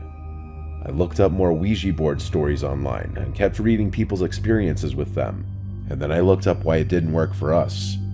Other people had said their first time using Ouija boards nothing had happened, so I decided I would try again. That night around 1 a.m., when my sister was already asleep, I went back down to the dining room and dimmed the lights again. I once again tried to use the Ouija board, asking similar questions as a few hours ago, just in a lower voice to not wake up my sister. I held the planchette with both hands, waiting for it to move, but it never did. Instead, I heard sounds from upstairs, like soft footsteps. It could have been my sister. She might have heard me down here. The footstep-type sounds were followed by a muffled female voice. It didn't sound quite like my sister, though, and the voice was coming from directly above me. The room above the dining room was our older brother's room, who was away at college. My sister wouldn't have been in there. I went up the stairs quietly, and I heard the voice getting louder as I got closer to my brother's room. It was coming from in there. I was curious if my sister was playing a prank on me, changing her voice to sound lower to scare me. I got to the door and put my ear up against it. I heard the voice of what sounded like an older woman. I wasn't sure how my sister could be doing a voice like that. At first I didn't know what was being said, until I realized that the voice kept saying, "Grandma's here, Georgie," over and over. It was the voice of my dead grandma. I felt every hair in my body stand up. I opened the door and turned on the light, and no one was inside. The voice had stopped. I ran to my room and shut the door and locked it and curled up under the covers. I felt the whole room spinning as I couldn't form any rational thoughts of what just happened. It was too vivid to have imagined it. When I calmed down, I did a prayer before going to sleep. Or at least trying to go to sleep. I was awake all night. I still remember this night just as vividly 8 years later.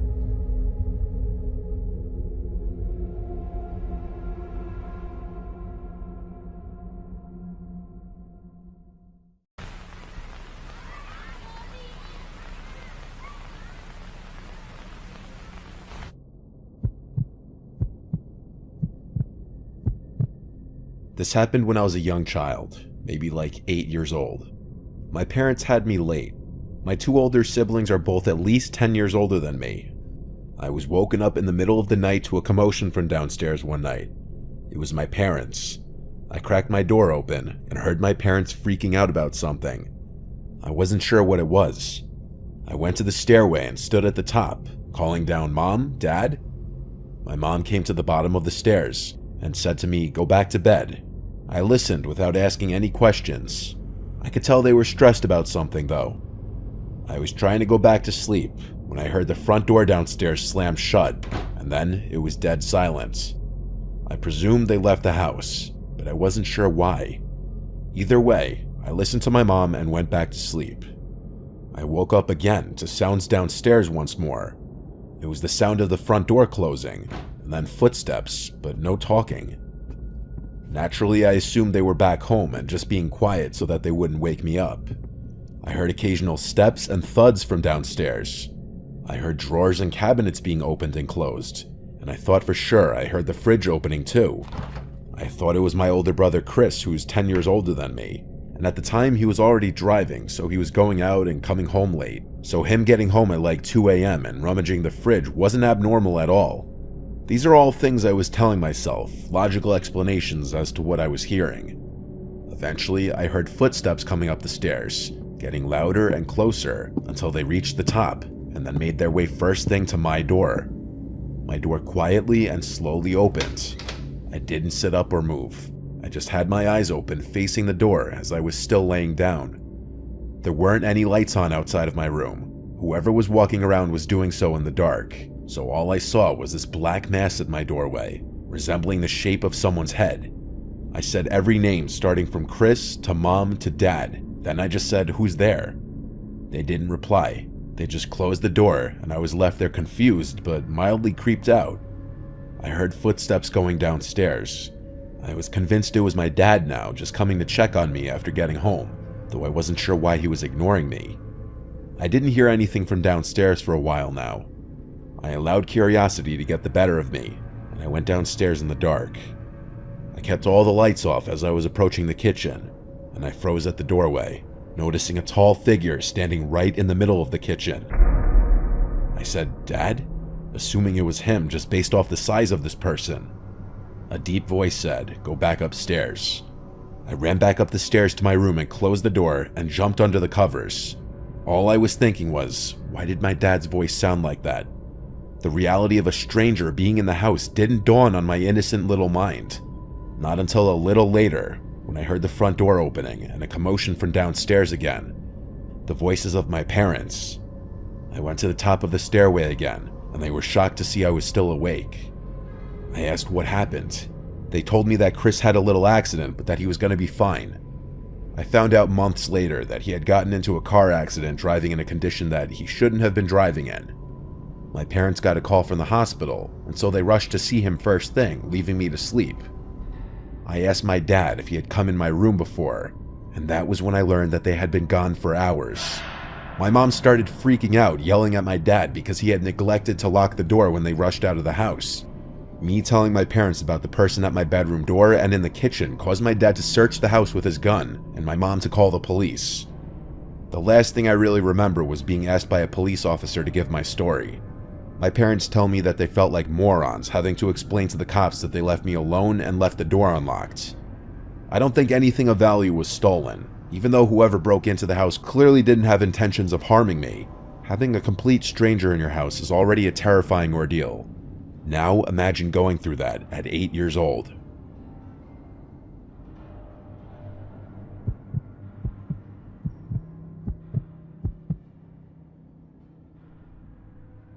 It was around 2013 to 2014.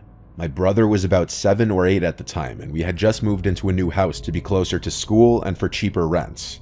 It was a pretty nice house, all things considered. It even had a cozy fireplace for the winter. Anyway, my brother was really into Batman and had this Batman car that if a button was pressed made noises and lit up. It was basically his favorite toy, so he played with it often. Then one afternoon, he came inside from playing out back and told us he found something. So obviously my mom and I asked what it was. It was a picture of a young boy in the form of one of those tags you get if your parents paid extra for school photos. The picture was dirty and full of wear and tear, even to the point you couldn't see the year it was taken. We thought that, okay, some parent lost their kid's picture, no big deal. And then my brother said something that confused me. "That's Buddy," he said. And I looked at him with a facial expression that basically asked him to repeat himself. And he did. He pointed at the picture and said, "This is Buddy, he's my friend." I slowly nodded my head as if I knew who he was talking about. The main reason this confused me is because my brother didn't make friends easily, and he had no friends that I knew of. And this Buddy only came up once we had moved. I shrugged it off and figured he'd made friends with the next door neighbors or something, and he somehow got the school picture as like a keepsake. That night around 3 a.m., when everyone in the house was asleep, I woke up to my brother talking, so naturally annoyed, I walked into his room to tell him to go to bed or else he'd wake up our parents.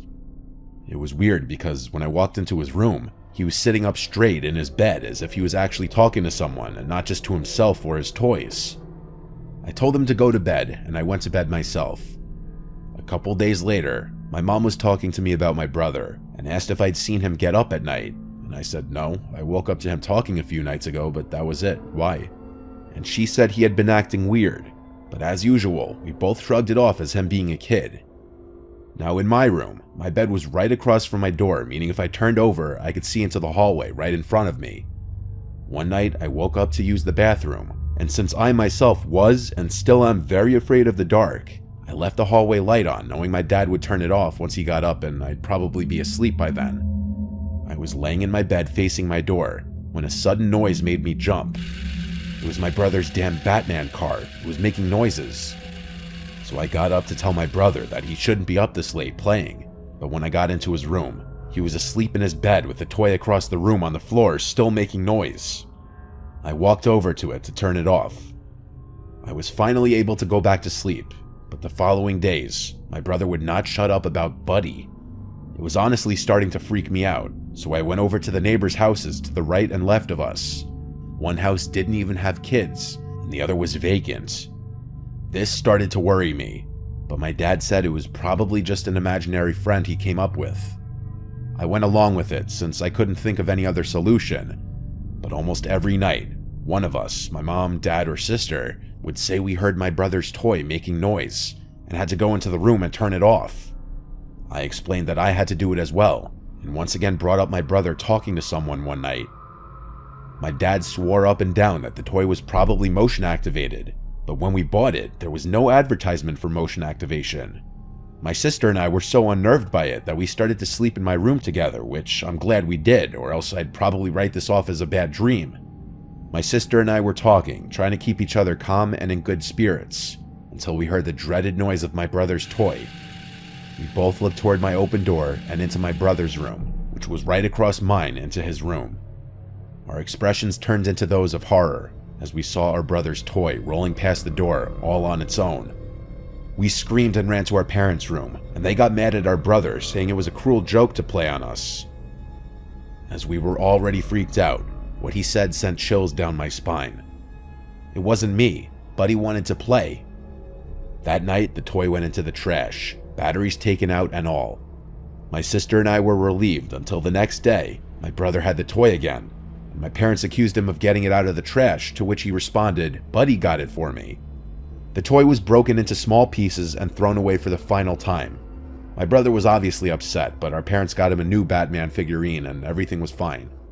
It wasn't until about a week later, when we all felt that everything was okay now, and that Buddy was gone. My mom was cooking chicken breasts on the countertop George Foreman grill, and she had come into the living room to ask us something. And then we all jumped as we heard it crash in the kitchen. We went in there to see the George Foreman grill halfway across the kitchen, as if it had been thrown. My mom swore it was nowhere near the edge, and my dad had no explanations. Nothing happened afterwards, and we moved out about a year later. But to this day, I wonder if my brother's imaginary friend Buddy wasn't imaginary.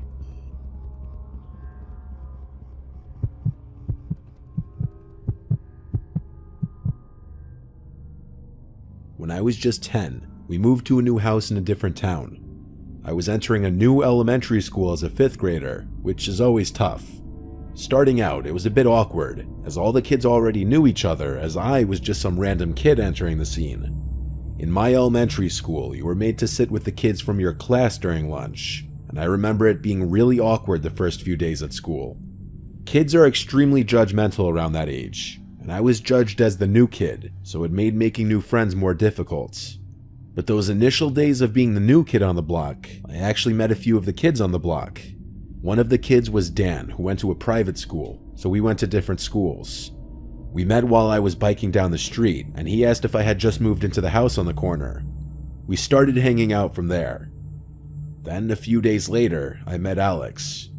Alex actually rang the bell one day and asked my parents for me. I was confused when my parents called me to the door and introduced me to him. He said he lived down the block and wanted to know if I liked video games. Of course, I said yes, and he invited me over to his house to play Grand Theft Auto San Andreas. I didn't have that game, but I really wanted it, so I said yes. We walked to his house, which was literally the corner house at the opposite end of the block. Right away, I felt like the house looked less nice than every other house on the block. It was the same size as most, but it just looked run down and not taken care of. There was no grass, the front yard was just two big patches of dirt with a walkway cutting through them to the front door. We entered the house, and it was equally disheveled inside. It was like a house of hoarders. Boxes and junk everywhere in every room. He led us to the basement, which smelled like 15 cats lived down there. Weirdly enough, there didn't seem to be any pets. The basement was a pigsty. It may have been the messiest room in the house. We sat on this brown leather couch placed right in front of the TV. He had a GameCube and PS2. He booted up San Andreas and we played the 2-player mode, and it was actually fun, and in that moment, I thought I was gonna like Alex and would want to be friends with him. Eventually, I wanted to go home, and so I said I gotta go, and he seemed really disappointed, like he wanted to keep hanging out. We'd already been playing for like 2 hours though, so I just wanted to go home. He followed me halfway home until I said see you later, basically saying in a friendly way, alright, go away now. That was the first warning sign that Alex was a wacko, but I didn't find it concerning just yet. The next day, Alex rang the doorbell again and asked my parents if I could come play. This time we played GameCube in my room for about an hour. Not to sound mean or judgmental, but I was starting to not really like him just because I felt like he was weird and he made me uncomfortable with how physically close he got to me. The next day after school, he rang the bell again. I wasn't really in the mood and told my mom to tell him I don't feel good, so he left. I would rather hang out with Dan honestly because I just liked him more. That same day, I rode my bike up to Dan's house to see if he could hang out. He was down, so we started riding our bikes further up the block. And this was a mistake, because as we passed Alex's house, he came outside onto his front stoop as if he were waiting by the window. It was weird, but it was also awkward because I just had my mom tell him that I was sick before. As we passed, I told Dan that I hung out with that kid, and that I felt like he was slightly weird. Dan was shocked that I hung out with him, saying that whole family is crazy. I found out from Dan that Alex was actually a couple years older than me. He was 12. From this point, I decided to steer clear of him. The next weekend, Alex came to our door again asking for me. I told my mom before this already to tell him I'm not home if he came back, so she did that. But late that night, I woke up to my window completely open and a cool breeze blowing into the room. It was a chilly September night, so I most definitely left the window closed originally. Waking up to an unexpected breeze made me question who could have done that. Then I felt something poke my foot and I screamed. I looked at the foot of my bed and saw Alex. He told me to be quiet, it's just him. Before I could even ask what he was doing in my room, he explained that his parents were fighting and he wanted to sleep with me. He climbed through my window. I was in shock. I told him to get out. He pleaded with me to let him sleep in bed with me. Again, I told him to get out. Watching him turn and climb out of my window was a disturbing scene. I closed the window and locked it, and then went straight to my parents to wake them up and tell them. They couldn't believe it. The next day, my parents both went down the block to talk to Alex's parents, and when they came back, they said it didn't go well. Alex's crazy mom screamed and laughed in my parents' faces, taking no accountability for her son's actions. I'm sure my parents didn't want to get police involved because Alex was just a kid. But however many nights later, I woke up to knocks at my window. I had my blinds closed, but I knew for a fact it was Alex. I didn't answer. The knocks went on and on for like 5 minutes. I even heard an attempt at opening the window. I was actually scared. I remember my heart racing. Eventually, of course, the knocks stopped. I went to tell my parents, and they told me to just ignore it. I think they weren't as threatened because, like I said before, Alex was just a kid. It was probably a few days later when Dan and I, along with another kid I made friends with from school, were biking from my house down the block, and when we passed Alex's house, I saw him run to the window as we passed, and he just watched. I told my friends about what happened, and they found it hilarious and fucked up. My other friend made a comment about how he sounds like someone who would live in a gross house like that. That night, for the final time, I woke up to a sound in my room. It was the sound of my window being shattered. I screamed like a girl as I saw Alex climbing through the window, through the closed blinds. I ran to my parents' room and woke them up. By this point, Alex was already back outside. My dad went outside and chased him all the way back to his house, with Alex making it back inside his house before my dad could catch up to him. My dad pounded on the door until Alex's parents opened up, and my dad must have said something right, because he somehow managed to convince Alex's parents to pay for the window if he didn't involve the police. They ended up paying whatever it cost to fix the window, and I never heard from Alex again. Though I did see him once or twice in front of his house the next couple of years while in the car passing his house. That family eventually ended up moving somewhere else, thankfully. I think there's a chance Alex was looking to do something crazy, like murder me or at the very least attack me, just because he saw me hanging with other kids when I didn't want to be his friend. I mean, what else would he do after shattering my window with something and climbing inside? I'm scared to wonder what kind of person Alex grew up to be.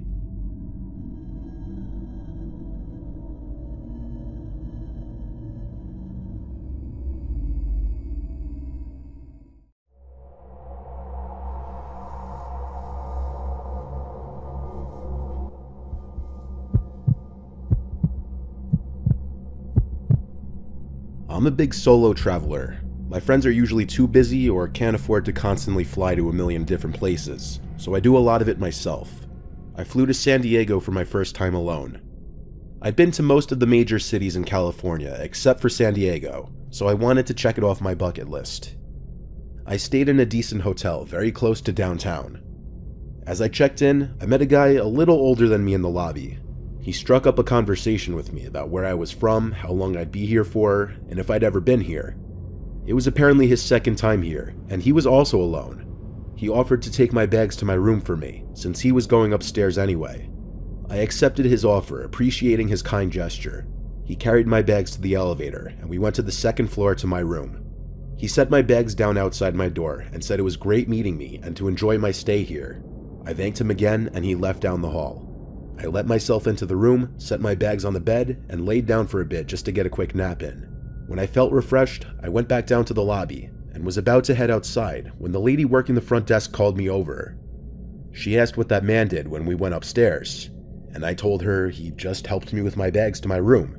She then warned me that that man had been standing outside the hotel for a while, and she noticed him come in moments after I came inside.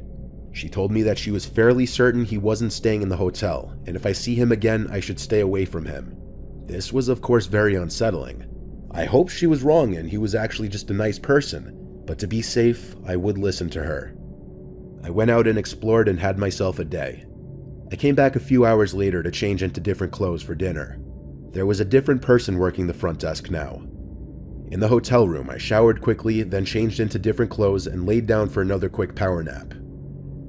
During this time, there was a knock at the door to my room, followed by a quiet male's voice saying housekeeping. I didn't order housekeeping, and it was my first day there. Maybe they had the wrong room. I went to check the peephole of the door, and I didn't see anyone in the hall. That was beyond strange. Then, immediately, that man from earlier came into my head. What if it was him? I ignored the knocks and went to my phone to call the front desk and ask them if they had sent housekeeping to my room. And of course, they said no. So I asked for someone to be sent to my room for my own safety, and 5 minutes later, a hotel maid knocked on the door. I opened it and explained politely the situation to her, and thanked her for coming. I then left the hotel to go to dinner. After dinner, I did a city lights night tour, and explored some of the happening areas of the city at night. I got back to the hotel room around 10. I went up to the front desk worker and then explained what happened earlier, with the man I met who I feared may have been pretending to be room service to get into my room. I then asked her if she had seen anyone of his description walking around the lobby, and she said no. And to make me feel better, she checked the live surveillance camera of my floor, and no one was in the halls. I thanked her and went upstairs to my floor and then to my room. I changed out of my clothes and laid in bed and put on the TV so I could fall asleep to something. Within the hour, I was drifting into a sleep.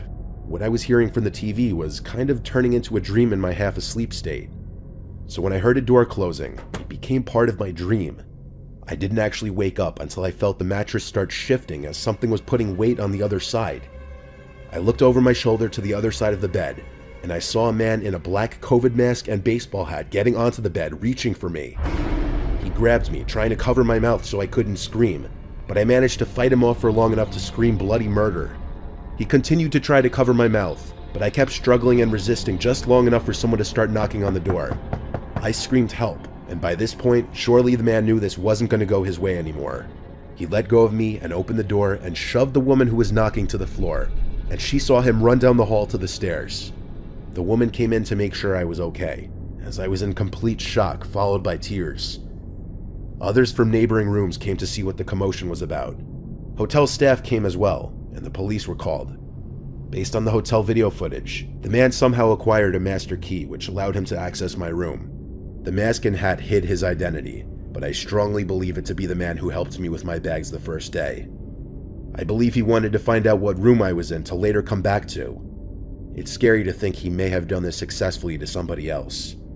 I tried my best to enjoy the rest of my trip, even though I went through something that will likely stay with me for the rest of my life. The hotel gave me a full reimbursement for the entire stay, and they gave me a different room to stay in. Honestly, looking back, I probably should have pressed charges on the hotel. The hotel, of course, also gave all the necessary footage to the police department. I haven't ever been contacted to identify anybody, which sadly more than likely means the man was never properly identified or caught.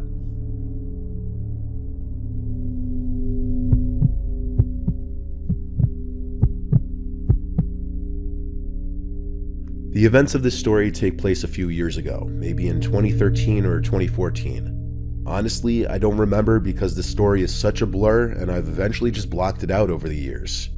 It was Christmas break and I was a freshman in college attending a university in New York City. With that being said, I was miles apart from my family who lived all the way in Bulgaria. For some of you who may not know where that is, Bulgaria is just a small country in Eastern Europe, right by Romania and Greece. Bulgaria's safety reputation and regulation isn't really that good, but this story actually contrasts that. I was at JFK Airport, maybe just a few days before Christmas Eve, because my initial plan was to surprise my family and friends in Bulgaria. The airport very obviously was packed and loaded with a lot of people, making my traveling experience way more complex and difficult. After hours of security, luggage weighing, and waiting for time to pass, I finally was at rest when the first plane to Istanbul from Manhattan was setting off. The first plane ride was around 8 hours, so I was prepared to be somewhat miserable and sore for the classic economic seating arrangement. I was sat next to two men, unfortunately. For the record, I'm a 5 feet, 110-something pound woman, which didn't make it any better either. These two men were probably well over a foot taller than me and could easily overpower me. The man on the right to me was relatively quiet, black hair, glasses, and low-key ripped. The guy on the left to me, however, freaked me out. He would occasionally mumble to himself quietly, and he would pick at his skin, sometimes even nudging his arm close to mine. I took note of the guy to the left of me and tried my best to have a decent 8-hour flight. The only thing keeping me productive was the fact that I'd be in my home country in less than 48 hours. But this productiveness got trimmed short when I'd be minding my business, maybe doing work or listening to music, and the guy left of me would be very bluntly staring at me. I tried shrugging it off. Maybe he has a disability that made him lack social cues. But as time went on, I started to doubt that. At some point during the flight, I was watching season 2 of American Horror Story, and the man began speaking to me, asking why I was watching a show that poorly represents the mentally ill, murderers, and whatnot. Very nervously and hastily, I asked him if he needed anything, since it's inappropriate to randomly disturb a stranger who's minding their own business. The season of American Horror Story I was watching was Asylum, which portrays cold-blooded murderers and insane people of a mental hospital. the guy looked me straight in the eye and said very candidly, "I just think it's fucked up how everyone thinks people who skin others alive are crazy. I mean, aren't we all like that?" I mentally began freaking out, asking myself who the hell was I sitting next to, and did anyone else hear that? I chuckled, brushing it off to seem unbothered. For the rest of the flight, I was scared shitless, and I contemplated asking for an open seat that may have been available by the back of the plane. But nonetheless, the flight came to an end and we arrived in Istanbul. I gathered my stuff as quickly as I could and escorted myself out of the plane as soon as possible. Now, I wish I could say the story ends there, but unfortunately it does not. The rest of my Christmas was fine, but what that man said still rung in my head like a bell. As January approached, I began packing up again to head back to New York. I was sorting out my tote bag and throwing out any old trash I may have stuffed in there from traveling, when I came across a disgusting note that must have been slipped in there when I was sleeping. It read the following: "I wish I could see what you look like under your skin." I really wish I took a picture of it as evidence, because only a month later into February, there was a news article that my younger sister sent to me that basically talked about the same exact man from my plane ride being sent to jail for multiple accounts of rape, attempted rape, kidnapping, attempted kidnapping, and first-degree murder in Istanbul. Reading that article made me sick to my stomach, and honestly, that whole experience drove me to just stay home for the holidays for a few years.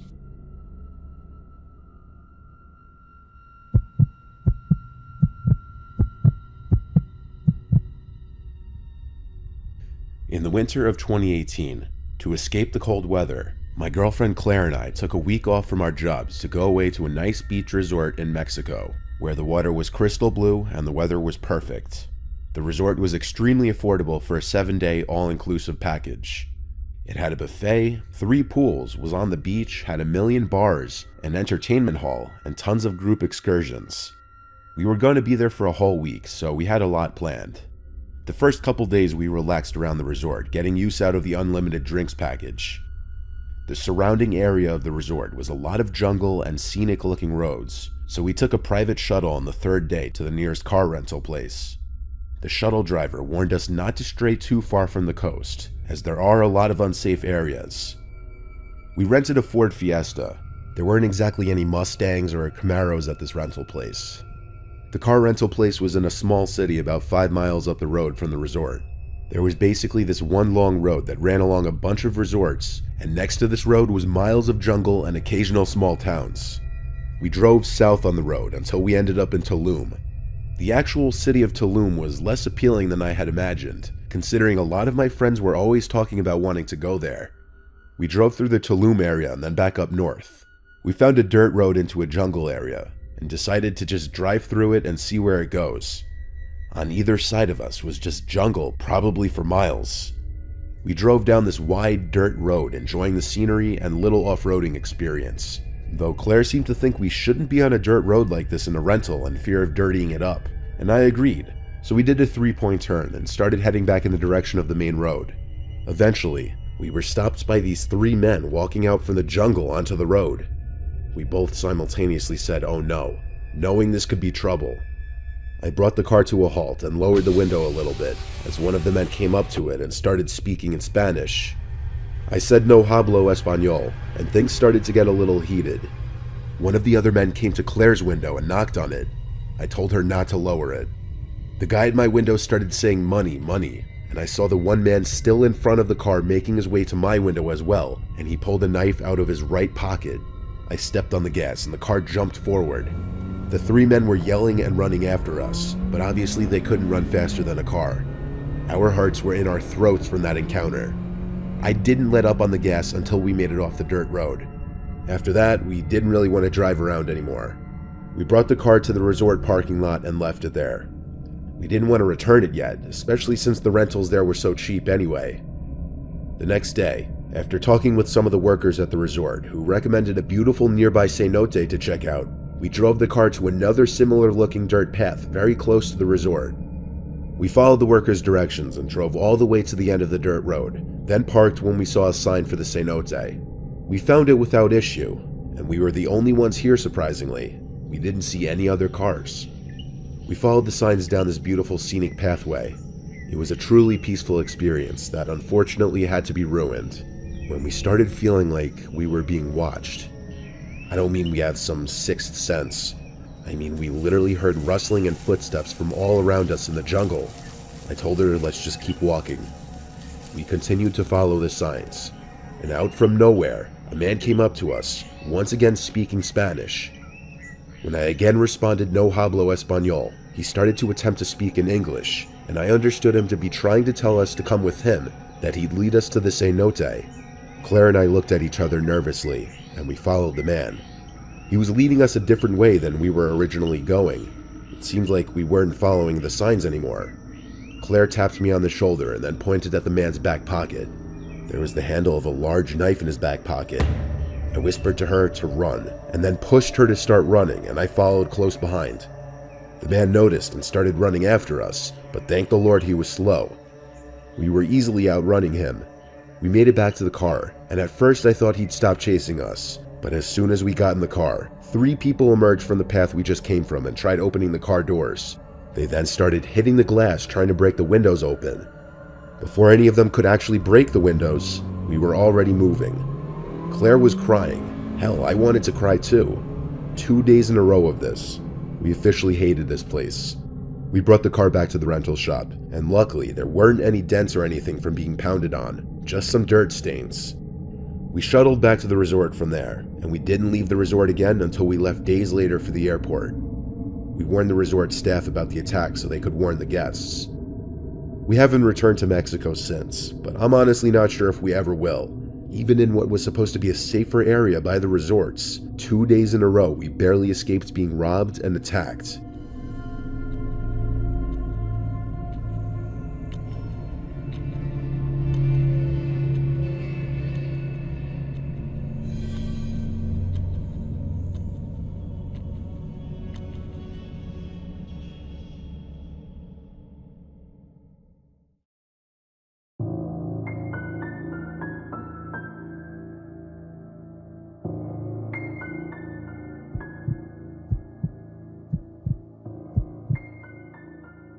When I was 19, I worked as a camp counselor at a summer camp.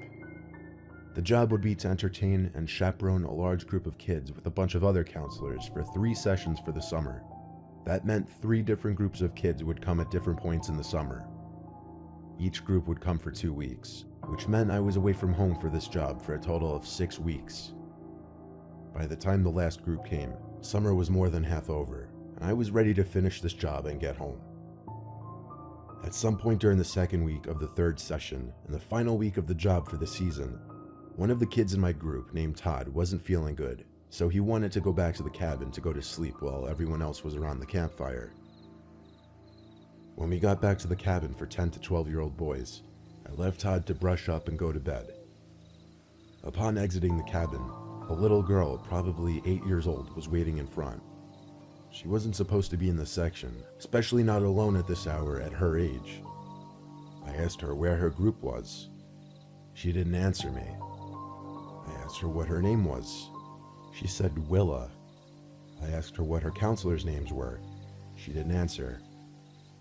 I took her hand and brought her into the front section of the cabin. Then I told her to wait there. I started to run across the camp to the other activity sections, hoping to find the girls' group. When I couldn't find them, I ran straight for the section with the girl cabins. I found one of the female counselors with a small group of 7 to 8-year-old girl campers, and asked her if she had any girls named Willa in their group. The counselor was certain there was no one with that name in any of the girls' groups, actually. Next thing I did was run back to the boys' cabin where I left the girl, with plans of bringing her to the front office building. When I got back to the cabin, however, she wasn't there. I went towards the back section by the beds and asked Todd if he'd seen a girl walk in there, to which he looked confused and said no. So now in a panic, I ran outside and looked in the immediate area of the cabin for the girl, when suddenly I heard a girl's scream come from the woods. I was beyond shook. I can't even come up with better words to use for how I was feeling when I heard that scream. I wanted to run for help, but I felt like whatever danger she could be in could be time sensitive, so I ran into the woods calling Willa's name. It didn't return any calls back for a while, and I felt like I was hopelessly running into the dark woods. Until finally, after some time, and calling the name Willa constantly, there was a scream echoing through the woods, very close this time. I continued a bit further, and there she was. That little girl named Willa. She was standing straight in front of a tree looking at me, as if she were waiting. I told her to come to me in a quiet voice as I slowly approached her, but then she turned and started running. I didn't know why she was running, but I had to follow her. She was surprisingly fast, but I kept up. I saw her slow down and stop ahead, though my vision of her was intruded by a few trees, as it was the whole time I was chasing her. I stopped and hid behind a tree, thinking maybe I could sneak up on her and grab her if I was quiet enough. And I noticed something in the near distance. It was some small, dim red light waving around behind some foliage. The girl then ran over to the light and apparently ducked down out of sight. I was trying to put the pieces together, just as I saw some larger figure emerge from where the girl had just disappeared to. And this figure was crouch walking in my direction. I was able to put two and two together and assume this was some kind of trap. So I turned and sprinted all the way back to the campgrounds and ran straight for the main office. I spoke with the camp coordinator, Jackie, told her about the suspicious activity that just took place, and advised that all camp activity should be cut short for the night. Any incident like this would be treated very seriously for the safety of the children and the well-being of the camp's reputation. Authorities had been alerted about suspicious activity on the campground. They came, I helped them with their report, and they left. By morning, everything was back to normal. The season was over before we knew it, and that was that. I have my own theories of what I witnessed in the woods that night. The most logical has to be the possibility that a man was using that little girl, maybe his daughter, as some kind of bait to lure unsuspecting victims into the woods. And what would happen next? I have no idea. I'm glad I didn't find out.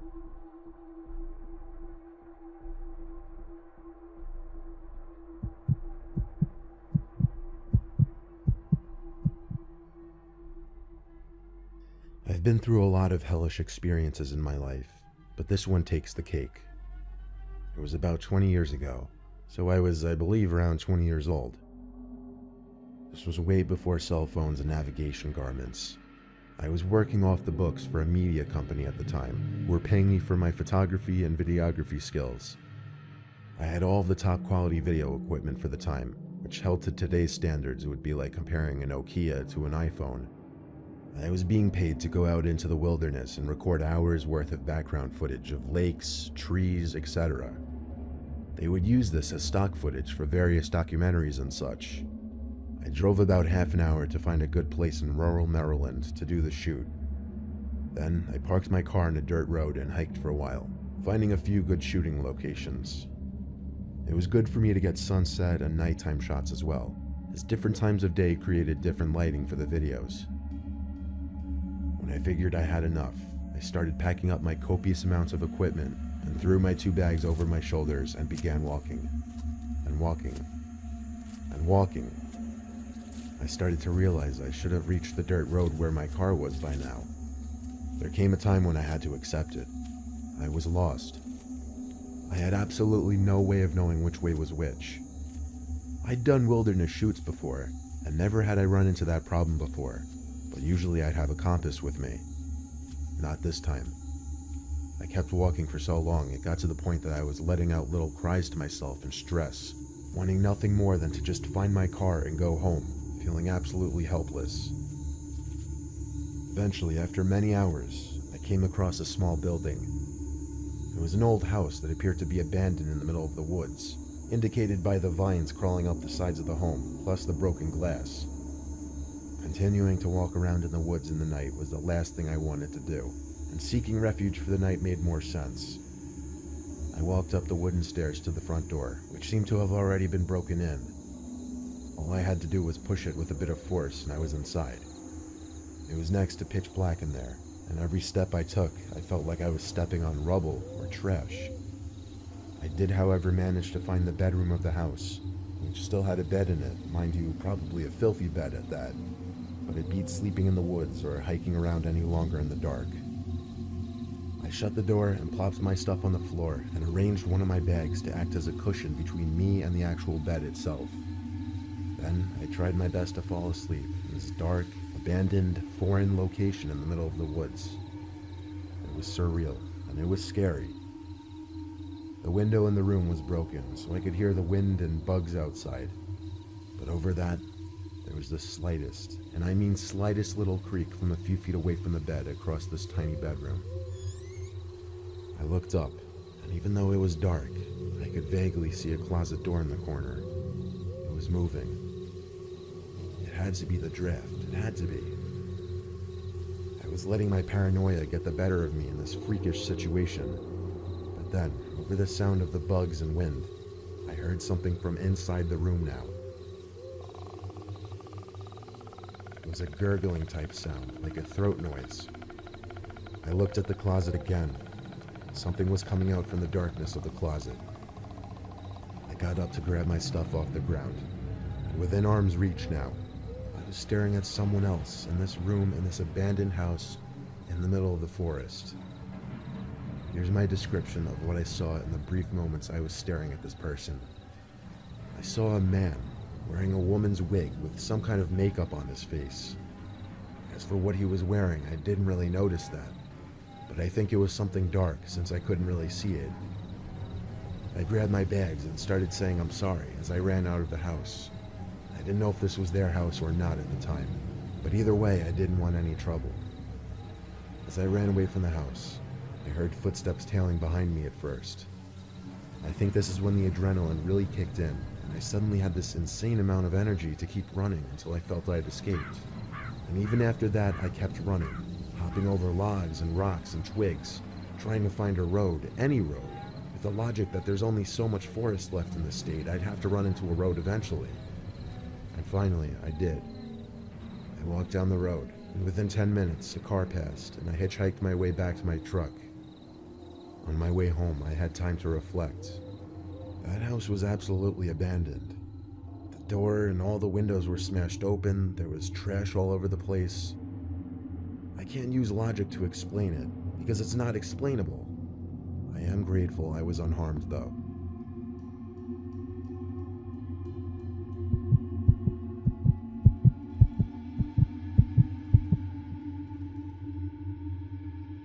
My apartment complex sits in a pretty safe neighborhood, so I guess I'm naturally less on guard as far as break-ins and whatever. There was this one night I'd gotten home late from a bar with friends, and though I wasn't very drunk anymore, I was definitely still tipsy. To give a little context on my apartment layout, it's on the ground level and has 2 doors, a front and back. As I entered, I was in the living room, greeted by my dog Chester. Then I passed the living room to walk down a tiny hallway to my room. Chester followed, though he was acting a little weird. I jumped right into bed. I was exhausted.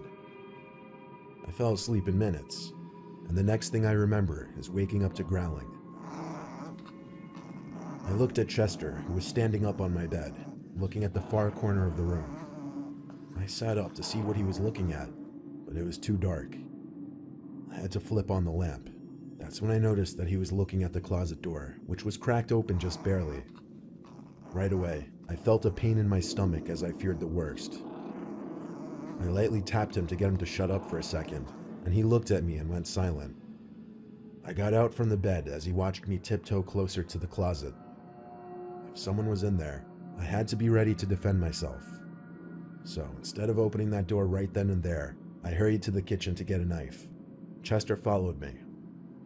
When I got back into my room, I don't know where it came from. I had a huge bout of confidence overcome me, and I rushed to open the closet door fully. I was shocked, but also relieved to see no one inside. I called Chester an idiot as I went back to the kitchen to put the knife away. When I got back into the room, I saw Chester looking under my bed, growling again. I bent down to take a look, and there was a man hiding under my bed. We made eye contact for a second, and then I grabbed Chester and ran outside to knock on the neighboring apartment's door. My neighbor opened in his pajamas, and I begged him to let me in after explaining that someone was in my apartment. He let me in immediately and let me use his phone to call the police. The intruder wasn't in the apartment anymore by the time the police came and searched the place. If it weren't for my tiny little chihuahua who couldn't harm a fly, I may not have come out of this in one piece.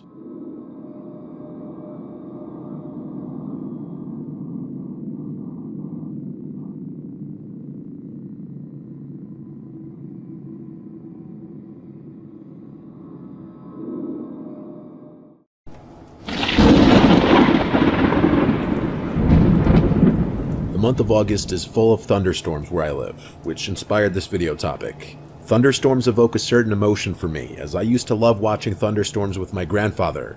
Fragrance is something else that's very powerful in evoking emotions and memories. My grandfather had a very distinguishable scent that I still remember to this day. Through Scentbird, I found many fragrances which I use daily, one of which being Kinetic by Toomey, a fragrance that reminds me of my grandfather and evokes positive memories for me, with the scent mixing the aromas of Italian mandarin, sandalwood, and vanilla. Scentbird is a monthly cologne and perfume subscription service that lets you discover over 700 designer fragrances without committing to a giant expensive bottle, which also lets you try a new fragrance every month to switch things up. Another one of my favorites is Cross River Gorilla, which has a scent that mixes the aromas of cardamom, green apple, violet leaf, and smoked leather, rated as a casual scent perfect for the fall season. What I love about Scentbird is the affordability. The vials are cheaper than a lot of the rollerballs or travel sizes at the store. Scentbird carries some of the finest fragrances like Gucci, Prada, and Versace and delivers them right to your door. You get to try the first fragrance from Scentbird for only $8, and your next month will be only $16.95. If you're interested in trying Scentbird, use my code MrNightmare55 or the link below to get 55% off at Scentbird. You'll get the product for half the price at just $8.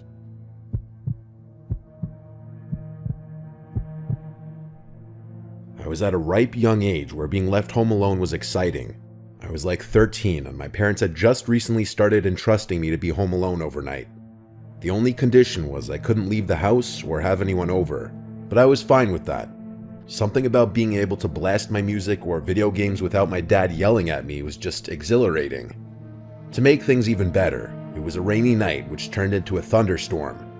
I sat outside under the awning for a while watching the thunderstorm as I like to do.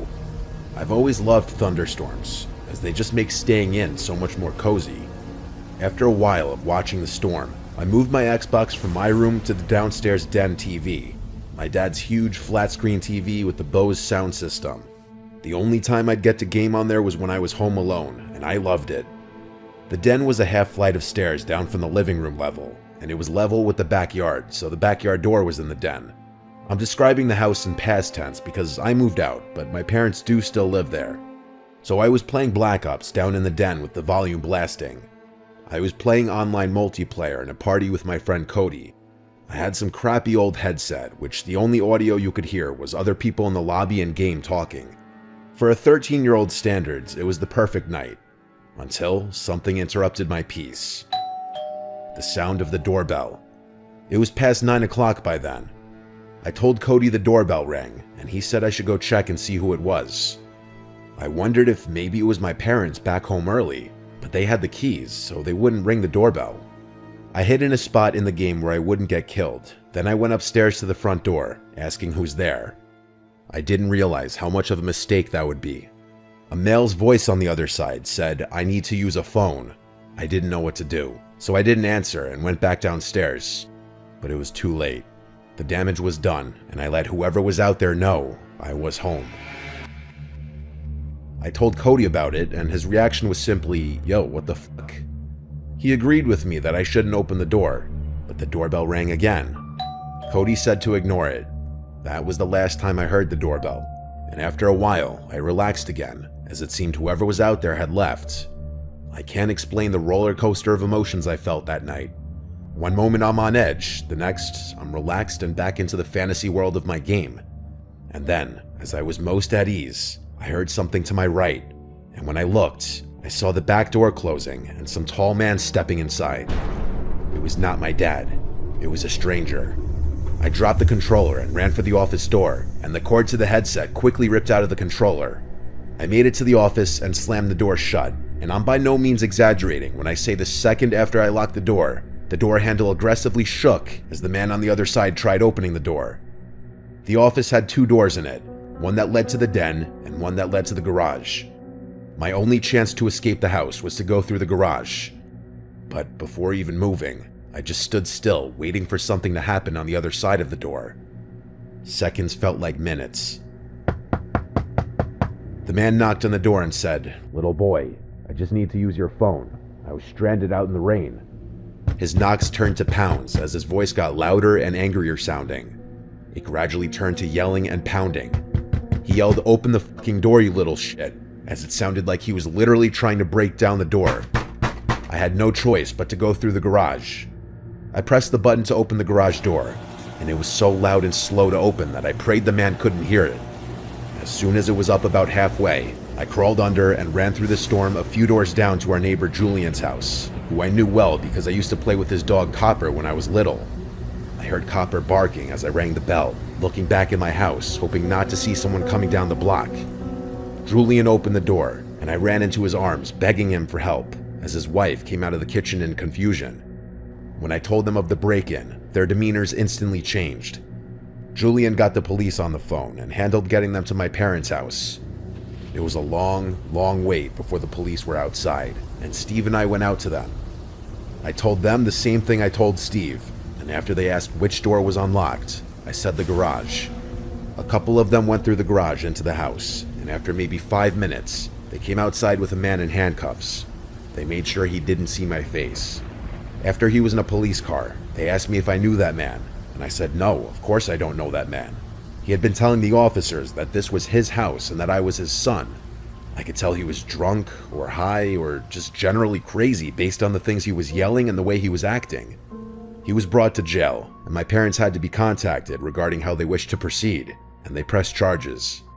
His name was John McCarty. He got charged for, I believe, criminal trespass. It didn't make me feel any safer that that man would one day be out and know where I lived. Thankfully, it was just a random chance encounter. I don't believe he specifically targeted me or our house. So whenever he was released, he didn't come back.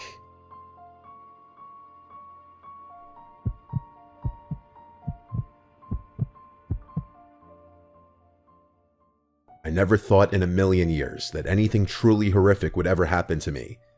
I'm an average person with a boring enough life that anything out of the ordinary was really out of the ordinary.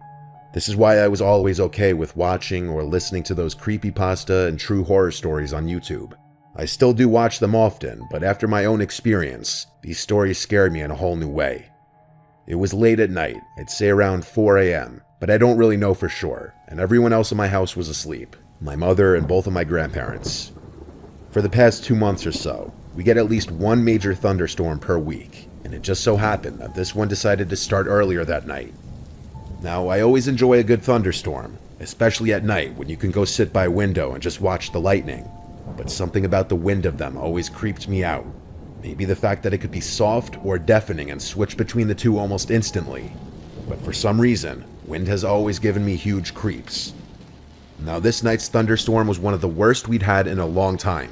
It sounded like rocks were hitting my window all night, but I was enjoying listening to it while I browsed Reddit, as I do, when all of a sudden, the power went out in the blink of an eye. This was kind of creepy, but I didn't really mind, because I had my data and a decent charge on my phone, so I continued browsing. After a little while, I started to get tired, so I figured it was time to shut my phone off and get some sleep. I placed it on the side table next to me and rolled over to go to sleep.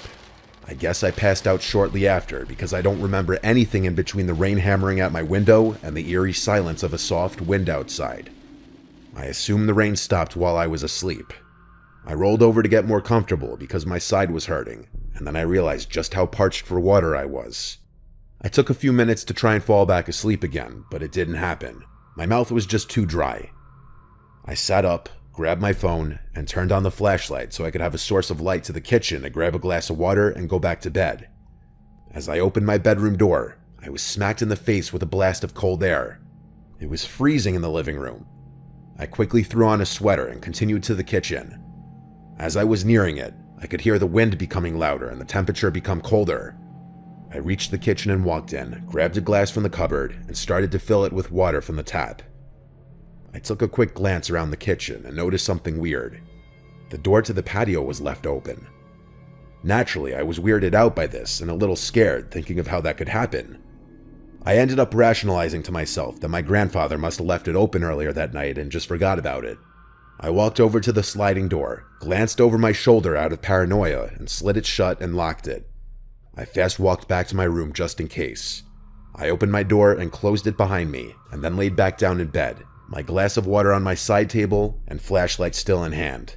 I was able to calm myself down slightly, enough to turn off the flashlight and try to get some shut-eye.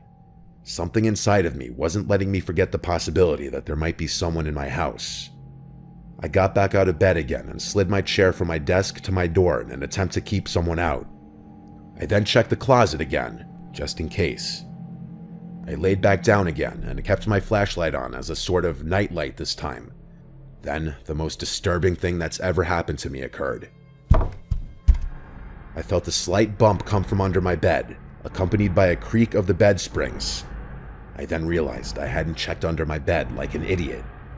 It felt like I was gonna vomit, and I leaned off the side of my bed and peered underneath. I saw the disturbing sight of an extremely unhealthily skinny woman with bloodshot eyes and yellow teeth staring back at me. She was smiling an ungodly grin that I still can't get out of my head. She stared at me for at least 3 seconds while I was still trying to process what I was seeing, before she, I swear to God, cackled like a fucking witch.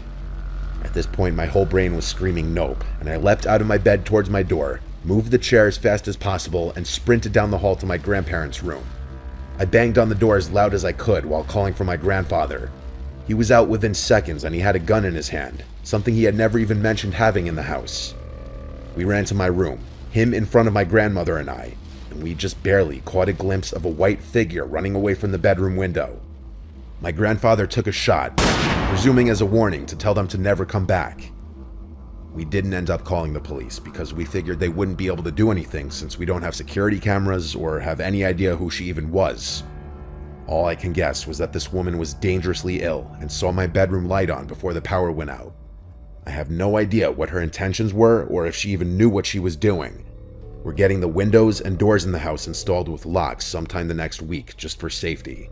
And all I can say is, even if you live in a safe area or a trusted community, bad things still can and do happen, and you always have to take precautions against such things.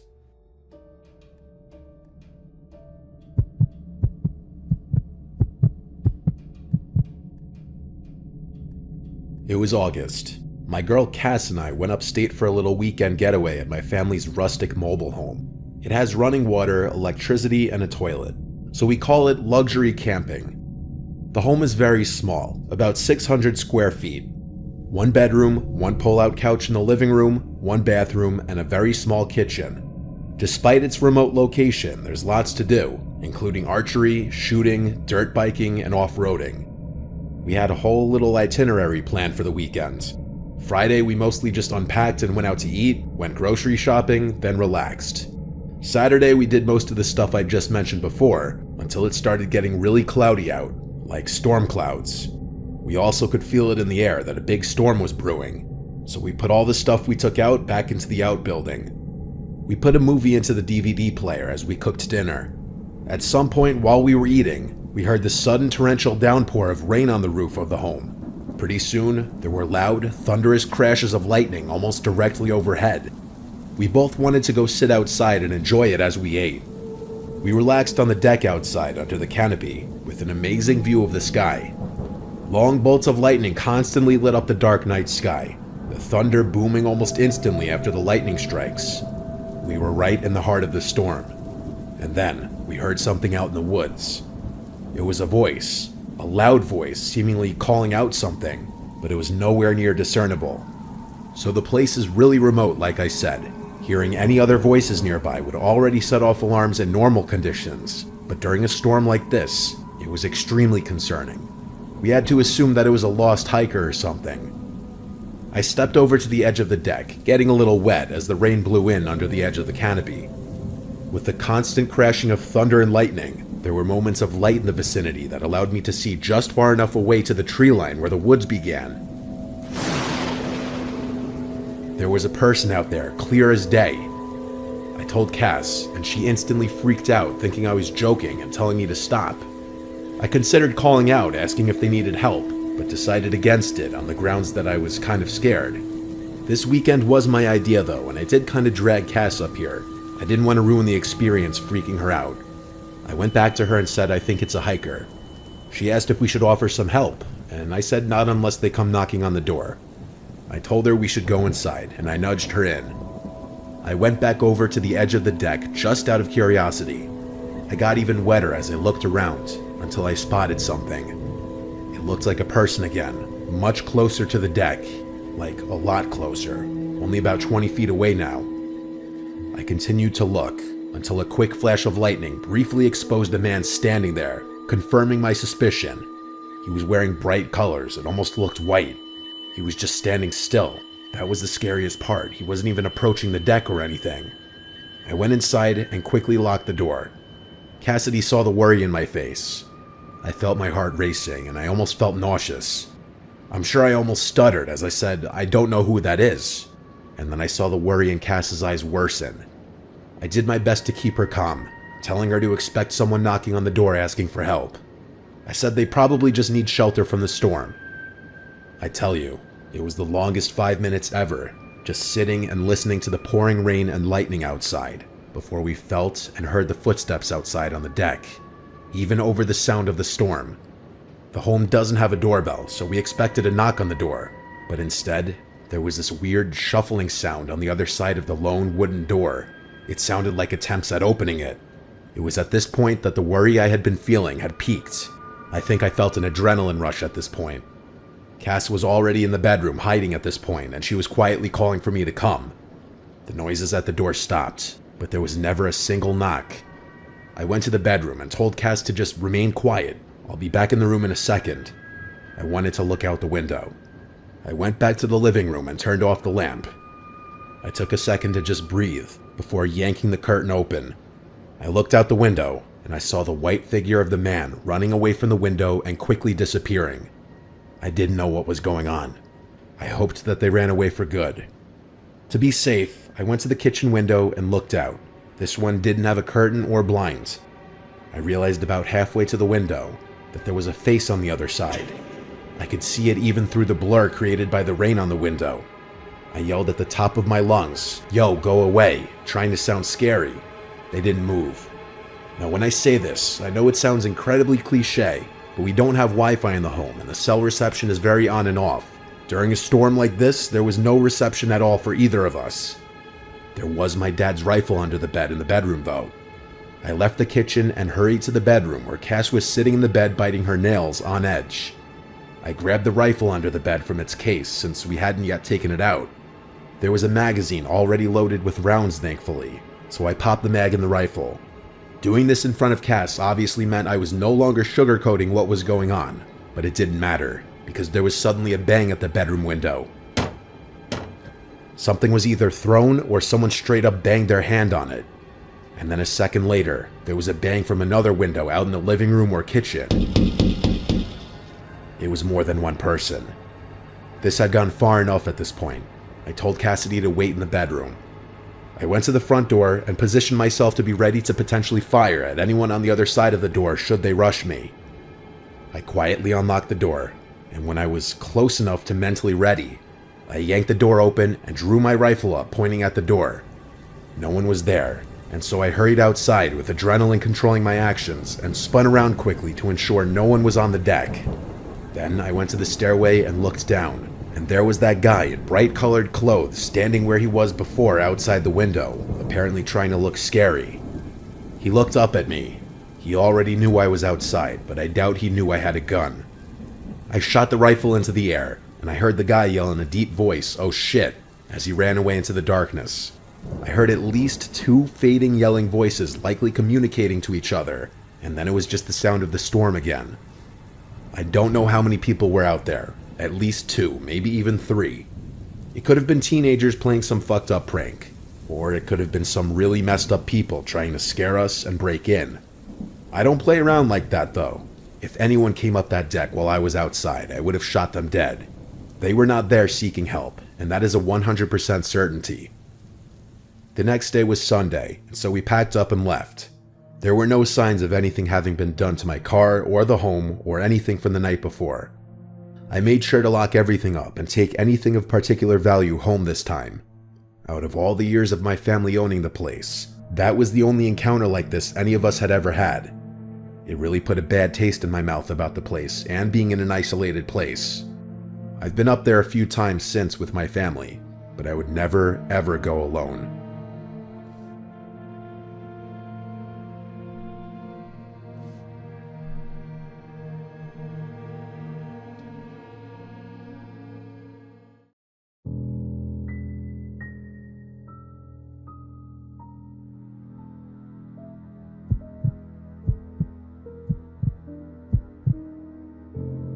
So this happened on a camping trip with my girlfriend Alicia, my best friend Rodney, and his girlfriend Amanda.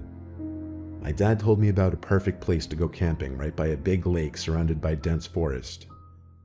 A trail from a nearby parking lot would lead straight to the lake. His directions were straightforward, and it was actually easy to get to the lake. We got there as the sun was on its way down and the sky was turning that beautiful orange. The lake was calming, and the sound of the breeze hitting the leaves was peaceful. We had our tent set up, and there was still a hint of orange in the sky, though it was very dark in the woods by now. There was a slight orange reflection on the calm lake. It was very warm out, and Amanda suggested we all jump in the water. I was kind of up for it, as my dad said it would be perfect to jump in. For that reason, we all brought towels. The girls seemed more eager than Rodney and I, though. The two got into their underwear and walked into the lake, exclaiming it was actually warm. I told them I'd go in after setting up the campfire at least, since we had already gathered some wood. Starting the fire proved to be especially difficult for me, because I just couldn't get the wood to catch. I'm not exactly a Boy Scout. Rodney took over, and as I watched him try to start the fire, one of the girls started screaming and flailing around in the lake. Amanda looked just as confused as Rodney and I. Then Alicia went underwater for a few seconds, and Amanda started to scream she's drowning. I took off my shirt and ran as fast as I could into the water. But when I got to where she was, the water was only up to maybe my waist. I saw her arms still flailing out above the water and splashing about, and I pulled her up above the water.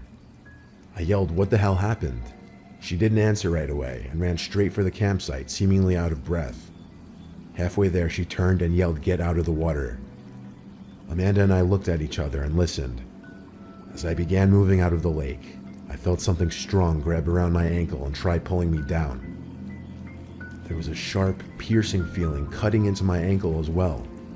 I yelled in a panic and kicked whatever it was with my free leg until I was able to break free. We made it back to the campsite, and Alicia was already sitting down on a cooler, putting pressure on an apparent wound on her ankle. I sat down on another cooler and checked my ankle, and there was a deep but small gash on the right side of my ankle which was pouring out blood. I told Rodney to get us both some band-aids from my first aid kit in the tent. After patching up the wounds, we felt more relaxed and at ease. We just wanted to figure out what the hell that was that grabbed us. I said it might have been an eel. Rodney questioned if eels even live in lakes like this. Alicia said it didn't feel like an eel or a fish. It felt more like a claw. I got chills as she said it, because I got what she was saying, but how would that make any sense? Regardless, we stuck around because whatever got us was in the water, and we were on land. Nothing could happen now. By this point it was dark out. The sun was completely gone, and the only light was from the fire. We were a couple beers deep, talking about life, about mutual friends, and occasionally bringing up that thing in the water again.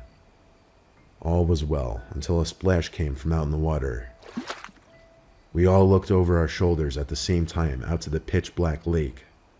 Probably just a fish, we figured.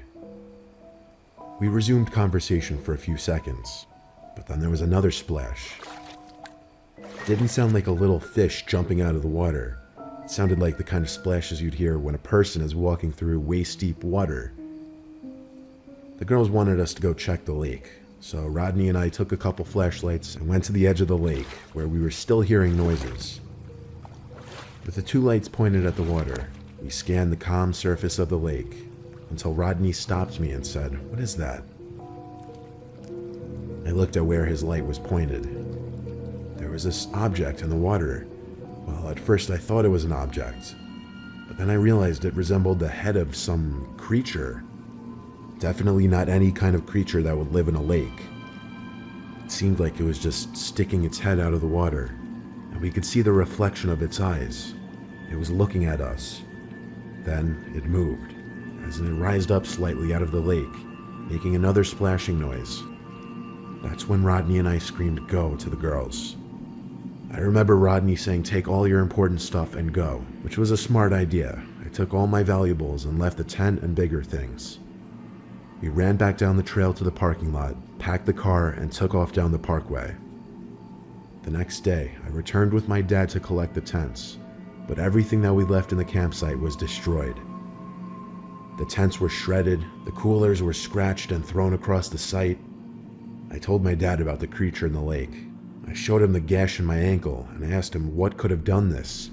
He said he had no earthly idea, and we left in a hurry. None of us ever returned to that lake.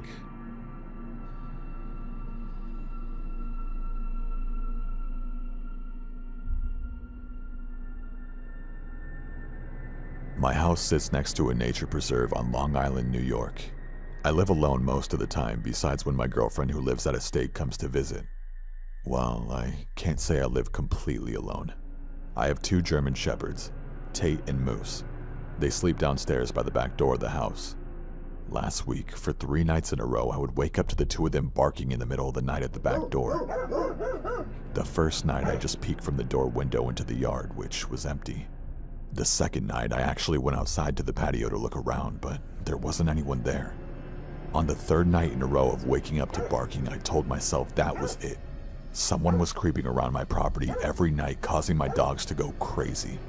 I put Tate on his leash and took him out to the yard. Weirdly, he seemed more calm now that he was outside. He wasn't barking at anything. I walked him around the backyard and by the tree line to the woods for a little bit, trying to help him pick up on whatever the 2 had been barking at the past 3 nights. Then he started. By the tree line, he started tugging on his leash and barking at something in the woods.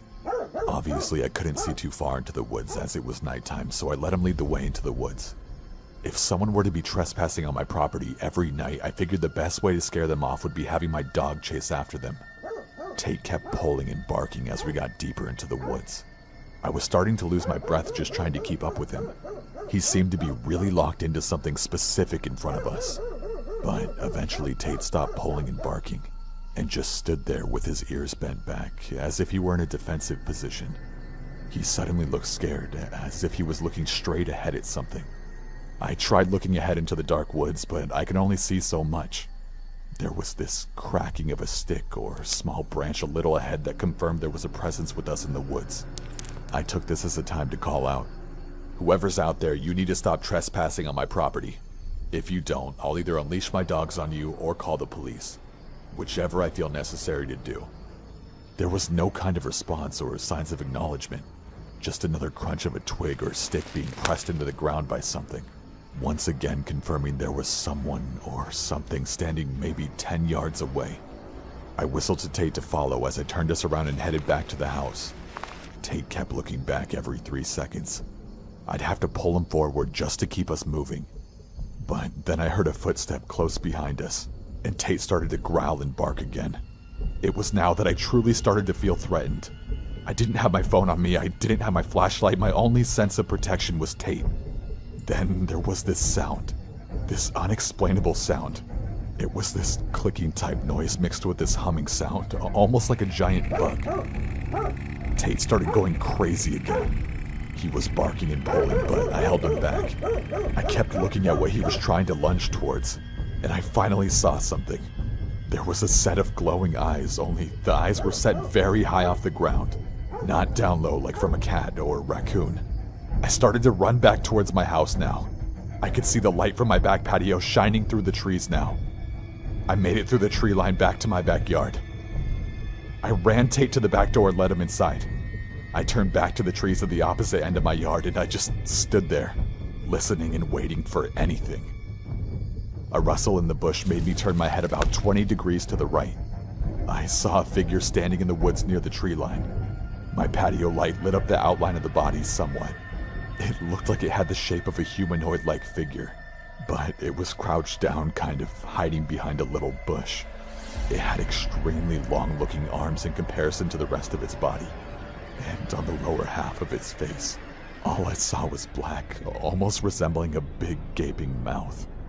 I keep saying it because I knew what I was looking at couldn't be human.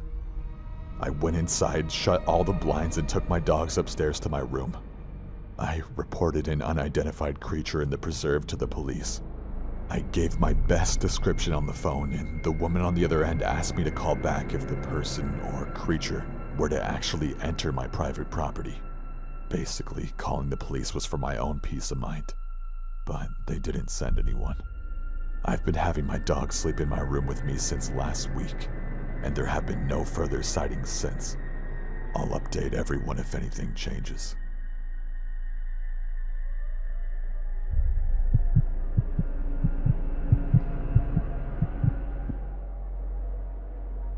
My wife and I have lived in our Chapel Hill, Tennessee farmhouse for over 15 years, and for 14 straight years, nothing out of the ordinary ever happened.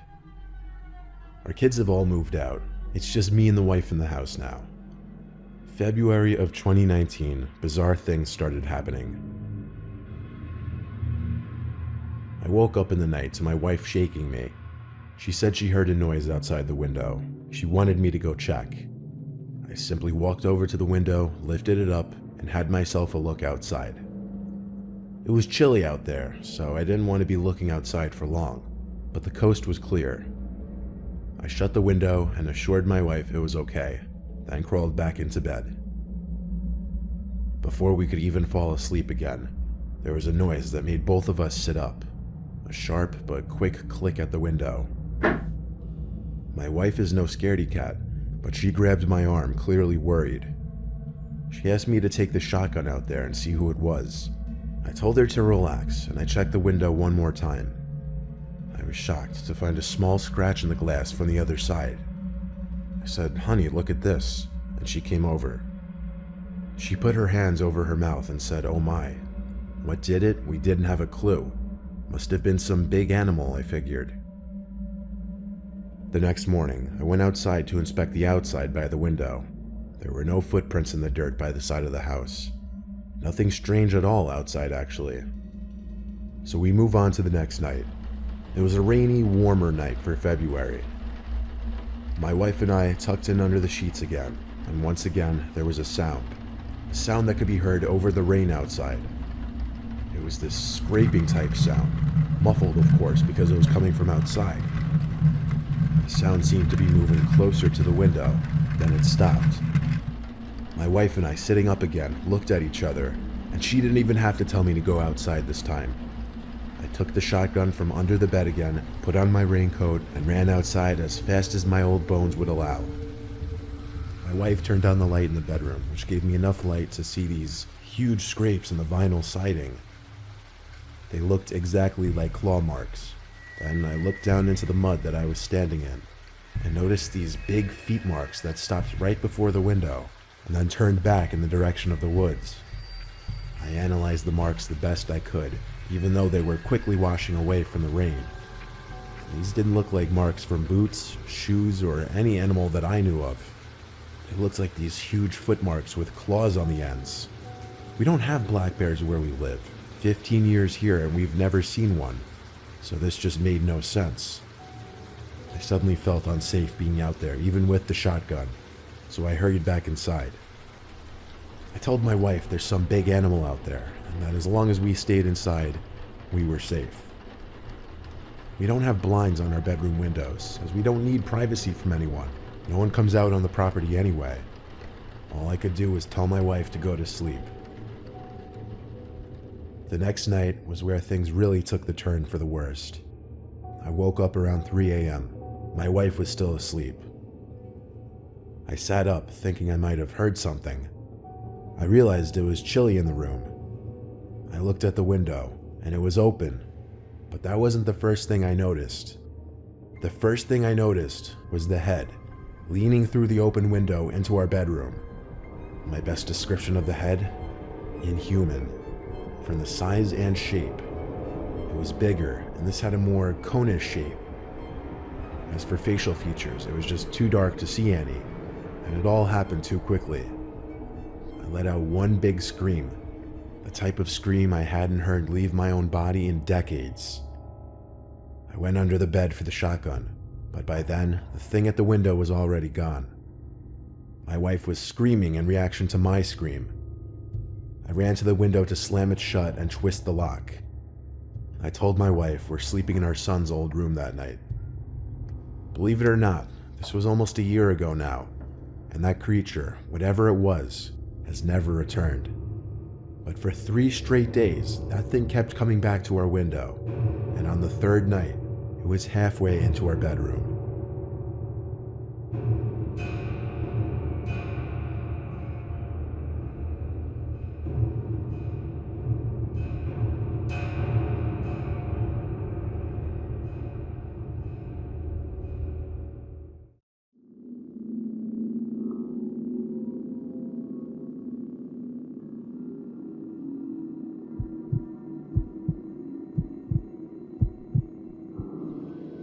I was in my junior year of high school in 2009.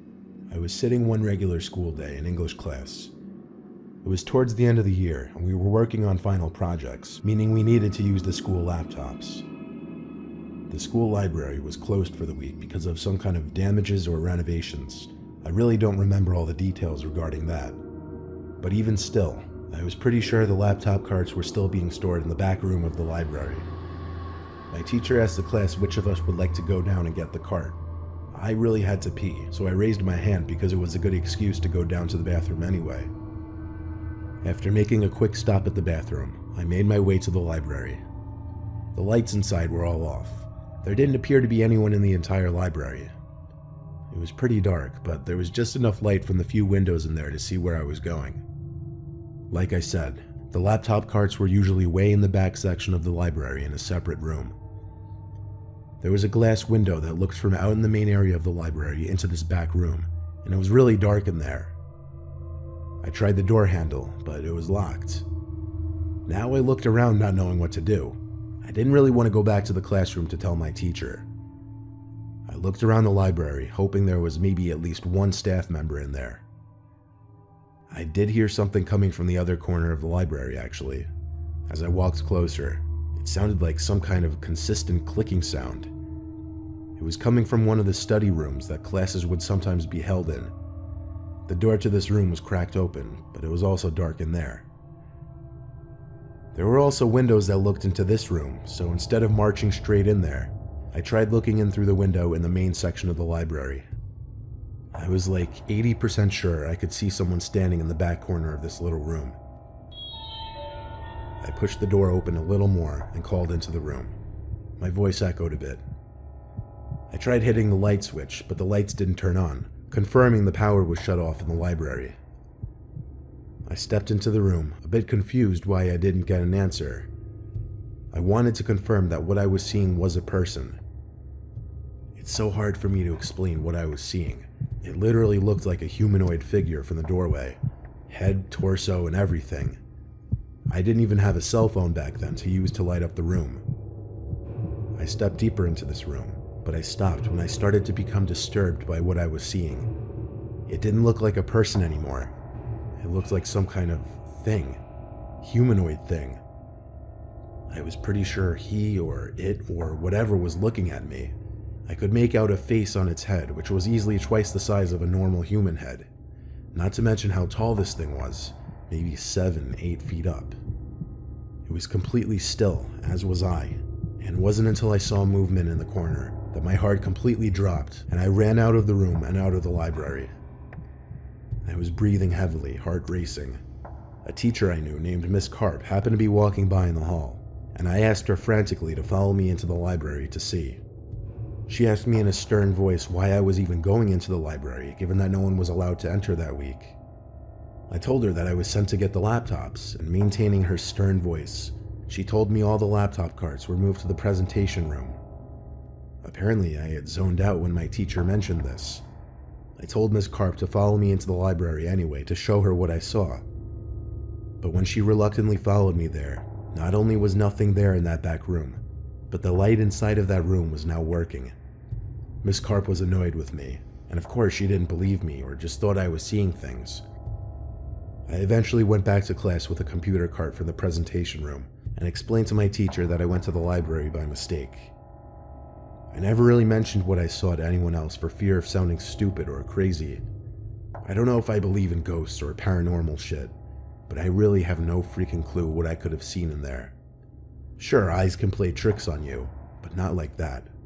I saw something big in the corner of that room. Something not human.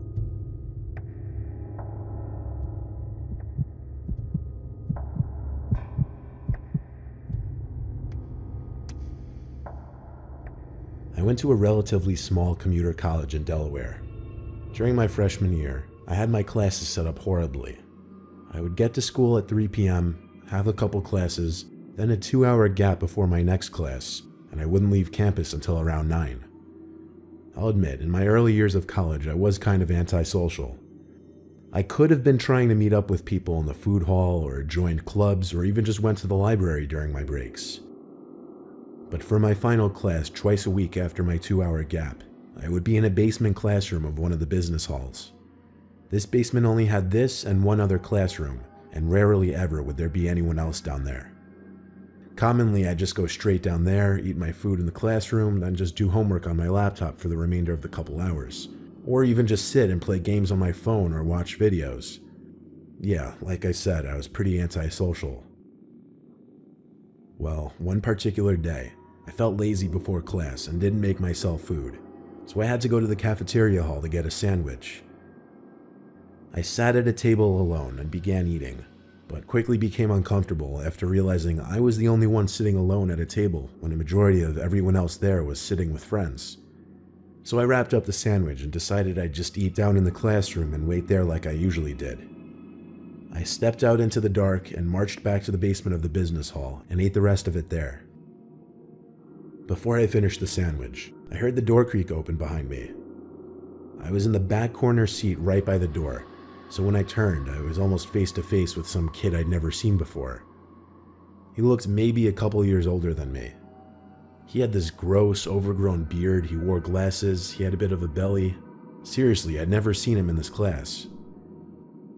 We made awkward eye contact for a second until I looked away and continued eating.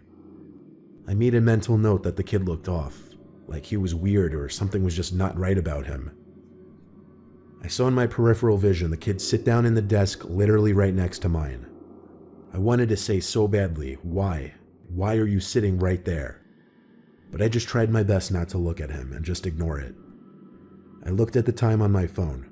There was still a whole hour and a half before class started.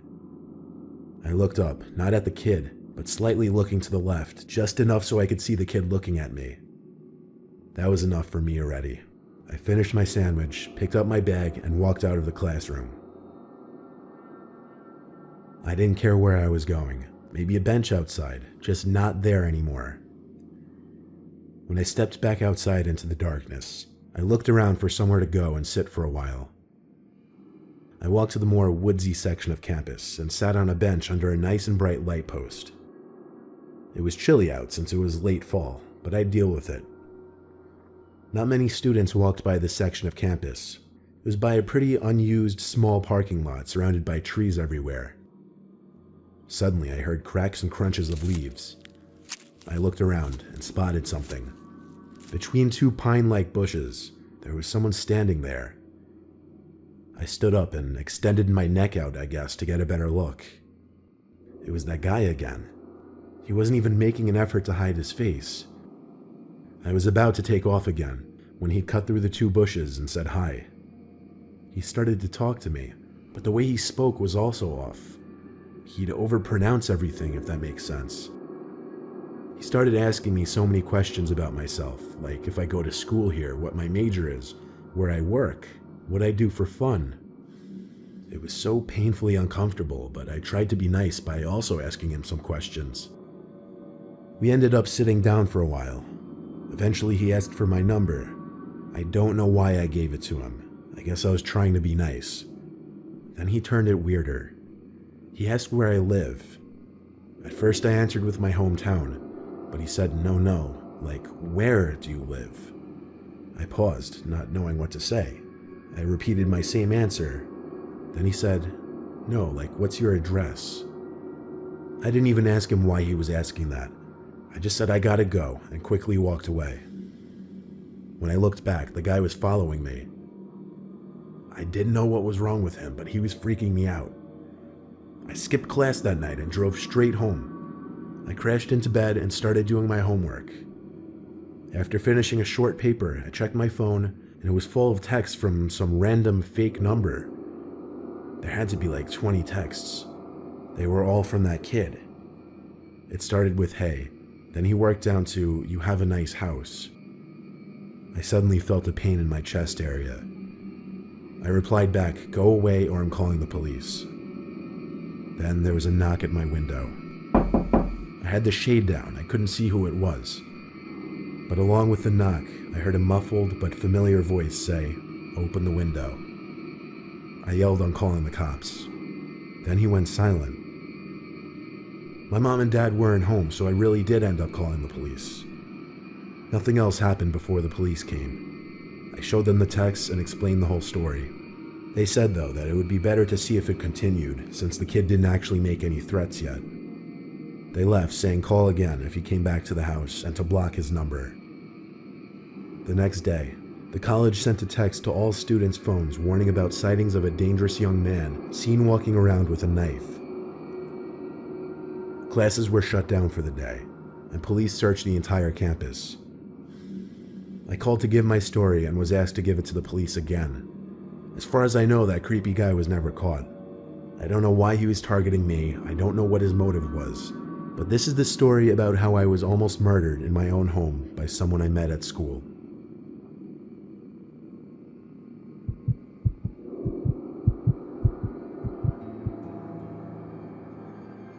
Back in high school, my group of friends consisted of about 10 people, but it would be rare that we'd all do things together. On a dark and cloudy school day, my friends Jared, Michelle, Christina, and I were all sitting in history together. We had a sub that day, and we weren't really doing any work, so everyone was just talking. Our high school was really old, like built in the 1930s, and there sat an old second building in the woods that was apparently used back in the 40s as some kind of daycare or preschool, and it just happened to be on the high school grounds, but they never tore it down. It was so old and decrepit it has vines growing on the side walls of it. The four of us were talking about how we should break into it that night since it was Friday. We didn't tell the rest of our friends because it would be harder to do with a lot of people. So nightfall came. We snuck onto the school grounds through a more hidden path to avoid security, and we easily made it towards the woods. We got to the building, which was in a fenced-off area. Jared and I boosted the girls up over the fence. Then we climbed over ourselves. The building was about twice the size of a house. There was no way we were the first ones to have been doing this. We scanned all four walls looking for a good entry point. There were multiple windows, and then we found the front door to the building. Locked, of course. Jared and I ended up breaking a window, but we had the girls keep watch. Once again, we boosted the girls up inside first, then Jared crawled inside, and lastly me. It took me a bit to squeeze in. I was the biggest one there after all. I actually cut my hands on some glass. After managing to get in, I looked around in the dark, cold room I was standing in. I realized it looked like an archaic, class-like room, but I also realized my friends weren't in there. I yelled Jared's name over and over. I left the little class-like room and entered a tight, decrepit hallway. There were a bunch of open doors leading to similar classrooms, but now I was more focused on finding my friends. I had no idea why they went ahead of me so quickly. I called their names again and again to no avail. I looked into all the tiny classrooms until I got to one, where I saw Jared standing in the corner. He was looking out the window. I said, "Dude, what the hell are you doing, and why couldn't you wait for me?" He just turned and looked at me, I guess. I couldn't make eye contact in that darkness.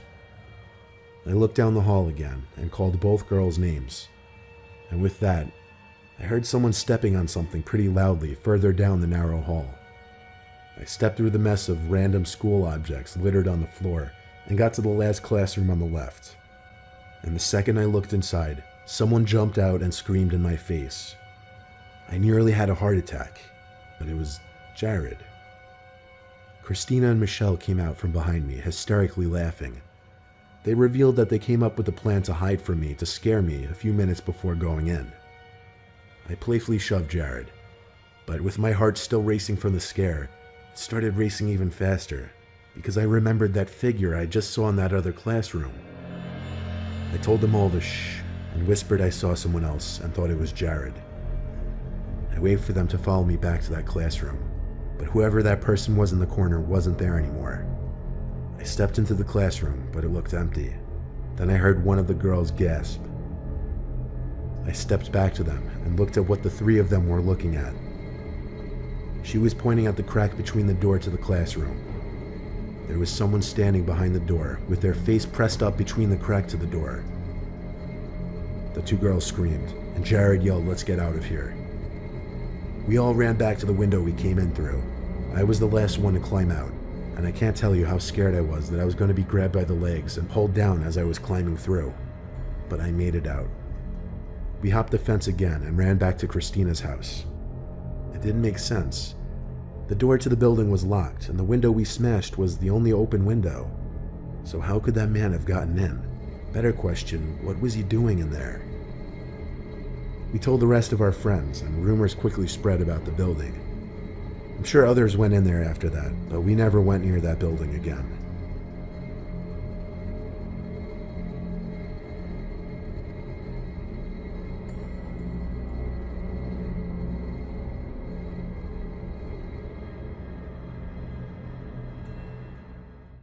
This video topic is gaming horror stories, and this video is appropriately sponsored by Opera GX. I spent a lot of time finding stories trying to scare you guys, but did you know default browsers are scaring your computer resources? Opera GX is on a mission to get people to break up with boring browsers like Chrome, Edge, and Safari. With the GX control feature, you can enhance performance on your PC when gaming with your browser open, and get rid of lag while playing games and listening to music. Perfect for when you want to keep a bunch of tabs open to not lose them, but you don't want your browser to hurt your gaming performance. The panel lets users limit the amount of CPU or RAM they're willing to let their browser use. My personal favorite feature is GX Mods.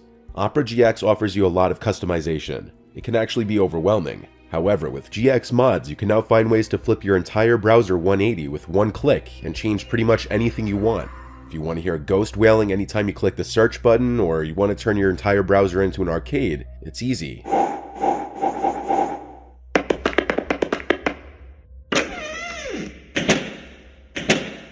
Choose one of the many mods already added to the browser, or create a completely new one that suits you best. Opera GX is also equipped with an import tool that allows you to quickly import all your settings from your previous browser to Opera GX, like browsing history, bookmarks, and cookies. It's also compatible with every Google Chrome extension, so while classic horror movie tropes like running upstairs when chased are pretty boring, cliche, and worn out, that doesn't mean your browser has to be too. So if you're interested, use my link below to download Opera GX today.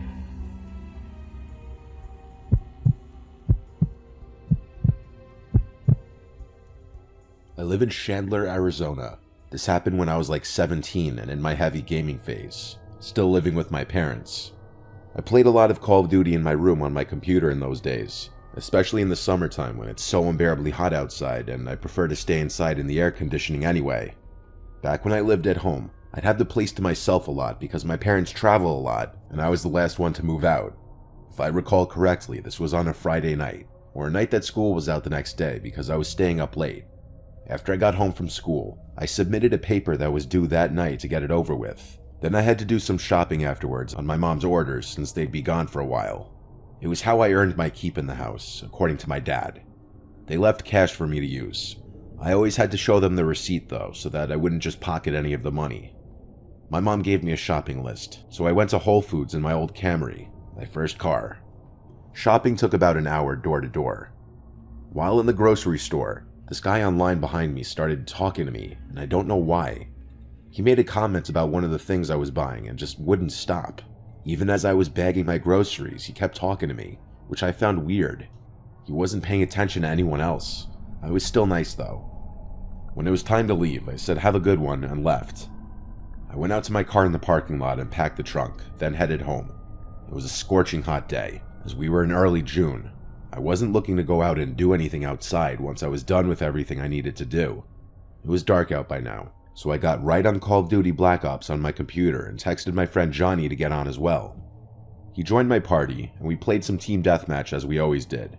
I was using my noise-canceling Logitech headset. We were committed already to playing Call of Duty all night and ranking up, so of course I needed to take a break to make dinner at some point. Probably 2 hours into playing, I told Johnny I was going to eat dinner and I'd probably be back on in an hour. He said he'd be back on later too. So with that, I took a break and made some pasta for dinner. The kitchen is downstairs and my room is upstairs. While I was sitting in the kitchen eating, I knew for sure I heard a thump from upstairs. Did it sound like a footstep? I wasn't sure. It could have been any number of things, but the last thing I'd imagine it would be a footstep. I did, however, go and lock the front door now. Oftentimes for a while, I would leave the door unlocked just because my parents' house is in a good side of town, and I just never took the idea of a break-in seriously. It's something you hear about on the news, but don't think it'll ever happen to you. I went upstairs, and I don't know what I was expecting, but I said my brother Tristan's name into the hallway. I knew he wasn't supposed to be here, but I don't know. I heard a sound, and I felt the urge to see if anyone was here. When no one answered back, I went back to my room and got back on Call of Duty.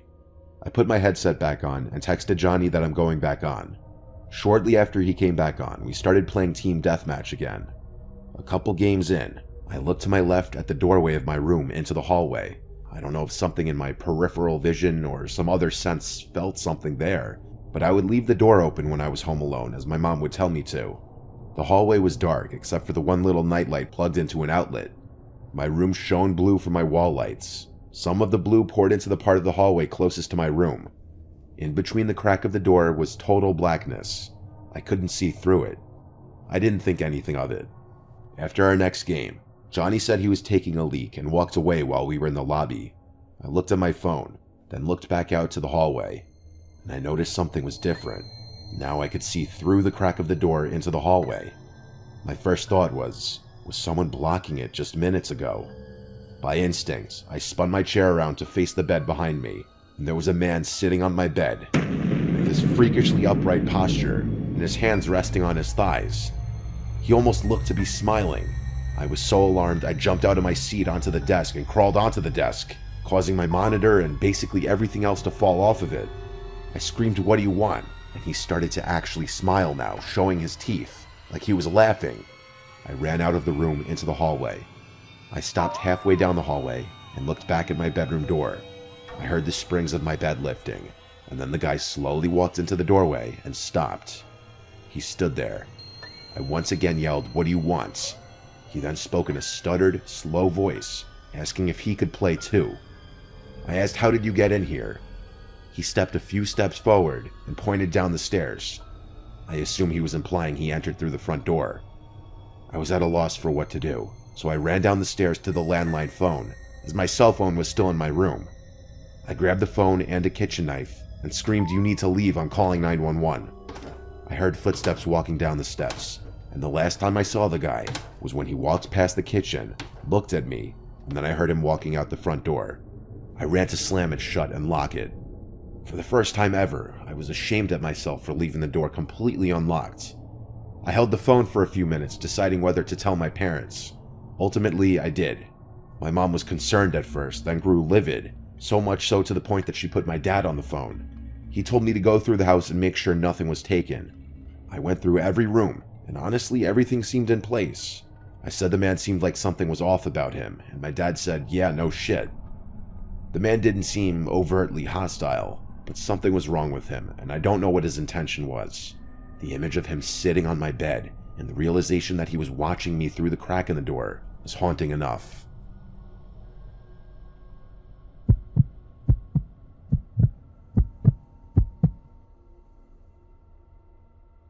This is a story I'm not proud of, mostly for my naivety.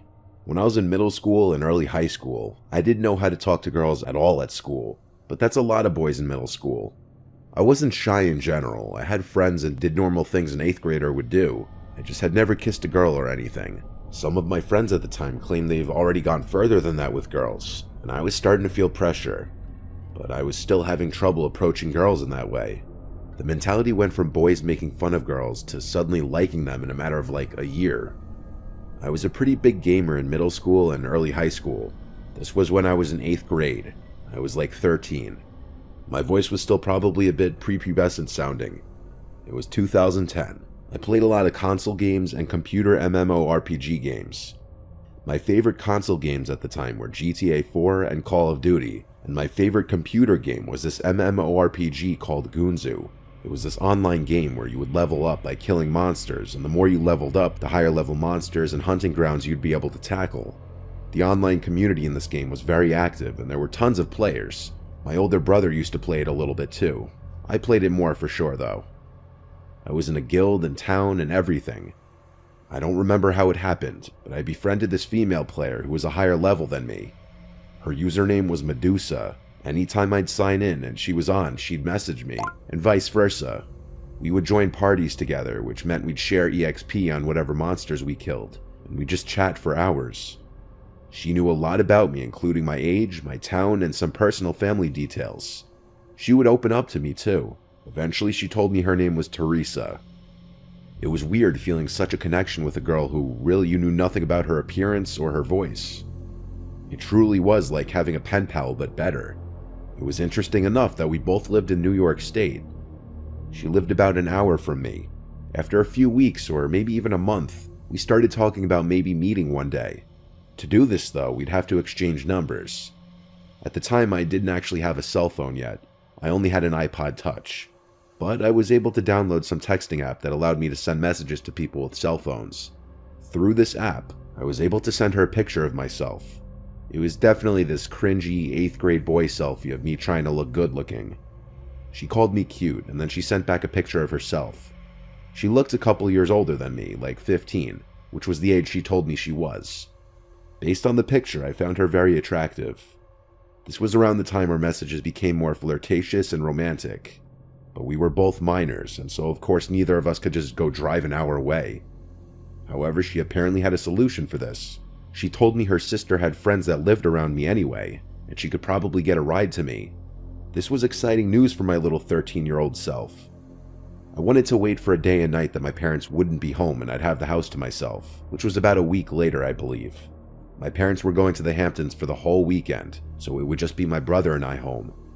My brother was 18, so I asked him to please just go out for the night with friends so that I could be alone with Teresa. I gave Teresa my address and told her to come that Saturday whenever she wanted. She said she'd be coming a little later, like at night. She didn't give me an exact time. At that point in time, we still had never spoken on the phone. I still hadn't heard her voice. I was so nervous all day that I couldn't even play video games. I was busy cleaning my room, making things look cool, fixing my appearance, even rehearsing things to say in the initial moments of meeting. Then I got a message from Teresa saying she's here. I sprang up and ran to the front door. I looked through the peephole and didn't see anyone. She then said you can come out to the front door. I opened the door and stepped onto the front porch. I looked around, and the street was dark and quiet. No cars, no people. I went back inside and shut the door. I messaged her back, saying I don't see you. She said back, oh, I must have the wrong house. Give me a minute. That was a bit weird. I locked the door and sat on the living room couch, nervously waiting, playing games on my iPod. I got a message from her again. She said she's here and to come outside. I replied, ring the bell so I know you're at the right house. Then the doorbell rang. My nerves really set in now. I walked to the door, looked through the peephole, and didn't see anyone. I said, Teresa, through the door. Through the peephole, I saw a hand reach towards the door and knock. I said Teresa again. As I kept looking through the peephole, everything felt like it instantly crumbled down on top of me as this bald, creepy-looking short guy stepped in front of the peephole and then said through the door, hey Joey, it's Medusa from Gunzu. I want to talk. I ran away from the door with my hands over my mouth, truly speechless. The person I'd been talking to all this time was a creepy grown man. I was disgusted and scared. I went to call my brother's cell phone. He didn't pick up. The doorbell kept ringing. I went to my bedroom and locked myself in. I held the house phone in my grasp, considering calling my parents, but too embarrassed to do so. My room was the only other room in the house with the lights on. I have a big window in my room that overlooks the whole side yard of our corner house. I turned off my lamp and slightly kinked the blind just a crack, and I saw that guy on the other side trying to look in. He started to knock on the window and started saying through the closed window how much of a connection we clearly have and that we can at least be friends. I responded nothing. I called my brother again, and he picked up this time. I said, please come home right now. The Teresa person was a grown man the entire time, and he's at my window right now. My brother's always been pretty big, even as a teenager. I'd feel safer with him being here. He said he was coming home with his friends right now. We stayed on the phone so I could tell him if anything happened. I ran to my parents' bedroom upstairs and hid there. The man was blowing up my message app, saying he would like to talk, and there's a reason he had to lie about who he was. When my brother got home, he told me he sees the guy outside. My brother and his 3 friends confronted the creepy short man outside, so I went outside now to watch. The 4 of them intimidated the man, calling him a sick fuck and such. And the man's defense was that he was concerned for my well-being, inviting strangers from online over, and that this was supposed to be a learning lesson. I refuted this claim by asking him why he would say that we could be good friends at my window.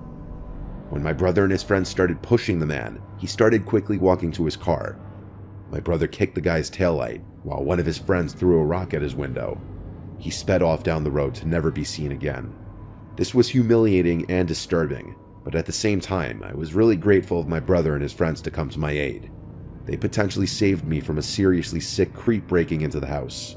It's still painful and uncomfortable, realizing all that time I spent opening up to who I thought was a girl my own age on a game was some creepy grown man with a different agenda.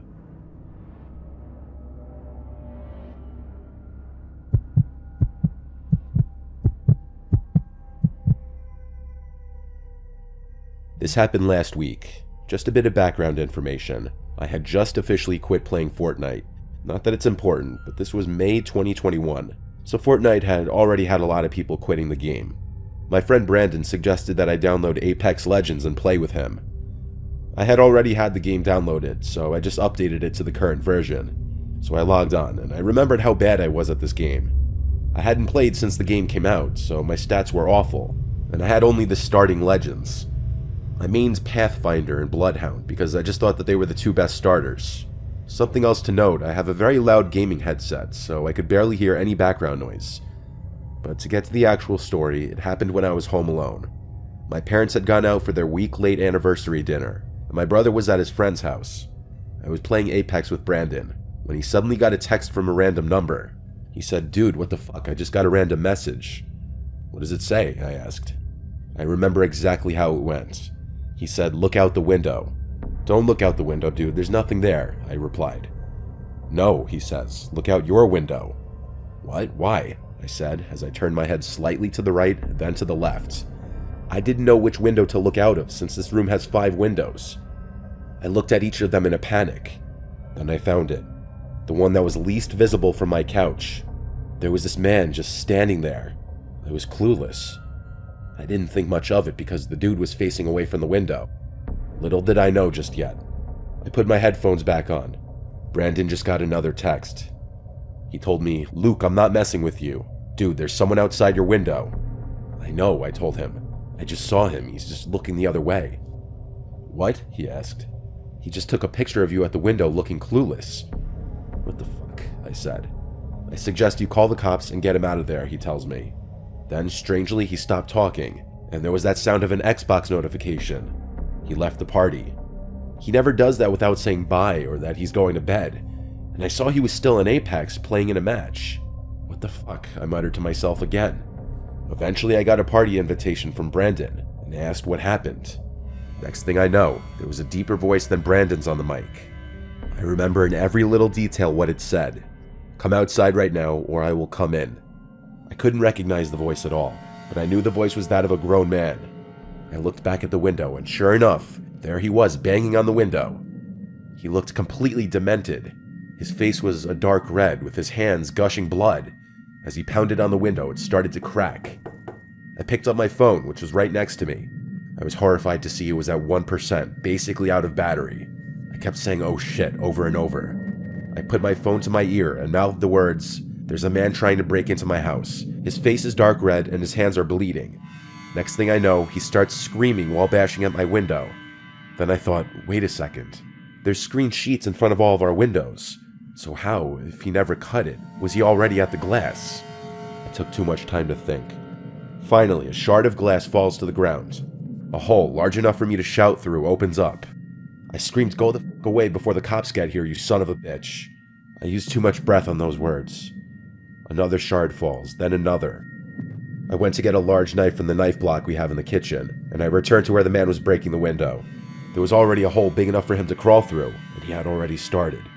I ran back to the kitchen and grabbed the cordless phone, ran upstairs and dialed 911. I told them the exact words that I mouthed on my cell phone earlier, along with the fact that he was now inside my home. Unfortunately, the only doors with locks upstairs are the bathrooms. So, thinking on my feet, I went into my parents' room, into that bathroom, and locked the door. At that moment, I was thinking I was being smart because I left the bedroom door wide open, and the bathroom door that's actually inside the bedroom is not visible from the bedroom door. I thought if that guy managed to come upstairs before the cops got here, he would see the door wide open and think I wasn't in here. Suddenly, I heard footsteps coming up the stairs. My heart started pounding harder than ever, and it got harder to breathe. I opened one of the drawers looking for something sharp that I could maybe use as a weapon, and I think he must have heard the drawer, because he came stomping into the bedroom. I heard sirens outside, and I never could have thanked the cops enough for being so fast. He heard it too, and at this point he had nowhere to go. I heard him run outside, but he was too late. The police were out front already. I ran outside to the police as well, and I told them what happened. The man was arrested, handcuffs put around his bloodied wrists. I later figured out that I had killed that guy in Apex and kind of shit-talked him just an hour or two before. Somehow he got my address and Brandon's phone number. Some people are just fucked up in the head, and apparently they will do unspeakable things for video games. Everyone gets frustrated from getting killed in a game, but really, showing up at a person's house to potentially kill them in real life over a game is really messed up. This guy had to be mental. A few police cars stayed at my house overnight after the others had taken the man away. The man was convicted for aggravated burglary.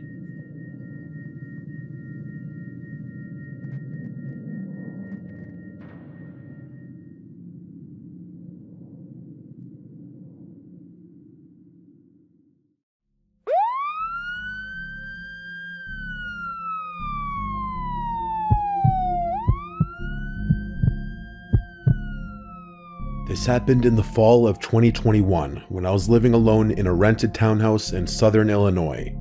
It was my first time ever living by myself, and even though I was technically an adult, 27, with a full-time job and a stable routine, I still had a lot of nerves about the idea.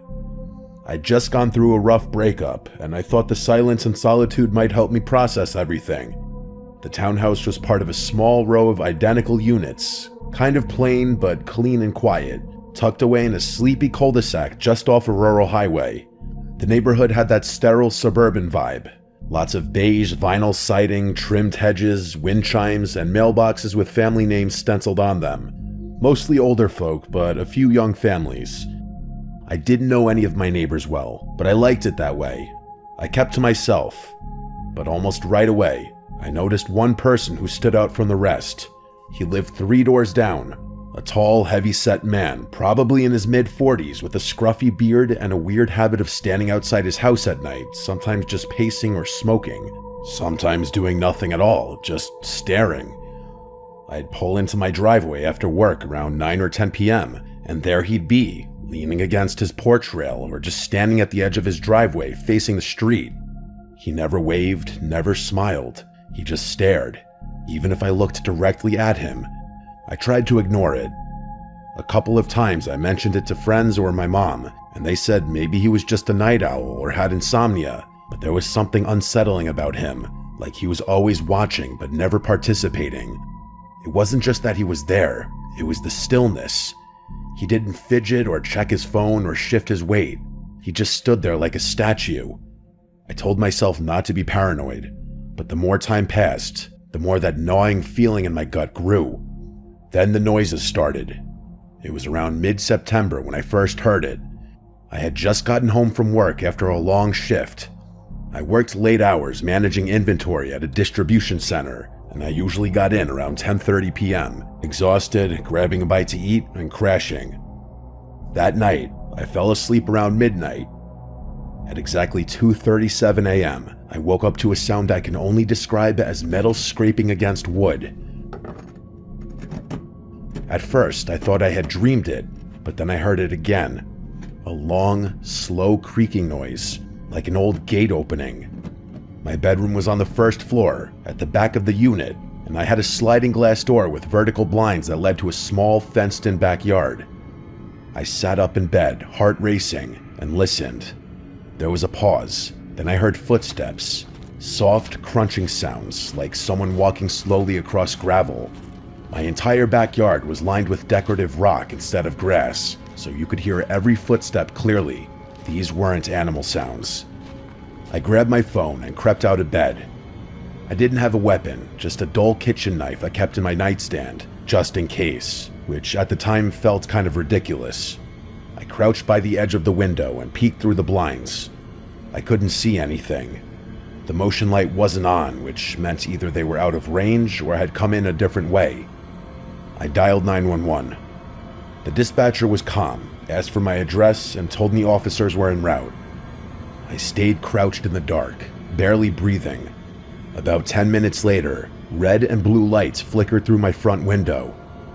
I got up, opened the door, and met the two officers outside. I explained everything, what I heard, what time it started. One of them walked around the back while the other stayed with me and asked a few questions. The officer in the yard came back and said the gate was closed and there were no signs of tampering, but said he'd write up a report just in case. They didn't see anyone. No footprints or damage. Basically no crime. One of them actually said, probably just a raccoon, and gave me a look that clearly said, "You're wasting our time." I didn't argue. They left after about 10 minutes. I didn't sleep the rest of that night. The next morning, I went outside to check the backyard myself. That's when I noticed something strange. There was a flat stone about the size of a paperback book, wedged under the bottom edge of the wooden fence gate. I hadn't noticed it before. The gate had a heavy spring that made it swing closed automatically, but the stone looked like it had been placed there specifically to stop it from closing all the way. It was subtle, like something someone would do if they wanted to come back later and slip in without making noise. I picked up the rock and tossed it across the yard. I called the police again and told them what I'd found. They told me they'd note it in the report, but again said there wasn't much they could do. I asked if they could talk to any of the neighbors or check for cameras. They said no, unless a crime was committed, they couldn't investigate. I felt like I was losing my mind. 2 nights later, it escalated. At exactly 2:14 a.m., I woke up again, this time to the sound of my back door handle turning. The handle rattled gently at first, like someone testing it, then a harder jiggle, like someone trying to open it. I sat up in bed, heart hammering. I couldn't see anything through the blinds, but I could feel someone standing on the other side. My mouth went dry. I picked up my phone with shaking hands and called the police again. While I waited, I crouched in the hallway, out of view. I didn't have a gun or dog, just that stupid kitchen knife. My motion light clicked on, and through a tiny gap in the blinds, I saw a shadow move across the window. It was a man. He didn't run or try to hide. He just stood there. The same 2 officers showed up again. This time, they actually found footprints in the gravel, big ones, heading right up to the door. But again, they said since no entry had been made, there wasn't enough to go on. They promised to patrol the area more often and told me to keep my doors locked. The next day, I installed a camera. It was one of those mid-range Wi-Fi security cams. I set one up above the back door and another above the front porch. That night, I didn't go to bed. I sat in the living room with the lights off, watching the live feed on my phone. 2:14 a.m. came and went. Nothing happened. Then, at 2:23, the back camera triggered. A man stepped into frame. He walked in through the gate like he knew exactly how to move to avoid the motion sensor until the last second. He was tall and broad, wearing a black hoodie with the hood up, jeans, and gloves. He walked up to the door, looked up directly at the camera, and smiled. A slow, stretched-out grin. Then he backed up, still staring, and disappeared into the dark. I called the police again, and they came back, watched the clip, and admitted that yes, it was unsettling. But since he didn't break in, didn't damage property, and didn't appear to be armed, there was still allegedly nothing they could do. They wouldn't even ask the guy down the street to check his doorbell cam. I begged them. They said their hands were tied. That night, I packed a bag and slept at a hotel. When I came back the next day, I found 4 muddy handprints on the glass door. 2 high up and 2 low, like someone had crouched down and just rested their hands there for a while, staring in. I moved out a week later. I broke my lease and forfeited my deposit. I didn't care. I couldn't stay there another night. The final straw was the note I found wedged in my mailbox the day I left. It was handwritten in small cramped letters on lined notebook paper. It said, "The cops leave, but I don't." I filed one last report. The officer I spoke to that time looked genuinely disturbed by the note. He promised they'd do a wellness check on the neighborhood, but it was too late. I never went back. About a month later, I got a message on Facebook from a girl named Kayla. She said she was the new tenant who had moved into the unit after me. Her message said, "Hi, sorry to bother you. I think you used to live here. Did you ever have someone in a black hoodie hanging around the backyard? I keep hearing footsteps at night, and last night, someone knocked on the glass door around 2 a.m. and just stood there." I didn't reply. I didn't want to know what happened next.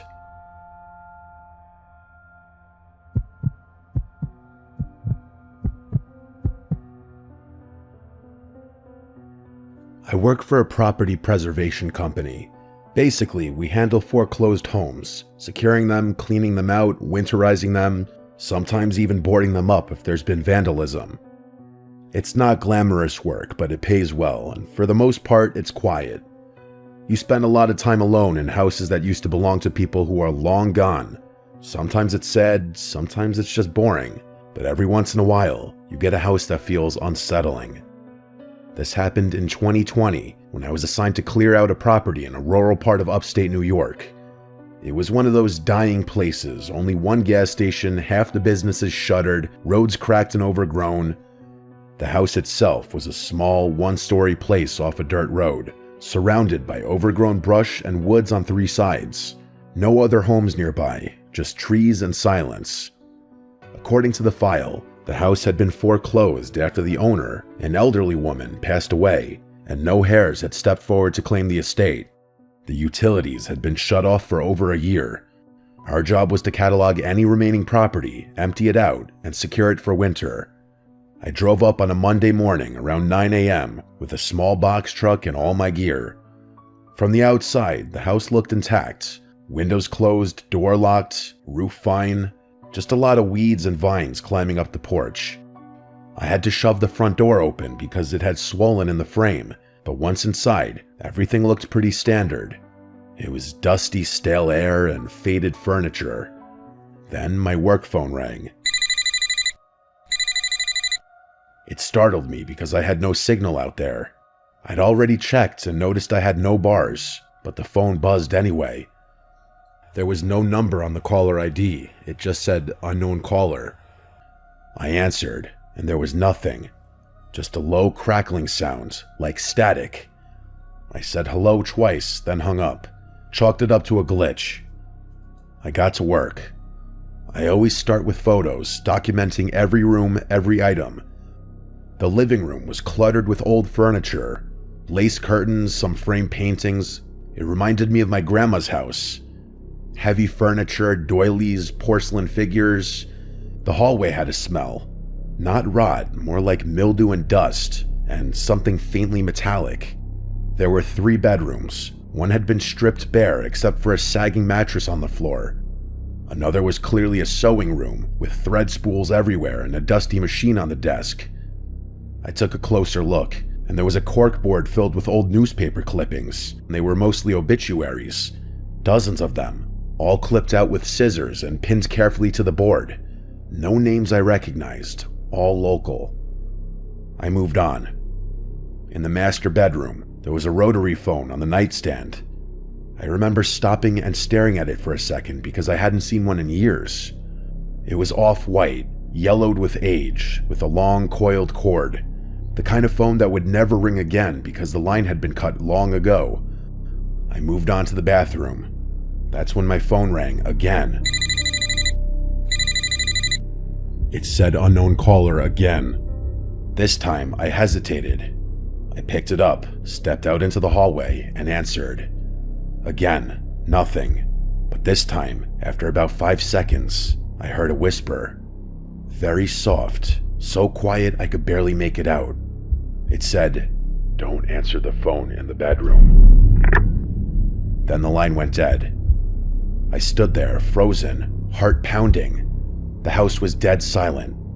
I checked the windows, all closed. Nobody was outside, and there was no sign of forced entry. My first thought was that someone had pranked me. It's what anyone would think. Maybe one of the other crew guys was messing with me, but no one else knew I was there that early. And again, I had no signal. I checked my phone. 1 bar, then nothing. Like it flickered in and out of existence. I tried calling my supervisor, but the call failed. I decided to finish the job quickly. I started boxing up loose items in the living room. Books, figurines, dusty glassware. But the whole time, I felt off. Like I was being watched. I kept glancing toward the hallway, half expecting to see someone standing down there. Then the phone rang a 3rd time. But not my phone. The rotary phone in the bedroom. I heard it from across the house. A shrill, mechanical ring that echoed through the rooms. That phone should have been dead. The line was disconnected. No dial tone and no service. But yet it rang, like an old-fashioned bell. I walked slowly down the hallway toward the bedroom, phone still in my hand. It rang again and again. I stepped into the doorway. The phone sat on the nightstand, the receiver trembling slightly with each ring. There was no chance I was picking up that phone. The rings eventually stopped. I backed out of the room. I wanted to leave, but part of my job was securing the property, and I still had to check the basement. I almost said screw it, but something made me keep going. Maybe it was pride. Maybe I just didn't want to admit how scared I was. The basement door was in the kitchen. I opened it slowly. The stairs creaked as I stepped down, flashlight in hand. I smelled mold and something like rust. There were shelves along the wall, filled with old paint cans and some broken furniture. In the back corner, there was a small table. On it, a cordless phone, a newer model. It was gray plastic and covered in dust, and next to it, a stack of yellowed notebooks. I picked one up and flipped through it. Each page had a name and a date and a short sentence. Lena H., July 3rd, 2019, rang once, didn't answer. Carl M., September 12th, 2019, picked up, warned him. It was more like this, dozens of entries. I dropped the notebook, and my heart felt like it completely dropped out of my body as I looked around the basement, fearing I wasn't alone down there and that someone was watching me from any corner in the darkness. I rushed back up the stairs, looking behind me the whole time, heart in my throat. I didn't finish the job. I drove straight back to the office and turned in my report. I didn't tell them everything. I just said the property was unsafe and possibly had squatters or interference. They reassigned the job to another crew. 2 days later, I got a text from one of the other guys, Mark. He'd gone out there that morning to finish the job. I hadn't told him specifically what happened. His message said, "The phone in the bedroom with no service rang while I was in there. What the hell?" I called his work cell phone immediately, and he told me he didn't answer the phone in the house because he was too freaked out. The next day, Mark apparently quit without notice and never returned to work. He's not dead or anything. I admittedly looked him up on Facebook eventually, and he posted stuff since then, but I never spoke to him again. I don't know what else he saw in the house, but it must have been something bad enough for him to want to distance himself from this job. My boss did call the police to report the potential squatters after Mark quit, but they found nobody inside of the house. Everything about that house, from its location to its eerie, dilapidated interior, to the phone calls to my cell phone, and that voice on that line, and that damn house phone ringing, It's like I found myself in a legitimate horror movie. I swear it had to be one of two things: an elaborate sick prank or an equally elaborate trap.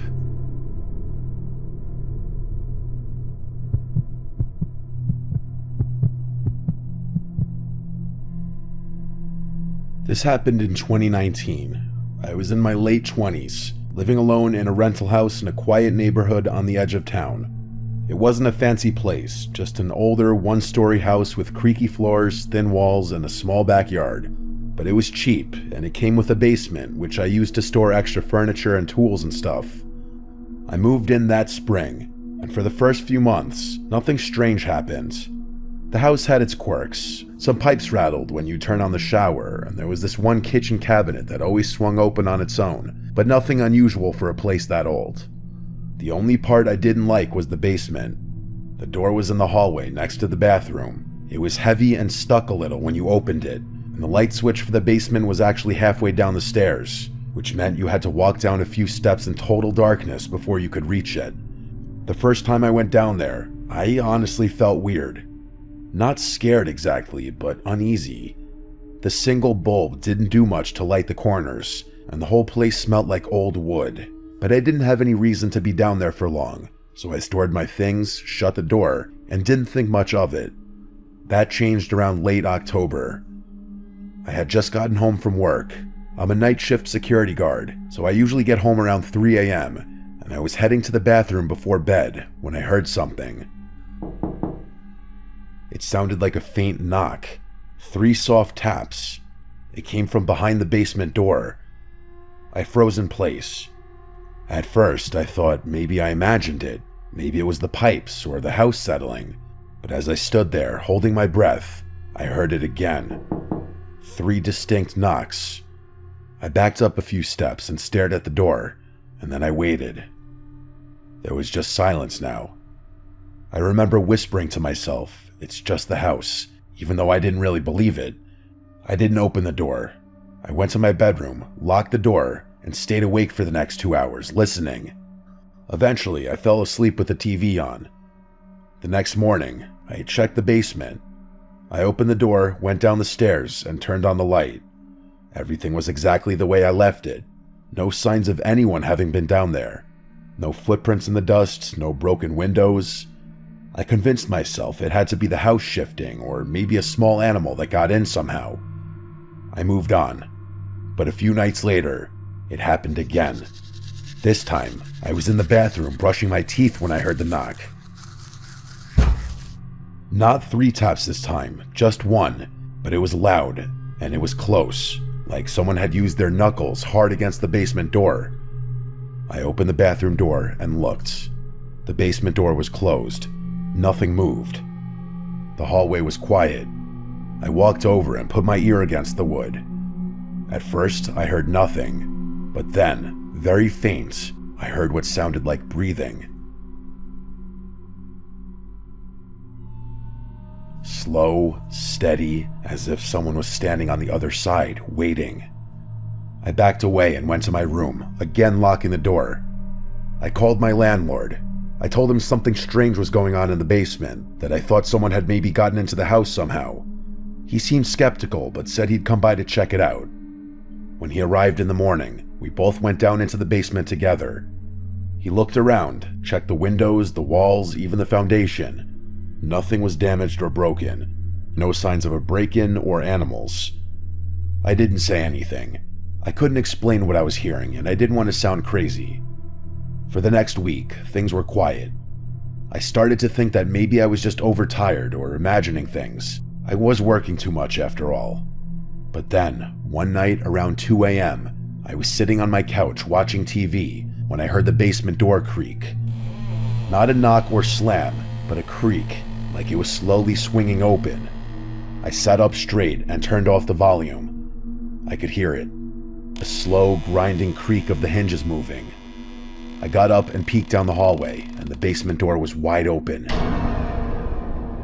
I hadn't opened it in over a week. I hadn't even touched it. I grabbed a flashlight and slowly walked toward it.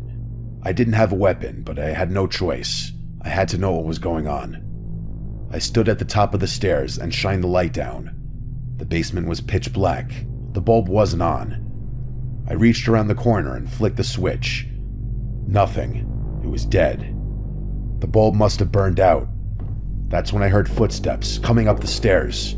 They weren't rushing, they were slow, but they were 100% footsteps. I backed away. My hands were shaking. I slammed the door shut and held the handle tight. For a moment, I felt the pressure of something on the other side, like it was leaning against the door. Then it stopped. I locked the door and called the police. I told them someone was in my basement. They showed up about 10 minutes later, and 2 officers cleared the house and went down into the basement. I stood in the front yard, waiting, and after what felt like forever, they came back up. They said they didn't find anyone. No signs of forced entry or anyone hiding. Nothing was even disturbed. One of them even tried to laugh it off, asking if I'd been watching scary movies. I knew what I heard. After they left, I didn't go back inside right away. I just stood there, staring at that house. Finally, I went back in, locked every door and window, and stayed up until the sun came up.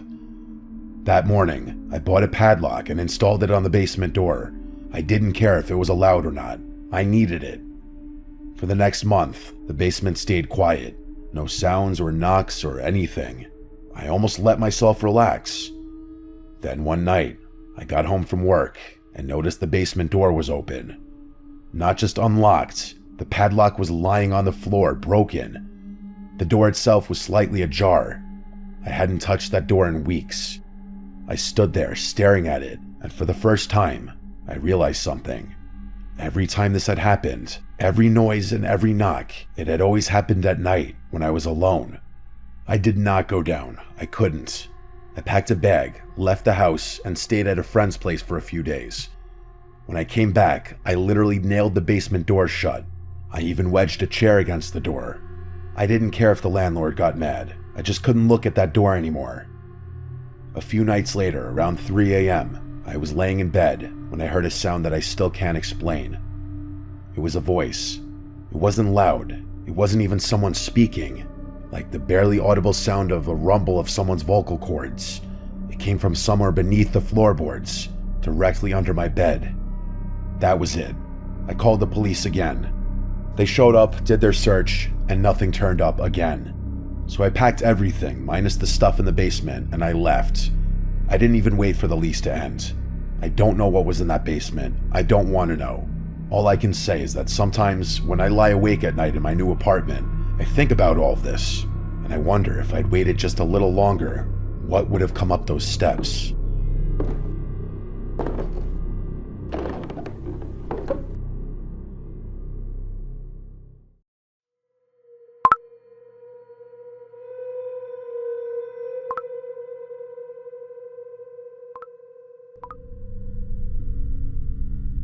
I used to use Snapchat a lot last year and the year before. This story takes place during the summer of 2015 when I was 14 years old. I would Snapchat this one friend of mine regularly. We were both on each other's best friends lists. I'll call him Ben for this story. One night, he hadn't snapped me in a while, so I sent him a funny picture. He didn't open it for a while, so I sent another funny photo of myself. Coincidentally, I happened to be in the app when I saw that he finally opened them. Usually he would respond within a minute, but this time he didn't respond at all. I decided to text him instead, saying, "What's up?" I got a red receipt within the minute. No response though. I didn't know what was up with him or if I did something to piss him off, but I wasn't going to beg him to respond to me, so I put my phone down and focused on something else. Eventually, I started having a conversation with one of my other friends through text, and somehow Ben's name came up, and the fact that he had lost his phone.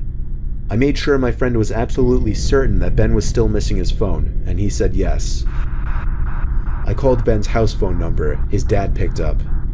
I asked to speak with Ben, and Ben himself confirmed he was missing his phone. I told him somebody had his phone because they were opening his Snapchats and reading texts. He freaked out and told me to come over, but I really didn't want to. I told him I'd message them asking to return the phone. I sent a bunch of texts to the person. It said read for every single one of them, but I didn't get a text back. Instead, I eventually received a Snapchat from Ben's phone. I opened it, and it was a picture of a really weird-looking guy with a huge smile on his face, and the caption was "coming over." I called Ben once again to make sure he didn't have either of our addresses on his phone. To my dismay, he had both of our addresses on his phone. I received a text from the guy while I was on the phone with Ben, saying, "You're good looking." Ben didn't have Track My iPhone enabled, so he couldn't even try to track this creep.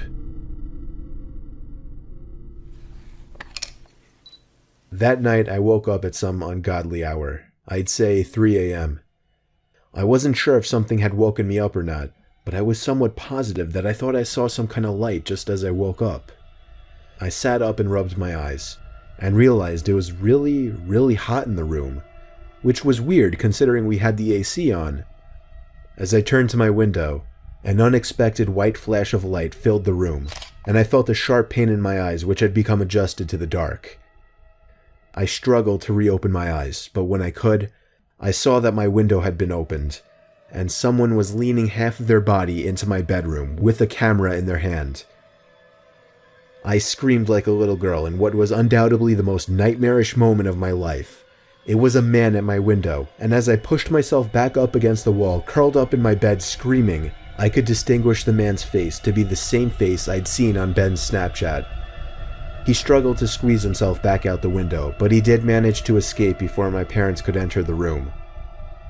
We contacted the police that same night and had them track the phone. They found the man in a house 2 miles away and arrested him.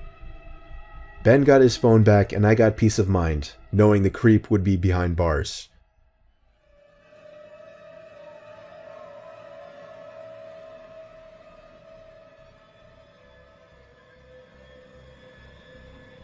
This is a short but terrifying story of something that happened when I was Snapchatting a friend. I'm pretty young, I'm only 13, still in middle school. A girl I really liked had just recently started snapping me selfie pictures, and we started messaging each other for a few nights. One night when I was watching TV, she sent me a snap of herself laying in her bed without a caption. I sent a message saying "What's up?" She sent another identical picture, this time with a caption saying "Not much, you?" She set the timer to 10 seconds, so it gave me plenty of time to analyze the picture, including her bedroom in the background, and the dark outline of a person standing by her window. I quickly sent a response message, saying, "Is that your brother by the window?" She sent another identical snap, this time captioned, "What do you mean?" In this picture, the figure at the window was closer, and I could see a hand pressed up against the glass. I closed the snap before the timer even ran out so I could tell her quicker. I said, "There's somebody at your window, turn around." She opened my snap almost immediately, and then I didn't hear from her again on the app. I grew more and more worried as the minutes passed. I texted her a few times to no avail. I tried calling her a few times to no avail as well. I didn't know her house phone number, otherwise I would have called her parents. It wasn't until midnight when I was already laying in bed that she finally texted me back. She explained the whole situation. As soon as she looked at her window and saw the person standing there, she screamed, and that caused the person, who turned out to be a 20-something-year-old man, to open the window and jump into the room. From there, she ran to her parents' room and woke her dad, who went to her room to find nothing but an open window. It wasn't exactly a personal story of mine, but it freaks me out nonetheless, knowing that the only thing that saved my friend from whatever could have happened was the fact that I was able to see the window through her selfies, unbeknownst to the creeper at her window.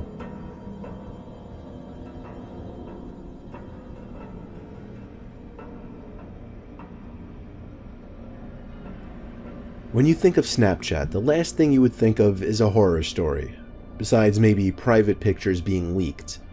It was almost a year ago now. I was a senior in high school and was Snapchatting a few different people at my kitchen table at 10 o'clock. My parents had already gone to sleep. I got a notification from Snapchat. It said, "Snapchat from Hector." I did not know anyone by the name of Hector, so right away it was weird. I should mention I'm a guy, so it's not like random creeps snapping me for pictures or anything like that is a common occurrence. I didn't want to open it up right away because then whoever this was might think I was available for some kind of conversation. A whole half hour went by and I completely forgot about the snap. That is, until I got another one from this Hector person. This time, I opened it right away. The first snap was taken in a really dark room, and somebody's face was just barely in the picture, though it was way too dark to give a clear description of the person. All I could tell was the person was a bit darker skinned. The next picture was taken outside, facing a road. It took me a while to catch on because of the darkness and the graininess of the photo, but there was an arm pointing down the road. I typed "Who is this?" in the chat. The message was read instantly, but there was no reply. The guy added me, so I added him back. His Snapchat score was literally 5, and he watched all of my Snapchat stories. 5 minutes passed before I got another Snapchat from this Hector guy. I opened it right away. This time, a picture taken in the middle of the street. However, I recognized the street he was on. He was only 2 blocks away from my house. Again, I typed, "Who is this?" I knew it was one of my friends messing with me on some kind of throwaway account. I texted a few of my friends who I thought might be doing it. They all promised it wasn't them, but they all found it really funny. I got a 4th Snapchat from this Hector person. I found myself getting more and more nervous opening each one. I waited a few seconds and then opened the snap. It was a picture of my block taken by the old lamppost on the corner. My good friend who lives 2 doors down came over because I was freaked out and wanted him there. He's a big dude, so him and I could take on any one person. We sat on my couch with the TV on in the background, staring at my phone, waiting for another snap from this guy. Sure enough, the notification popped up with Hector's name on it, and my friend got excited with laughter. I was too nervous to find humor in it. He told me to take a screenshot this time. When I opened the snap, the picture was of my house. It was taken from the front yard. I took the screenshot and we both jumped off the couch and ran to my front door to look outside. We couldn't see anyone, so we both put our shoes on and checked outside. I told my friend to stay in the front and I'd check the backyard. On my way to the backyard, I got another snap from Hector. I opened it immediately once again, and this time, the picture was of the back door to my house. Before opening that gate, I yelled for my friend to come around back, which in hindsight, I can now see was a mistake, because as soon as I opened that gate, I saw somebody already running for the gate on the other side of the yard. Me and my friend chased after whoever it was, but it was way too dark to see anything out in the streets. This Hector guy got away.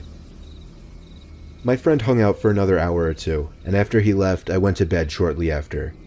Of course, I was rolling around in bed for over an hour, in the back of my mind waiting for a notification to go off on my phone, saying Hector sent you a Snapchat. Eventually, everything faded to darkness, and the next thing I remember was waking up the next morning. The first thing I did was check my phone. There were 3 notifications throughout the night, each saying Hector sent me a Snapchat. It took me a while to finally press the button to see the pictures. All 3 of the pictures were of different windows to my house, the 3rd one of my bedroom. I blocked the user and even went as far as to email Snapchat support to report the guy, to which I got some copy-pasted response like, "Thank you for your email, we take these matters very seriously," and so on. They proved to be of little help, even when I followed up on the matter a week later. I would normally assume whoever did this was a friend, acquaintance, or just some person I barely knew from my grade.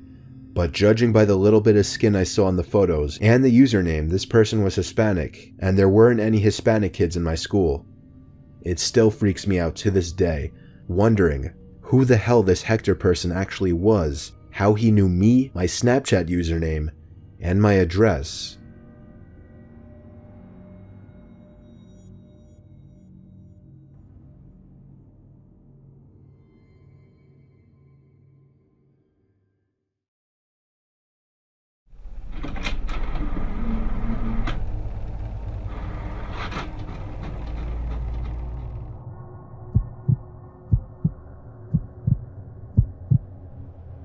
I work at a game development company in Orlando, Florida. It was a stressful couple of weeks for me, and I was really pressed for time before a game's deadline, so I had to stay at the office late almost every night that week. It was a rainy Wednesday night of that week. It was completely pitch black outside, with the occasional strike of lightning lighting up the place, and the sound of the rain pouring on my office window was helping me concentrate on my coding. There was one other person in the office at this point, my coworker Chaz.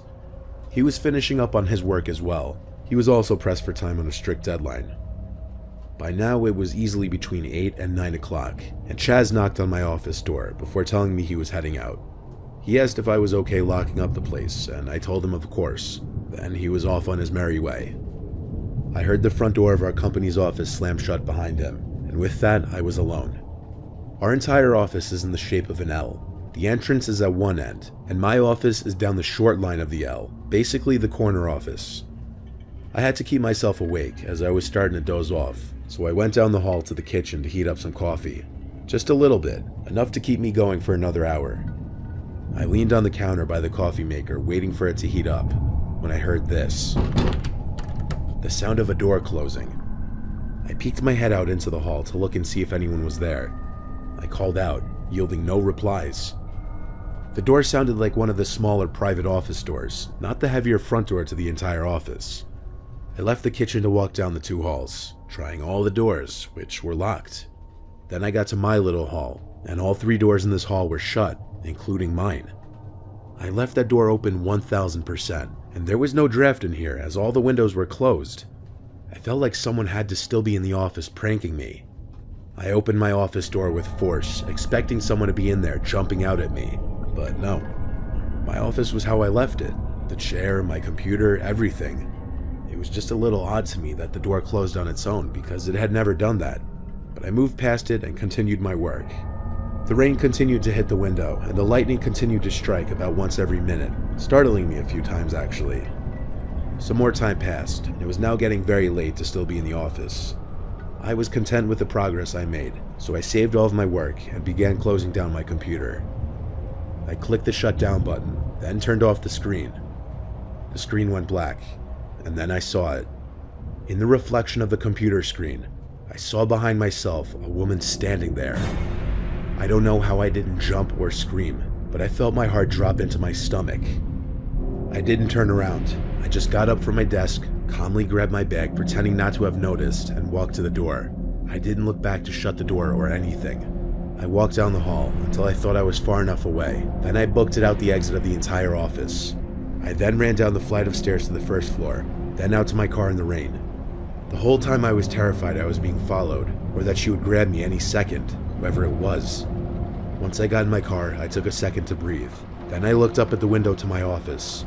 The light was still on in there, and I'm quite sure I saw a small kink in the blinds, as if someone were on the other side looking down at me. I called one of my bosses, Miranda, at once, and she confirmed no one else should have been there. She said she'd call the night security guy and ask him to check the office. Luckily, I got to go the hell home. Later that night, Miranda called me and said the security guy was in the office but didn't see anyone. I told her what I saw one more time, and it freaked even her out. There's only one camera in our entire office, and it's at the end of the longer hall by the kitchen area. The camera footage never caught any woman walking around the office that night.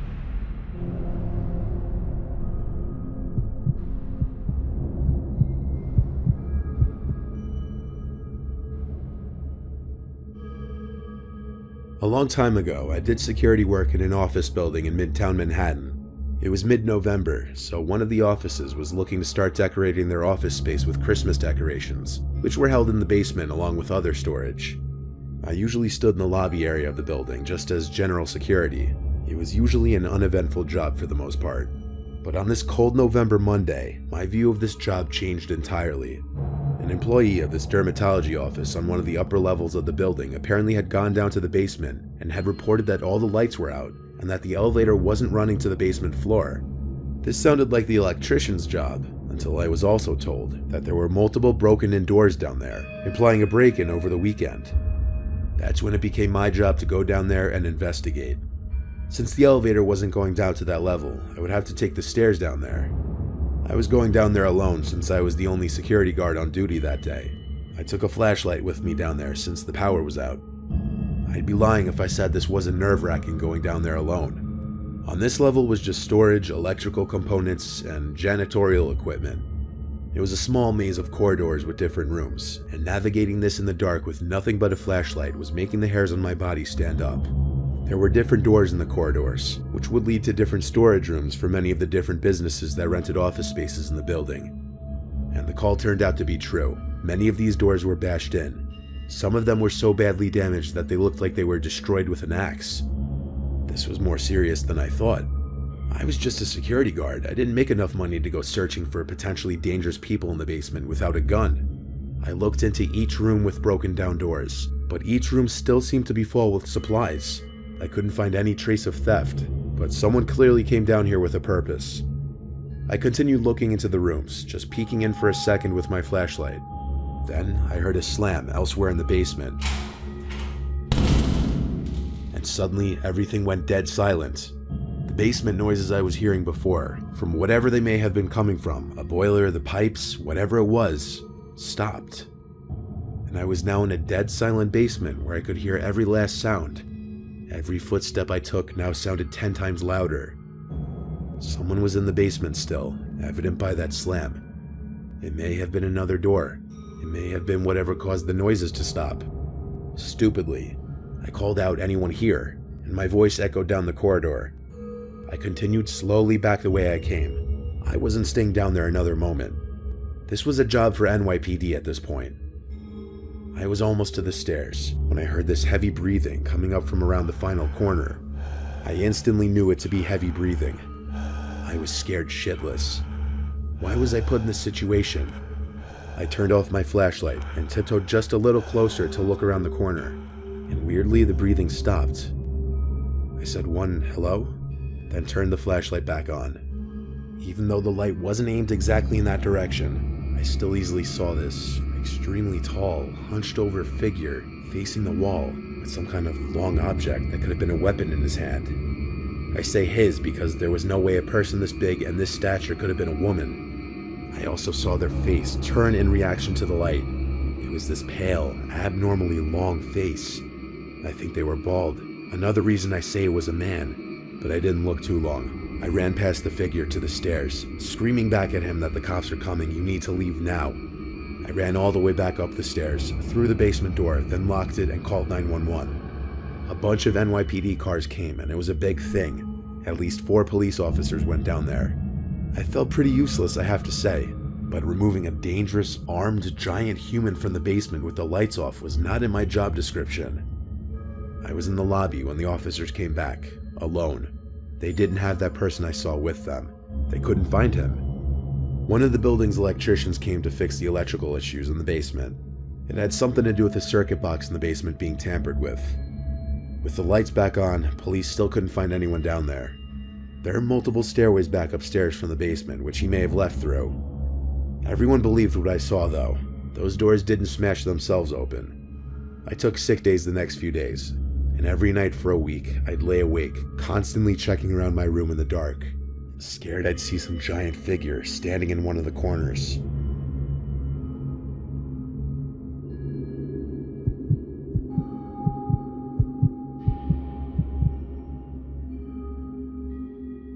I held my first job ever in 2002, and I worked at a call center during the graveyard shift. The office was in Makati, and it was a new site. The office layout was kind of in an elongated donut shape, with the donut hole being the elevator lobby / main doors, and the actual office space composed of 2 long hallways and 2 shorter ones. It was also a new site, so only half the office was finished, and the other half was still under renovation.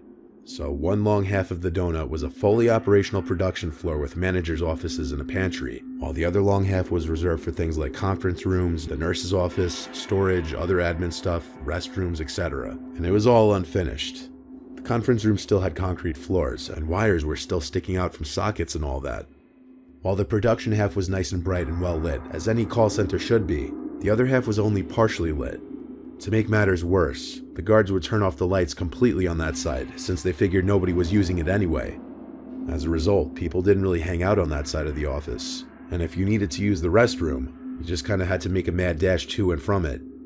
2 weeks into production, and my teammate, who was obviously very sickly to begin with, had a terrible migraine, and I suggested that she tell our team leader about it so that she could take a break.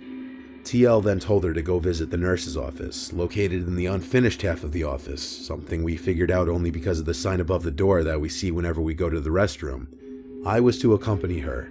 So that's what we did. We walked to the nurse's office, but found that the door was locked and nobody was inside, even though the lights were on. The door was the type with one of those vertical window panels on it, so we peeked in to make sure nobody was in there. We saw all the medical equipment and a sick bed, a desk, basically everything you'd expect to find in there, except the nurse. Thinking maybe he or she just went on break, we decided we'll just come back later. After half an hour or so, we did go back, only to find that the light at the nurse's office was off. I remember us being pretty pissed off at the thought that maybe the shift nurse had gone home, but we checked the door anyway to see if maybe there would be a sign or note with the nurse's schedule or whatever. I don't know why I did it, but I tried the door handle despite being aware there was no light on, and I was able to open the door to find that there was no nurse's office, despite the sign above the door saying that that's where it was supposed to be. And yes, that was the only sign. We checked over and over to make sure it was the right room. We were sure it was the same room we visited earlier. But instead of a decked out clinic, we found a room with a small nightlight in an exposed socket that cast only enough light for us to see the walls and floors were concrete. There were no finishes, no beds, no cabinets, nothing. It's like we dreamed up the clinic we saw earlier. A guard approached us at that point, asking what we were doing poking around in an unfinished clinic. So we told him what happened, and he of course thought we were making it up. While we were kind of trying to convince him that we weren't lying, we all suddenly stopped talking when we felt the temperature just drop. We shivered, our hair stood on end. My heart started racing, and nobody could speak for a minute. Finally, my teammate burst into hysterical tears, and the guard then nervously shooed us away and locked the door to the supposed nurse's office. We were escorted back to our team's bay, and we explained what happened to our team leader. He pretty much just sat there stunned as he listened to us. Since my teammate wouldn't stop crying and was starting to hyperventilate very badly, they had to send her to Makati Med. The incident was never brought up again. If you're a fan of horror, which I know you are, then you'll love Shudder, which is a video streaming service catered specifically to horror fans. And what better time of year than right now to curl up on a chilly fall night and watch a good scary movie? Shudder has the biggest collection of any horror, thriller, or supernatural films that you could think of, and you can stream on all of your favorite devices. Shudder's also home to many exclusive original movies such as Prisoners of Ghostland featuring Nicolas Cage and Great White, a killer shark movie perfect for any Jaws fans. And you'll never find yourself running out of things to watch, as new films that'll keep you on the edge of your seat are added weekly. I personally have always been a big fan of found footage films like the Blair Witch Project, so it was great for me to see VHS 94 added recently, which is yet another exclusive to Shudder. So get started streaming the best horror, thriller, and supernatural content. Shudder's expertly curated collection includes must-see titles like Vicious Fun, The Mortuary Collection, and PG Psycho Gorman, plus all the best horror documentaries and the hit Creepshow TV series from executive producer Greg Nicotero of The Walking Dead. To try Shudder free for 30 days, go to shudder.com and use promo code NIGHTMARE. Links in the description.